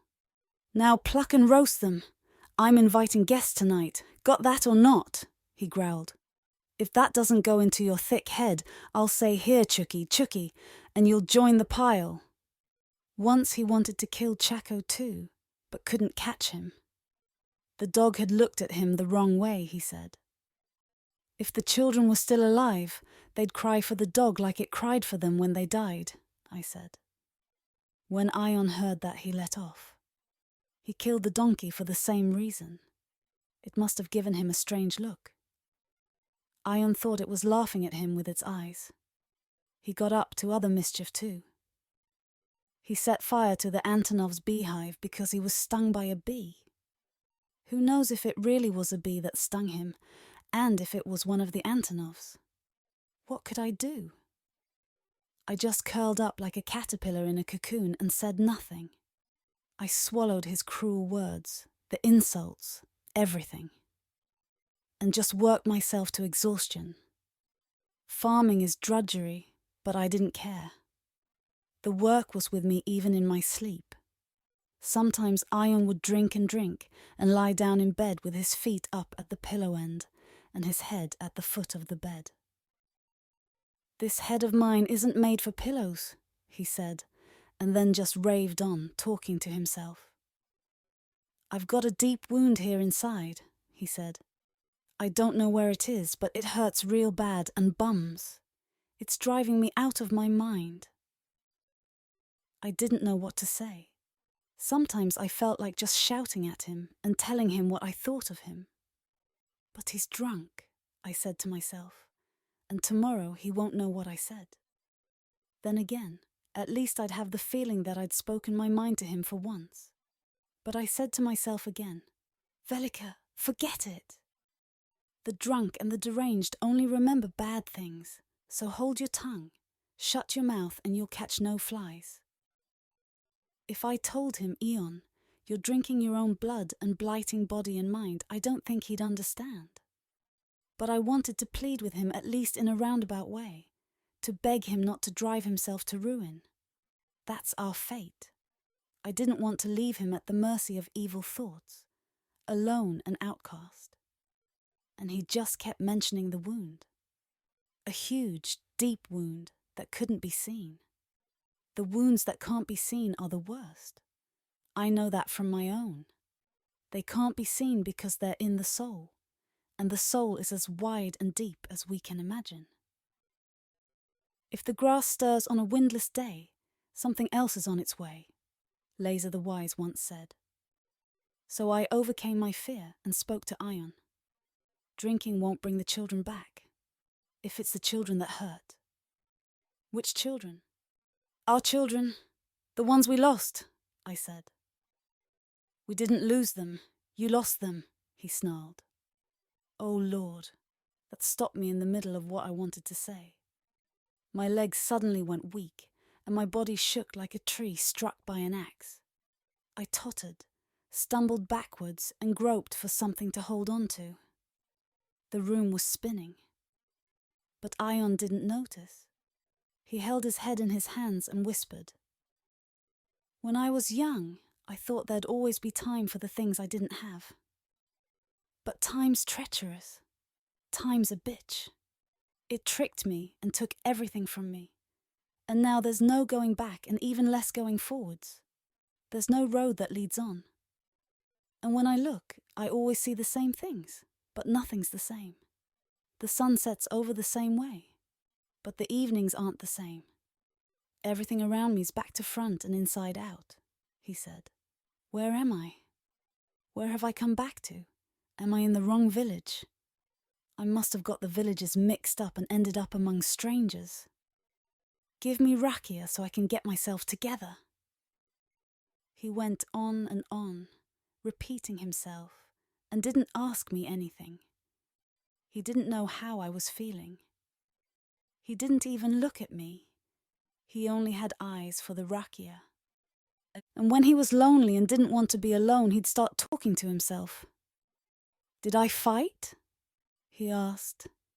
Yes, you fought, he'd reply to himself. And who did you fight for? He asked. For who and against who, and who lost? But he didn't answer that question. I know what the people want to ask me, but I don't know what to answer them, he said, and kept swigging away at the rakia. He'd drink, and stare blankly in front of him. His face was still, expressionless, but his bloodshot eyes shone and grew bigger and bigger. They became red with anger. The sun would sink and he'd go off to Doxim Trancheski's tavern again, to guzzle all night and drink himself stupid. He became dependent on rakia and couldn't even speak without it. May the grave swallow up whoever invented the stuff. May wild horses pull him apart. When I feel like a drink, a kind of joy overcomes me, a strange, broad joy. And I literally run to the bottle. I open the lid and even then I feel a warmth in my heart. I hug the bottle. I lift it up and kiss it. I hold it by the neck and its little lips go smooch, smooch, on mine, he said. A warmth trickles down my veins, like a little warm insect creeping down into my veins and bones. And the warmth, that friendly insect, makes me feel fine. It opens me up wide. It digs and chums me up. And everything's passing and ending and leaving. Oh, oh, oh. After a while I say, that's enough. You'd better leave some for tomorrow, he said. But as soon as I go to the door, I look back. I can't but look back. And I see the bottle again and feel sorry to be leaving it like it's a tear-filled eye looking at me wistfully. And I keep going back. He went back and went back again, and ended up staying at Doxim's until some godless hour. Doxim wasn't allowed to throw him out, and Ion didn't leave of his own accord.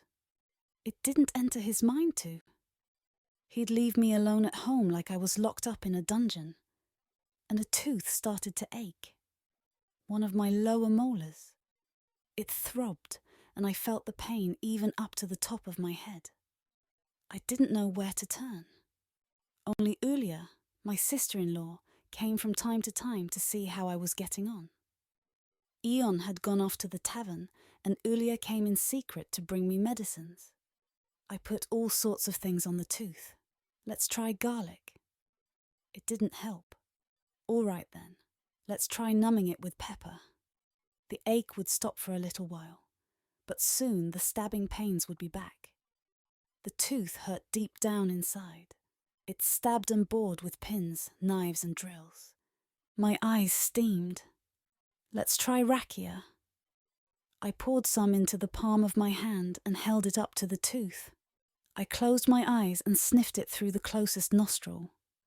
A bit went down the wrong way, and my eyes saw black for a moment, and I just went blue, green and white.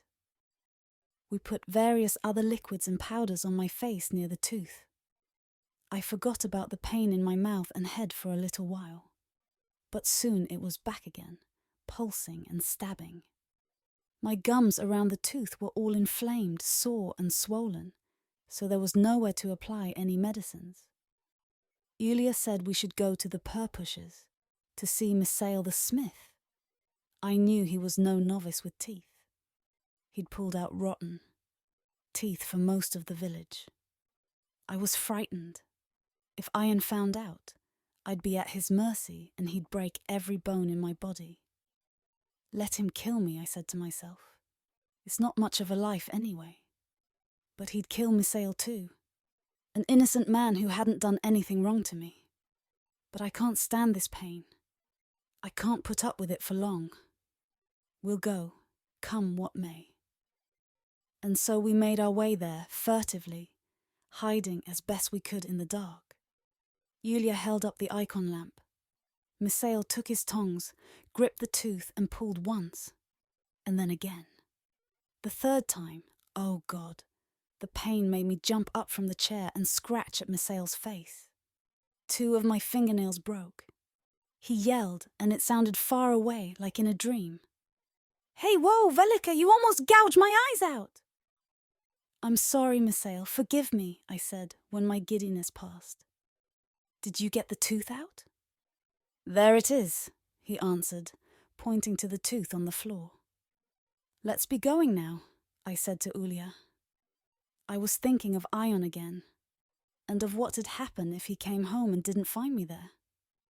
When I stood up, my mouth filled with blood, so much that I couldn't speak. Yulia went back to her house and I to mine. I was alone at home again. I sat there and didn't know whether to wait for Ion to come back from the tavern or to go to bed. My body could hardly hold me up anymore. If I waited for him, he'd say, "Who are you waiting for?" And if I lay down, he'd say, "Why have you gone to bed?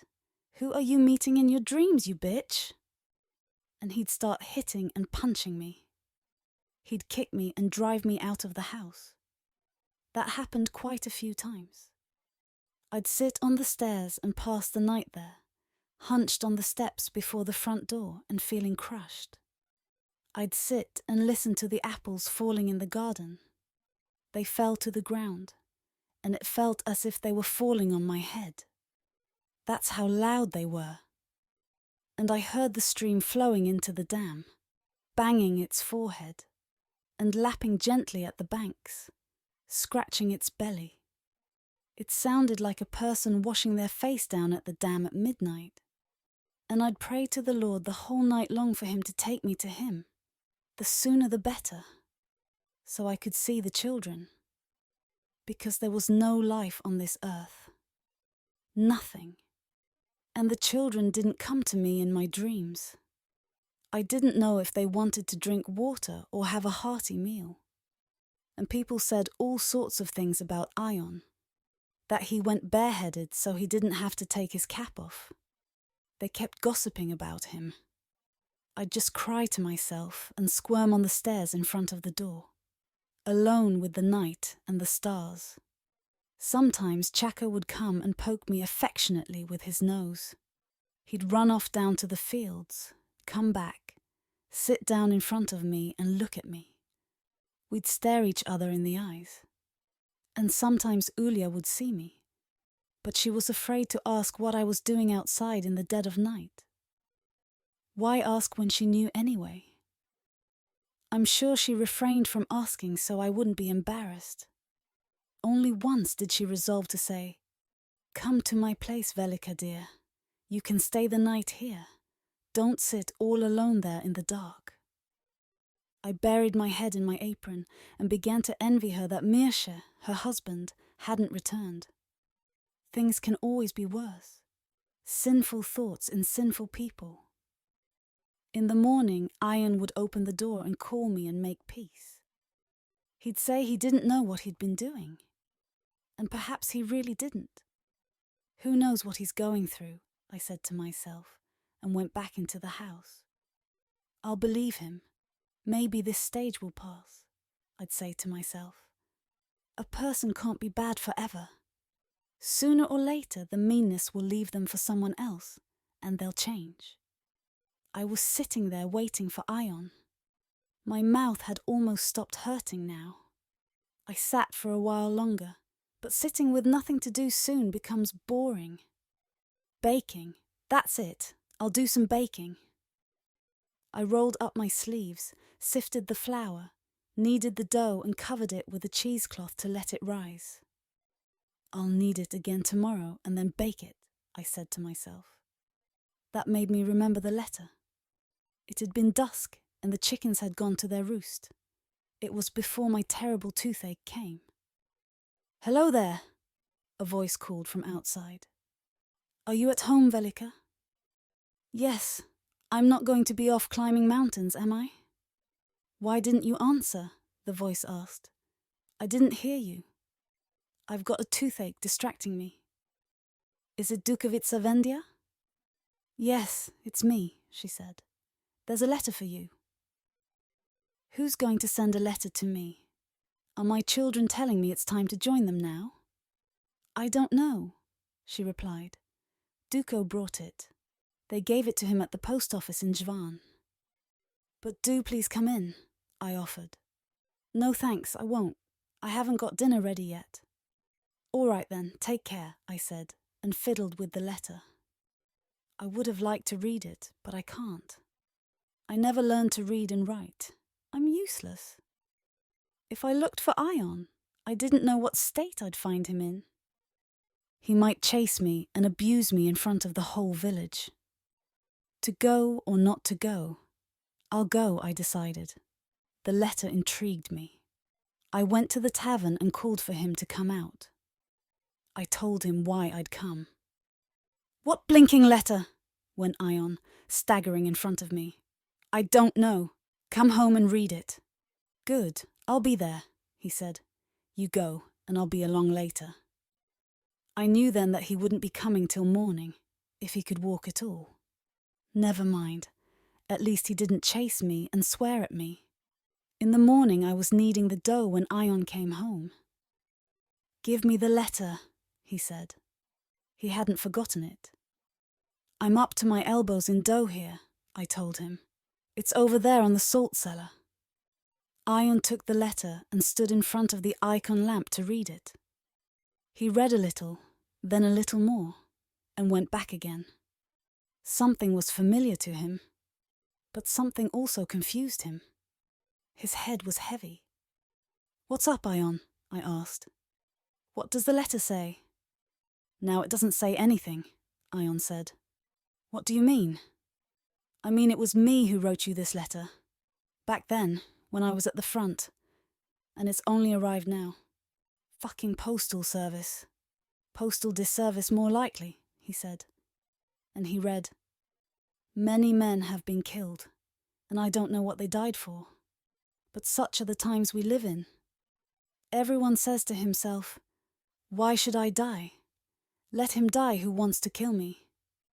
If death were pleasant, then God himself would die. Or does he die together with people, with each single victim? But wait, listen to this," he said. "Next to me a boy from Lerin was killed. He stood up more than he should have, and collected a bullet. That was the end of him. Shortly before that, he'd said to me, 'How much I feel like living, Joni, may God bless my parents who gave me life.' And I told him, 'Once you're born, you have to die. If you want to live forever, you shouldn't have been born at all.' I told him, 'Only those who are never born will never die.' 'May God bless my parents,' he said. 'And now There's no one who can bring him back to life. And he read again. Listen to this, he said. Find someone to write a letter for you and tell me how life is and how you're getting by. Tell me how big the children are and if they're being good for you. Greetings to you and Angel, Kapinka, Zdravko, Rosa and Zvezdan. And say hello to Ulia and anyone who asks about me. Take care of yourselves. There are lots of diseases going around, as well as good-for-nothing soldiers. Tell Ulia that Mirsha isn't in America but here, and is also a soldier. Ion finished reading, folded the letter and started to cry. Fucking post office, he said, and his tears rolled. Bloody fucking post office. I stood above him with my sleeves rolled up and dough on my arms. Good Lord, where can the letter have been? I said. How can it have strayed for so many years? People should write a letter to themselves as soon as they're born, and it'll arrive when they die, Ion said. Fuck the post office! Fuck the whole world! He bawled and sniffled. Was it sadness or the rakia that made him cry? You couldn't tell what was what. Oh, what an absolute mess. Ion. After a bad beating at the police station, the men of the village withdrew into themselves a little and buttoned up. They were furious with me, but they didn't realize that I was the only one who stood up for them. I went from man to man, but no one spoke to me. Their mouths were full of oakum, their heads full of oats and straw. And some of them had swallowed their tongues, it seemed. Oh, fuck the dolts who spawned them and the bitches who threw them. I called for another rakia, and they glowered at me as if I wanted their blood. They wanted me to leave, for sure, but there was no way I was going to give them the pleasure. If I wanted to drink without them, I'd leave the tavern myself or kick them out. I knew what they needed, but I couldn't tell them. I wanted to come up with something nasty to do to them, but nothing entered my head. They were all ignorant beggars. They didn't know any other way apart from the one that led home. That's as much as they knew. How to walk home, have dinner, and go to bed early like the chickens and livestock. I walked between them and didn't know what to do to them. I'd feel like kissing one on the forehead, and straight afterwards I'd feel like spitting in his face.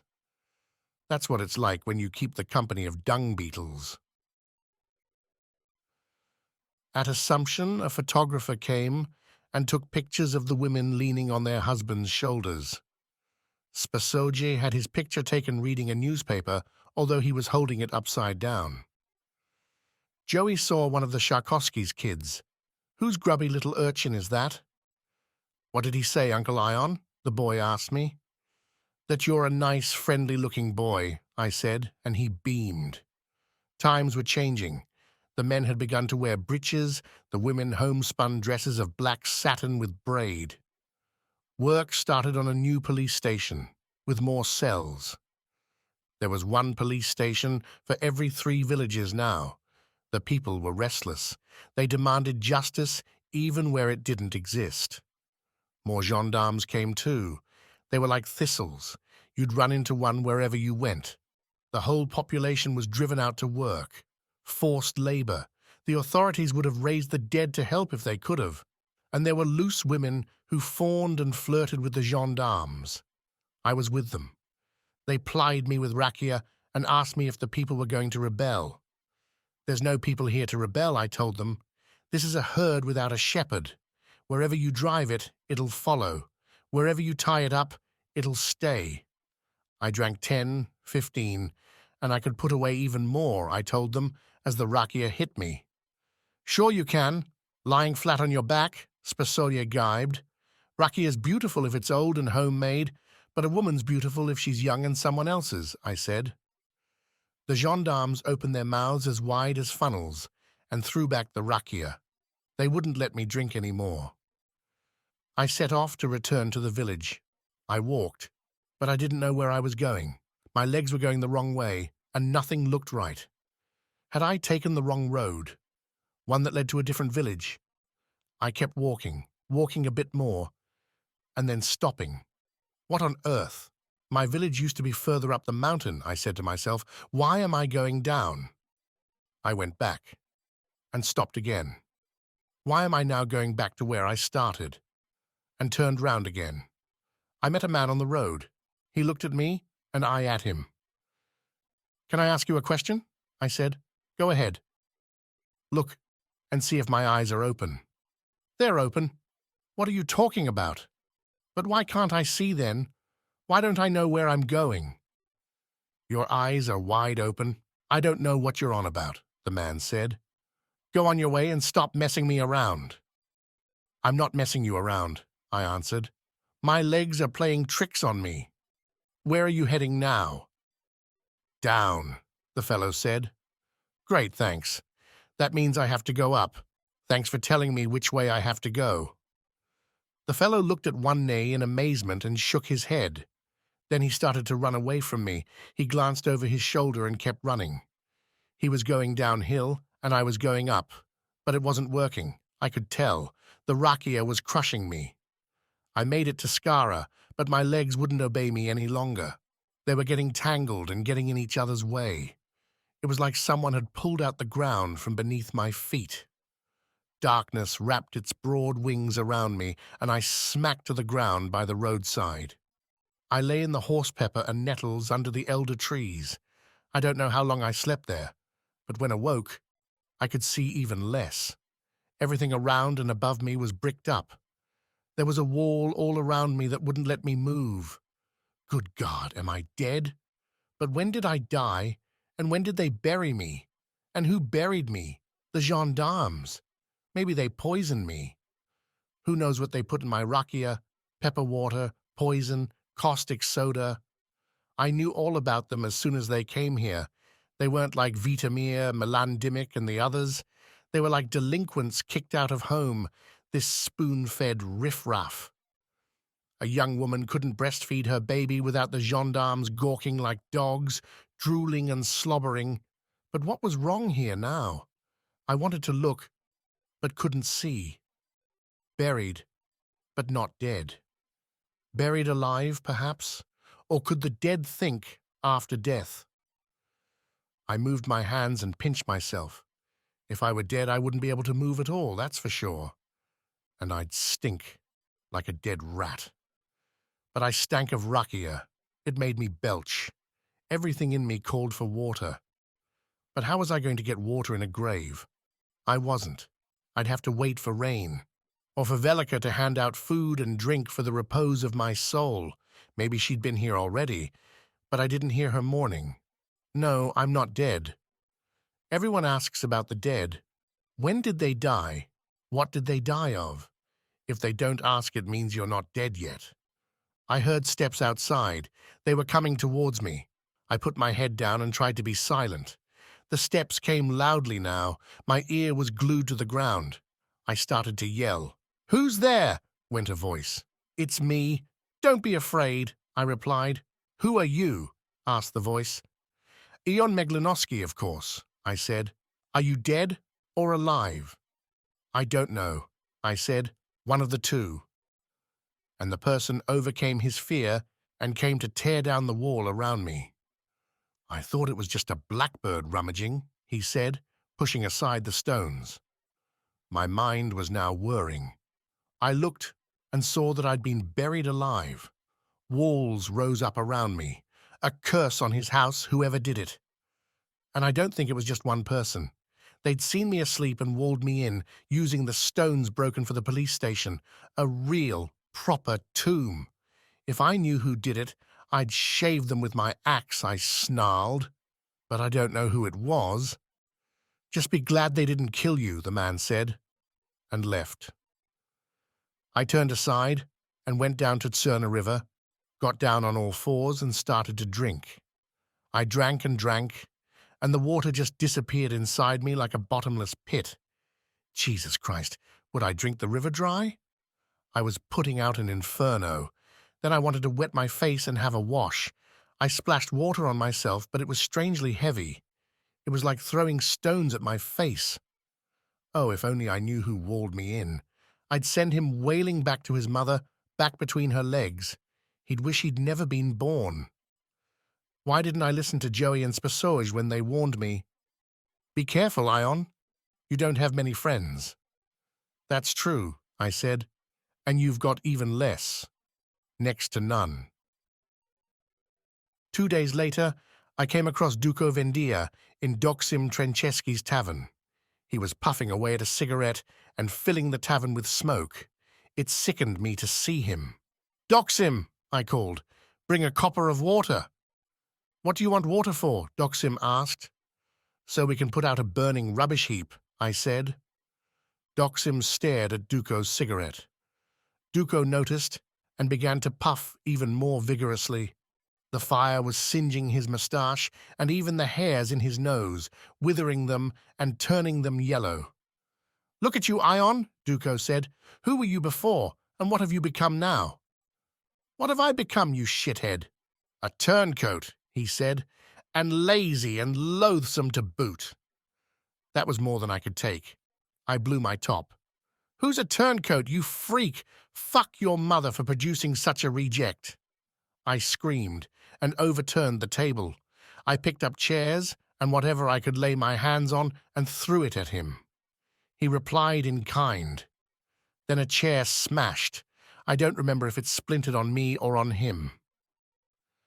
The other guests intervened and tried to keep us apart, but when I drew my pistol, everyone pulled back. And Duco was gone, faster than bullets. I dashed outside and fired into the night, at the stars. I fired again and swore, "You lily-livered scum, you miserable motherfucking bastard!" I used every swear word I knew. I cursed his kith and kin, kids and calves. You name it, I said it. Duco disappeared into the night. The village closed down, doors were bolted, and icon lamps blown out. He was lucky that the darkness covered him. I turned on those who had come running after me. I was hot on their heels now, and they fled for dear life. Fuck this people that just runs away, and that envies you for everything. I went home and called out, "Is bed ready?" "Yes," said Velika. I crept into bed, with my shoes and clothes still on, and even before my head hit the pillow, I fell asleep and let myself go. I dreamed of ditches and streams of water that I channeled and directed. I bent over to scoop up some and have a good drink, but as soon as I bent over, the water dried up. Where's it gone? I thought, and looked in the next ditch. The water vanished in one place, only to appear in another, so I ran there. But the water ebbed away from that place too, and running after the water like that, I woke up, and what was in my mouth? Ash, sawdust, sand, a desert. I breathed fire and flame. "Water!" I cried. "Bring me water!" Velika woke up and brought me a pitcher from the shelf between the doors. I tipped it up and drank, but the water seethed and vaporized as soon as it touched my mouth. It didn't go down any further. "Bring me more." That didn't put out anything. There's a fire inside me, a kiln, haystacks, whole barns burning. "There's no more water, Ion," Velika said. "I used the last of it to wash the dishes." "How can you run out of water? Go and fetch more." "It's the middle of the night," she said. "No one goes to the spring now." Back. "Get a move on or you'll get what's coming to you," I growled. Velika took the pitchers and went to the fountain. Soon she was, "How many pitchers did you fill?" I asked, in between gulps. "2. "Now you'll go with 4, I said. 2 in each hand, you old dragon." And off she went again with the pitchers. I drank to quench the fire inside me. Now the fire was out, but there were still hot coals. In my mouth, my throat, and all through my belly. Velika wanted to go back to bed.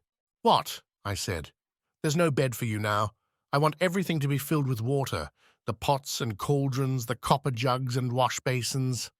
And so she went and came back with another load. "Let that be enough, please. It's such a dark night, and my legs are all bruised from bumping and stumbling in the dark," she complained. "This is an ungodly hour when only beasts and brigands are about, no one upright and honest. You'll go even if the devils are out holding their Sabbath, even if they're all down dancing around the fountain. Let's at least wait till cockcrow," she said, "until first light. It'll get light even if the cocks don't crow. Go and fetch water," I ordered. "I want you to fill the whole house. I want it to come up to my throat. And if all the vessels are full, you'll carry it in a sieve." "You'll be the death of me," she said. "I'll die of shame, fear, and grief." "Then die, fuck it, and I'll get a new, live wife as a replacement. Second-hand, used, it'll do me," I said, and then my tongue grew thick and heavy again.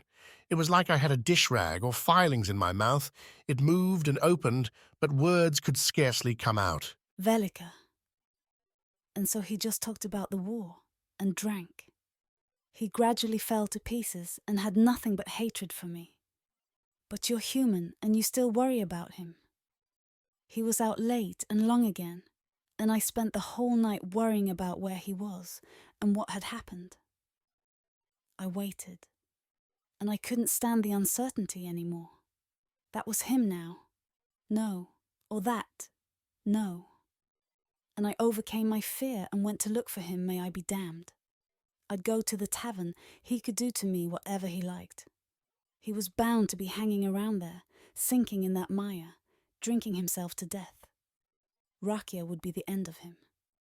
I went and stuck my head in the door.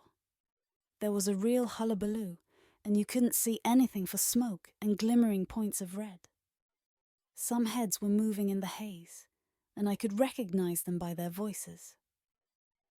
"If we'd have aimed for the sun, we could have hit it too," Ion ranted. "I fought against every country," said the tinsmith from Kichevo who'd replaced our pans, baking trays and copper jugs. "And I saw that no army is superior. A superior army is one that doesn't fight." "You don't know what you're talking about. You've probably never moved your arse from the fireplace," Ion blurted. "Even if the earth could speak, it wouldn't be able to tell us," Misael the smith said. "But it's mute anyway." They mentioned powerful armies and cowardly ones, and called for amends for past wrongs. But their troubles remained. Just when you thought you'd avoided one trouble, you were dragged into another, like doing up a sandal, and then the other one tears and reveals a hidden wound.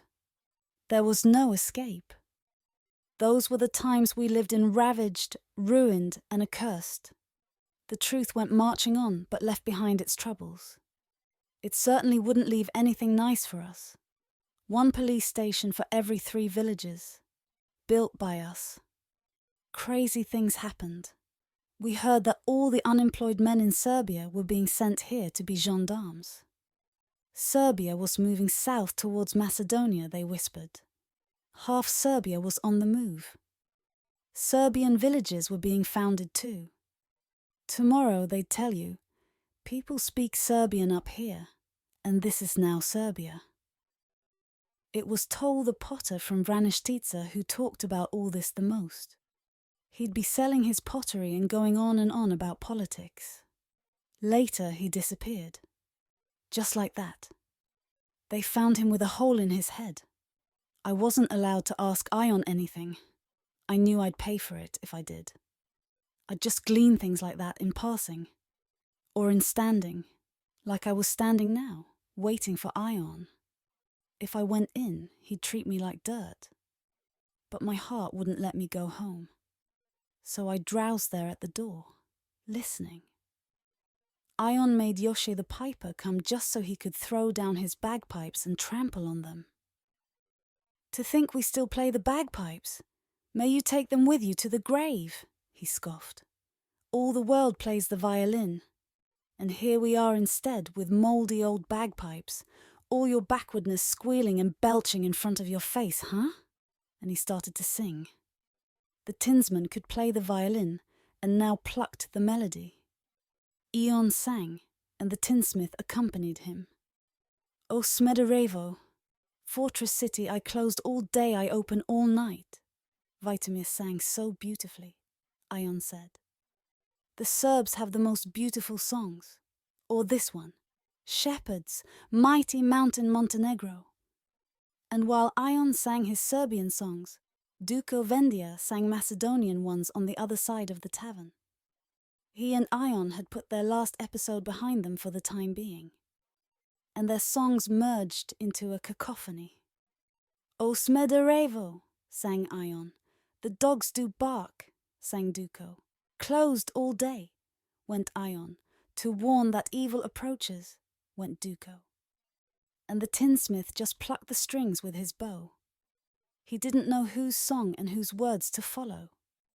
And afterwards the whole tavern erupted. Glass and furniture were smashed, and the whole place was turned upside down. I ran, and as I ran I heard shouts and yelling behind me. Come on, people, calm clown. Don't forget we're all Macedonians. If we start killing each other, there'll be no end of revenge. Even killing Ion would not be enough punishment for all the bad he's done. I was back home and out of Ion's sight, I thought. But in an instant, he was back, as wary as a lynx. Why aren't you asleep? He snapped. But I was waiting for you. Waiting for me? Don't make me laugh, he said. Who knows who you were waiting for? He yelled, and started kicking me. He didn't care where the blows hit me. I tore myself away from him, screaming, and fled the house. And so, I spent another night out on the stairs. I put my arms around my legs, ribs and waist to feel if anything was broken, sprained or torn. I sat there and dozed on and off through the night, suffering. Sometimes I felt like taking an axe and splitting his head. As easy as that, while he slept, lying there like a sprawling heap of grapes. But before long, I felt like hitting myself on the head. How could I think that about my very own husband? What living soul could stand a life of torture like this? I sat there, and in my mind I complained to the children. Come on, send for me, take me. Tell the archangel to come for me. There's no place for me in this world anymore, I told them. In the morning I started work. Ion was idling and I worked. You'd work till you dropped dead. I wanted to sweep and wash away the muck in the house. The place was a mess. Life had to go on. Be it hard or easy, you had to live it and try your best. I did the washing down at the dam behind the house, thumping and beating away at it and hurrying so the clothes would be able to dry. The weather was changeable and could turn bad. I rubbed our clothes on the washboard and rinsed them. And as I bent over, I felt sick. I was in the family way. Ion had slept with me. Excuse the expression, and it was God's will. I was pregnant with Roden and wore my belly like a basket before me, so I couldn't put on my apron properly. But there was no one else to do the washing and cleaning. You're cursed if you're born a woman. As my old mother used to say, when a girl is born, even the eaves cry. I didn't understand what she meant back then, but now I'm a woman myself, I know. And so I washed, bending down and straightening up all the time. And as I beat the washing on a rock, the dear baby thumped away inside me. He kicked, and it hurt. But I kept on with my work, rinsing the clothes, wringing them, and hanging them up. I heard the herdsman call, so I ran off to drive the cow to him. Running here, running there, everything at a run. Women stopped me to ask me something, but I didn't hear them. I kept on running. I went back down to the dam to finish hanging the clothes on the drying pole. And once when I was bending over like that, the strain made me... How should I put it? I know ladies don't say it. I broke wind. I don't remember, perhaps I did it without noticing. You're an ordinary person, and my belly was big and bulging with the baby. It must have just crept out of me. I didn't notice it, but Ion did. It was so embarrassing. You see, Ion had taken a liking to secretly watching me from the window when I was bending over doing the washing. I wouldn't even know today if he hadn't told me one time when he was drunk. May God help you when you have to deal with drunks. But I had no choice. I had to stay put with Ion. That morning too, Ion had woken up and gone and stood at the window. He had nothing better to do. He was staring at me like that and heard some sort of thud. Perhaps the washboard had made a noise, or perhaps the water gushed and splashed when I was wringing the clothes. It does that. Ion came out of the house. He'd pricked up his ears. I didn't know what was up. I thought perhaps he was still angry from the night before. He came straight up to me. "Was that you who farted?" he snarled in his hungover voice. I wished the earth would swallow me up. I blushed and flushed. It felt like nettles were stinging my cheeks, and my head started to buzz. It seethed and boiled. "Oh, open up, earth, and swallow me. Let me disappear without a trace. Oh, this life!" "Put down the clothes," Ion ordered. "Lift up one leg and hop." "Hop? Why on earth?" "You're going to hop around the house 3 times, Ion said, and scratched his chin on his shoulder like he was using a rake. "Oh, pity me," I wailed. "How am I supposed to hop when I'm pregnant like this? How can I carry 2 on one leg?" "Don't make me have to tell you twice," Ion growled, leaning over me. And so, like it or not, I started hopping. What choice did I have? I hopped and cried. I wiped away the tears that collected at the edge of my headscarf and kept hopping, and recalled my mother's words again. When a girl is born, even the eaves cry. I bowed my head, trying to hide it and let my headscarf droop down. But my face would still be seen. Ion went and got himself a flask of rakia and came out onto the veranda. He drank and yelled so everyone could hear. "Come and see, people!" He was a crazy, twisted man, and people came. Men, women, and children. They flocked to the threshing yard and looked in astonishment. The children laughed. Ion told them what I'd done, and people believed what he said. I just pulled my headscarf down lower over my face, to at least hide my eyes, so I wouldn't see everyone. "What's she done to you, Ion?" my sister-in-law Ulia asked with a tremble in her voice. "What's she done to make you torment her like this?" "She farted!" Ion yelled, and the people laughed.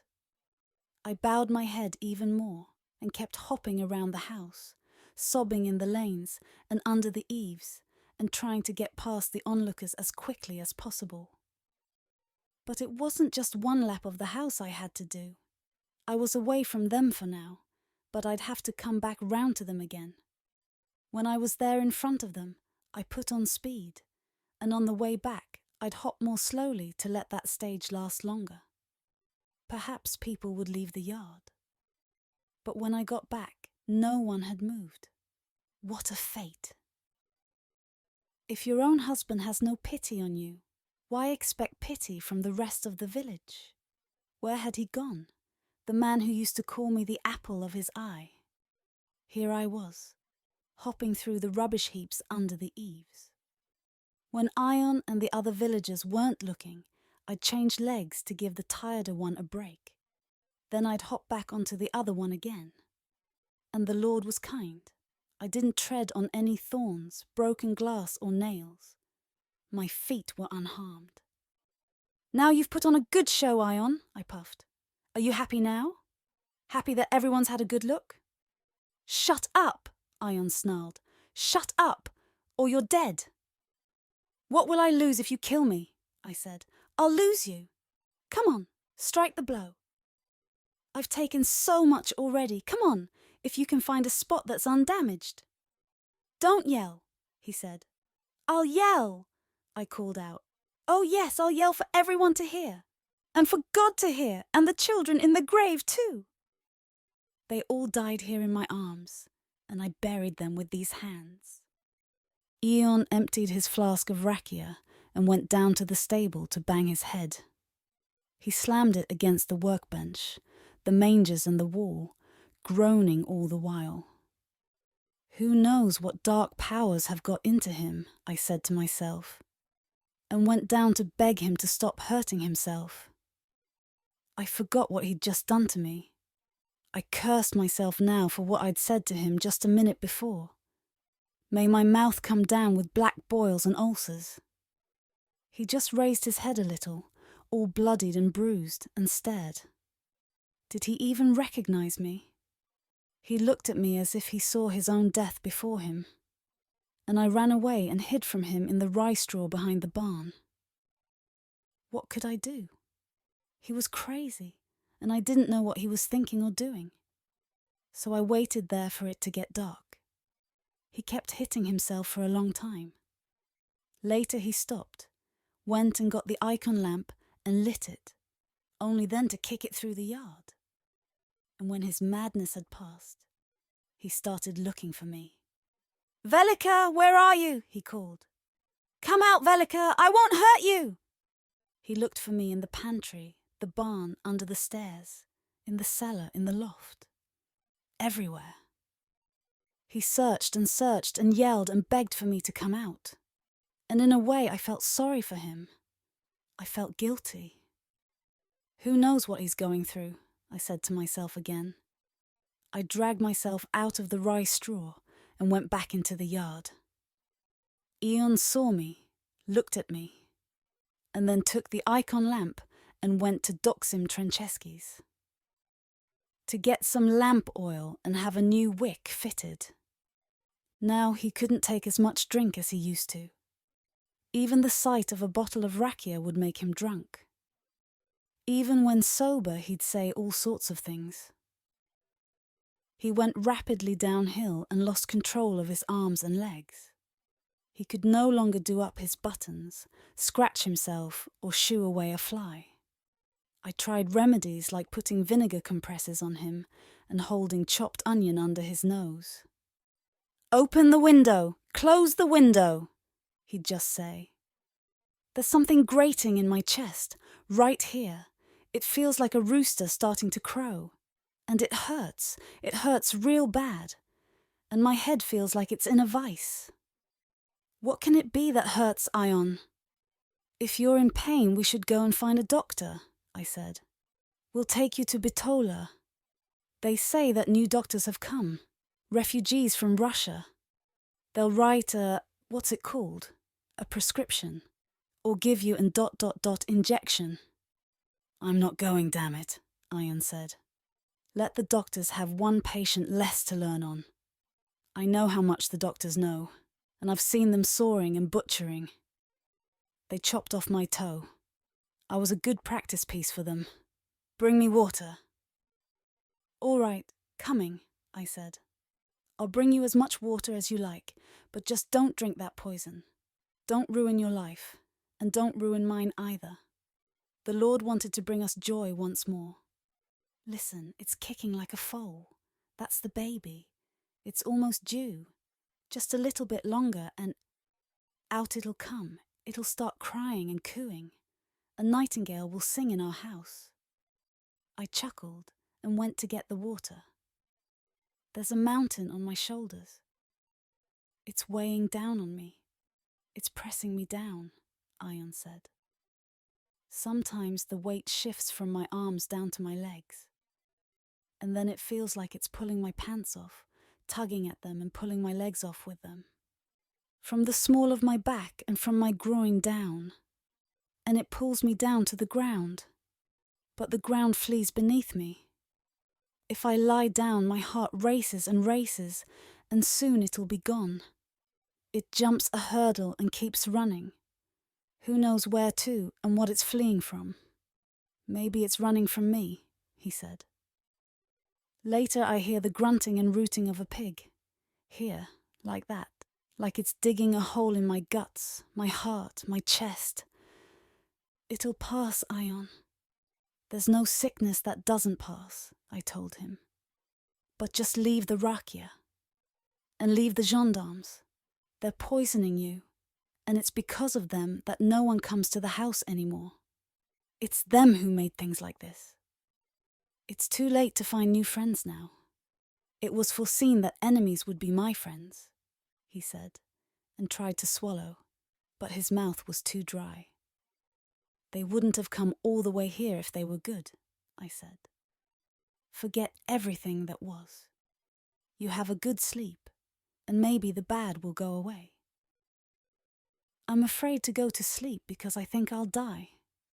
Perhaps I'm already dead, and people have just forgotten to bury me, Ion said, and cupped his hands over his chest as if he were holding a live quail. What is it, Ion? I asked. Where does it hurt now? Here. There's something gnawing away at me right here.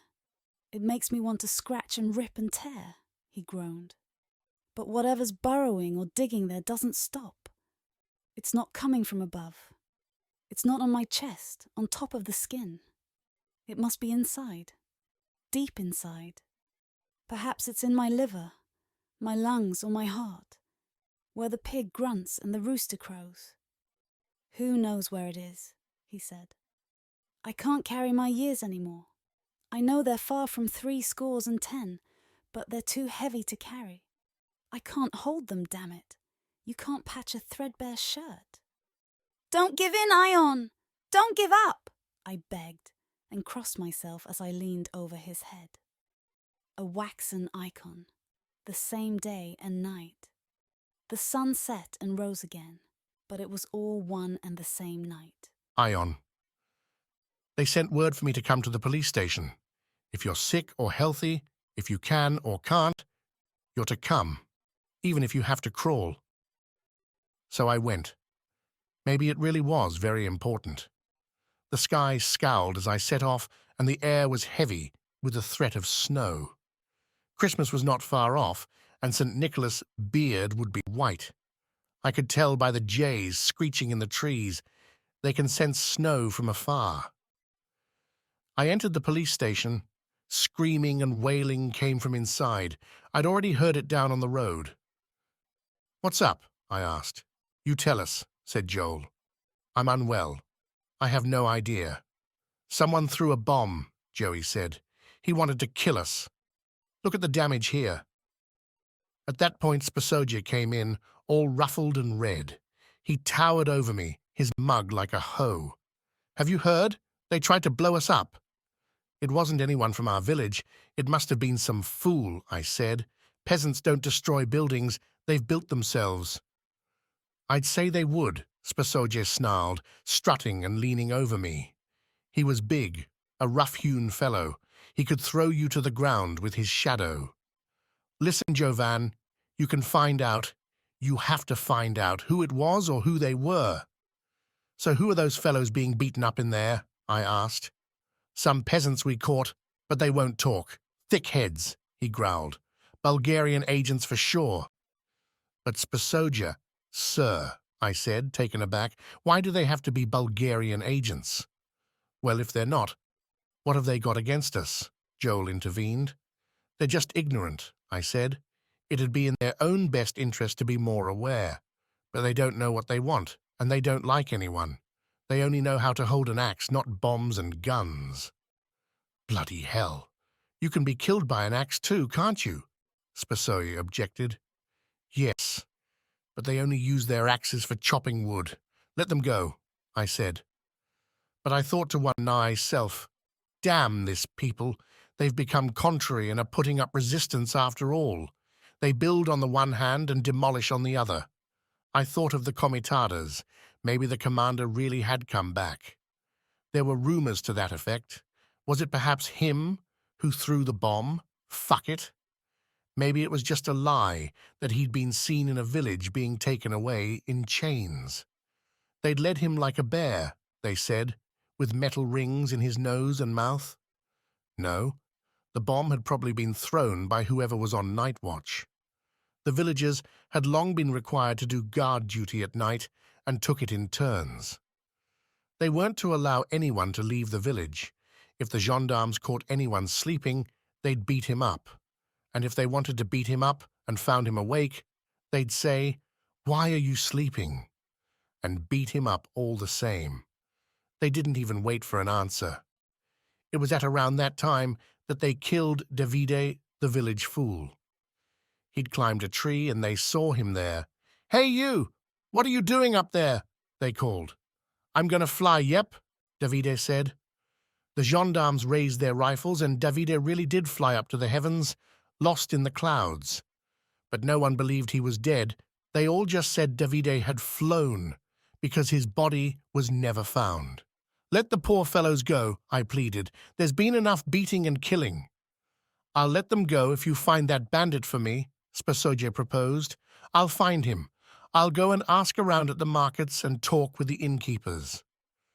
"The hardest thing for people is to start something," Laser the Wise once said. "But it's much easier to finish it," I told Spasoje. The villagers were released. I went into the side room so they wouldn't see me. None of them would believe that I stood up for them. I watched them through the bars of the window as they left the police station and went down to the road. They built this place themselves, I thought.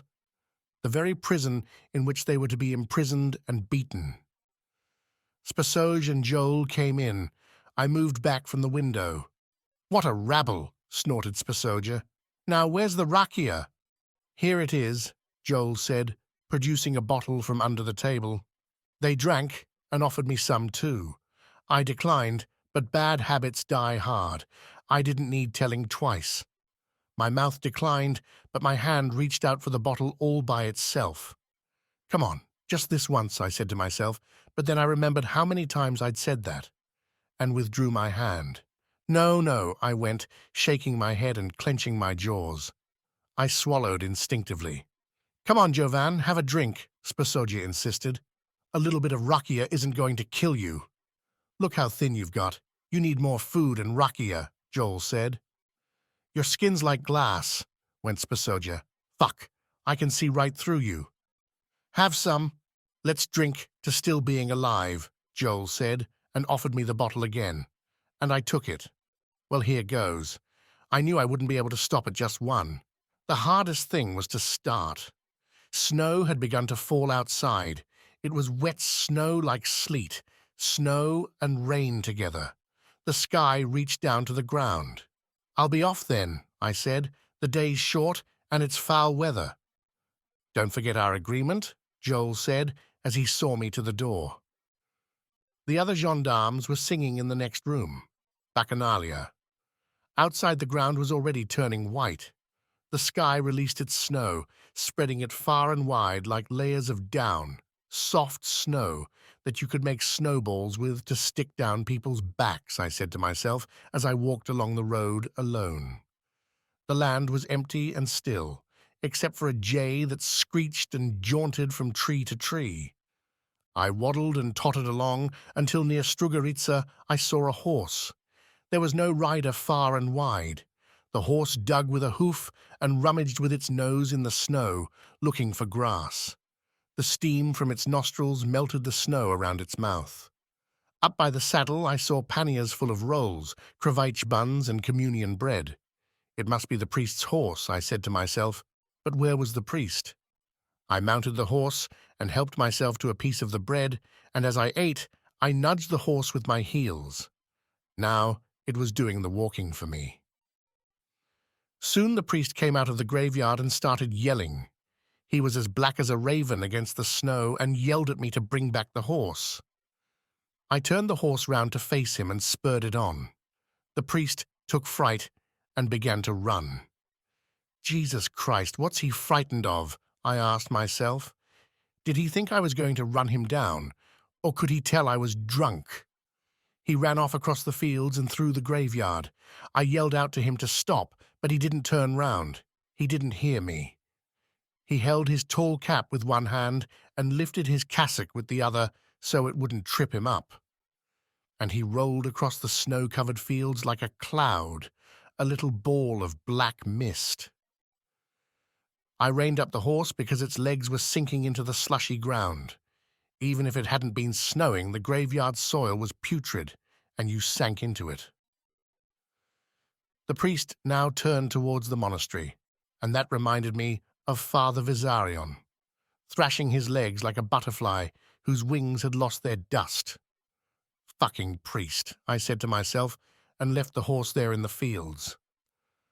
A leaden weariness slid me out of the saddle as if I'd been grabbed by the shoulders and pulled to the ground. Where could I sit down?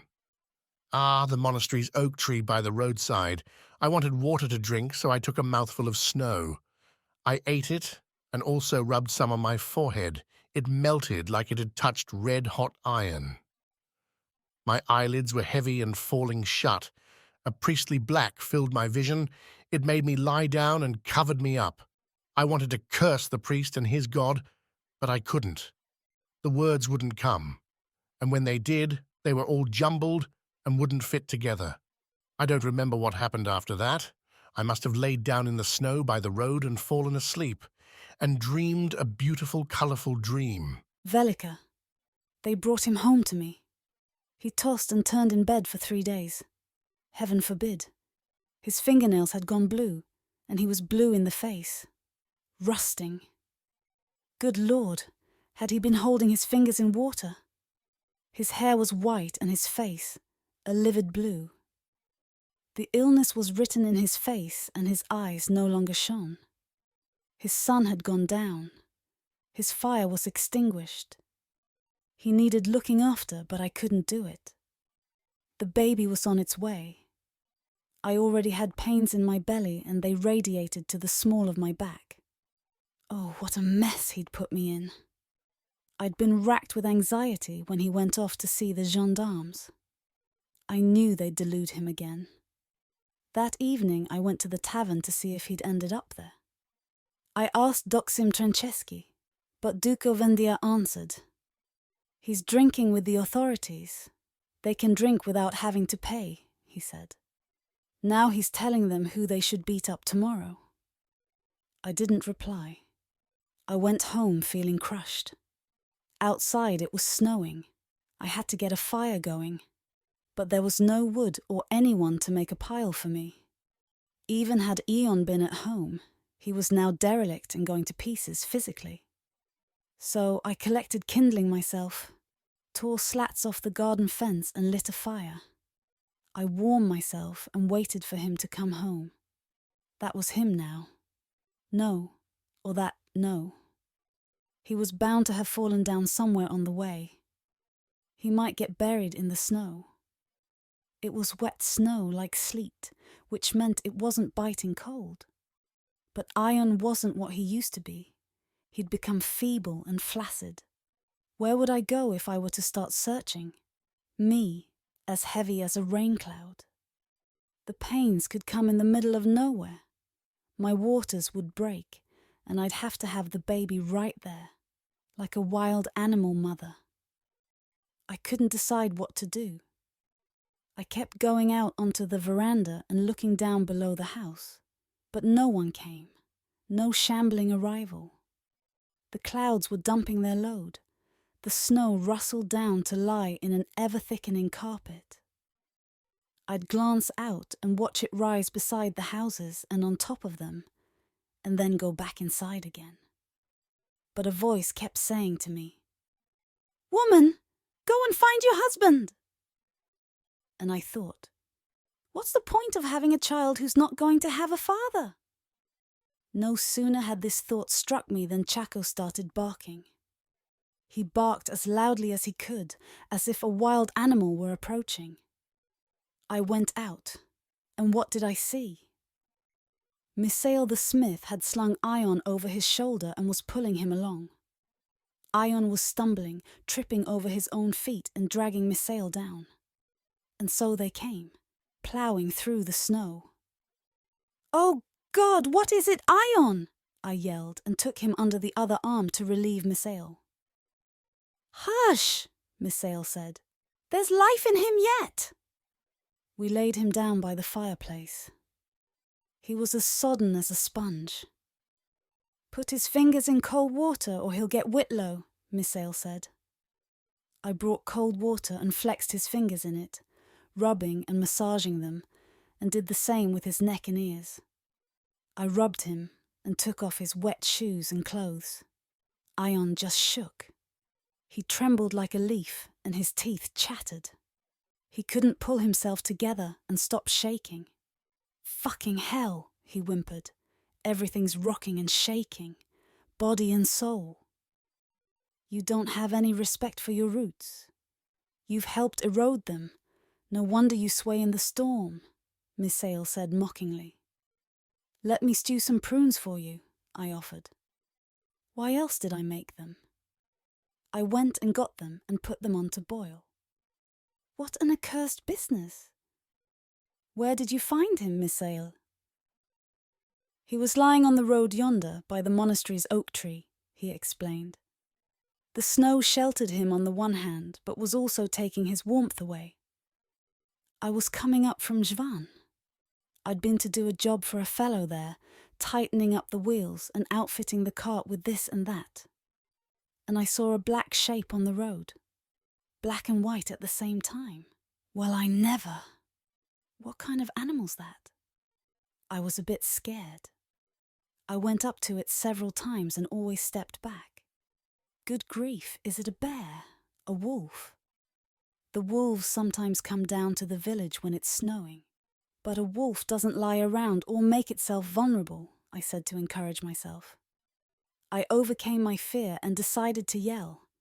If it was a wild beast, it'd take fright and run. So I put my hands to my mouth and called, "Hey, hello there! Yoo-hoo!" And my voice echoed back from Krasta up behind the monastery.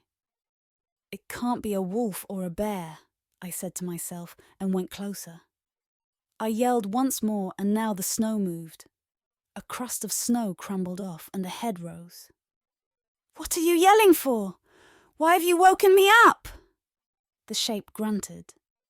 "Is that you, Ion?" I gasped. "What on earth are you doing here?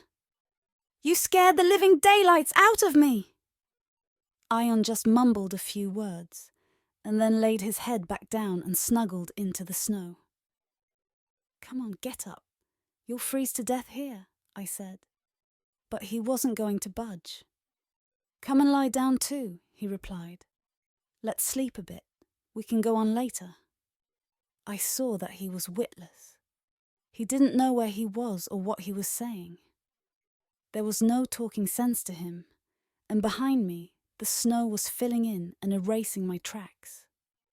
I begged Ion to get up, and then I bent down and lifted him. "You're very up there, or I'm very down here," he jabbered, Misael said. "God bless you." "I'll never forget your kindness," I said. "Nor will Ion forget that you brought him back from the dead. He was well on the way there." "Don't mention it, Velika. It was nothing. Just consider him to have a guardian angel. Otherwise, who knows if I would have passed by there at all," Misael said. "Anyway, I must be going now and change my clothes. The cold and wet have got into mine too." "Goodbye then, Misael, all the best," I said, opening the doors and lighting his way with the icon lamp. The snow wafted down like flour from an enormous sieve, and snowflakes gathered like moths around the icon lamp. The flame sizzled and shrank. I shielded it with my hand. Sunday came, black and empty, and I began to double up. It was early in the morning, and the baby began to plough, tear, and rip at me from inside. He was coining now, the poor little thing. It was time. And time doesn't stand still. There's no stopping it. I coiled in pain while Ion lay curled up in bed. He was going downhill rapidly. "Oh Lord," I thought. "The cold must have seeped into his bones and now can't get out. The frost must have bitten and burned him inside. He's bound to have hoarfrost in his veins. Who knows how badly it's affected him? Maybe it struck right at his heart," I thought. I went to see Ulia, my sister-in-law, and told her it was time. She came straight away. I went into the barn to get away from the house and hid there like a pregnant cat. I was hiding from Ion so I wouldn't have to see him suffer, and so he wouldn't see me suffer. It was better for both of us. I don't know what had got into him before. He'd asked me for rakia again. Please give me a little sip, just a nip to warm me and make the sun go up. You're not having any, I told him. It's the rakia that's ruined you, so I'm not giving you any.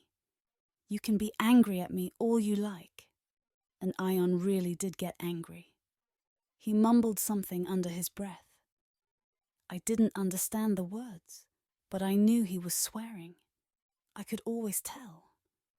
He would have got up and thrashed me if he could have, but his strength was gone. The rakia had made him waste away, and the cold had him in its grip too. He'd lost control of his arms and legs. There was nothing he could do to hurt me. Nothing at all. His last candle was spluttering, and I left him there in his rage. Now Ulya and I laid out some straw in the barn and put an old rug on top. I lay down on it and spread wide, if you'll forgive the expression. It was cold there, but I had no choice. It'd have to do. Ulya covered me warmly and went to boil some water. She went off time and time again and always came back to check on me.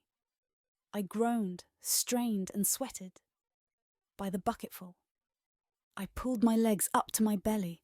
My arms were limp and flung wide.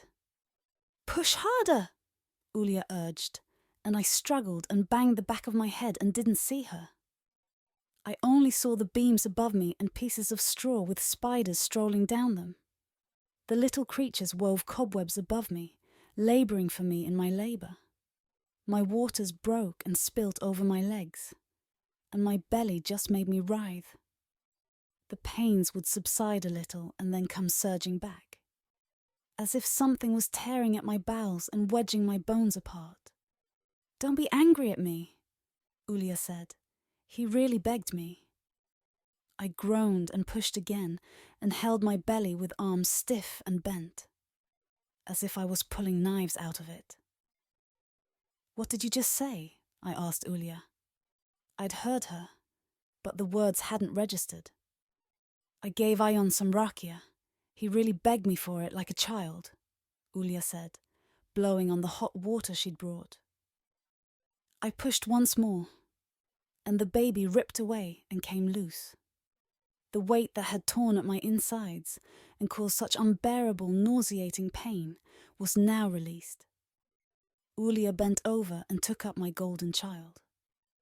She separated the membranes, cut the umbilical cord, and tied a thread around it, as was the custom. Then she picked him up, and I saw him above me, like an apple tree in blossom. He bleated, all covered in mucus and blood, but to the eye of the beholder he was beautiful beyond compare. My icon painter. He just bobbed like a little bird and cried, but his crying was to me like the cooing of a dove. Hold him up so I can watch him a bit longer, I said, and Ulya wrapped him a little and held him above me. He cried, and it looked like he was about to fly. His tummy went in and out, and he waved his little arms, as if he were reaching out and grabbing for something. Then Ulya took him, I couldn't see now, and washed him with lukewarm water, wiping away the mucus and blood. And I heard her spit twice on the baby's forehead, as was the custom. May I never jinx you! And now let me hurry so you don't get a cold, she said. After that, she spat on her fingernails and gave my little lamb to me.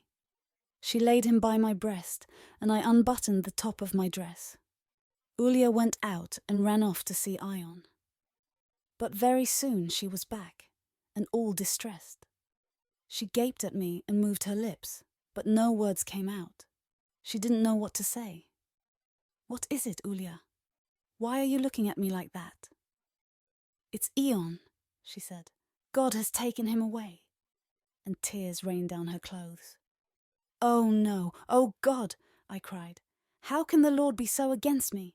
He gives me one soul only to take away the other. That's fate, Ulya said. We're fated to spend life half celebrating, half mourning. Why did the Lord make it like this just for me? I wailed. Why did Ion and I have to part in such bitterness? The baby's little head bumped my breast. His mouth found my nipple, and with a tug, he started to feed. That's how things are, Ulia said. We cried together, gazing at each other, and the torrents of our tears met on the face of the baby. End. Chapter. The spring sun was going down behind the mountain. Small red clouds clustered around it, brought by a cold breeze. So passes another day, said Rodin Meglanovsky, glancing once more at the grave of his mother, Velika Meglanovska. That's life for you. One big zilch, Duko Vendia said. It's like you write and write, and death erases it overnight. A dead-end street, Rodin Meglanovsky said. Life is a dead-end street. Life is misery up until you die, Duko said, and got up to go. Rodin Meglanovsky got up after him. Bulgarian soldiers came from the school down to the cemetery and posted sentries around the village. Tomorrow, we'll root out the partisans, some of them said, and glanced up at the mountain. You'll be rooted, I hope, Duko whispered, crossing himself with his left hand. Why are you crossing yourself with your left hand? Rodin Meglanovsky asked, astonished. My right hand is for when I cross myself before God, Duko said. And my left is for these fucking bastards here. Had fun talking with the dead? One of the guards joked as Rodin and Duko went past. We begged them to rise, Duko said. The dead should rise, and the living take their place. A soldier played a shepherd's pipe as if it were his last song. A lost calf called from beyond the river. And the darkness descended deeper and ever deeper over the village.